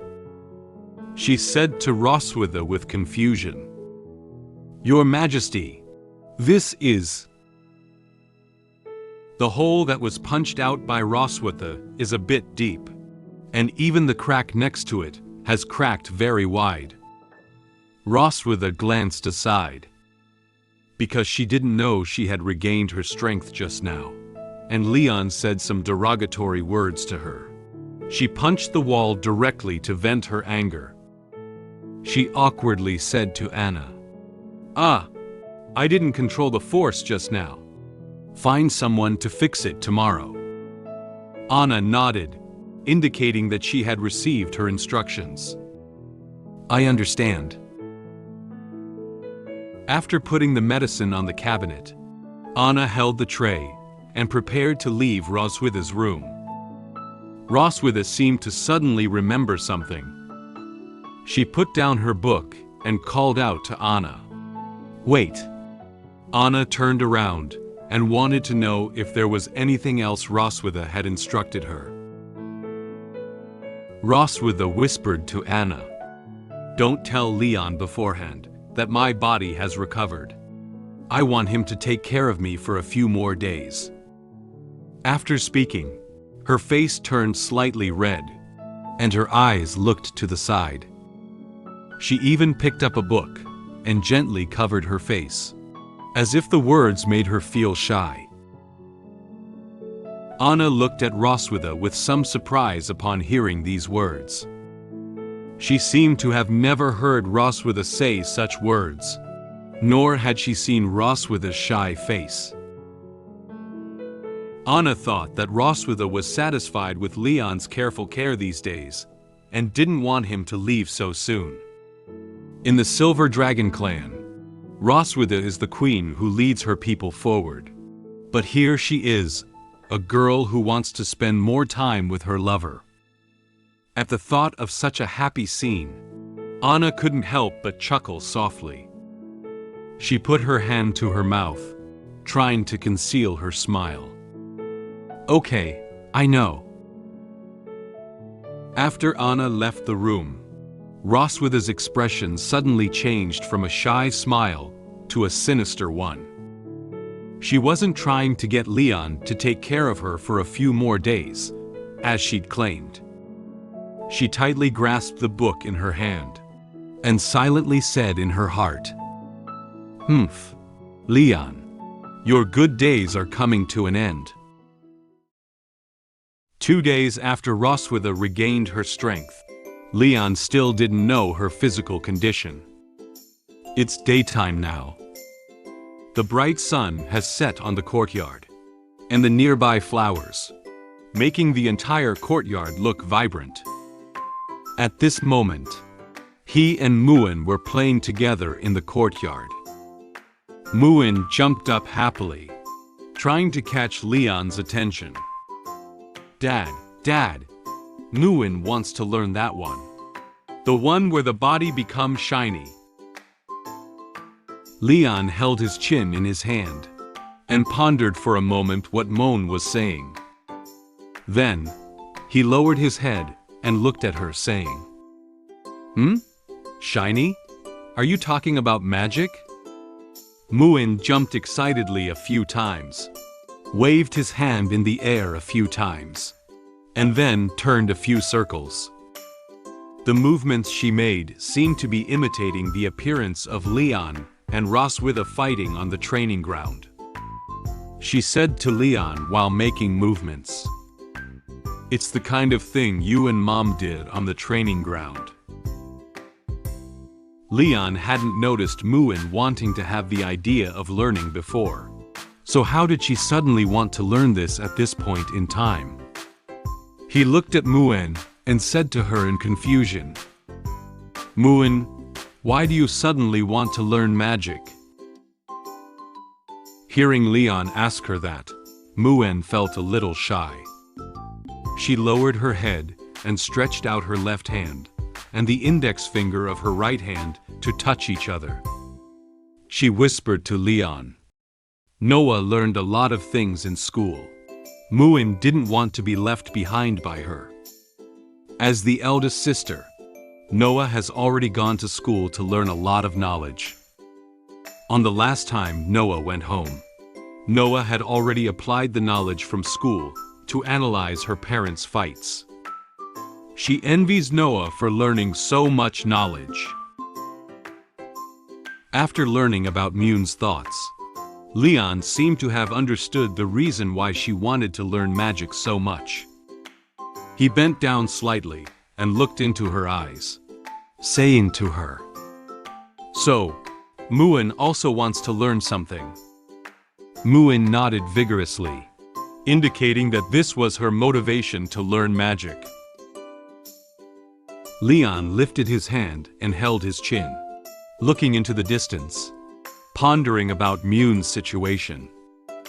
The advantage of having 2 children at home is that there will be a competitive relationship between them. She likes her sisters so much. She certainly doesn't want to distance herself from her sister. Since Muen wants to keep up with Noah's pace, as a father, Leon will not let her feel left behind. He made a fist with his right hand and placed it on his chest, while placing your left hand on your waist, as if he were making a strong guarantee for Muen.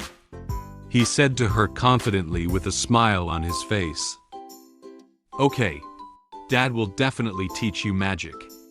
Let's start with simple magic guidance." Muen looked up at Leon and answered very happily, After teaching Muen magic guidance for a period of time, Leon allowed her to slowly guide the magic of her body.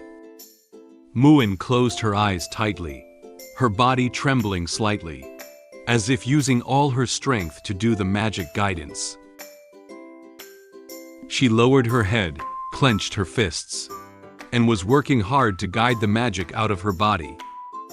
A faint magical airflow enveloped Muen's feet and body, even gently made her hair float. Leon crossed his hands in front of his chest and noticed the slowly rising magical airflow near Muen. He expressed surprise in his heart at her learning speed. In just a few hours, Muen was able to smoothly guide the magic within her body.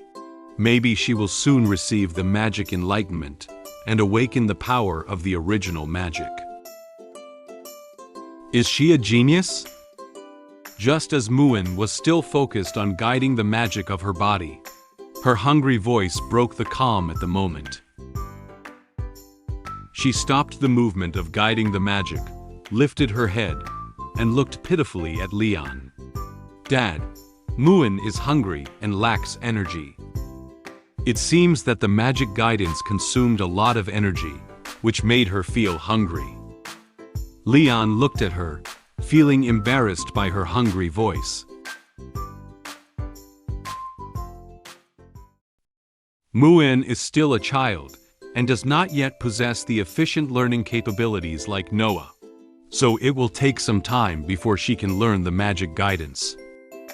He smiled, raised his hand, and scratched the back of his head, silently saying in his heart, "Well, we shouldn't act too hastily in everything." Leon took Muen's hand and walked towards the direction of the castle. He plans to let Muen train until this stage and take her back to eat to fill her stomach. He lowered his head and smiled as he said to Muen, "That's all for today's practice. Let's go back and eat something." Muen was holding Leon's hand while jumping happily. "Yeah, Dad is the best." Accompanied by the sunshine, from a distance, the figures of the father and daughter look very warm. Time gradually arrived at night. The stars once again descended over the silver dragon castle. Anna knocked on Roswitha's door and walked in. She was holding a tray covered with a red cloth in her hand.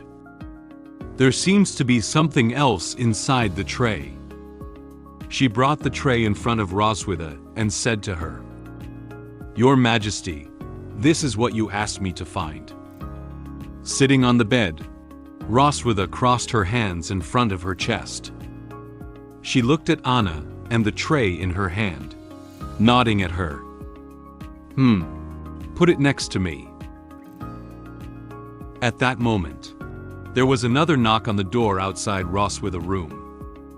Subsequently, Leon walked in directly. He waved his hand to her happily with a smile on his face. "Wife, I'm coming." However, Roswitha ignored Leon, who suddenly came to the room. She turned her head and thanked Anna for bringing her what she wanted, then asked her to leave the room first. "Thank you. You can leave first."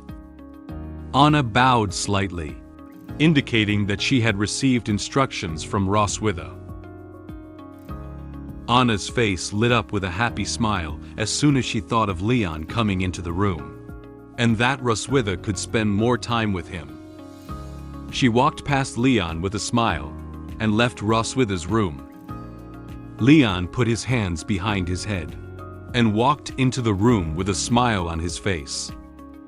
According to what Anna had said earlier, it would take 5 more days for Roswitha to fully recover. I still have time to torture Roswitha properly. As he walked, he planned in his mind how to continue tormenting Roswitha. He still doesn't know that her body has recovered. He stood in front of Roswitha, his hands slightly bent, and he said to her with a caring expression, "Where else are you feeling unwell today? I'll give you a massage." Today's Roswitha didn't feel as weak as she did before her body had recovered. She didn't feel shaken at all by what Leon said. She looked directly into his eyes and said very calmly, "Why don't you show me the might of the strongest dragon slayer in the Empire today? Only 2 days, you're already giving up? You're not as powerful as I thought." Upon hearing Roswitha's provocation against him, the corners of Leon's mouth twitched slightly, and his smile froze on his face. He said with some anger, "What did you say?" "Okay, she-dragon." The words spoken by Roswitha made him feel very unhappy. He walked forward and pulled off the blanket covering her body. "Seeing how tired you are, I didn't plan on doing that tonight. It seems like I was overthinking."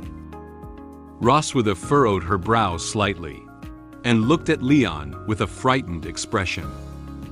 She lifted her hands up, wanting to make defensive movements. Leon gave her a wicked smile. He slowly approached her, repeatedly stroking her face, giving a preview of the torment he would inflict on her tonight. "Your mouth is so hard, so your body must also be very solid, right?"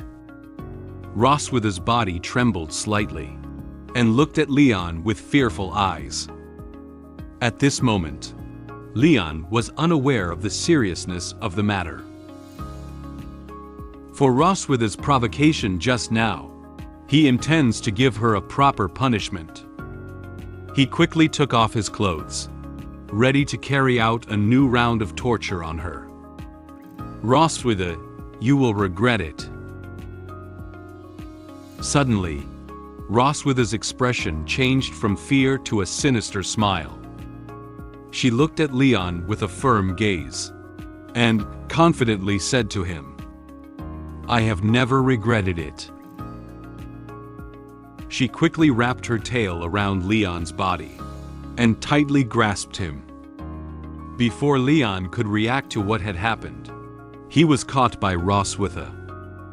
He lowered his head in confusion, looking at her tail, feeling a bit at a loss. Immediately afterwards, he felt as if he had left the ground. He showed a surprised expression.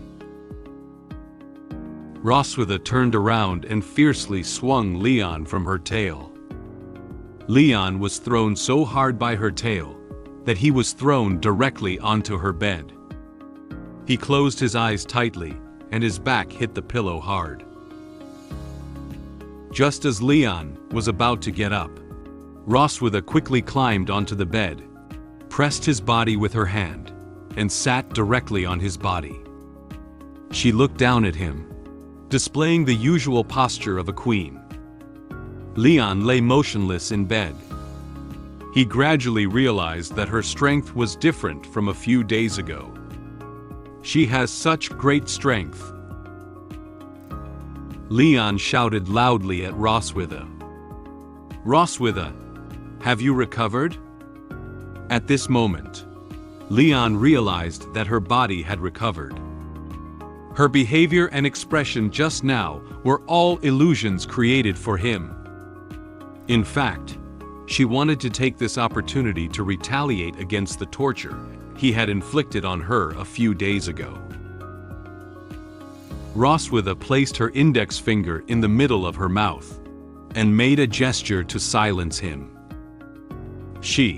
"Prisoner should be quiet, my dear dragon slayer."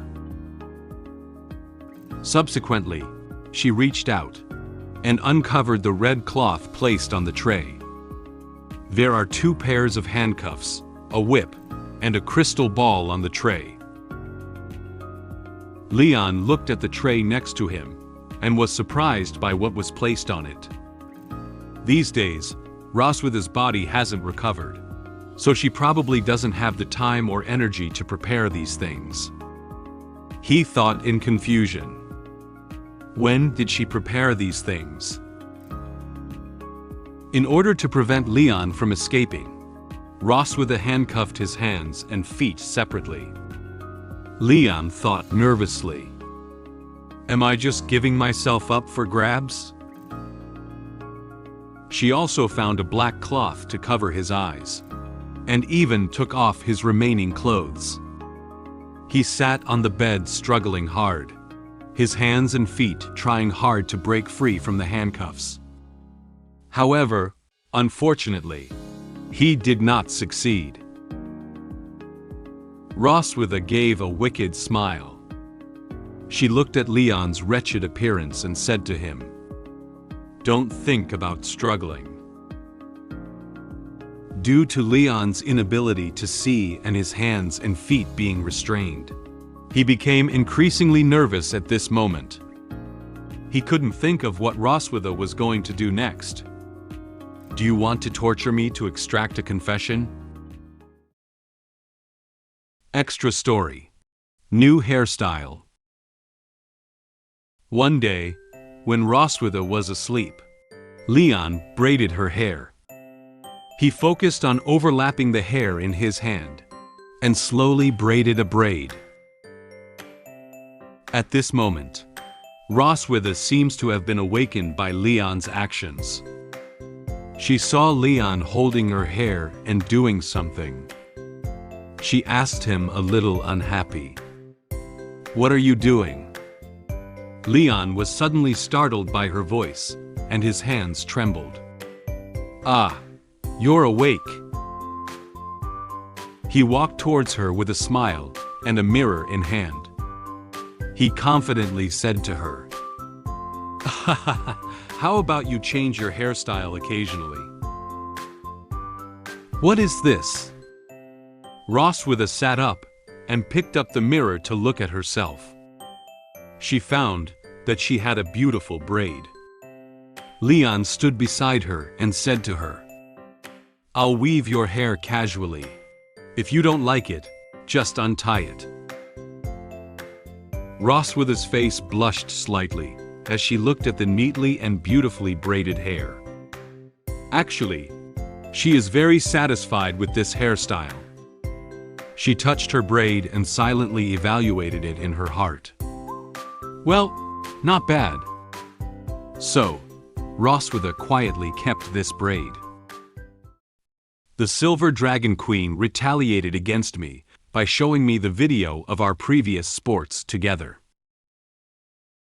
I was forced to recall what I had said to her before, and was subjected to retaliatory torture by her. After intense physical activity with the Silver Dragon Queen, the messenger dragon sent a letter informing us that Noah had fought with other classmates.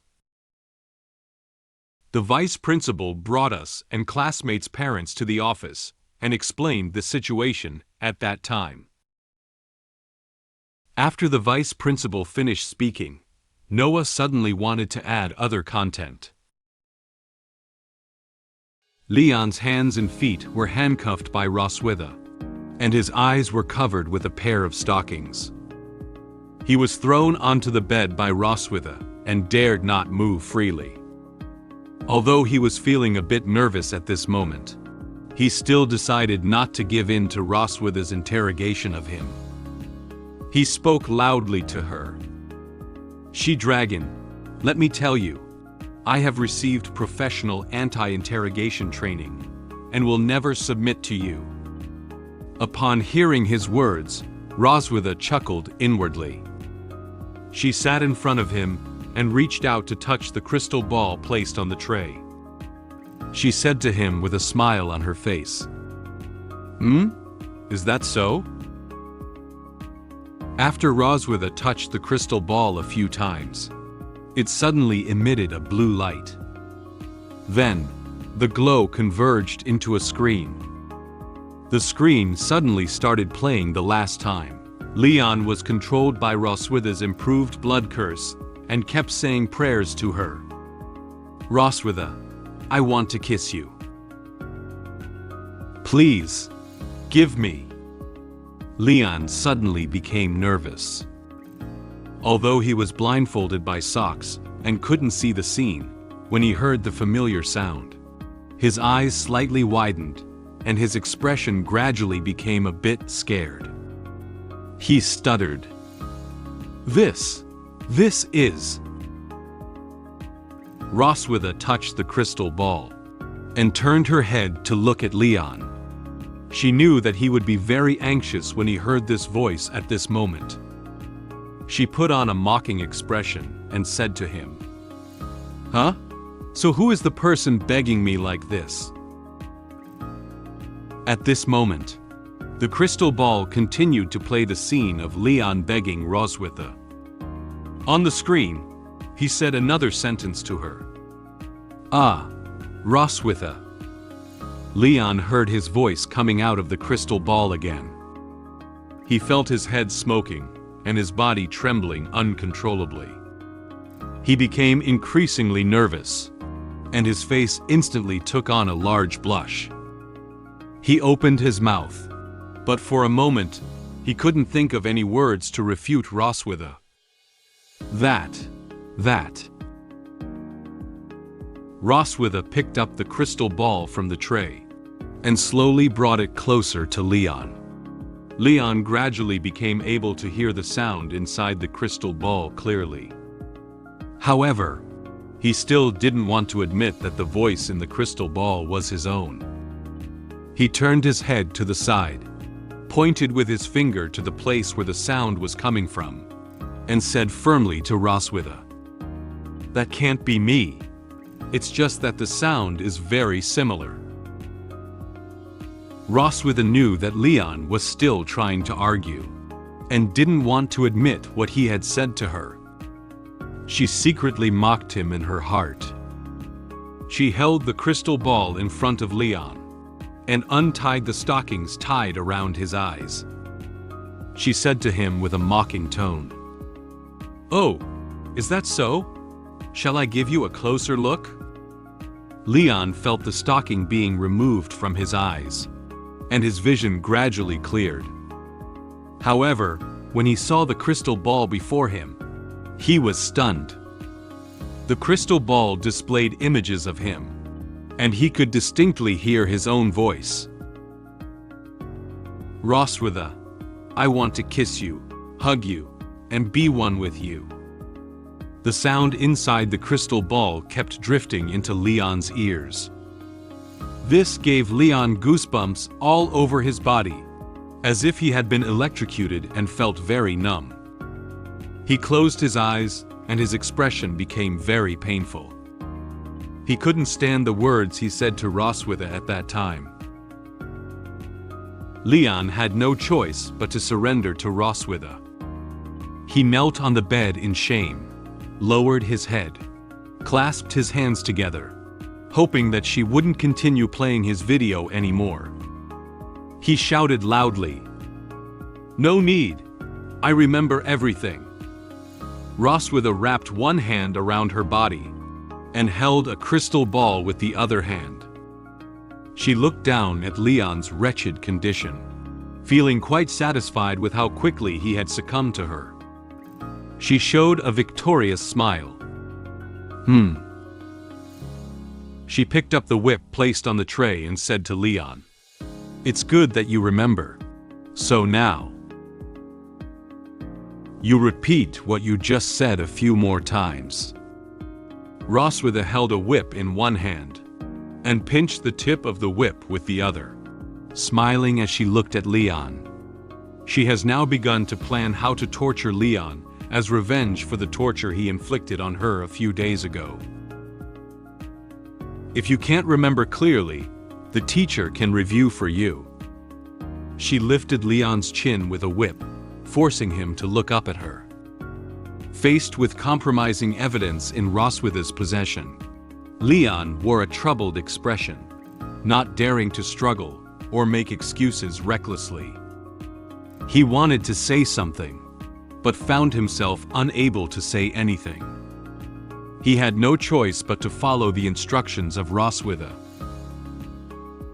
Under the illumination of the desk lamp, The shadows of Leon and Roswitha were projected onto the cabinet. Roswitha swung the whip in her hand and struck Leon's body with force. Leon knelt on the bed, struggling to endure the pain caused by the whip beating. After a while, Roswitha slowly approached him while beating his body. The shadows of two bodies overlapped.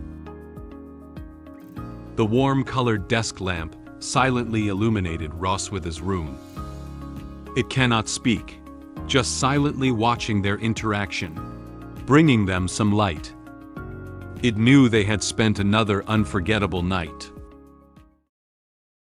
At this moment, the round moon has risen, bringing a bright moonlight to the starry sky. The moonlight happened to shine into Roswitha's room. At this moment, Leon and Roswitha had just experienced intense physical activity. Under the illumination of the moonlight, the marks on Leon's body from being whipped could be seen very clearly. He lay in bed, feeling as if his body had been hollowed out. He turned his head and silently shed tears for himself. At this moment, a red messenger dragon flew in from outside the window. Roswitha heard some movement by the window and immediately got out of bed and walked to the window. Messenger Dragon stood by the window and brought her a letter. After reading the contents of the letter, her expression suddenly became somewhat strange. Noticing the movements of Roswitha, Leon turned his head and noticed the messenger dragon by the window. Now that it was late in the day, something must have happened for the messenger dragon to send a letter at this time. Seeing the change in Roswitha's expression, Leon looked at her wearily and asked, "This is a letter from the academy, right? Sending the messenger dragon so late. Did something happen?" Roswitha put down the letter in her hand. She turned her head and looked at Leon with a serious expression, telling him the contents of the letter. "The academy asked us to go to the school tomorrow. Noah got into a fight with someone." Upon hearing the news, Leon was so scared that he sat up from the bed. He looked over at Roswitha with a shocked expression, somewhat disbelieving the news. "Eh?" The time gradually came from evening to morning. The starry night sky and the moon in the sky gradually transformed into an orange-red sky and sun. The location now was Vice Principal Wilson's office. The huge floor-to-ceiling windows received a bright sunrise from outside the window. The sun shone in, illuminating the entire office. Noah appeared in the office wearing a clean and neat school uniform. She stood very straight with her hands behind her back expressionlessly. From Noah's attire and appearance, she looks like she hasn't had a fight with anyone else. However, the three boys standing next to her looked quite pitiful. The red-haired boy standing in the middle is wearing a dirty school uniform. Not only was the face swollen from the blow, but even the right hand was injured and needed to be lifted with a sling. The two brown-haired boys standing next to him also had swollen marks on their faces, and their school uniforms were dirty. They stood beside the sofa, watching the people sitting on it. Leon and Roswitha, who have already arrived at the office, are sitting on the sofa. They sat straight and listened attentively to Vice Principal Wilson's next words. Vice Principal Wilson looked at them and didn't intend to beat around the bush, but spoke directly to them about the matter related to Noah's fight. "I called you here today mainly to deal with the fight between Noah and her classmates. Before Vice Principal Wilson could continue speaking, Roswitha could not hold back her angry emotions. She narrowed her eyes slightly and said to the Vice Principal, "Principal, do you mean these 3 young dragons teamed up to bully my daughter?" Roswitha crossed her hands and placed them in front of her chest, walking up to the 3 injured young dragons. She looked at them with fierce anger and a serious expression. As soon as the 3 young dragons looked up, they saw the already very angry Roswitha in front of them, and were so shocked that they screamed out on the spot. "Ah!" Leon walked over to Noah, looked behind her, and then looked in front of her.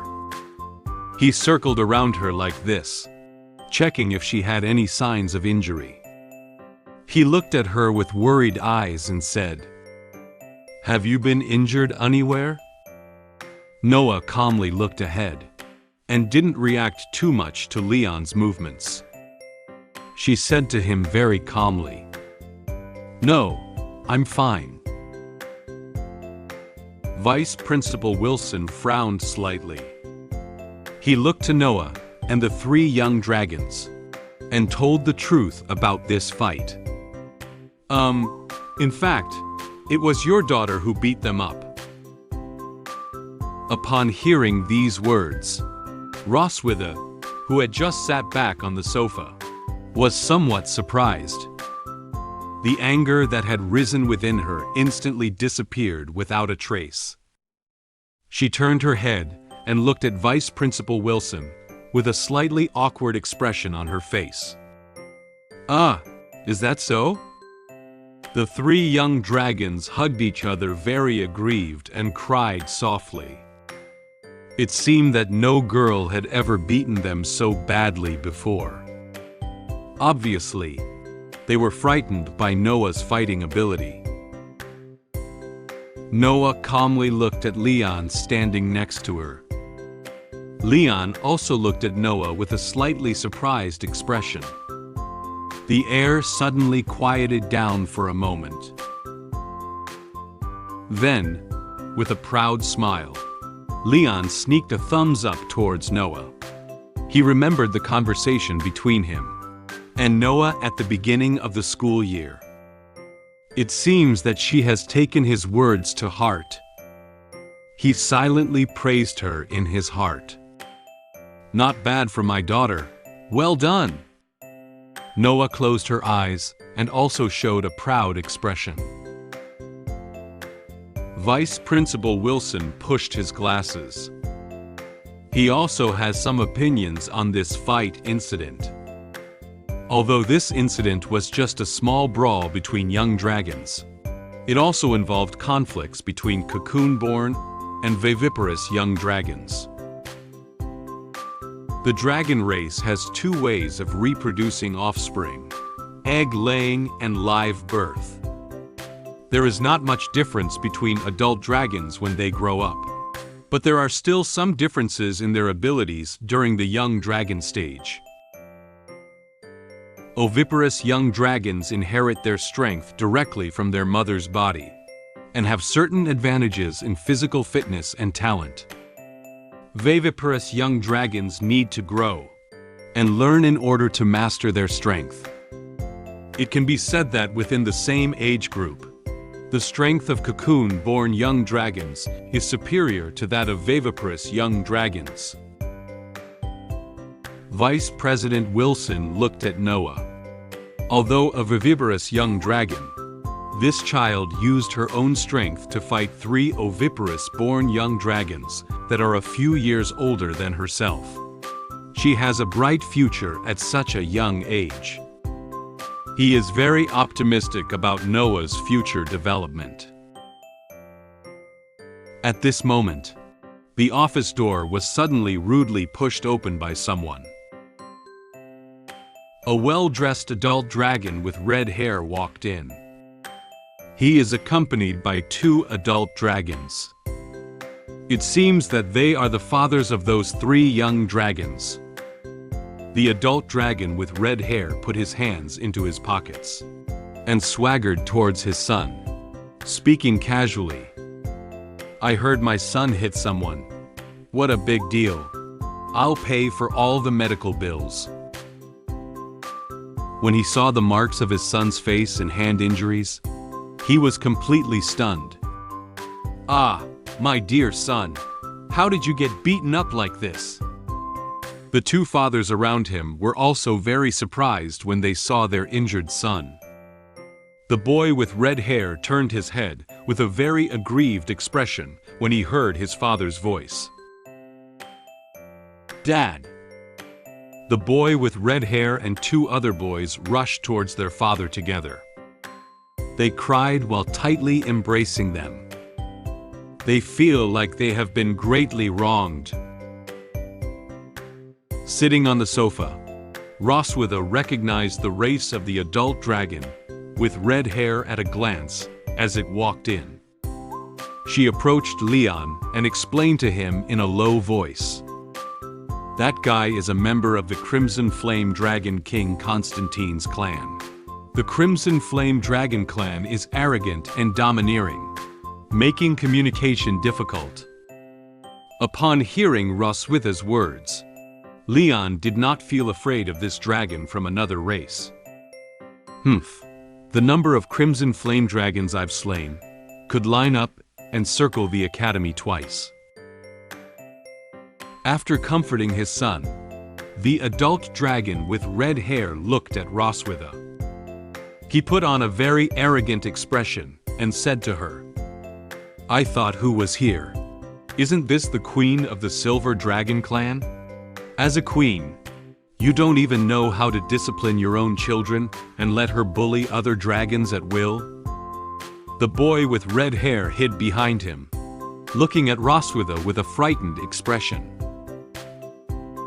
"Oh, the Silver Dragon clan's combat power is not as strong as our Crimson Flame Dragon clans. Do they only dare to encourage young dragons to bully our children?" As he spoke, he approached Roswitha. Leon realized something was wrong and quickly stood in front of Roswitha to stop him. It is obvious that he is provoking her. Roswitha felt particularly uncomfortable when she heard these words. She questioned him with a somewhat angry tone. "Huh? What are you saying?" He stood in front of Leon and continued to speak provocative words without hesitation. "If you don't apologize to my son today, don't even think about walking out of this door." Leon was not to be outdone. He looked at the adult dragon in front of him and laid down harsh words to him. "Who's afraid of who? My fists are itching for a fight." Vice Principal Wilson couldn't bear to see this incident escalate into a parent fight. He slapped the table hard. "Be quiet." The three parents stopped arguing when they heard the voice of the vice principal. They all looked at the vice principal. Vice President Wilson coughed and then told them the cause and process of the incident. "Parents, please calm down and listen to me retell the process of this matter first. Last night, in the cafeteria, Lar and two classmates had an argument with Noah. Noah's plate hit Lar and dirtied his clothes. In memories, Noah calmly watched as her plate was knocked to the ground. Lar grabbed his dirty clothes and exclaimed in surprise, "Ah, my clothes!" So, on the way back to the dormitory, the three of them blocked Noah in the backyard of the dormitory and had a fierce physical altercation. Vice Principal Wilson looked to the three young dragons and asked them if there was anything else to add regarding the details of the incident. "Do you have anything to add?" The three young dragons took a step back in great fear and shook their heads, indicating that there was nothing to add. No. However, at that moment, Noah raised her hand. She seems to have something else to say. Principal, I need to add something. The daughter raised her hand and added details about the incident to the vice principal. In light of the recent incident involving my daughter, I have provided her with guidance on self-protection. The adult dragon with red hair is very angry about this. He accuses our actions and insults us. I couldn't bear to see his insults anymore, and went up to stop him. At the suggestion of the Silver Dragon Queen, the vice principal prevented him from continuing to cause trouble, and presented the results of the handling to the children. After Vice Principal Wilson finished recounting the details of the fight, Noah suggested to him that she needed to provide additional information. Noticing Noah's gesture of raising her hand, Vice Principal Wilson turned to look at her and said, "Noah, do you have anything to add?" Noah crossed her hands and placed them on her chest, with a displeased expression on her face. She turned around and looked at Lars standing beside her, revealing some details of the incident that had not been mentioned. Firstly, when in the canteen, he deliberately provoked me. Overturning the plate was just an accident. Secondly, in the backyard of the dormitory, they rushed over and scared me. I accidentally broke his arm in self-defense. Lar became nervous when he saw Noah's unhappy expression. He looked at her with a frightened expression, his body trembling slightly, and slowly took a step back. "Right, Lar?" Noah's face was expressionless, her brow furrowed slightly. She looked at him with serious eyes, as if confirming to him whether what she said was true or not. She still feels angry about his provocation towards her yesterday. Due to the terrifying aura emanating from Noah, Lar was so scared by her that she almost cried. He immediately hid behind his father again. He tightly held onto his father's hem, revealing only half of his body, and answered Noah's words hesitantly. That's right."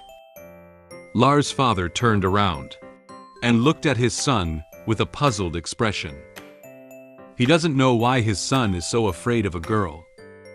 He asked his son in confusion, "Why are you so afraid of her?"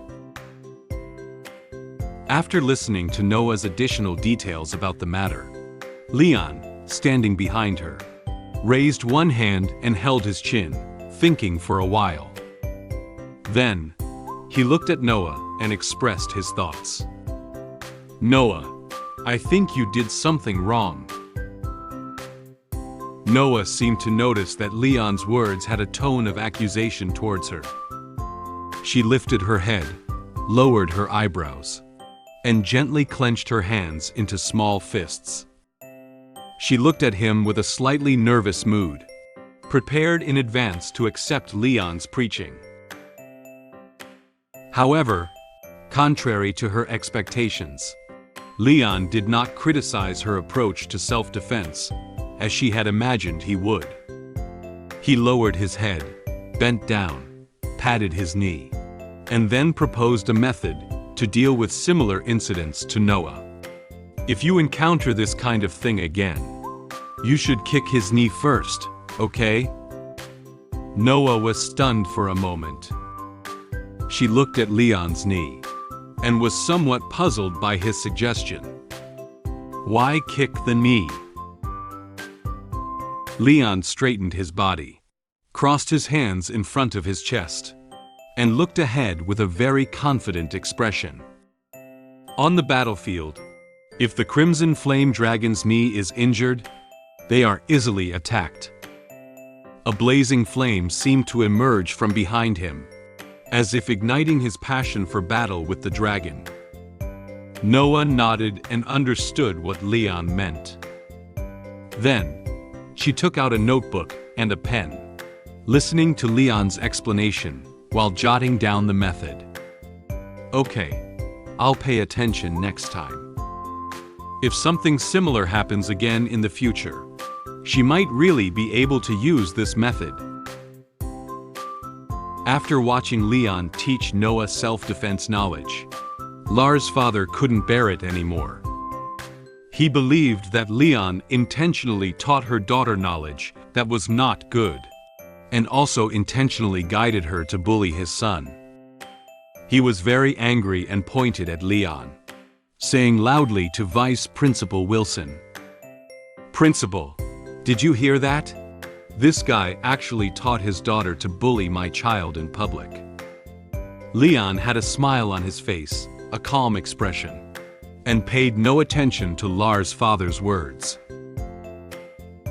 However, this next statement from Lars' father made them feel uneasy.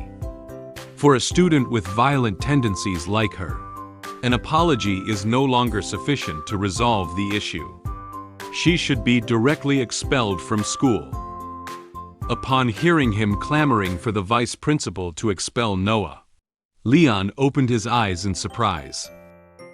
Roswitha and Noah also began to feel nervous. They all looked in the direction of Lars' father.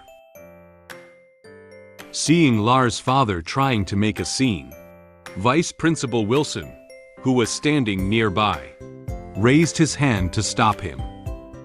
"Lars' dad, please calm down. Whether or not to expel Noah will be decided by St. Hiss Academy." Moreover, many students have reported that Lar often bullies some viviparous dragons. The students in the canteen last night also proved that Lar deliberately provoked Noah first. Vice Principal Wilson also added some of Lars' usual actions regarding his behavior in this incident, and also stated that this is not the first time he has bullied a dragon younger than him. As the vice principal spoke, Lar lowered his head nervously and looked aside. He also seems to know that his approach is wrong. Lars' father still felt angry. He does not accept the vice principal's explanation. His son was bullied by the dragon, but he was also accused by others of provoking others first.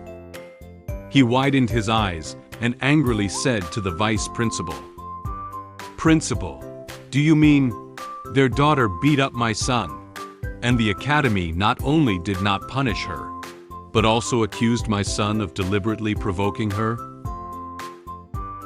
Leon can't stand Lars' father throwing tantrums here. He walked forward, looked into Lars' father's eyes, and loudly rebuked him. "Don't you feel ashamed? How old is your son? He was beaten up by my 1-year and 2-month-old daughter. What are you shouting about?" Upon hearing that Leon's daughter was much younger than his son, Lars' father was slightly surprised. However, he still hadn't restrained himself, and continued to argue loudly to Leon. "Never mind how old my son is, the point is." They all looked at each other with angry eyes, as if sparks were about to ignite between them. At this moment, Lar whispered his age. I am 7 years and 11 months old." Leon and Lars' father looked at him together and fell silent for a moment. Lar noticed that the adults were watching him and was a little scared. He timidly took a step back. The air suddenly quieted down for a few seconds. After learning about Lars' age, Leon couldn't help but laugh. To prevent laughing too loudly, he covered his mouth with his hand. He looked at Lars' father with mocking eyes and said, "If I encounter such a shameful thing, I will definitely dig 3,000 feet deep and bury myself, letting this matter rot in my stomach forever." Lars' father became even more angry when he saw Leon's smug expression. He was so angry that he couldn't think of anything to refute Leon at once. Since he had nothing to say to Leon's daughter, he had to shift the focus of his insults from Noah to their entire family. He said with an angry expression and gritted his teeth, "A coward who dare not even show the tail. What right do you have to say about my son?" He rudely pointed with his hand at Roswitha and Noah standing not far away. "I think your whole family is lowly." Roswitha and Noah furrowed their brows slightly, looking at Lars' father with displeased expressions. They all noticed his rude behavior, but couldn't say anything for a moment. At this moment, Leon reached out and tightly grasped the finger that Lars' father pointed at them. Then, Leon forcefully twisted his fingers in the opposite direction. Leon couldn't tolerate his rude behavior and inexplicable insults towards his family. He said to Lars' father with a slightly angry tone, "You pointed at me and cursed. I endured it. But how dare you point and curse at my wife and daughter?" Lars' father's fingers were held so tightly in Leon's grip that he couldn't break free for a moment. He closed his eyes tightly in pain and raised his head, screaming loudly, "Ah!" Seeing Leon take the initiative to stop Lars' father for them, Roswitha felt some relief. She quietly smiled and silently evaluated his behavior in her heart. Leon, he's quite protective of the child. Lars' father tried several times, and finally broke free from Leon's hand. He held his painful finger and took a few steps back. However, it seems that he still doesn't know the lesson. He frowned and looked at Leon with an angry expression. He gently rubbed his injured finger and let loose with harsh words for Leon. "How dare you hit me? Do you know who I am?" Lars' father angrily rushed towards Leon, intending to have a fight with him here to vent his anger. Seeing that Lars' father's actions were somewhat off, the other two fathers immediately rushed forward and pulled him back. "Duke, don't be angry for now. The principal is still watching. Don't fight here." Although Lars' father was held back by them, he still wanted to break free from them. He revealed his identity to Leon in an attempt to intimidate him.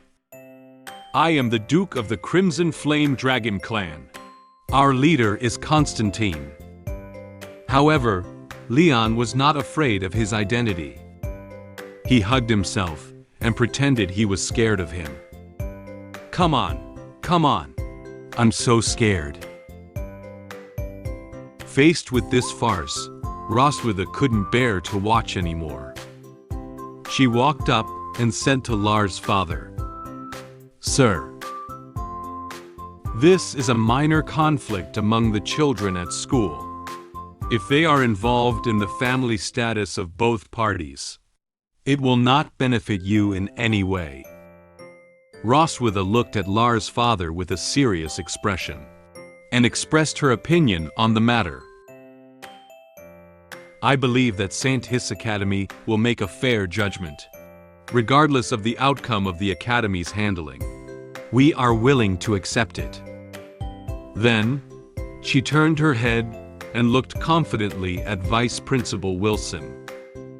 After all, the final outcome of this fight still needs to be judged by the Vice Principal.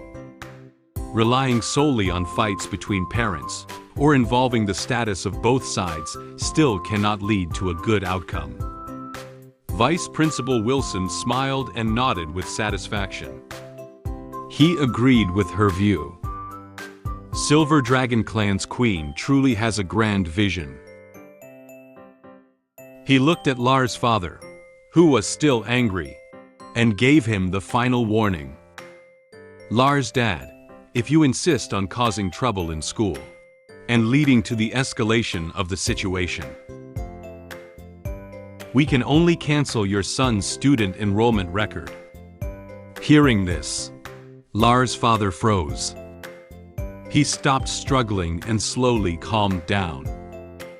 His anger instantly half gone. Lar also doesn't want to be unable to go to school because of his father's continued misconduct. He walked forward and grabbed his father's hem. He lifted his head with a somewhat aggrieved expression to persuade his father. "Dad, forget it. I still want to continue my studies at school." Upon hearing what Lars said to him, Lars' father hesitated a bit. He gradually restrained his unreasonable attitude and temporarily calmed down. He closed his eyes, pretended to cough a few times in an attempt to cover up the awkward scene just now, and calmly said to the vice principal, "I just lost my composure. We also accept the ideas of the academy." However, Lars' father still seems to hold a dissatisfied attitude towards this matter. He looked at Leon and Roswitha standing not far away with angry eyes, and made a small plan in his heart. "I'll step back for now. But once we're out of school, we'll see who has the last laugh." Since both parents have calmed down, Vice Principal Wilson can also announce the outcome of the fight incident here.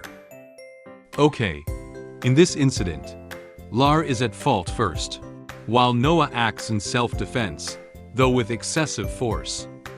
So, he turned his head to look at Noah first, and announced the outcome of his handling of her. Noah will go back to receive oral education from her homeroom teacher, and seriously reflect on her behavior this time. Noah lightly clenched her small fist, and looked at him with some surprise. She didn't expect her punishment result to be less severe. Then, he looked at Lar and his other two classmates. Lar and two other classmates each write a self-criticism, and submit it to the homeroom teacher. In addition, you are also responsible for classroom hygiene for a week. The above is the final processing result. Lar and his classmates sadly lowered their heads, and silently accepted the punishment result. The sunlight outside the window seemed to brighten up the office a bit, as if it was also satisfied with the outcome of this incident. After the incident was resolved, Leon and Roswitha left the office with Noah. In the hallway, Noah turned around and waved goodbye to them. "Well, I'll go back to the classroom first." Roswitha nodded, indicating that she could leave here first. Leon and Roswitha stood together, watching her leave the hallway.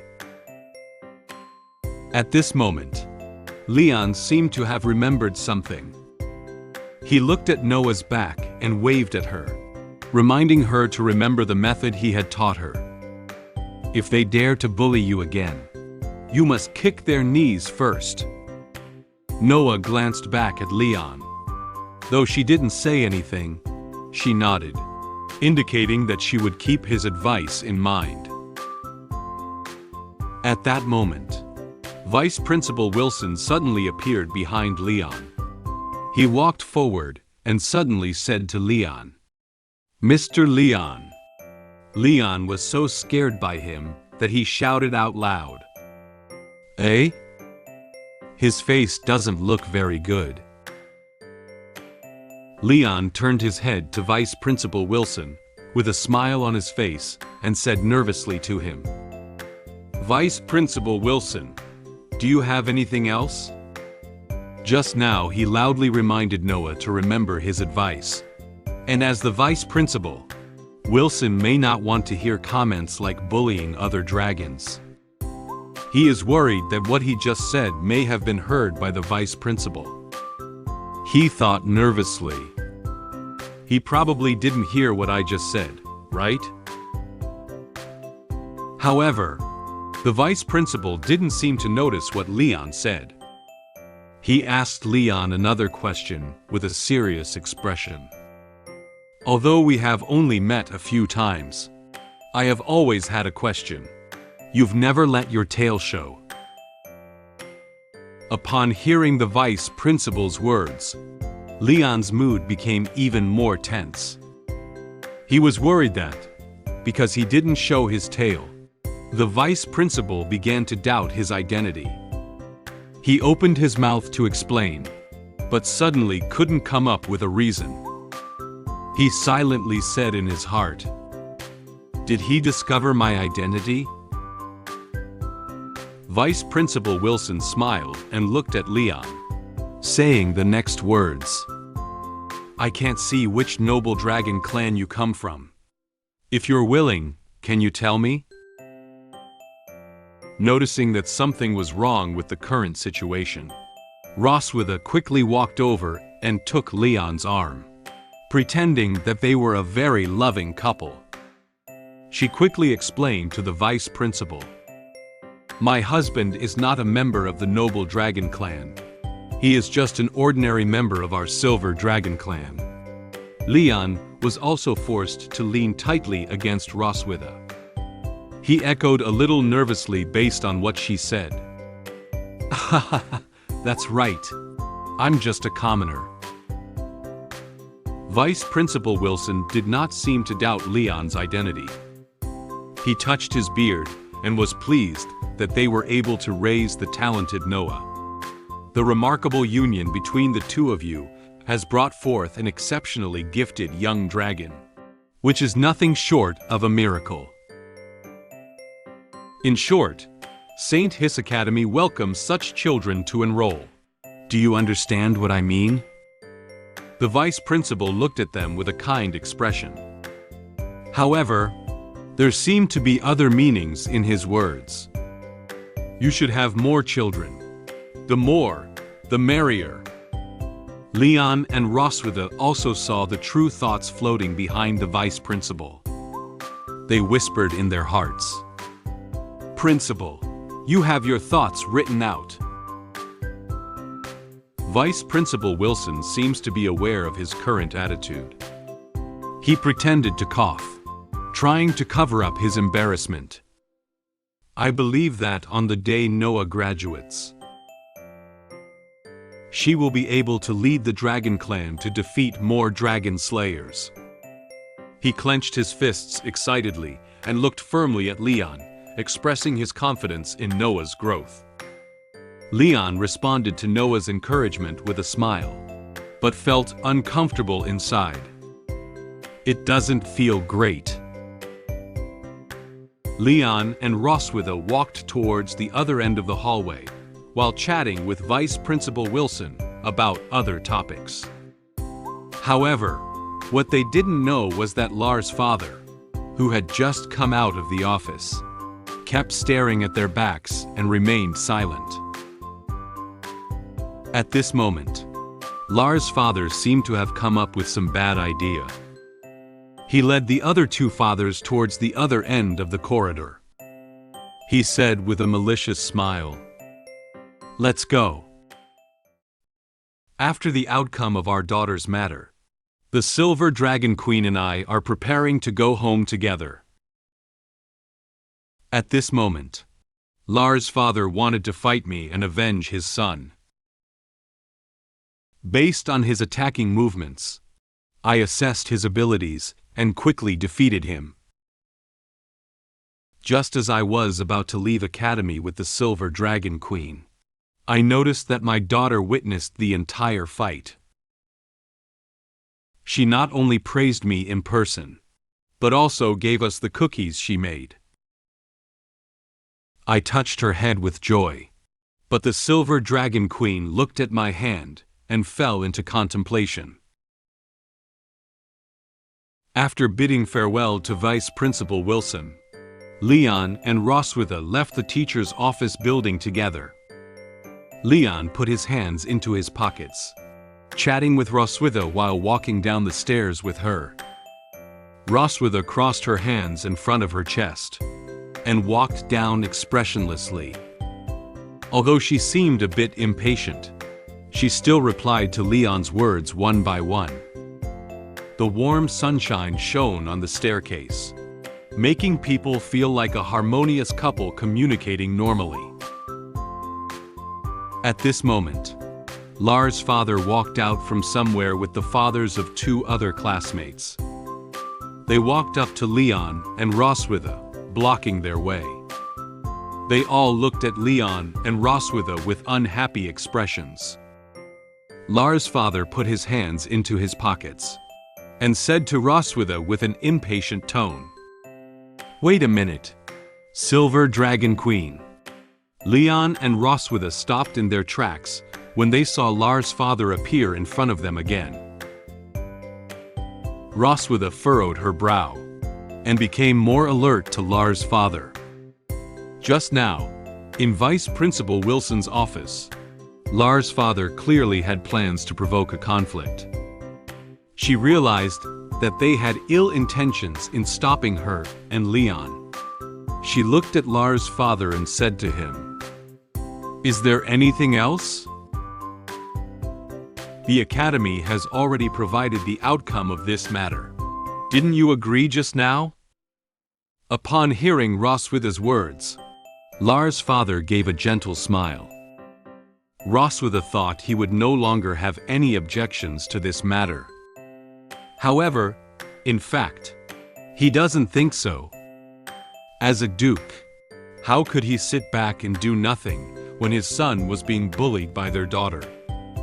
He spread out his hand, revealing a fake smile, and slowly approached Leon and Roswitha. "Don't be so nervous.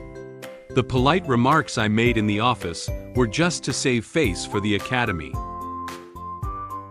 Now that we are out of the Academy, we have to solve the problem according to the way of the Dragon Clan." Lars' father walked up to Leon and locked eyes with him. It was obvious that the target he was looking for was Leon. Leon frowned and looked at him with cold eyes. Then, Lars' father reached out and pointed forcefully at Leon's chest, as if provoking him. Leon lowered his head to take a look, but did not react strongly to his movements. Lars' father said to Roswitha, with a somewhat angry tone, "I want to start a duel with your husband here." Roswitha secretly looked around. She noticed that some passing teachers and parents of classmates were already looking towards them with curious eyes. Due to Lars' father intentionally creating a fighting atmosphere, many passing teachers and parents stood behind her and whispered to each other, discussing their behavior at this moment. As the queen of the Silver Dragon Clan, she also had to consider the current situation. If we refuse them here, they will definitely smear Silver Dragon Clan for being weak and afraid of war. Lars' father grinned and made a provocative expression. He said to Leon and Roswitha with a serious gaze, "You wouldn't refuse, right?" Seeing that he was really going one-on-one with Leon, and there were more and more dragons watching around, it was not convenient for Roswitha to refuse him on the spot. She approached Leon and whispered to him, "Do you want to fight? Is your body okay?" As Leon's body is still in the recovery stage, she is worried that with his current physical condition, it may be difficult for him to fight with Lars' father. However, Leon did not give up the idea of this fight at all. He looked at Lars' father with serious eyes and punched his left hand with his right hand. There is a strong fighting aura emanating from his surroundings. Obviously, he was looking forward to the fight between him and Lars' father. He takes the initiative to beg me to fight him. Of course, I have to accept it. Since Leon wanted to fight, Roswitha didn't continue to persuade him. She nodded in agreement with his idea. She stood behind Leon and reminded him to pay attention to the strength of the fight.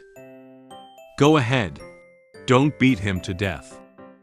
Leon flashed a confident smile and flexed his wrists casually. As he walked forward, he answered Roswitha's words. Oh. Just then, the school bell rang, signaling the end of class. Noah has just finished class. She walked out of the classroom holding a beautiful box. 2 young dragons ran past her. The brown-haired young dragon excitedly said to the green-haired young dragon, "Hurry up! I heard there are dragons fighting in front of the gate. Let's go take a look." Upon hearing their conversation, Noah instinctively looked in the direction they were running. Fight? Could it be? Noah furrowed her brow gently, as if sensing something happening at the school gate. When she heard the word, fight, she remembered what Lars' father had said in the vice principal's office. She felt a little worried.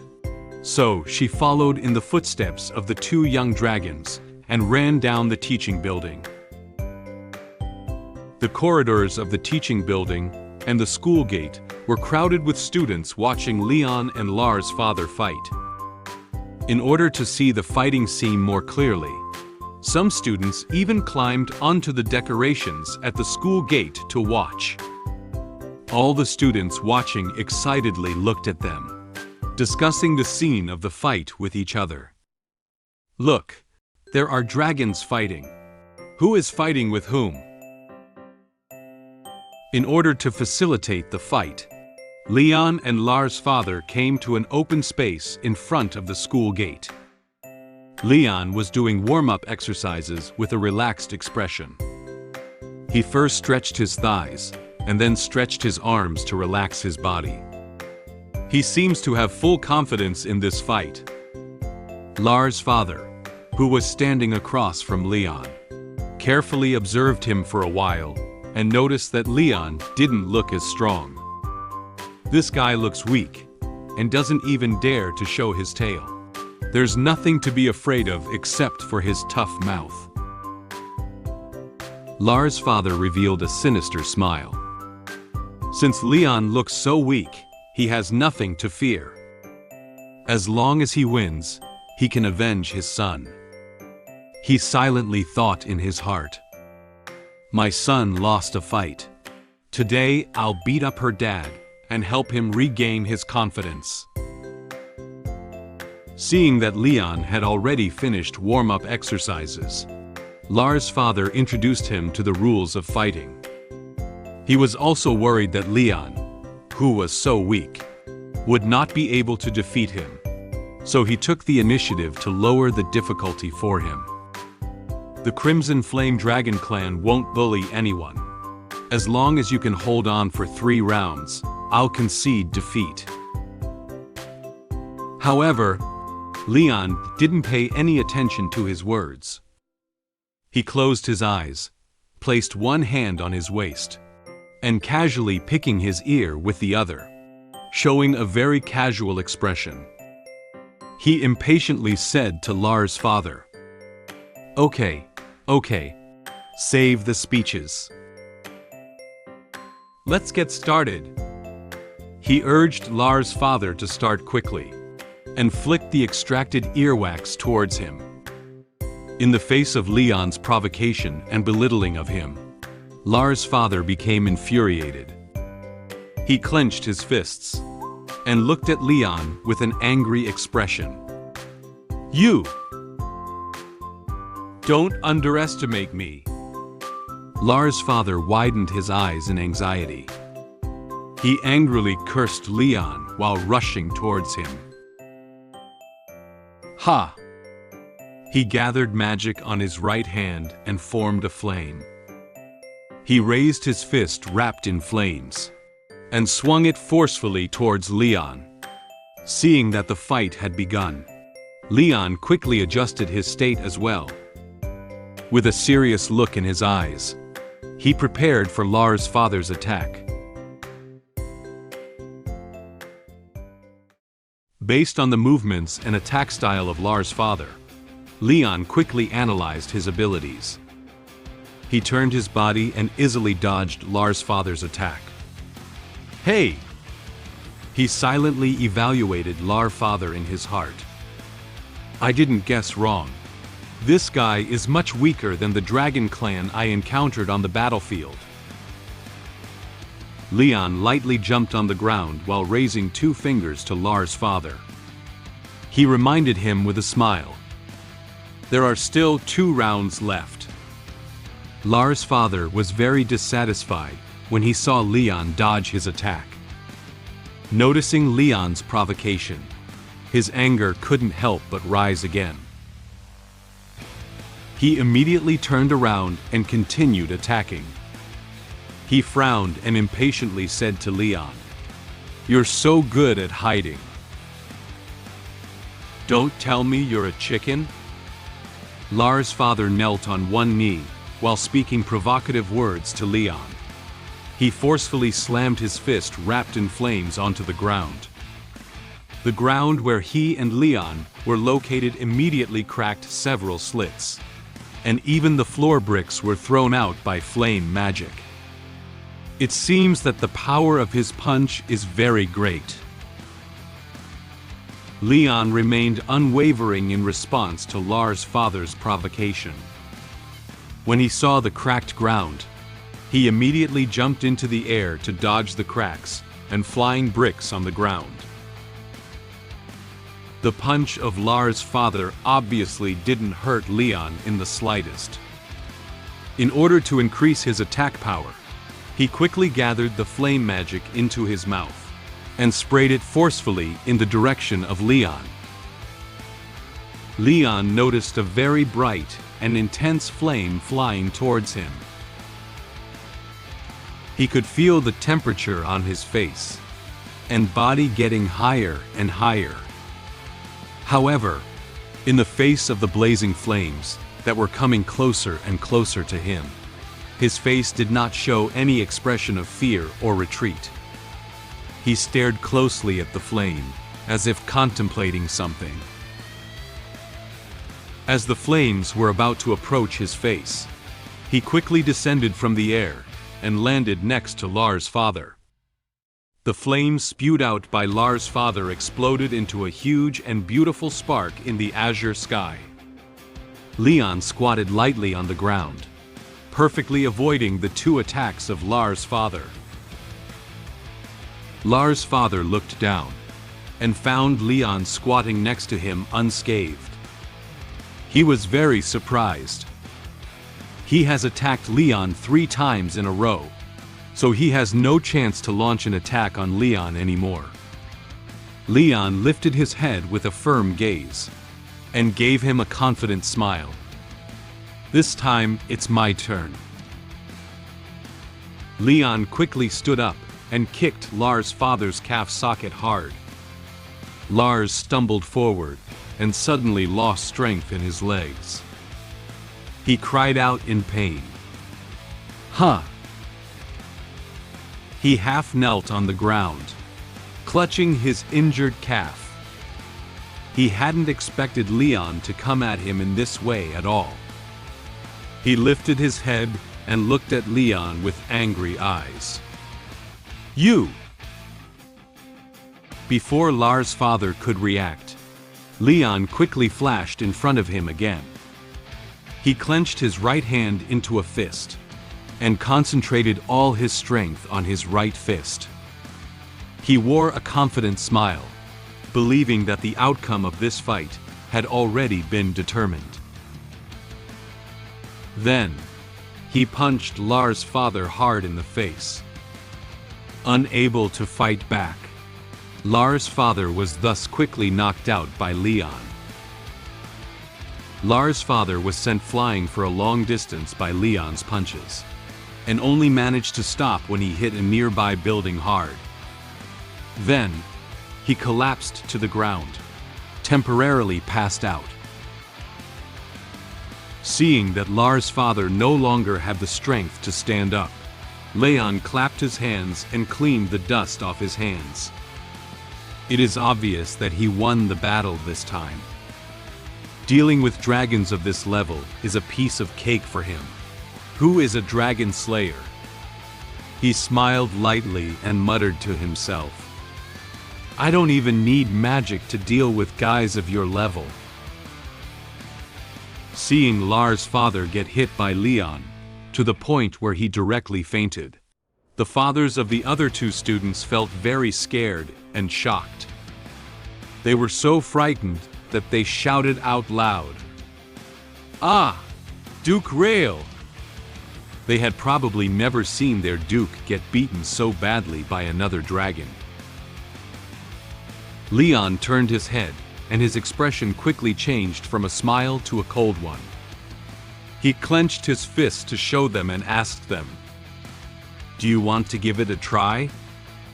If they feel dissatisfied, Leon can also have another fight with them. Both fathers were so scared when they heard Leon's words that they couldn't speak for a moment. They witnessed the entire process of Leon and Lars' father fighting, and also witnessed how powerful Leon's abilities were. Seeing Lars' father faint on the ground, they were so scared that they dared not have any complaints against him. They showed an awkward smile. They shook their heads wildly and waved their hands, indicating that they would not participate in the fight. No, no. They ran to pick up Lars' father, who had already passed out, and quickly dragged him away from the school gate. Leon watched their fleeing figures and stood behind to warn them. "Take him away quickly. Tell your son to stay away from my daughter from now on." Seeing their figures disappear at the end of the road, Leon breathed a sigh of relief. The fight between Leon and Lars' father has come to an end. He turned his head with a smile and prepared to ask Roswitha to come home with him. "Okay, let's go." "Noah, when did you come?" At that moment, Leon suddenly noticed Noah standing behind him. He didn't know that Noah had been standing here since. Noah looked up and found Leon looking towards her. She was holding the beautiful box and staring blankly at Leon. There were also some onlookers on the stairs who were looking at her and Leon with envious eyes. Noticing that Leon was watching her, she immediately shifted her gaze to the nearby building. She seems to have been standing here for a long time. Her face was a little red, as if she was a bit shy towards Leon. She stammered to explain her reason for being here. I just happened to pass by and saw that this place is a bit lively." Then, Noah walked up to Roswitha and handed her the beautiful box in her hand. She said to them, "This is for you." Leon looked at the box and curiously asked her, "What is it?" Roswitha took Noah's box. She opened it and found a large heart-shaped cookie inside. She was a little surprised by this cookie. Noah lowered her head, her gaze drifting away. She was worried that the cookie she made for the first time wouldn't taste good to them. She nervously rubbed her hands and explained to them with a shy expression, "This is the cookie that the teacher taught us to make in cooking class. I only got second place. Maybe the taste isn't very good. You can give it a try." Roswitha smiled and broke the large cookie into 2 pieces. She picked up one of them and took a bite, only to find that the taste was actually quite good. Not as bad as Noah had said. She praised Noah while eating cookies. How could it not taste good? This is delicious. Leon, you should try it too. She handed Leon the other half of the cookie and hinted with her eyes that he should try it quickly. Leon picked up his other half of the cookie and ate it with relish. The rich flavor of cookie spread in his mouth. The crispy chocolate chips melted in his mouth, making him feel the sweet taste. That's right. How could the cookies made by my daughter not taste good? You will definitely get first place next time. After Leon and Roswitha finished their cookie, Noah walked up to Leon. Leon saw Noah approaching him and was still thinking about what else she had to say to them. She put her hands behind her back and hesitated for a moment. Then, she lifted her head and said to Leon, "Just now, you were very handsome." Upon hearing Noah praise him directly in front of him, Leon suddenly froze. His face quickly turned red. He silently thought in his heart, "Noah actually praised me directly? Does this mean that the relationship between her and me has taken a step closer?" Leon smiled happily. Two cute little angels also appeared in his mind cheering for him. Noah was able to initiate interaction with him is a very gratifying thing for him. In order not to let his joy be too obvious, he scratched his head with his hand and pretended to smile calmly at Noah. "Ahaha, of course, your dad is really amazing." Noah also showed a faint smile as she looked at Leon. Leon reached out and gently touched Noah's head. At this moment, Roswitha standing beside couldn't smile. She lowered her head and looked at the hand that Leon had placed on Noah's head. She found that there were very obvious injuries on the back of his hand. She looked at Leon and fell into contemplation.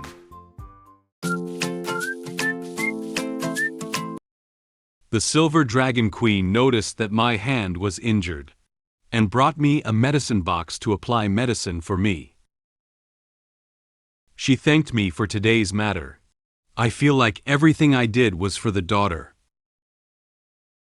A few days later, the sister of the Silver Dragon Queen invited us to her house as guests. She warmly welcomed us and interacted with our daughters. After dinner, she plans to show us photos of the Silver Dragon Queen when she was a child. Just as the Silver Dragon Queen was about to snatch the album away, I took it and looked at it. It's already evening now. After dinner, Leon returned to his room. He sat on the sofa, holding a brown-covered book in both hands, and read it very seriously. The title of this book is Encyclopedia of Dragon Parenting, with the subtitle 108 Ways to Communicate with Babies. He appears to be studying the book's content to better understand his daughter's current developmental stage, aiming to refine his parenting approach and improve communication with them.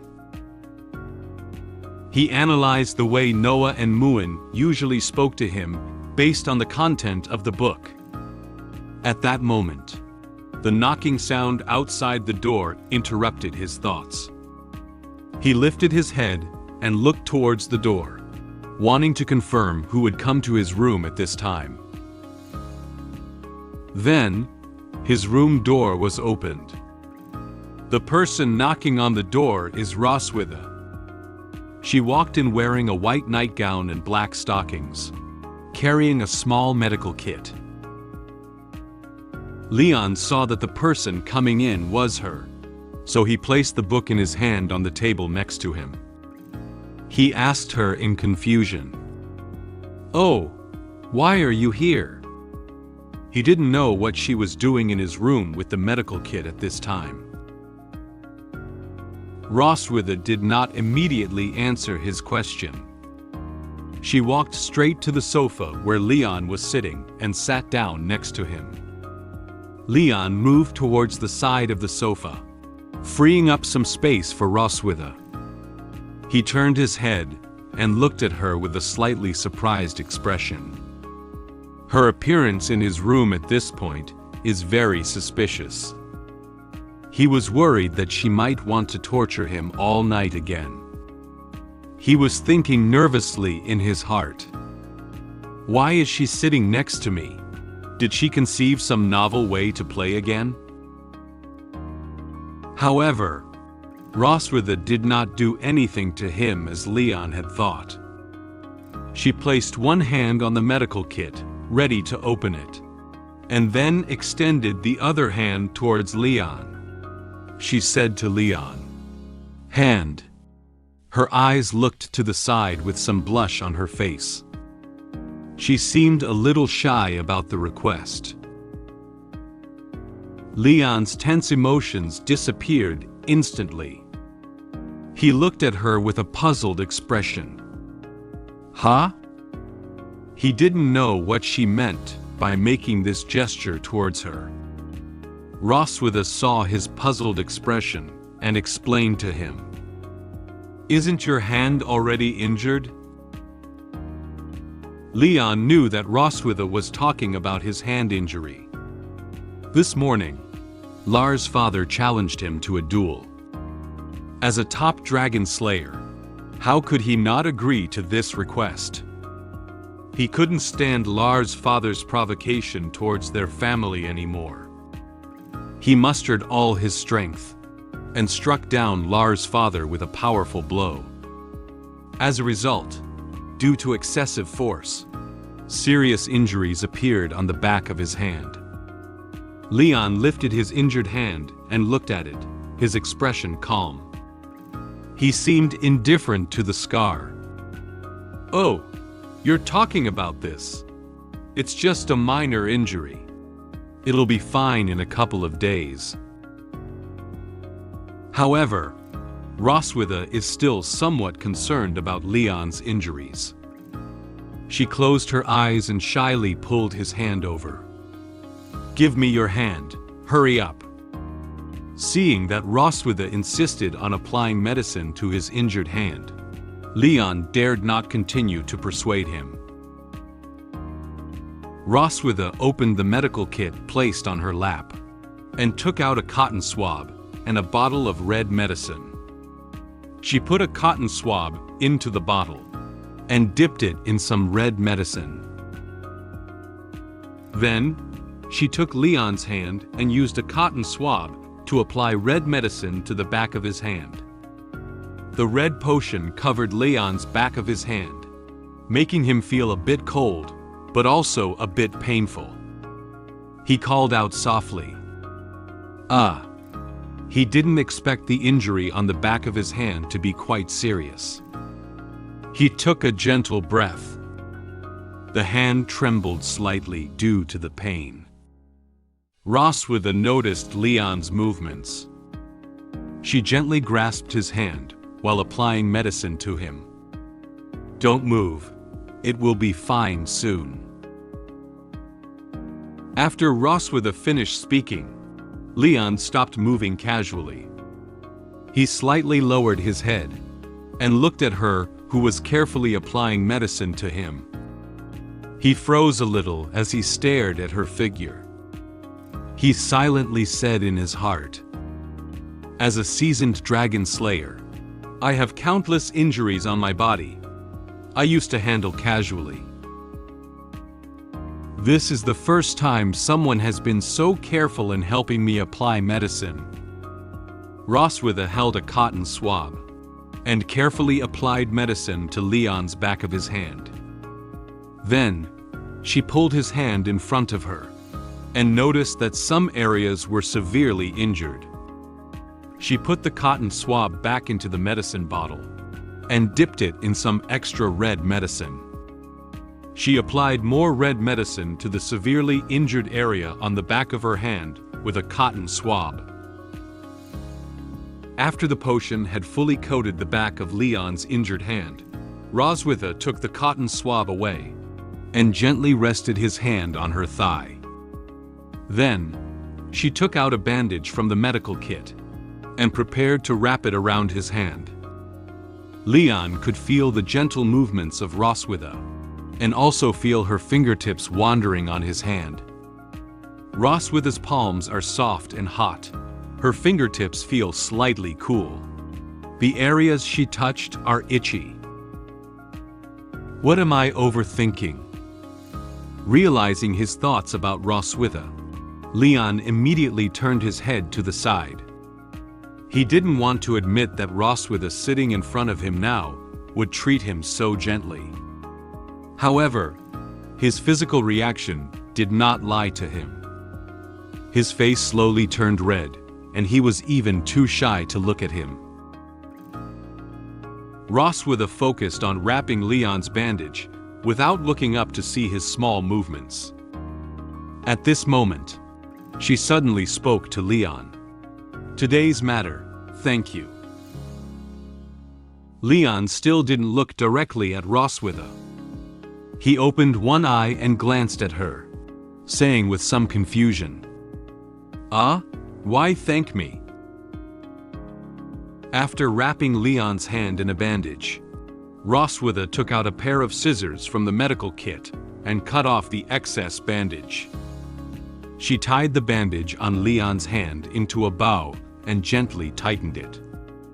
She explained to him what happened at school today. "Lars' father has a domineering attitude, but you take the initiative to stand up and protect me and Noah." Leon understood that what she wanted to thank was for today's matter, so he gave her a gentle smile.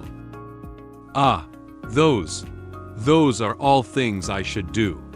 Although we live as strangers, in front of outsiders, you are at least my." This is all for Noah. Realizing that he was about to say something related to Roswitha, Leon immediately changed his words. He raised his hand and casually touched his neck, trying to hide the embarrassment of having just said the wrong thing. However, the increasing redness on his face had already revealed his inner thoughts at that moment. Upon hearing what he said, Roswitha did not refute it. She closed her eyes and touched her braid with her hand, revealing a faint smile on her face. I knew you wouldn't admit it so easily." After dealing with Leon's injuries, Roswitha remembered that there was one more thing she hadn't told Leon. "By the way, my sister has sent a letter inviting our whole family to visit her place. Do you want to go?" Leon thought for a moment, then replied to her, "Your sister? I don't want to go." Upon hearing his answer, Roswitha closed her eyes and spoke to him with a threatening tone. "Okay, then let's settle the previous matter." Leon was so scared at the thought of how she had tortured him several times at night that he dared not continue to refuse her. "Fine, I'll go, all right?" The moon gradually dispersed the clouds around it, silently watching the interaction between Leon and Roswitha. A dragon roar and the sound of flapping wings echoed through the sky. Roswitha, transformed into a dragon form, flew with Leon, Noah, and Muen to Roswitha's sister, Issa's house. They are going to visit Issa's house that day. The sunset gradually dyed the sky from azure to orange-red. It seems that they spent almost a day on the road. Gradually, a huge castle appeared in front of them. Obviously, they have flown into the territory of the Red Dragon clan. After finding the location of the city gate, Roswitha slowly landed on an open space in front of the gate. She flapped her wings and lifted up all the sand around her. It seems that it will take some more time, for her to land on the ground. At this moment, Issa and the servants had been waiting for them at the city gate for a long time. The first to come down from the dragon's back is Noah, followed by Leon and Muen. Noah hugged her chest with both hands and walked slowly forward. Leon held onto Muen and gently patted her with his hand, trying to wake her up. "We're here. Muen, wake up." Muen slowly opened his sleepy eyes and looked around, only to realize that they had arrived at their destination. She gently rubbed her eyes with her hand and answered Leon's words in a daze.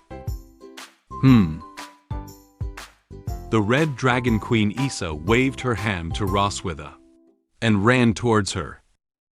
With a smile on her face, she joyfully called out the name of Roswitha. "Ros." Issa threw herself onto Roswitha's dragon head in an instant. She tightly hugged the dragon head of Roswitha and gently stroked her. She was very excited and said to Roswitha, "Your dragon form is still so handsome." Due to Issa repeatedly rubbing against her dragon head, she couldn't help but revert back to her human form. "Issa, it's so itchy." Roswitha turned her head and looked shyly at Issa. Faced with her enthusiasm, Roswitha still couldn't resist. Issa still tightly hugged her and kept rubbing against her face. She looked at her with a smile and said, "Even when you change back, you're still adorable." She hasn't seen her lovely sister for a long time. She wants to spend more time with her. Issa leaned closer to Lothar's face and carefully examined her, then happily rested her head on her shoulder. Issa's affectionate behavior made even Roswitha unable to refuse. She smiled lightly and said to Issa, "Issa, let me introduce my husband and daughter to you. You haven't officially met them before. This is my husband, Leon Kazmid." She raised her hand and asked Issa to look towards her, indicating that the person standing next to her was Leon. Leon raised his hand and waved it at Issa, showing her a smile. Ahaha! After the embrace with Roswitha ended, Issa looked over to Leon and greeted him happily. "Hello, it's so good to finally see you awake." Then, Roswitha lowered her head and gently patted Noah and Muen standing on either side of her, introducing them to Issa. "This is my daughters." Muen stepped forward in front of Roswitha and excitedly raised her hand to greet Issa. "Hello, Auntie Issa." Muen was delighted to meet Issa. However, Noah is not necessarily the case. After seeing Issa, she took a step back behind Roswitha. She had one hand behind her back, and the other hand gently grabbing onto Roswitha's clothes. She seems a bit shy towards Issa. Issa was very happy to see the children. She crouched down, tightly embracing Muen with both hands, and rubbing against her face. She hugged Muen while guessing their names. "Oh, let me guess. You're Muen, and the one behind you is Noah, right?" Muen nodded, indicating that what Issa said was correct. "Yes, Auntie Issa guessed correctly." Issa noticed that the two children could clearly see the difference and said to them, "You are the same as what Ross said in the letter." Seeing that Noah was still shy and afraid to embrace her, Issa opened her arms to make room for Noah's embrace. She took the initiative to ask Noah, "Noah, do you want your auntie to hug you too?" Noah looked at her with a red face and hesitated for a moment. She lowered her head, looked away, and nervously rubbed her hand. Then, she nodded and whispered to her. Okay. After obtaining Noah's consent, Issa quickly pulled her over. She tightly hugged Noah and Muen, and gently wrapped her tail around them. She lightly rubbed their faces, with a happy smile on her face. It seems that Issa likes them very much. Muen closed her eyes and rubbed against Issa, revealing a happy smile as well. Although Noah still looks shy, she must also be happy for this enthusiastic aunt in her heart. Surrounded by lovely children, Issa feels really happy now. She said with a joyful heart, "It's so happy to touch such a cute little dragon girl." Immersed in the joy of embracing the child, she almost forgot that her brother-in-law was standing next to her. She touched the heads of Noah and Muen while looking up at Leon. "I heard from Ross that you usually take care of the children. Thank you for your help." Upon hearing Issa's gratitude, Leon smiled at her. "It's not really hard. I enjoy taking care of children, and they are also close to me." Standing next to him, Roswitha was a little unhappy with his words. She raised an eyebrow and looked at him. "They are clearly closer to me, right?" Leon's competitive spirit suddenly flared up at that moment. He looked at Roswitha and said, with a hint of dissatisfaction, "Wife, are you joking? How could this be possible?" Roswitha furrowed her brow gently, and her expression suddenly became serious. She approached Leon and reiterated what she had just said. "Do you think I'm joking with you?" In front of Roswitha's family, Leon dared not say too much to her. Okay. They are close to you. I'm going easy on you." Issa smiled as she watched them argue, and evaluated their relationship. "Your relationship is really good." Upon hearing what Issa had said to them, Leon and Roswitha immediately turned their heads to the side. Their faces were tinged with a blush, as if they were embarrassed by Issa's words. They stuttered to Issa, It's okay." Having said so much, it's not convenient for Issa to let them stand at the city gate for so long. She warmly invited them into the castle. Okay. You must be tired after traveling so far. Let's go in first." The living room of the Red Dragon Castle is very large, and there are many pieces of furniture with red as the main color. After dinner, Leon and Roswitha sat on the sofa to rest. Noah and Muen sat on another sofa chatting together. At this moment, Issa walked over with a thick photo album.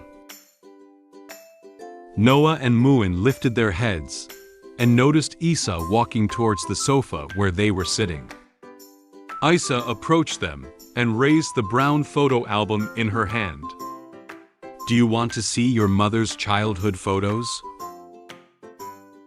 Upon hearing that she could see her mother's past photos, Muen's eyes lit up. She excitedly raised her hand to Issa. "Wow, I want to see." However, Roswitha, who was sitting on the sofa next to Muen, was somewhat surprised. "What?" Roswitha doesn't seem to want Leon and the children to see her childhood photos. She quickly rushed to Issa and tried to snatch the photo album. She said anxiously, "Issa, why do you still have those photos? Give them to me quickly." Noticing Roswitha's movements, she immediately raised the photo album higher to prevent her from obtaining it immediately. Oh, Ross seems shy. Issa gave Leon a suggestive glance. Leon looked at her and immediately knew her intention. Just as Roswitha was about to snatch the photo album, Issa gave it a strong toss across to Leon, standing opposite her. With a light jump, Leon caught it securely in both hands.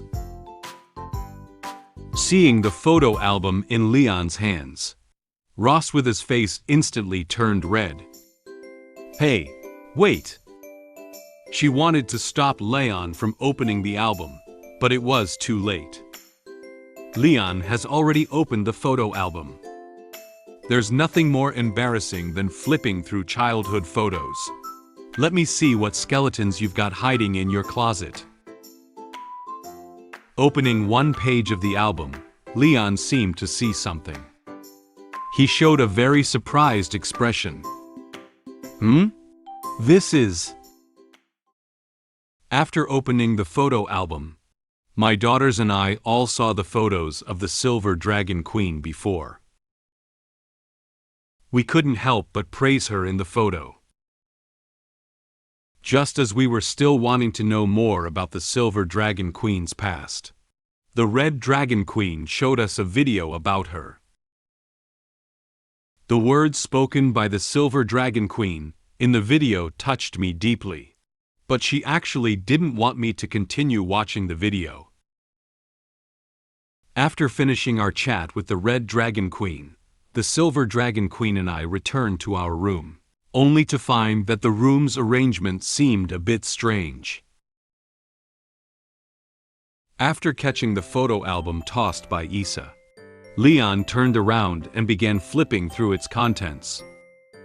Roswitha wanted to stop Leon from looking at the album, but she was too late to run over and grab it. Leon turned to one of the pages, and a photo inside immediately caught his attention. He couldn't help but evaluate. Wife, I didn't expect you to have such a side. Upon hearing Leon's words, Roswitha instinctively became nervous. Noah and Muen are also very curious about the photo of Roswitha.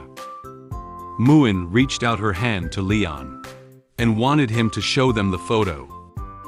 Dad, we also want to look. In order to show them which photo he was referring to, Leon took it out of the album. He turned around, showed them the photo, and said to Roswitha with a smile, "You look so energetic when you were still a student." Issa took a look at this photo, and immediately knew when it was taken. Oh, this is a photo of Ross as an outstanding student representative giving a speech on stage. In the photo, Roswitha stands in front of the speech stage with a very lively smile on her face. She was wearing the school uniform of St. Hiss Academy, and had her silver long hair tied into a ponytail, looking very spirited. She held the script needed for her speech in her right hand, and placed her left hand on her body, confidently delivering her speech to the students on stage. Sunshine and green trees serve as her background, creating a good atmosphere for her. The lively and cheerful Roswitha in the photo is obviously completely different from her current personality. Leon couldn't help but evaluate her again. Why have you grown into such a cold and aloof queen now? Ah! Realizing that he was going to say something she didn't like to hear, Roswitha immediately walked up to him. Then, she kicked him hard with her high heels to stop him from continuing. Leon felt the pain in his feet and called out softly. He didn't dare to scream in front of his daughters and Issa. Roswitha angrily took the photo from Leon's hand. She looked at Leon with displeased eyes and whispered a reminder to him. Don't get too cocky. You might be her next target for pranks. Leon lifted his injured foot and gently rubbed it, while showing an awkward smile to Roswitha. now that he knew she was angry. He didn't continue speaking. Leon placed the photo album on a relatively short table, making it easy for Noah and Muen to see it. Noah helped flip through the album and looked at the photos inside with Muen. It seems that they are very interested in the photos of their mother when she was a child. Issa stood behind them with a smile on her face as she watched them flip through the photos. She said to them, "There are many photos of your mother when she was a child ahead. You can take a look." Looking at these photos, Issa recalled things from the past. When she was a child, she was white and soft, and it felt really comfortable to touch. These 2 pages in the album contain several photos of Roswitha's childhood. There is a photo of her being scared and crying when she saw a spider. There are 2 photos of her crawling around in bed and sleeping when she was just born. There is a photo of her defeating a beast, even bigger than herself alone. There is a photo of her shyly holding up her award. Noah and Muen looked at these photos and said happily, "Mom, it's so small." Muen also wants to touch Mom. After reading these 2 pages, Noah flipped over the album to another page. At this moment, Muen saw a very special photo. She pointed to it and excitedly said, "Mom is so cool in this photo." Upon hearing what Muen said, Leon standing next to them felt curious. "Let me look." He gently bent down and leaned closer to Muen to see which photo it was.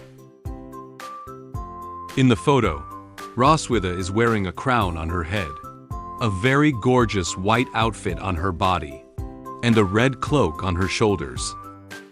She sat on the throne and showed a cool smile as she looked ahead. This aristocratic attire reflects the majesty and heroic demeanor of Roswitha. Issa looked at the photo and explained to them, "Oh, this is a photo taken on the day when Roswitha inherited the title of Silver Dragon Queen." Leon turned his head to look at Roswitha and gave her an enigmatic smile. "Wow, you're really cool." Upon hearing Leon's praise of her, Roswitha closed one eye and quietly turned her head to look to the other side. Although she didn't want to accept his evaluation of her, the blush on her face had already exposed her emotions at this moment. Noah and Muen flipped through the album page after page and looked through all the photos of Roswitha from childhood to adulthood. Noah flipped through the album one more page and found that there was nothing else left. She said, a little surprised, "This is the last page." Muen held her face with both hands and looked at the photo album, feeling a little disappointed. "No more? Muen wants to see more photos of Mom." Noticing that Noah and Muen had already finished looking at the photos, Roswitha breathed a light sigh of relief. She walked up behind them, picked up the photo album, and gently closed it. "Okay, now that we're done looking, you can take it back and put it away." Issa. Just as Roswitha was about to hand over the photo album to Issa, Issa took out a crystal ball from behind. She held it and looked at them with a smile. "It's not over yet. Do you know what this is?" Roswitha became nervous again when she saw that Issa wanted to show them her past to them again. She couldn't help but shout, "Issa!" The crystal ball in Issa's hand is something that Leon is all too familiar with.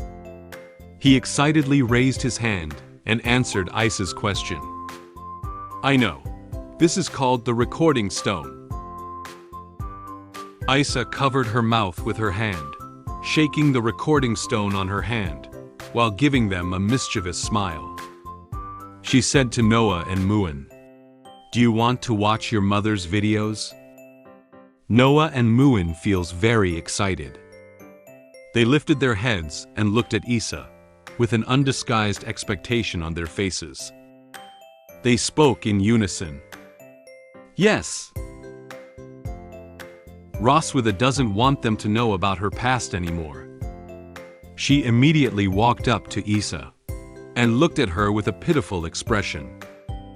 She held Issa's hand and said to her, "Issa, as your biological sister, I beg you not to release the contents inside." Seeing that Roswitha was trying to stop Issa from showing them the video, Leon couldn't help himself. He also walked up to Issa and put his hands together in front of his chest, making a gesture of pleading with her. He wore a face full of expectation and said to her sincerely, "I also beg you, as your brother-in-law, you must show us what's inside." Although he was saying that, he secretly thought to himself, "Roswitha is so resistant, there must be some unspeakable videos hidden in there." Leon and Roswitha leaned against each other, praying that Issa would listen to one of them. "Issa." Issa closed her eyes and covered her head with her hand. She smiled and shook her head lightly, pretending to be very difficult with their demands. Then, she approached them with a playful expression on her face. She reached out a finger and shook it, then said to them, "Well, Leon is a guest at home for the first time, so let's listen to him first.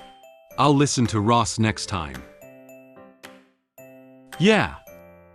After Issa agreed to Leon's request, Leon smiled. He extended 2 fingers towards Roswitha and made a victorious gesture. Roswitha looked at Leon with very angry eyes. She could only curse him fiercely in her heart. "I will definitely not bring you here again next time." Issa asked the maid to help turn off the lights in the living room. Then, she found a small cushion and placed the crystal ball on top of it. She touched it a few times, and then it emitted a dazzling light and played the video. Leon and Roswitha stood in front watching, while Noah and Muen stood behind them watching. While the video was playing, Issa also reminded them, "This is a super precious video." Soon, a scene appeared in the video. The moon quietly stays in the sky and illuminates the dark sky around it with a faint moonlight. Under the moonlight, the small river shimmered, and occasionally, the sound of flowing water could be heard. A gust of wind blew by, and the woods near the small river made a faint sound, as if making background music for the video. The entire environment is very harmonious. It seems that this video was taken at night. Upon seeing this scene, Roswitha suddenly remembered something. She said, somewhat surprised, "This place." She quickly reached out her hand, trying to cover Leon's eyes. She doesn't want him to see the content of the video. "You can't watch." Leon was startled by her action. He didn't know why she suddenly became nervous. He tried to take her hand away while speaking in confusion. "What?" Next, the video showed Roswitha during her student days. She sat on a pile of rocks by a small stream, her cheeks slightly flushed as she gazed at the recording stone. At this moment, Issa's voice sounded in the video. "Ross, what are your criteria for choosing a spouse in the future?" Upon hearing her sister's question, Roswitha hesitated for a moment. She turned her head shyly and tried to avoid the capture of the recording stone. "Issa, Don't make any videos. It's embarrassing. However, Issa is still curious about this question. Don't be shy. Tell me about it. Since her sister wants to know, it's not convenient for Roswitha to keep it a secret. She looked up at the sky and pondered for a moment. Then, she reached out and scratched her face, with a shy expression, and said to Issa, let me think. First of all, this person's grades should be stronger than mine, preferably having won many first places. Then, he should have a sense of responsibility, not hate children. In the video, Roswitha slowly reveals her criteria for choosing a spouse. However, these standards seem to be in line with the current Leon. Muen was a bit surprised to notice this. She whispered to Noah standing beside her. Mom's obviously referring to Dad, right? Noah looked at her and nodded, agreeing with her opinion. And be strong, but not bully the weak. He has his own code of conduct, and is not influenced by the race or the outside world. Upon hearing this passage, Leon extended his finger to point at the scene and began to boast. He's powerful, but he doesn't bully others. That's right. This is indeed referring to me. Roswitha was a bit angry about Leon's self-evaluation. She said to him with angry eyes, "Bah! Don't you feel ashamed?" She reached out and twisted Leon's face to one side, trying to stop him from continuing to watch the video. However, Leon tried to turn his face and look ahead, wanting to get rid of her hand. Standing next to them, Issa noticed that they were arguing with each other over the standards in the video. She smiled and quietly continued to observe them. At this moment, after listening to what Roswitha said, Issa in the video said to her, "These 3 points are all difficult, especially the last one. Many people lose themselves after gaining power and authority." In the video, Roswitha holds her legs with both hands and looks up at the moon in the sky. The moonlight seemed to want to respond to her, gently enveloping her figure. Her eyes shone brightly, as if filled with hope for the future. Who knows? If there were no such people, I wouldn't want to force myself to get married. If I get married in the future, I will only marry someone like this. Then, Roswitha turned her head to look at the recording stone and revealed a very cute smile. For her future husband, she expressed her firm resolve. Leon was instantly mesmerized by the smile on Roswitha's face in the video. He slightly widened his eyes and opened his mouth in surprise. He stared blankly ahead, his mind still echoing with the words spoken by Roswitha. Then, Leon's face slowly turned red. He only found out that Roswitha was looking for a husband like him. He quietly turned his head to look at her and stuttered. "So, I am perfect in your mind." Roswitha immediately turned her head and avoided Leon's gaze. She doesn't want to admit that he is the best husband in her heart. She explained hesitantly, trying to conceal her emotions at the moment. That's just something I casually said when I was young."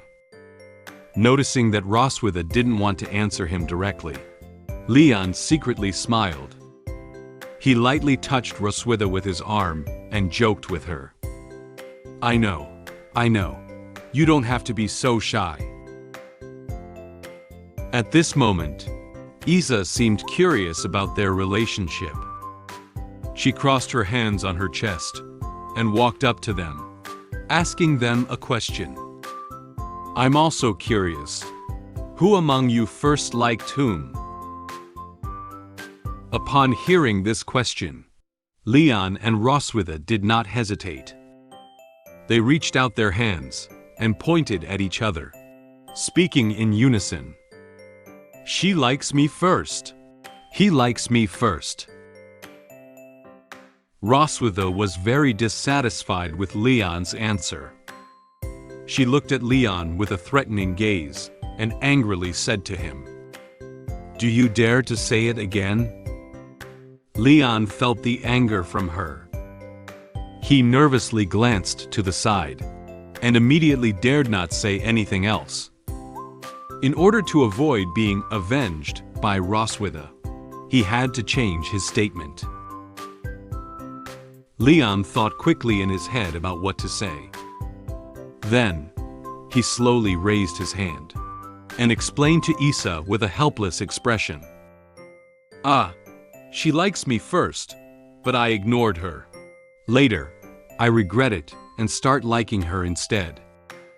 Roswitha closed her eyes and nodded, quite satisfied with his explanation. She whispered, "That's more like it." Watching the interaction between Leon and Roswitha, Issa found it very interesting. She supported her chin with one hand and looked at them with a smile. "Sure enough, your relationship is very good." Leon and Roswitha immediately turned their heads aside and did not look at each other. They seemed to be trying to make excuses for their relationship. "No." Issa chuckled softly. Then, she continued to share information about Roswitha. She said to them very happily, "So, do you want to read the love letters that Ross received back then? These love letters are a pile of them." Leon, Noah, and Muen looked at Issa with anticipation on their faces. "We want to see." However, Roswitha really didn't want them to continue to know about her. She shouted in a hurry, "Issa, why do you even keep that one? Let me burn it now." Roswitha's voice echoed throughout the entire Red Dragon Castle. At this moment, the Red Dragon Castle remained quietly in the dark night. It lit up some lights, silently illuminating the surroundings of the castle. They had a very harmonious and noisy day. After the chat with Issa was ended, Leon and Roswitha walked towards the room together. As soon as she arrived at the door, Roswitha noticed that the room seemed a bit strange. Leon felt a little puzzled when he saw her suddenly stop. He asked her, "What's up?" There is a bathtub filled with hot water in the room. There were also some roses sprinkled on the bathtub. Then, in the middle of the bed, many roses were arranged in a heart shape and placed on top. The overall color tone of the room is red, and red candles are placed next to the bed as decorations. The whole atmosphere feels like a room where couples sleep. Seeing the room with this kind of arrangement, both Leon and Roswitha froze. They looked at the scene in front of them in surprise, and silently said in their hearts, "What is this situation?" The Red Dragon Queen has carefully prepared a couple's room for me and the Silver Dragon Queen. When we wanted to sleep in separate rooms, the Red Dragon Queen seemed to disagree with our idea. We have no choice but to sleep together in this room. Although I don't want to sleep with her, her thoughts seem different from mine. When the Silver Dragon Queen was taking a shower, she rushed me to the balcony. Here, I met the Red Dragon Queen. While drinking with her, I also knew some secrets about the Silver Dragon Queen. Leon and Roswitha's room is covered in red, and the atmosphere created by the room is also subtle. This looks like a room that a couple hotel would have. At this moment, Issa also entered the room. She watched their reaction to the room with a smile. Leon raised his hand and awkwardly covered his face. He couldn't believe what he saw was real. Roswitha's face also blushed. She turned her head, furrowed her brow slightly, and pointed to the room to ask Issa, "Issa, what's going on in this room?" Issa seems to have intentionally decorated their room like this. She blinked her eyes playfully at Roswitha and said in a cute tone, "I have specially prepared the guest room for you. You will stay here for the next 2 days." However, Roswitha didn't want to sleep with Leon in this room where the atmosphere didn't seem quite right. She closed her eyes, crossed her hands in front of her chest, and said somewhat dissatisfied, "Are there any other rooms available?"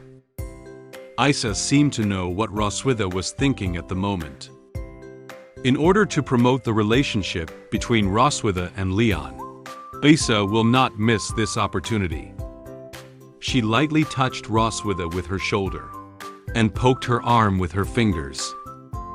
She said to Roswitha with a joking tone, "Oh, you don't have to be shy." Upon hearing the conversation between Roswitha and Issa, Leon standing beside them felt helpless. He didn't expect his gentle and understanding sister to have such a bold and open side. She was a bit speechless about Issa's behavior. He looked at them with an unhappy expression and silently said in his heart, "I was careless. The she-dragon sister is no joke.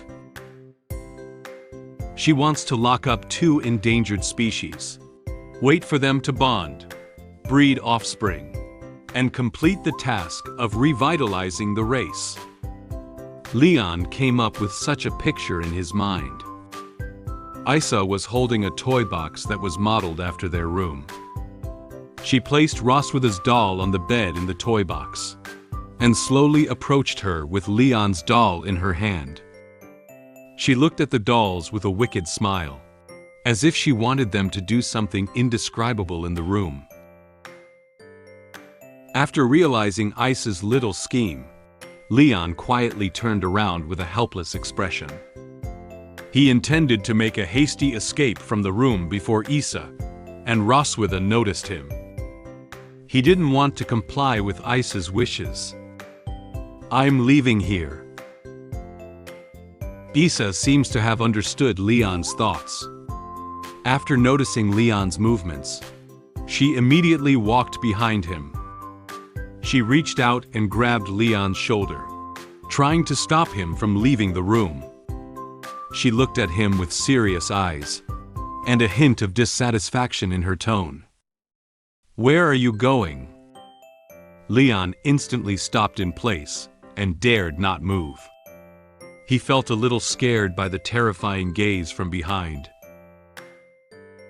Leon turned around nervously and looked at Issa with an awkward expression on his face. He didn't expect Issa's perception to be so strong. In order to prevent her from noticing his actions again, he pointed his finger at himself and quickly found an excuse to explain to her. "My daughters should miss me. I'll go see them." Issa looked at Leon with a skeptical gaze. She didn't take her hand off his shoulder either. She doesn't intend to let him leave the room. She smiled and told him about Noah and Muen's situation. "Don't worry. I've made other arrangements for the children. I have prepared another room for them. They should be having fun now." At this moment, in another room, Noah and Muen were playing puzzles together. Noah is holding a puzzle and thinking about where to place it. Sitting next to her, Muen observed for a while and immediately found the position of the puzzle. She stood up happily and pointed out the correct position to Noah. There are also many toys around them, such as wooden horses, dolls, slides, etc. It seems that they really don't need Leon to worry. Before leaving the room, Issa poked her head out from the crack in the door. She emphasized with a playful tone that they must stay in the room. "You stay here and rest well." Then, she waved to them and closed the room door. Looking at Issa, who was so enthusiastic, Leon and Roswitha felt overwhelmed. They watched her leave the room. After the footsteps in the hallway slowly disappeared, Leon and Roswitha dared to relax. They lowered their heads and let out a silent sigh. They really can't resist Issa. They also have no way to deal with the current situation. As neither separate beds nor different rooms were an option, they can only reluctantly sleep together. As she moved in the direction of the wardrobe, Roswitha said to Leon, "It seems that we can only sleep in this room tonight." Leon furrowed his brow slightly and commented on what Issa had just said. "I didn't expect your sister to be quite cunning." Roswitha opened the wardrobe. As expected, there were many couple items inside. The first layer of the wardrobe is adorned with various colors and styles of skirts and tight-fitting clothes. The second and third layers contained many different types of toys for couples. It seems that Issa was very well prepared to increase their relationship. Roswitha observed these items while explaining to Leon, "My sister is like this. Once you have been with her for a long time, you will know." At this moment, it seemed that Roswitha had thought of something. She suddenly slammed the wardrobe door shut. Leon was startled by her actions. He looked at her with confusion, not knowing why she did it. However, Leon didn't think too much about it.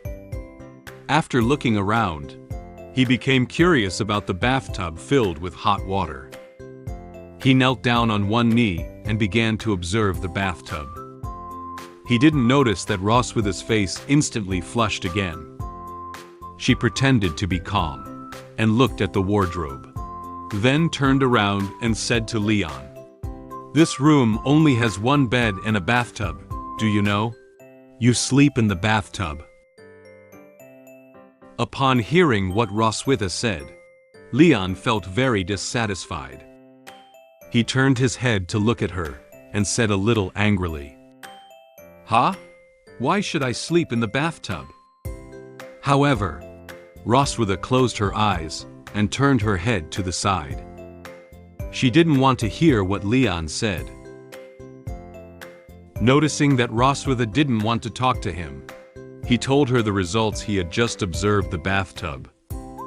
"Besides, I check and find that the bathtub outlet has been blocked. Your sister is determined to let us sleep in the same bed. In the bathtub, hot water is slowly emitting steam, and the petals on it occasionally drift from one side to the other." Issa also made modifications to the bathtub in advance to prevent one of them from sleeping in. Leon walked over to the double bed, covered in red sheets and blankets. He reached out his hands and touched the bed, feeling that it was very soft. He said with a surprised expression, "Oh, this bed is also somewhat different from a regular bed." Leon widened his eyes slightly, as if he had thought of something. "Is this a waterbed?" In order to provide them with a good experience, Issa also replaced the ordinary bed with a bed made of soft materials. She seemed to be able to foresee the scene of them sleeping in bed. She gave a thumbs up and hoped they would enjoy the feeling this bed brought them. "Ha! It's quite elastic." Leon, like a child, treats the waterbed as a trampoline. He lay on the bed and let his body bounce up. He opened his arms and felt its elasticity with great joy. Roswitha furrowed her brow slightly and looked at him. She felt speechless about his childish behavior. After playing enough, Leon sat up from the bed and looked at Roswitha. "I won't let you enjoy such a comfortable bed alone." Roswitha turned her face with a slight blush to the side, not looking at Leon. She said to him with a hint of hesitation, "Well, let's sleep together." Hi! Pineapple has a good news to tell you. My app LoloBun can now be downloaded on the App Store and Google Play. You can search for LoloBun Light Novel in the search bar to find the app. After downloading the app, you can read our exclusive novels and comics more easily on your mobile phone. If you are interested, you can download LoloBun from the App Store and Google Play.